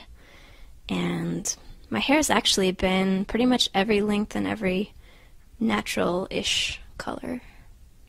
Wow. How did your friends and family respond to your red hair? My mom didn't like it so much. She thought I was going to dye it like a natural red color, but it was more of a fuchsia red color. So she didn't like it very much. But my friends and like my siblings understood, because I've always been very different and didn't really care what other people thought about how I looked. How long did you like it? For a while, until I wanted change. I love change, so I'd always switch it to something else. Wow, that's great. Thanks, Sarah. So Adam, today we're talking about do-overs. So what is something that you wish you would have done over? For example, maybe something in your university life? Yeah, there are a few things. I might change my major. I studied education, and while I enjoy what I'm doing right now, my free time, I really like watching movies about science and astronomy. And if I would go back to school and start my studies over, I'd probably study something along those lines, astronomy and metaphysics or something. I think that those topics are really interesting and on the cutting edge of science, and just fascinating to explore. Interesting. Anything else you wish you would have done? I might have been more involved in the sports clubs at my school. For example, the American football team. I played in high school, but in college I wanted to play, but I didn't have the motivation to push me over the edge to actually go out and really put my heart into it. I went to one training day and kind of tried out, but I didn't really pursue it as much as I would have liked. I think it would have been fun to be part of that culture and that environment. How about something that you did do that maybe now you wish you hadn't? I pierced my ears in high school because that was the cool thing to do, but now I don't wear earrings, and yeah, looking back on it, kind of just a silly thing to do, that trying to follow the trends that trends usually pass. So yeah, that would be something that I wouldn't do again. Anything else you would have changed? I might have made different decisions about my girlfriends at the time. I had a really good girlfriend in the beginning of college, and things didn't work out because of a variety of reasons. But I think if we would have worked on it, we could have made it happen. And so yeah, that's something I think about sometimes, about life in college. It's always, college love is kind of crazy thing. So yeah, we're too much like kids, I guess, I think, at that age. Okay, thanks, Adam.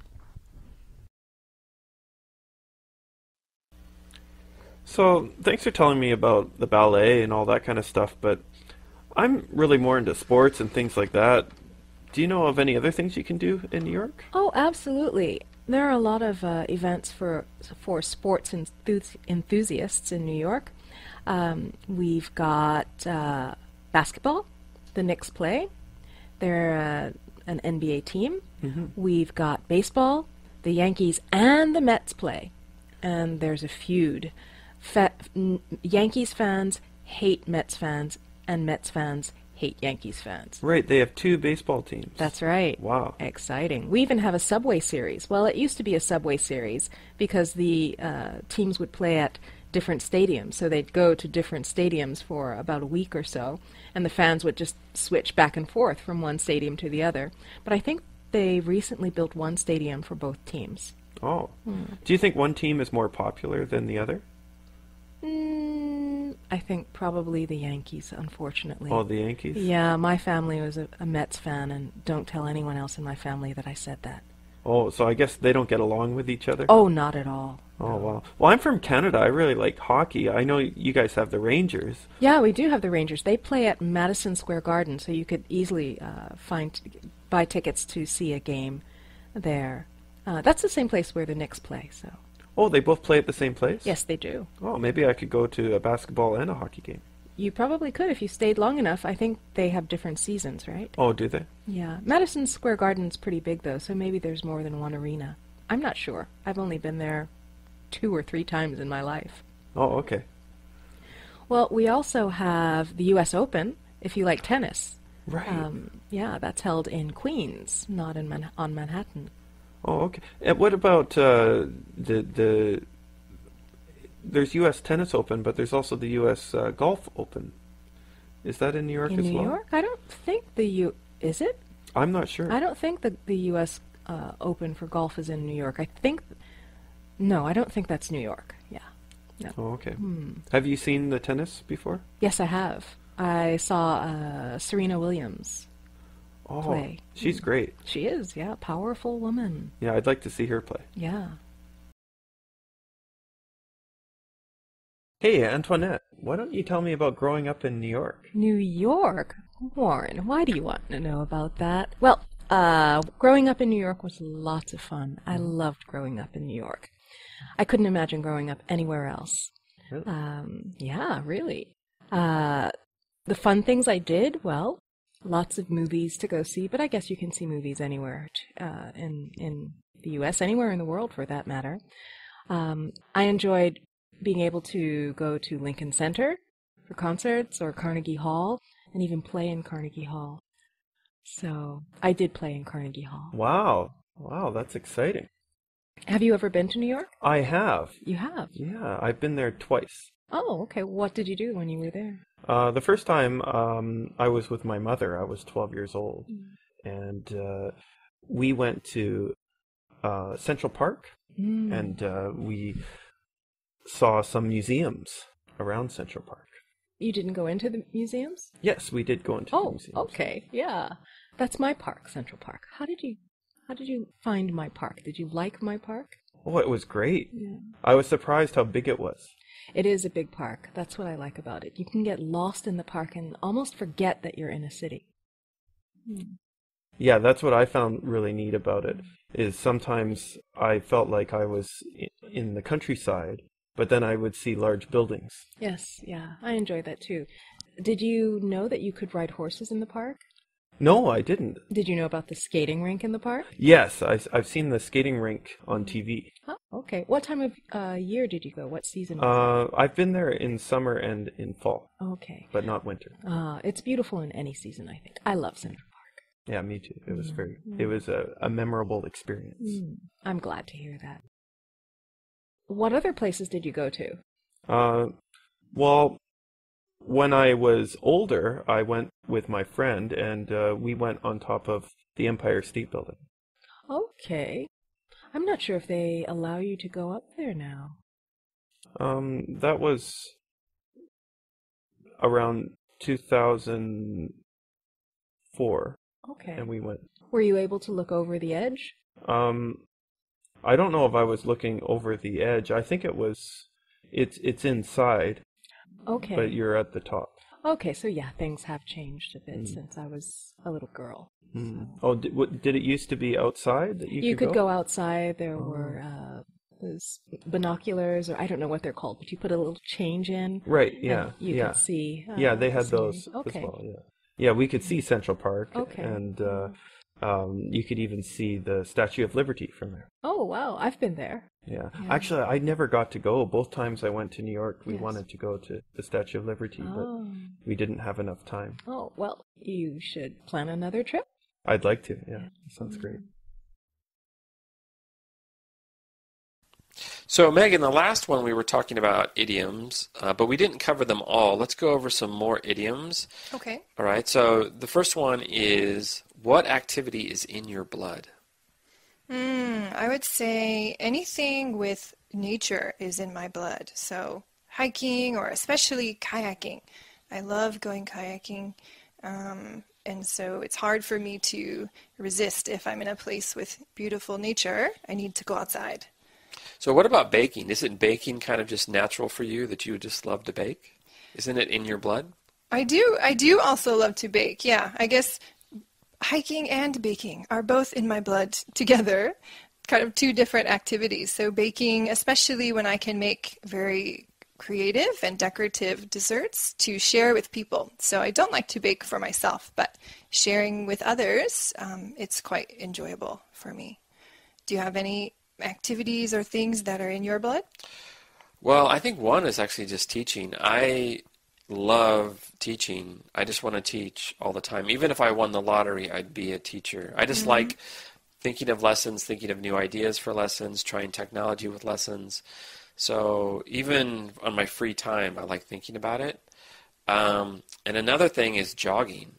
Even though most people are surprised because I'm a little fat, I'm about 20 pounds overweight, but I run almost every day. I think I've seen you running before. Yeah, I literally run every day. Like if I don't run, I feel terrible. Like it's the most relaxing thing for me. Yeah. I can't go 2 or 3 days. Well, 2 days maybe, but I can't go 3 or 4 days without running. So jogging is really in your blood. Yeah, and I started when I was a kid.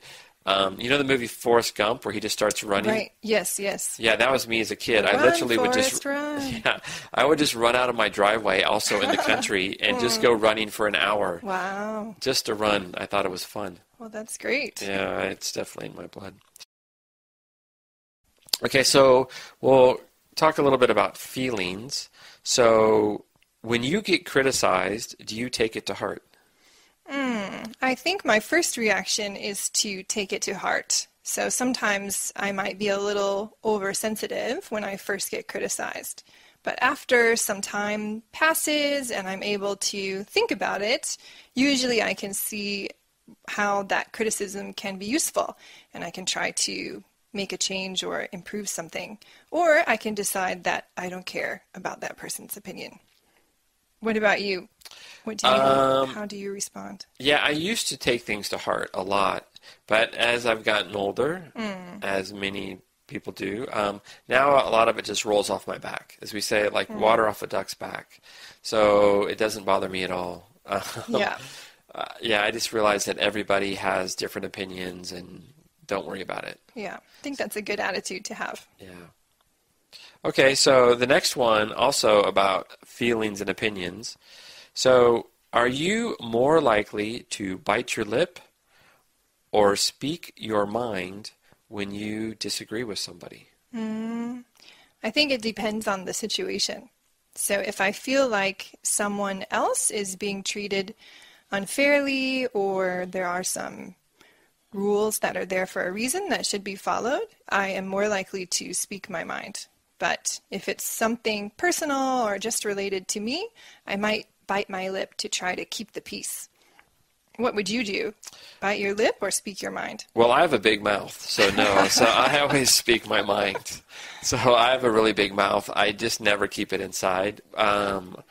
Yeah, it's really hard for me to bite my lip. Yeah, so that can be a bad thing. But sometimes good. Yeah. Say it like it is, as they say.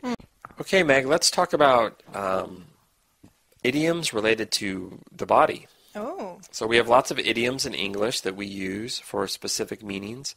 So to learn these idioms, we'll just talk about them by asking each other questions. Okay. Okay, the first one is about dating.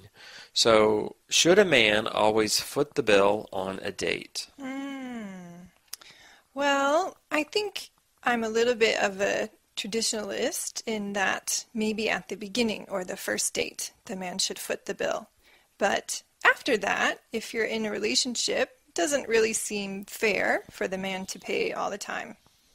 Do you agree? Yeah, I agree. I mean, on a date, I feel awkward if I don't pay the bill. So, yeah, the man should foot the bill on the first date. Okay, so the next one related to feet is, when you dance, do you have two left feet? Yes, I definitely have two left feet. I'm not a good dancer by any means, and I don't really enjoy it. So I think I look a little awkward when I'm dancing. What about you? Yeah, I definitely have two left feet. I just look like a mess on the dance floor. So, and I don't enjoy it. And I think because I'm nervous, I want to get out of there. So, yeah. Right.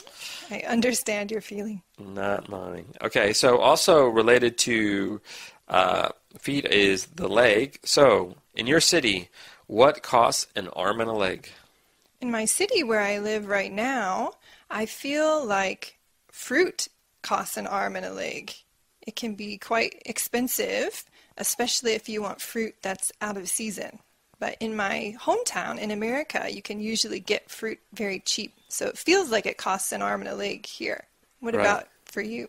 Yeah, the city I live in now is in Japan, and it's also very expensive. Taxis cost an arm and a leg. So to take a taxi ride is so expensive. In America, where I'm from, I would say healthcare costs an arm and a leg. It's so expensive. Yes. Crazy expensive. Right. You never want to get sick. Yeah. Yes. Even health insurance costs an arm and a leg. It's very, very costly. I agree with that. Yeah.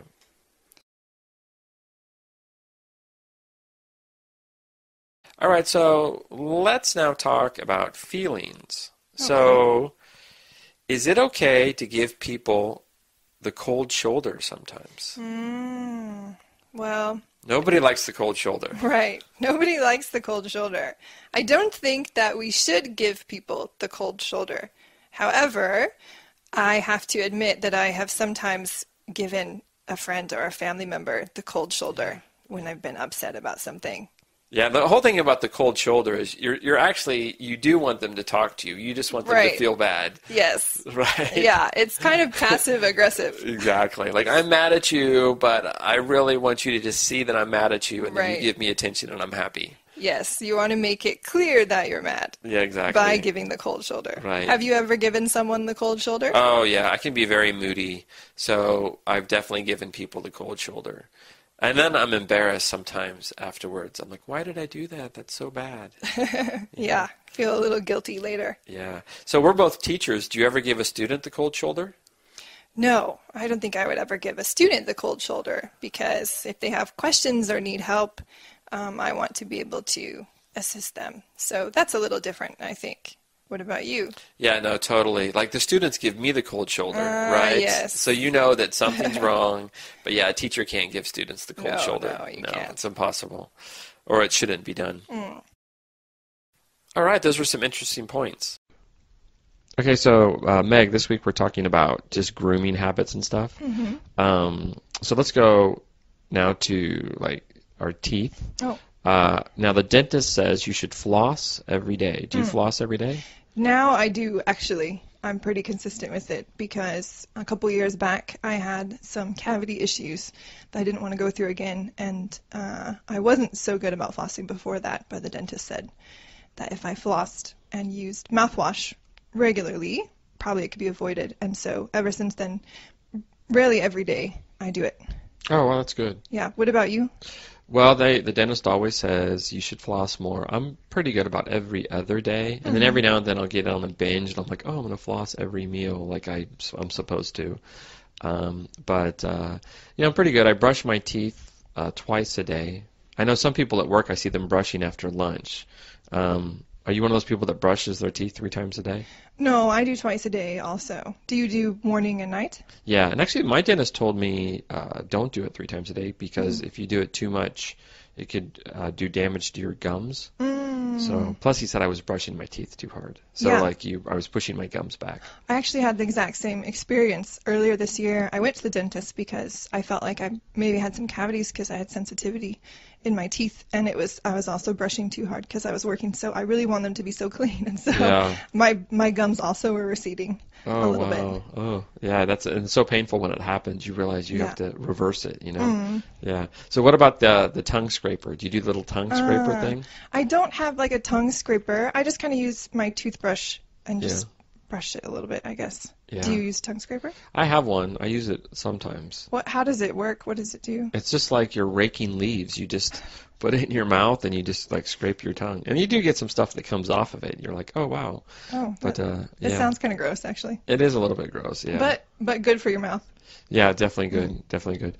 So then the other thing I guess we can talk about is shaving. Now, so I'm a guy, so I have the facial hair. Right. So, but I'm pretty lucky. I only have to shave maybe twice a week. Oh, really? I can get away with it, yeah. Yeah. Yeah, I don't have the full-on, manly beard thing that comes out, so. Yeah. Yeah, some people have to shave like twice a day, so that seems like it would be inconvenient. Yeah. So do you I guess because you're a woman, right. Do you have to do the legs thing? Yes. Yes, I do shave my legs pretty much every time I take a shower. Really? Yeah. How annoying. Yeah, well, yeah, it is annoying. I actually really don't like it. I wish I didn't have to do it. And I mean, I guess I could choose to stop, but I'd rather do it. So, usually every time I take a shower, because then if you're wearing a skirt or shorts, it's visible. So, yeah, just try to be careful. And, honestly, from a guy's perspective, when I look and I think about women shaving their calves below their knees, it looks like it'd be very easy to cut yourself because your legs are kind of hard. Yeah. You know what I mean? Yeah. I think for the calves, it's not so bad because it's kind of a straight, it's more smooth. But the knee part, you have to be careful. Oh, right, because it's like a shape. And ankles. And feet. Yeah. Yeah. Yeah, that's like for guys, our problem is right under the chin and then the Adam's apple. The Adam's apple is brutal because you kind of have to go around it, so it's very easy to cut yourself. Yeah. Do you use an electric razor? No, I should. I'm very environmentally unfriendly. I use those plastic razors because they're just so easy. Yeah. And actually, I kind of get away with it because at the gym I go to, they offer it. They have free razors in the men's room, so I just do it there. Yeah. Save a few bucks. Might as well. Yeah. Interesting. Well, anyway, I guess we're somewhat healthy. Yeah, we're clean at least. Exactly. So, Meg, I have an interesting question for you. Okay. So the other day I was talking with a friend, and she asked me about, showers, like how many showers do I take a day? Mm-hmm. And I think I had mentioned I take 3 showers a day. That's why that came up. And she thought that was absurd, that nobody should take 3 showers a day. Yeah, it seems a little crazy to me. That's odd. Like, I thought that was kind of the norm, actually, really? These days. Yeah, because you take a shower when you wake up. Then most people go to the gym. You take a shower when you're done at the gym, which is usually mid-afternoon or early evening. And then I usually take a shower before I go to bed. I don't think I've ever known anyone who's taken 3 showers a day. Really? Do people that you know take 3 showers a day? I think I just assumed that all of my friends kind of did the same thing because they're guys and they also play sports, so they also take a shower Yeah, when they wake up, before they go to bed, and after they work out. Yeah, well, I guess sports or working out definitely makes a difference. I might totally frighten you with the showers that I take because I do not shower 3 times a day. Typically, I shower once every 2 days. Really? Yeah, because especially with my skin, it gets pretty dried out if I'm showering so often with the soap and the water and everything. So I have to be careful with that. But if I played sports or something where I got sweaty, I'm definitely taking a shower after that, an extra shower. But yeah, I've never taken 3 showers in one day, I don't think. Well, so you, even when it's hot in summer, you just do it once every 2 days? If I get sweaty, then maybe more than that. But I don't sweat very easily, so I usually don't have to worry about it. Oh, wow. I think it must be what your skin gets conditioned to, because one of the reasons why I always take showers is not that I feel dirty, is like I feel like my skin gets itchy unless I take a shower. Yeah, and it might be because, well, and I think there's a difference too with where I lived in America and living here in Japan. Like the humidity is different, and so my skin gets more dry here. Actually, it has the opposite effect. So I had to be more careful here maybe than I did in America. Yeah, that's true. So what about washing your hair? You wash your hair every 2 days? Yes. Yeah, wash my hair every 2 days. Use conditioner maybe once a week. My hair would also get super dried out. I don't know if you can see it, but it's a little frizzy right now. Yeah. So that's how it naturally is, my hair type too. So maybe your hair type handles well getting washed 3 times a day? Yeah, I mean, for one, I wash my hair usually twice a day, sometimes just once.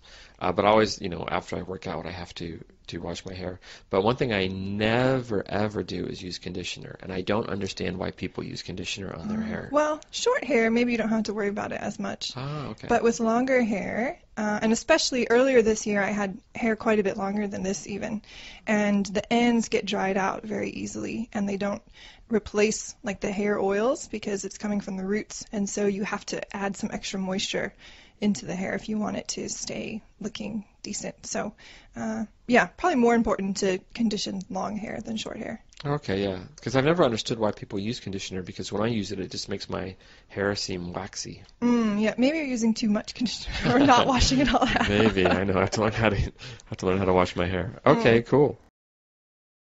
So Rachel, I thought we would talk a little bit about items and their shelf life. Like how long will you keep something? For example, like a book or like clothing. Because like yesterday, I was talking to my students, and they were surprised when I admitted that the shirt I was wearing I had had for over 10 years.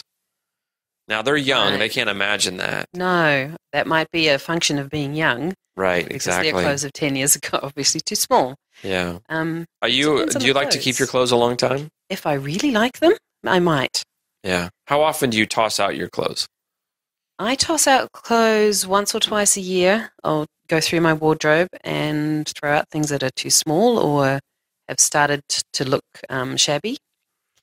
But there are other things that I just keep year after year after year. Probably things people don't see as often, like pajamas, might last a little longer. Yeah. Some people advise that if you haven't worn something for 6 months, you should throw it out, but that seems to me to be not logical, given that there are 4 seasons and they last a year. If you Yeah. haven't worn something for a year, maybe you should consider throwing it out. But yeah, definitely at the start of the season, not in the opposite season. Right. You have to think about the weather. Yeah, well, what about food? So we live in Japan. We're both teachers in Japan. So one thing I often wonder about is the sashimi and the sushi, the raw fish. Like, how long can you keep it before you eat it? They say you're supposed to have it that night, but I sometimes eat it the next morning or Yes. even for lunch. With fish, as well as other meats, I think it's very easy to tell because you can tell by the smell whether something's good or not. I actually think the rice is more dangerous. Oh, really? Yeah, because it will grow bacteria. Because it's been warm, it'll grow bacteria easily at room temperature. The rice is the Ah. part you need to be careful about. Well, what about like other foods? Like, are you somebody who's really strict about the expiration date, or? I'm not. I think the expiration date on most products errs on the side of safety. Another thing is people confuse the best by date with the expiry date. Right. The best by date is just about freshness, flavor. For And example, that's the with date spices, they put on the package in the that's store. often the date that people Sell go by. yeah. Yeah, sell by and best by. For example, spices might have a best by date. After that, they might clump a little, they might lose a little flavor, but they're not dangerous. You can still eat it. You can still use them, yeah. My rule is always tell. 3 days.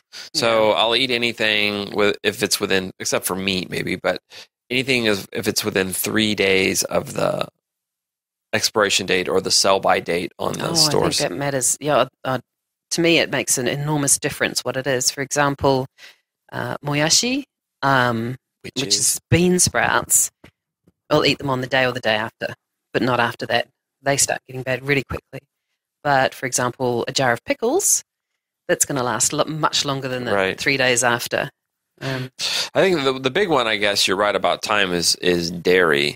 The one, milk is obvious, because milk you can smell. Yes, but on the other hand, it just turns into yogurt. Right, yeah, so that's the other one is yogurt. So yogurt, I'll see it in the fridge, and I'm like, how long can I keep this? Like, sometimes it'll be past the expiration date, but it smells fine. It looks fine. Milk, yogurt is soured milk. So it's difficult to say at which point it sours, because it's already sour. Yeah, and cheese too lasts forever, it seems like. Pretty much. You can see the mold on cheese. Yeah. So what about if you see bread and there's a little mold on the bread? No. Are you old school? You cut around it? Or I used to cut the mold off cheese, but having learned more about the visible mold is only a small amount of it, and parts of mold you can't see are branching into the food. Oh, I see. Yeah, so that makes it a little dodgier. So no, I probably wouldn't eat bread that had any kind of mold on it. And I'm dodgy about cheese too. That's got the wrong sort of mold on it. Right. It's the right sort of mold, like a blue cheese, and that's fine. Right. And I should clarify here, neither of us are medical professionals. So don't take this advice. Don't take our advice. We're just talking about our own habits here. So what about juice? What about juice? Like, how long can you keep juice? Can you smell when juice is bad? I don't usually buy juice, so I don't really know. Oh. Yeah. Maybe you can smell it. Maybe you can smell it. Yeah, I'd probably toss juice because I'm not experienced enough with it, obviously, to have made my own mind up about it, so I'd probably go by the date for that one. What's interesting is when you see some foods that you think would last forever, but actually they won't. They just have an expiration date that's way in the future, like canned goods. Yes. Sometimes it's surprising when you're like, oh, there actually is an expiration date on there. There is. But it's way in the future. Way in the future. As long as the can's not dented, I think. Or rusty, right? The rule for that, yeah. Yeah. Huh. Interesting topic. So I'm here with Rachel, and we were talking about expiration date. So you were saying that you throw out your clothes regularly. Mm-hmm. Fairly regularly. Yeah. Do you donate them or just toss them? I put them in the recycling.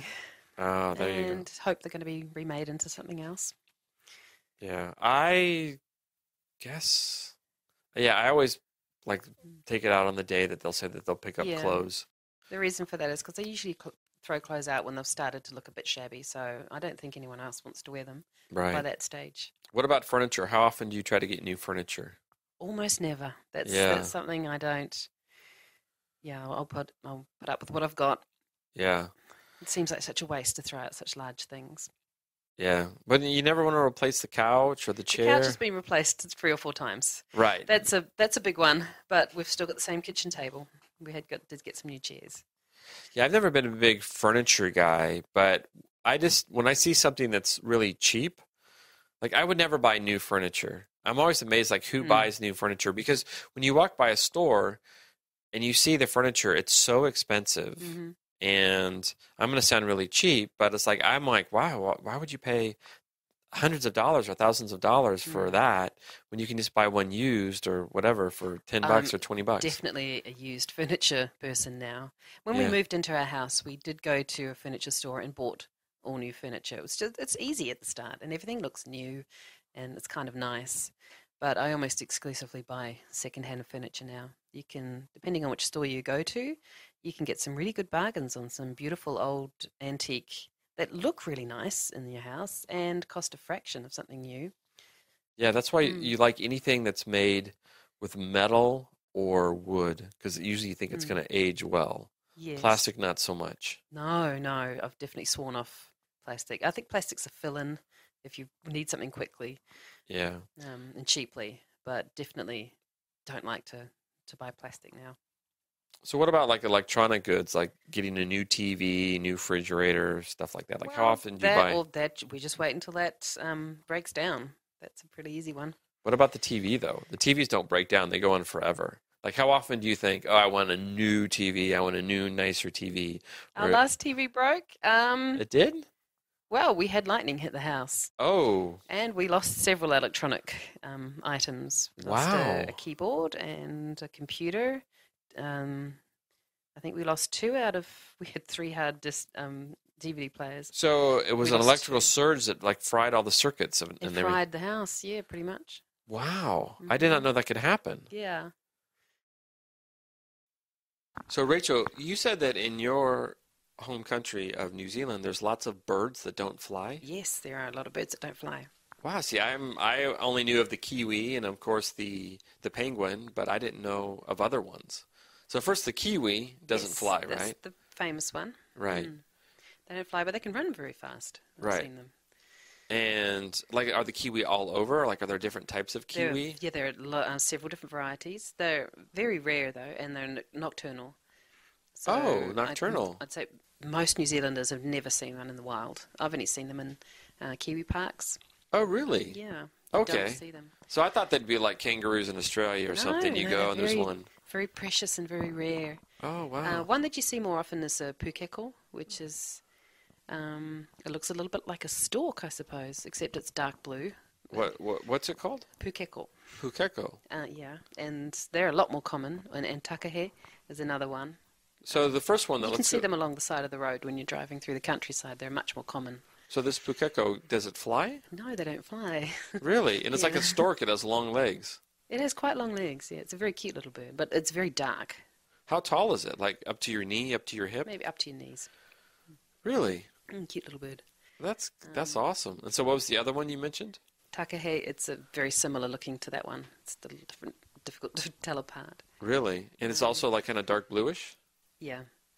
Another one's a kakapo, is a very famous one. It's New Zealand's flightless green parrot.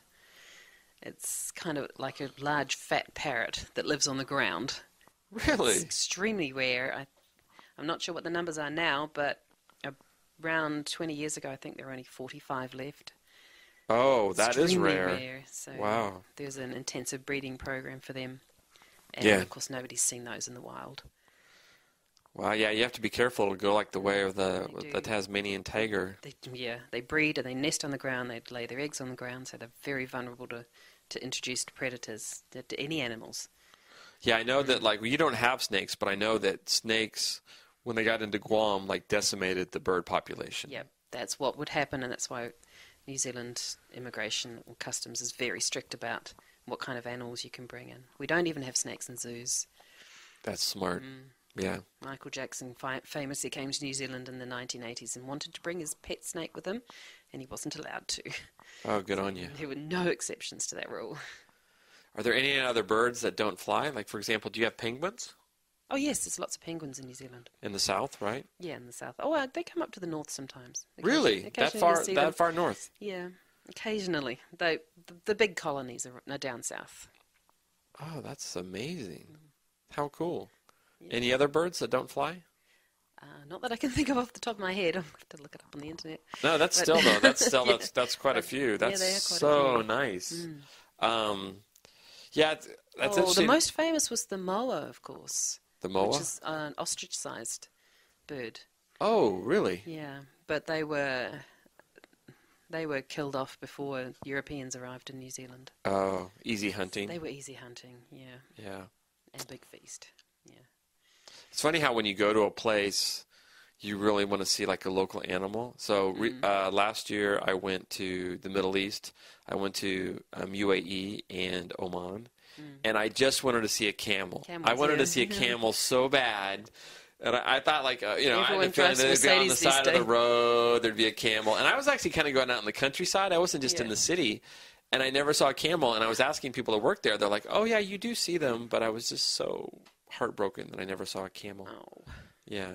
It's one of my favorite animals. I just think they look so cool. So when I go to New Zealand, I have to make sure I see a kiwi. But you'll have to go to the Kiwi House. The Kiwi House? The Kiwi House, it's called. Or just look up zoos. And they got them? Yep, they got them there. But you won't see them just driving around. So, Rachel, you are from New Zealand, correct? Yes, that's right. Now, when I lived in London many years ago, my roommate was from New Zealand, really nice guy, and he had the coolest job. He would ride around a motorbike in New Zealand, in the bush, as he called it, the wild, as we say. The bush. The bush. And his job was to just kill invasive species. That was his job. Just go out and plant traps for rabbits and... Yes, that's right. Actually, I have a friend who does that now. Really? Yes. So it's that big of a problem. You have to It's a huge problem, yeah. Really? So what animals are a problem? Rabbits, like you mentioned. Possums are a big problem in the bush because they eat a lot of the native plants. We have possums too in America, in Northern California, and they are disgusting. I love animals, but they're one animal I don't like. They're nasty. There is a big possum hunt in many areas every year, and they're starting to sell the pelts as fur because it's not a protected species, so there's no limits on how much you can catch and how much fur you can sell. Yeah, and they often have rabies, right? At least in the States, we have to be very careful of them. No, we don't have rabies in New Zealand. Oh, that's good to know. Yes, so... Yeah, no we have animals crazy have stories of possums or raccoons having rabies.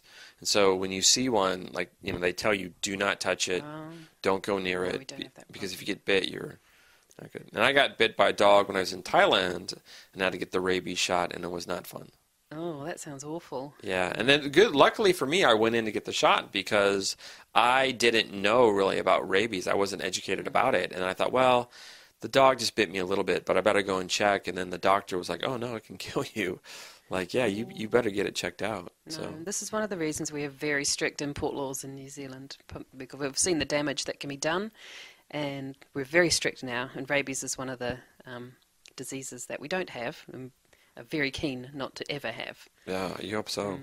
So you have a problem with possums and with rabbits. Anything Rabbits else? on farms. There's also wild deer and boar in the forests who also do a lot of damage, and stray cats and dogs as well also kill a lot of native species. There's no native animals in New Zealand. The only mammals that are native to New Zealand are dolphins and bats. So there's no natural hunters except for hawks.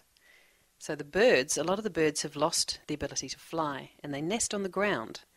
So they're enormously vulnerable to predator species like cats and dogs. They've almost completely decimated many bird species. So that's why there are hunters throughout New Zealand who are basically given free rein to shoot whatever they can find because they are so destructive to the natural environment. Yeah, I think I read somewhere that you have some campaign to have no predators by a certain year, right? Like a new thing in New Zealand.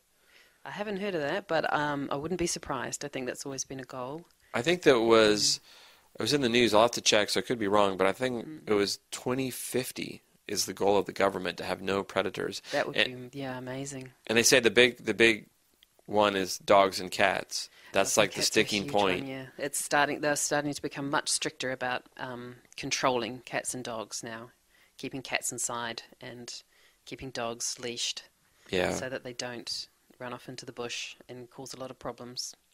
But dogs, I think, are more domesticated. They're probably not as dangerous. But cats are basically, they're not really that domesticated. They're still natural hunters. Yeah, we keep them with us to hunt, pests like mice who live with us. Yeah, so they catch a lot of birds. But with the birds nesting on the ground and unable to fly, it's very easy for the dogs to kill them as well. Oh, I see. So. And dogs just can be kind of naughty sometimes. Heck yes. And they run off. Wow. So what do you think? Do you think your country can achieve this goal, no predators, by 2050? It sounds very challenging. I think at present only some of the offshore islands are completely pest-free. No predators. Yeah, that's not quite the same as no pests. That's because pests also include things like rabbits and possums and deer, and that don't eat the native species. So maybe just predator-free might be a bit more achievable, I think.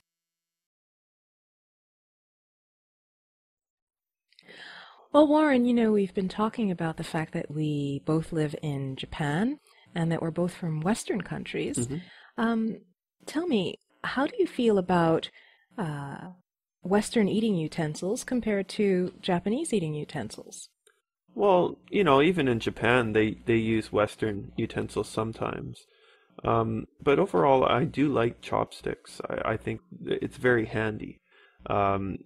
It's just easier to pick up certain things. When I first came to Japan and saw people eating salad with chopsticks, I thought it was very strange. But if I try to eat it with a fork now, it's actually very difficult to pick up things like lettuce. And I prefer using chopsticks for things like that. When you first started using chopsticks, did you get hand cramps? Not so much, because I can't recall when I started using them, but I became comfortable with them before coming to Japan. That's good to know. Well, what about the sleeping? How do you sleep? Do you prefer a bed or do you prefer the Japanese style futon? Well, it's funny you say that. At first, I hated the idea of this thin little mattress, but I do find it's actually quite nice for my back. I actually prefer it to Western beds because it's better for my back. But I don't like sleeping on the floor. I like being higher up. So a high futon. If I could get like a, tatami mat that's raised with a futon mattress on top, that would be best for me. I think I've seen things like that in the stores. Platform bed with tatami. Oh, that sounds nice. I should look for that. Yeah, I should find one for you and point you in that direction. Well, what about bathing? The Japanese are famous for their onsens and the way they bathe. So do you prefer a Japanese-style bathing situation or a Western-style shower? Well, I actually much prefer the Japanese style now. When I go back home, I find it quite difficult. I like to be able to clean myself before going into the bathtub. That's a good thing. I do enjoy that as well. What about the custom of taking your shoes off before going into a house? Well, that doesn't bother me too much. When growing up in Canada, I always took my shoes off coming inside anyways. I don't think it's as much of a ritual in Canada, but many people do it just to keep a clean house. But sometimes if I run out and I forget something like my car keys and I want to just run back inside, I'll tend to want to keep my shoes on rather than taking them on and off every single time. Okay, tell me. Confess now. Do you sometimes keep your shoes on and go into the house? Yeah, sometimes I have. But I've caught my wife doing it a couple times too, and she's Japanese, so I guess I'm not that bad. I don't think so. I do it too. What about sitting on the floor versus sitting in chairs? Which do you prefer? Oh, again, I really dislike sitting on the floor. It isn't very comfortable for me. I'm a little bit tall. I have long legs, and I don't seem to have a place to put my legs when I'm on the floor. Usually my legs will fall asleep quickly and my back will start to bother me, so I prefer to sit up in a chair. Oh, that's too bad. Well, I guess my last question refers to eating habits. Well, meals and how they're served. Do you prefer to eat meals that are served to you individually, or do you prefer to eat and share your food? Well, that's a good question, but I don't know if I have a preference. I like the idea of eating all sorts of different things, so it can be fun eating in a Japanese style sometimes. But there are times where I do like to just have my own meal in front of me as well. So, Antoinette, you've been living in Japan for a while now, right? Yes, that's right. Huh. Well, can you tell me, do you like to use chopsticks or forks and knives more? It depends on what I'm eating, really. For the most part, I enjoy using chopsticks. They are easy to use. I don't have to worry about cutting anything, and especially if I'm eating Japanese food, which tends to be chopped in small pieces, small bite-sized pieces, chopsticks are perfect. But when I'm eating Western food or spaghetti, I prefer using Western-style utensils. Oh, okay, that makes sense. What about sleeping? Do you like to sleep on like a Western bed or a Japanese futon? Actually, it depends on the season. In Why summer, well, in summer I prefer sleeping on a futon. It seems cooler than a bed. But in winter I love a cozy, plush bed with lots of pillows and quilts or duvets, and yeah, I like to feel that cozy. That sounds nice. Okay. How about having shoes on or off in the house? I like to go barefoot. Well, with socks. My feet get cold. Oh, do you use slippers? No. Oh, okay. I find slippers uncomfortable unless they are the kind that fit your foot.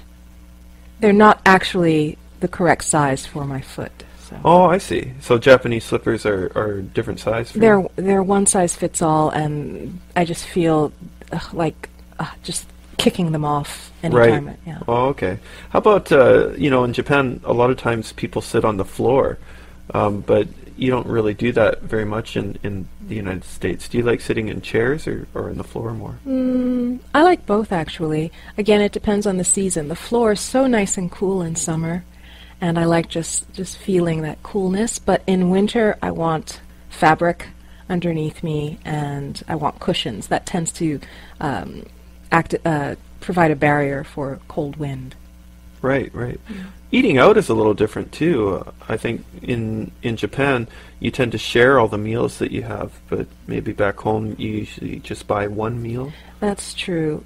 Maybe I'm a germ-phobic American. I don't know. I like eating my own food. I don't like to share. If it's one huge serving plate that's meant for several people, then fine, but I like just having my own plate of food. Oh, okay. What about having a shower or a bath? I think in Japan they usually have like a detachable shower head, and you can shower yourself before going into a bath. What do you prefer? Well, I like showers, either way, as long as the water is hot. Whether it's detachable or not, as long as the water is hot, I like showers. And I like having water run down my body. That's a pleasant feeling. So, but I also like sitting in a hot tub of water, but not for too long. What about the bathtubs? Because I think they're different sizes, aren't they? They are. I like the fact that Japanese baths allow you to sit in water up to your neck. But I also like the fact that Western-style baths allow you to recline in the water. Right. You can stretch out more? You can stretch out, yeah. Oh, okay. I see. That's a hard call. So, Jeremy, you mentioned earlier that you've been back to Canada with your baby. How was that experience? Well, I mean, until you fly with a toddler, you really never get to appreciate all of those times that you flew across the ocean, watching movies or reading magazines or just sleeping on the flight, because those days are over. Wow. I mean, it's not that bad, but when you're on the plane, you say never again. I remember about halfway into a 10-hour trans-Pacific flight, I thought, well, I can maybe do this every 3 years, not more than once a year for sure. I mean, first of all, our boy was bigger than most children for his age, so he was about 1 year old. And they have these bassinets that you're allowed to put your child in, and the baby will hopefully sleep for a while. So the stewardess sets up the bassinet. We're all ready to put him in there, and then she says, "How old is he?" And he was 12 kilos, and this was for 11.5 maximum. And they wouldn't let us put him in there, so they had to take the whole thing apart, and basically we had to find some way to have him sleep on our laps for the next 9 hours. So, I mean, 1-year-olds like to crawl around, they like to scream, they like to cry. Other people on the flight don't like that so much. So, it's basically every minute of silence you just savor and just pray that this will keep going, and it never does. But once he falls asleep and the plane's quiet and they turn off the lights, then it's okay. But it's too long. It's too long for a 1-year-old. So I can maybe manage it once a year, but that's about it. I remember my sister, she has 2 kids, and she told me a story a few years back when one of her daughters was still a toddler, and they went to Disneyland from Canada, and she said it was just horrible, and they would never do it again. And I just smiled. I didn't have that experience. I was just thinking, what could be so bad about it? Yeah. But hearing your story now, wow, I can only imagine. Well, I think that actually most passengers on a flight are usually quite understanding. And I think it's just, in the parent's head that everybody's judging That's them, true. everybody's That might be looking at them. Because, I get so worried about what other people are thinking, that I'm inconveniencing others, that I just work myself up so much, and my wife's the same way.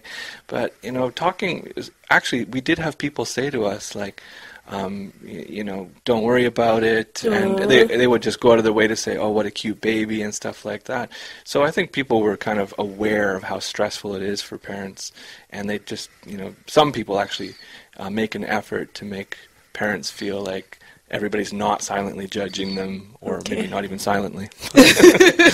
Not saying anything. If you had one advice to give to a parent that would travel with a child in the future, what would you tell them? My best advice is if you can fly in the morning, so after baby wakes up and you have your breakfast and your flight's maybe at, 9 or 10 in the morning, I think that works out best if it's say a 10-hour flight, because you'll land and it'll be probably around bedtime, like it's normal bedtime. The first time we did it, the flight was in the late evening, so basically he'd been up all day, and then there was another 10 hours on top of that. So, when we landed, the readjustment to his normal schedule was really, really difficult. But when we flew in the morning, and it was a 10-hour flight, when we landed, he just basically went to sleep like a normal schedule. So that's a small thing, but it really makes a big difference. Thank you.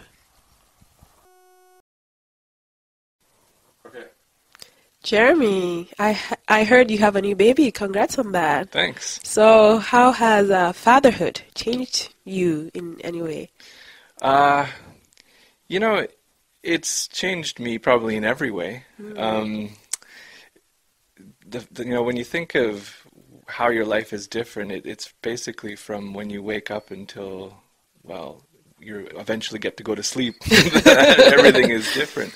But everything about it is positive. Even things that you'd think would annoy you actually aren't really that annoying. Like having a toddler come and wake you up at 6 o'clock in the morning when you've got a cold and you've taken a bunch of sleeping medication the night before, like which happened to me this morning. And even that, having a toddler wake you up and just looking at you and laughing, it's awesome. It really is awesome. So, I always kind of worried before when I was thinking about having a kid about all these things. Oh, I can't go out at night, or I'm going to have to wake up so early in the morning, and I'm going to be woken up in the middle of the night by a screaming child. All of that stuff really doesn't bother me. It just, it's part of the experience, and sometimes maybe I'd like to sleep a little bit longer, but waking up and then having a little guy sit on my lap while he plays with the remote control and changes channels over and over again. I mean, that's somehow a very, very enjoyable experience. But it's you get to see a little person change every day and start figuring things out. And of course, every parent thinks that their child is the smartest child in the world. He can turn off and on the light switch, but it's those types of things that you just marvel at. So, I can say, like most people, that it's everything about it is very positive, but it's often just the really, really small things that make you appreciate this little wonder. And looking back on the experience now, what are some things that you would wished you had known? You wish you had known before your little boy came along? Yeah, that's a good question. I was so stressed out for the first couple of weeks after he was born, and from the moment he was born until he came back home, and then for the first number of weeks that he was home, we basically just hovered over him for weeks, and Of course you have to be protective and careful of a newborn baby, but not everything was as serious as we thought it was. And, crying, we were worried about waking up our neighbors, or we were worrying that, something was seriously wrong. Babies cry. And if you really get stressed out about it, then you're going to make your life miserable. So, having done it once, just realizing that, kids cry, kids get sick, kids throw up, kids need their nappies changed. I would just take a deep breath if I have to do it again, and just realize, okay, this is just part of the experience, and you just got to roll with it. So. Okay, that's great. So, Amy, I was talking to somebody the other day, and they told me that you'd had quite a number of interesting little odd jobs. I'm interested. Could you tell me a bit about that? I don't know how odd they were. I don't know. When I was in university, part-time jobs, I used to work in restaurants and, usual stuff, restaurants, and I think my favourite was working in a nightclub.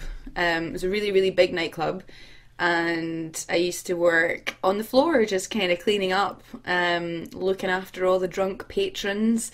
And on my first night there, it was actually one of my favourite DJs was on, so that was great. I got to listen to really good music whilst finding money on the floor and cleaning up after folk. It was really good. You found some money on the floor? Yeah, it was a busy club, really, really full, a good couple of thousand people in there. And I guess people were doing whatever they were doing, and they would drop big wads of cash. And because I was the person to clean up all the glass bottles, then I would find the wads of cash on the floor. So it was good. I'd get my wages, I'd get tips, and then I would get my own personal tips from finding money on the floor. So you must have found a whole range of different things. What else did you find? Yeah, little wraps of things and packets of things. Yeah, I had to work hard for the money. It wasn't easy because the place was full, absolutely rammed of people. Everybody's incredibly drunk or whatever, and they're all just wanting to dance and have a good time. And I have to make sure there's no broken glass for safety reasons, obviously. So I'm pushing my way through the crowd and keeping my eyes on the floor constantly with a torch. And alongside the broken glass that I would sweep up would be, wads of cash, sometimes little purses, little bags, things like that. When I found, identification for things, when it was a purse, I would, do the right thing with it, hand it in. But if it was just a wad up, a rolled up set of notes, I would just put them in my pocket for me, basically. Yeah, it's difficult to know what to do with cash because, you hand it in to someone who, well, it's cash, isn't it? So, I know. Yeah. When I found, I remember finding some driving license and student ID, and it was actually the same university that I went to at the time, and I just took it to uni when I was going in during the week, and I handed it in to make sure that it got back to the owner, because that's the worst thing about when you lose your purse or your wallet. The cash you can kind of just say goodbye to. It's a given, really, that it's going to be gone, but it's your ID and your cards and everything. It's such a hassle trying to get them back again. So I wanted to make sure that whatever drunken idiot dropped them in that club, that it got back to their hands safely. Oh, that's nice. So you're a thief with heart, then? I'm not a thief. An opportunist. I'm kidding. It's on the floor. I'm pulling your leg. No, I would have done the same. So, Paul, what's the most memorable job experience that you have? Well, I think the most memorable is the volunteering time that I spent in Australia. And I was up in the northeastern corner where there's a relatively small rainforest. And I was helping with a research station that's located in the rainforest. So we do a range of different things, going from trying to control coconut trees. Control? Yeah, because, like, believe it or not, you imagine these kind of tropical paradises to have coconut trees, but they're actually very invasive and they're not native to that area. Oh. And basically, if you let a population of coconut trees to go out of control, nothing else can grow. Oh. They drop their fronds and they drop obviously the coconuts, and nothing else can grow. So you basically lose a lot of the native species there. So trying to keep them under control. There was also caring for bats that had been orphaned. Sometimes they're born, with physical disabilities that mean they can't survive in the wild. So right. Like a sanctuary then? It's like a sanctuary, yeah. So they take care of... What size of bats? Like Indiana Jones style? Fruit bats. What size are they? They're pretty... Like, once they spread... They're like little monkeys with big wings. Yeah, so what's their wingspan like? About? Let's say, maybe, I guess, up to probably 4 feet. Does that sound too much? Is that about a meter? Yeah, they're like some of the big the big dudes. Yeah. They got a huge wingspan. The only bats I've seen in real life are really tiny. They're just like little mice. The micro bats. They're like little birds, You see them flying around. You think, oh, that's birds. No, they're bats. So these guys sound pretty big. But they're completely like herbivorous. They only eat fruit. Right. So like they're really Do they eat the coconuts? Well, the coconuts are kind of tough for them to get into. You need to be able to make a hole, I suppose, of course, to get there. Yeah, but they eat mostly like fleshy fruits. Apples or whatever they can get. Really, berries, and they're really important for spreading. Because obviously they eat the flesh of the fruit, but they don't eat the seeds. Okay. So they just kind of pass through them. Okay. And they're really useful for dispersing seeds. Yeah. So, rainforests, regeneration, they're very important, animals. So they're like the big bumblebees of the rainforests then? Yeah, I guess you could look at it like that. Yeah. So yeah, that was an interesting volunteering kind of odd job that I had, I suppose. Yeah, it sounds really good. Yeah. Really cool. I really like to go back there someday. So we were talking about climates, Amy. Are there any sort of climates that you'd like to live in? I would like to live in Iceland or Scandinavia. Interesting. Why would you like to live in that sort of climate? The snow is just so beautiful, and my image of those countries is that their infrastructure is sufficient enough to keep you warm when you're inside, but outside is just so beautiful. The snow is amazing. It quietens everything. I think it's glorious.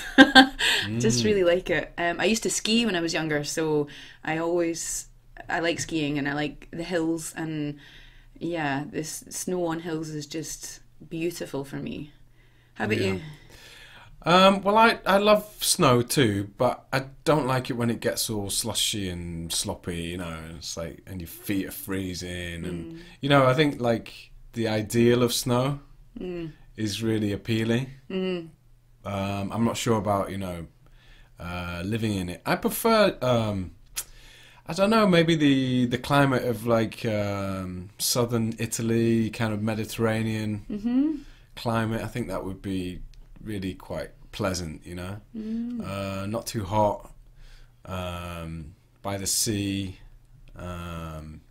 Although, yeah, in the summer it does get hot, but I don't think there's the humidity like here in Japan. Right, I was thinking about that. What kind of heat is it? Is it a dry heat? Or I think it's a drier heat, yeah. Whereas the heat, obviously, we get here is unbearable at times, right? Yeah, it's really bad. Yep. So, what's the highest temperature?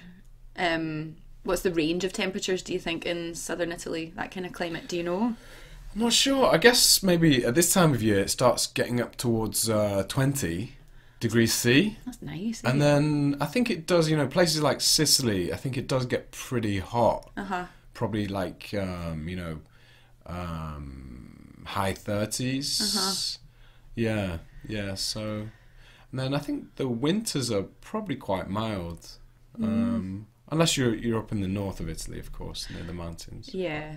I think down in the south, I think it remains kind of pretty mild, If it's in the Med, then it must my image of that. I've never been to Italy, so I don't know. But I've been to the south of France, and that got really hot. That was a nice temperature, and it was dry, and the nighttime wasn't too hot either. It was really nice during the day. That was a nice climate, I think.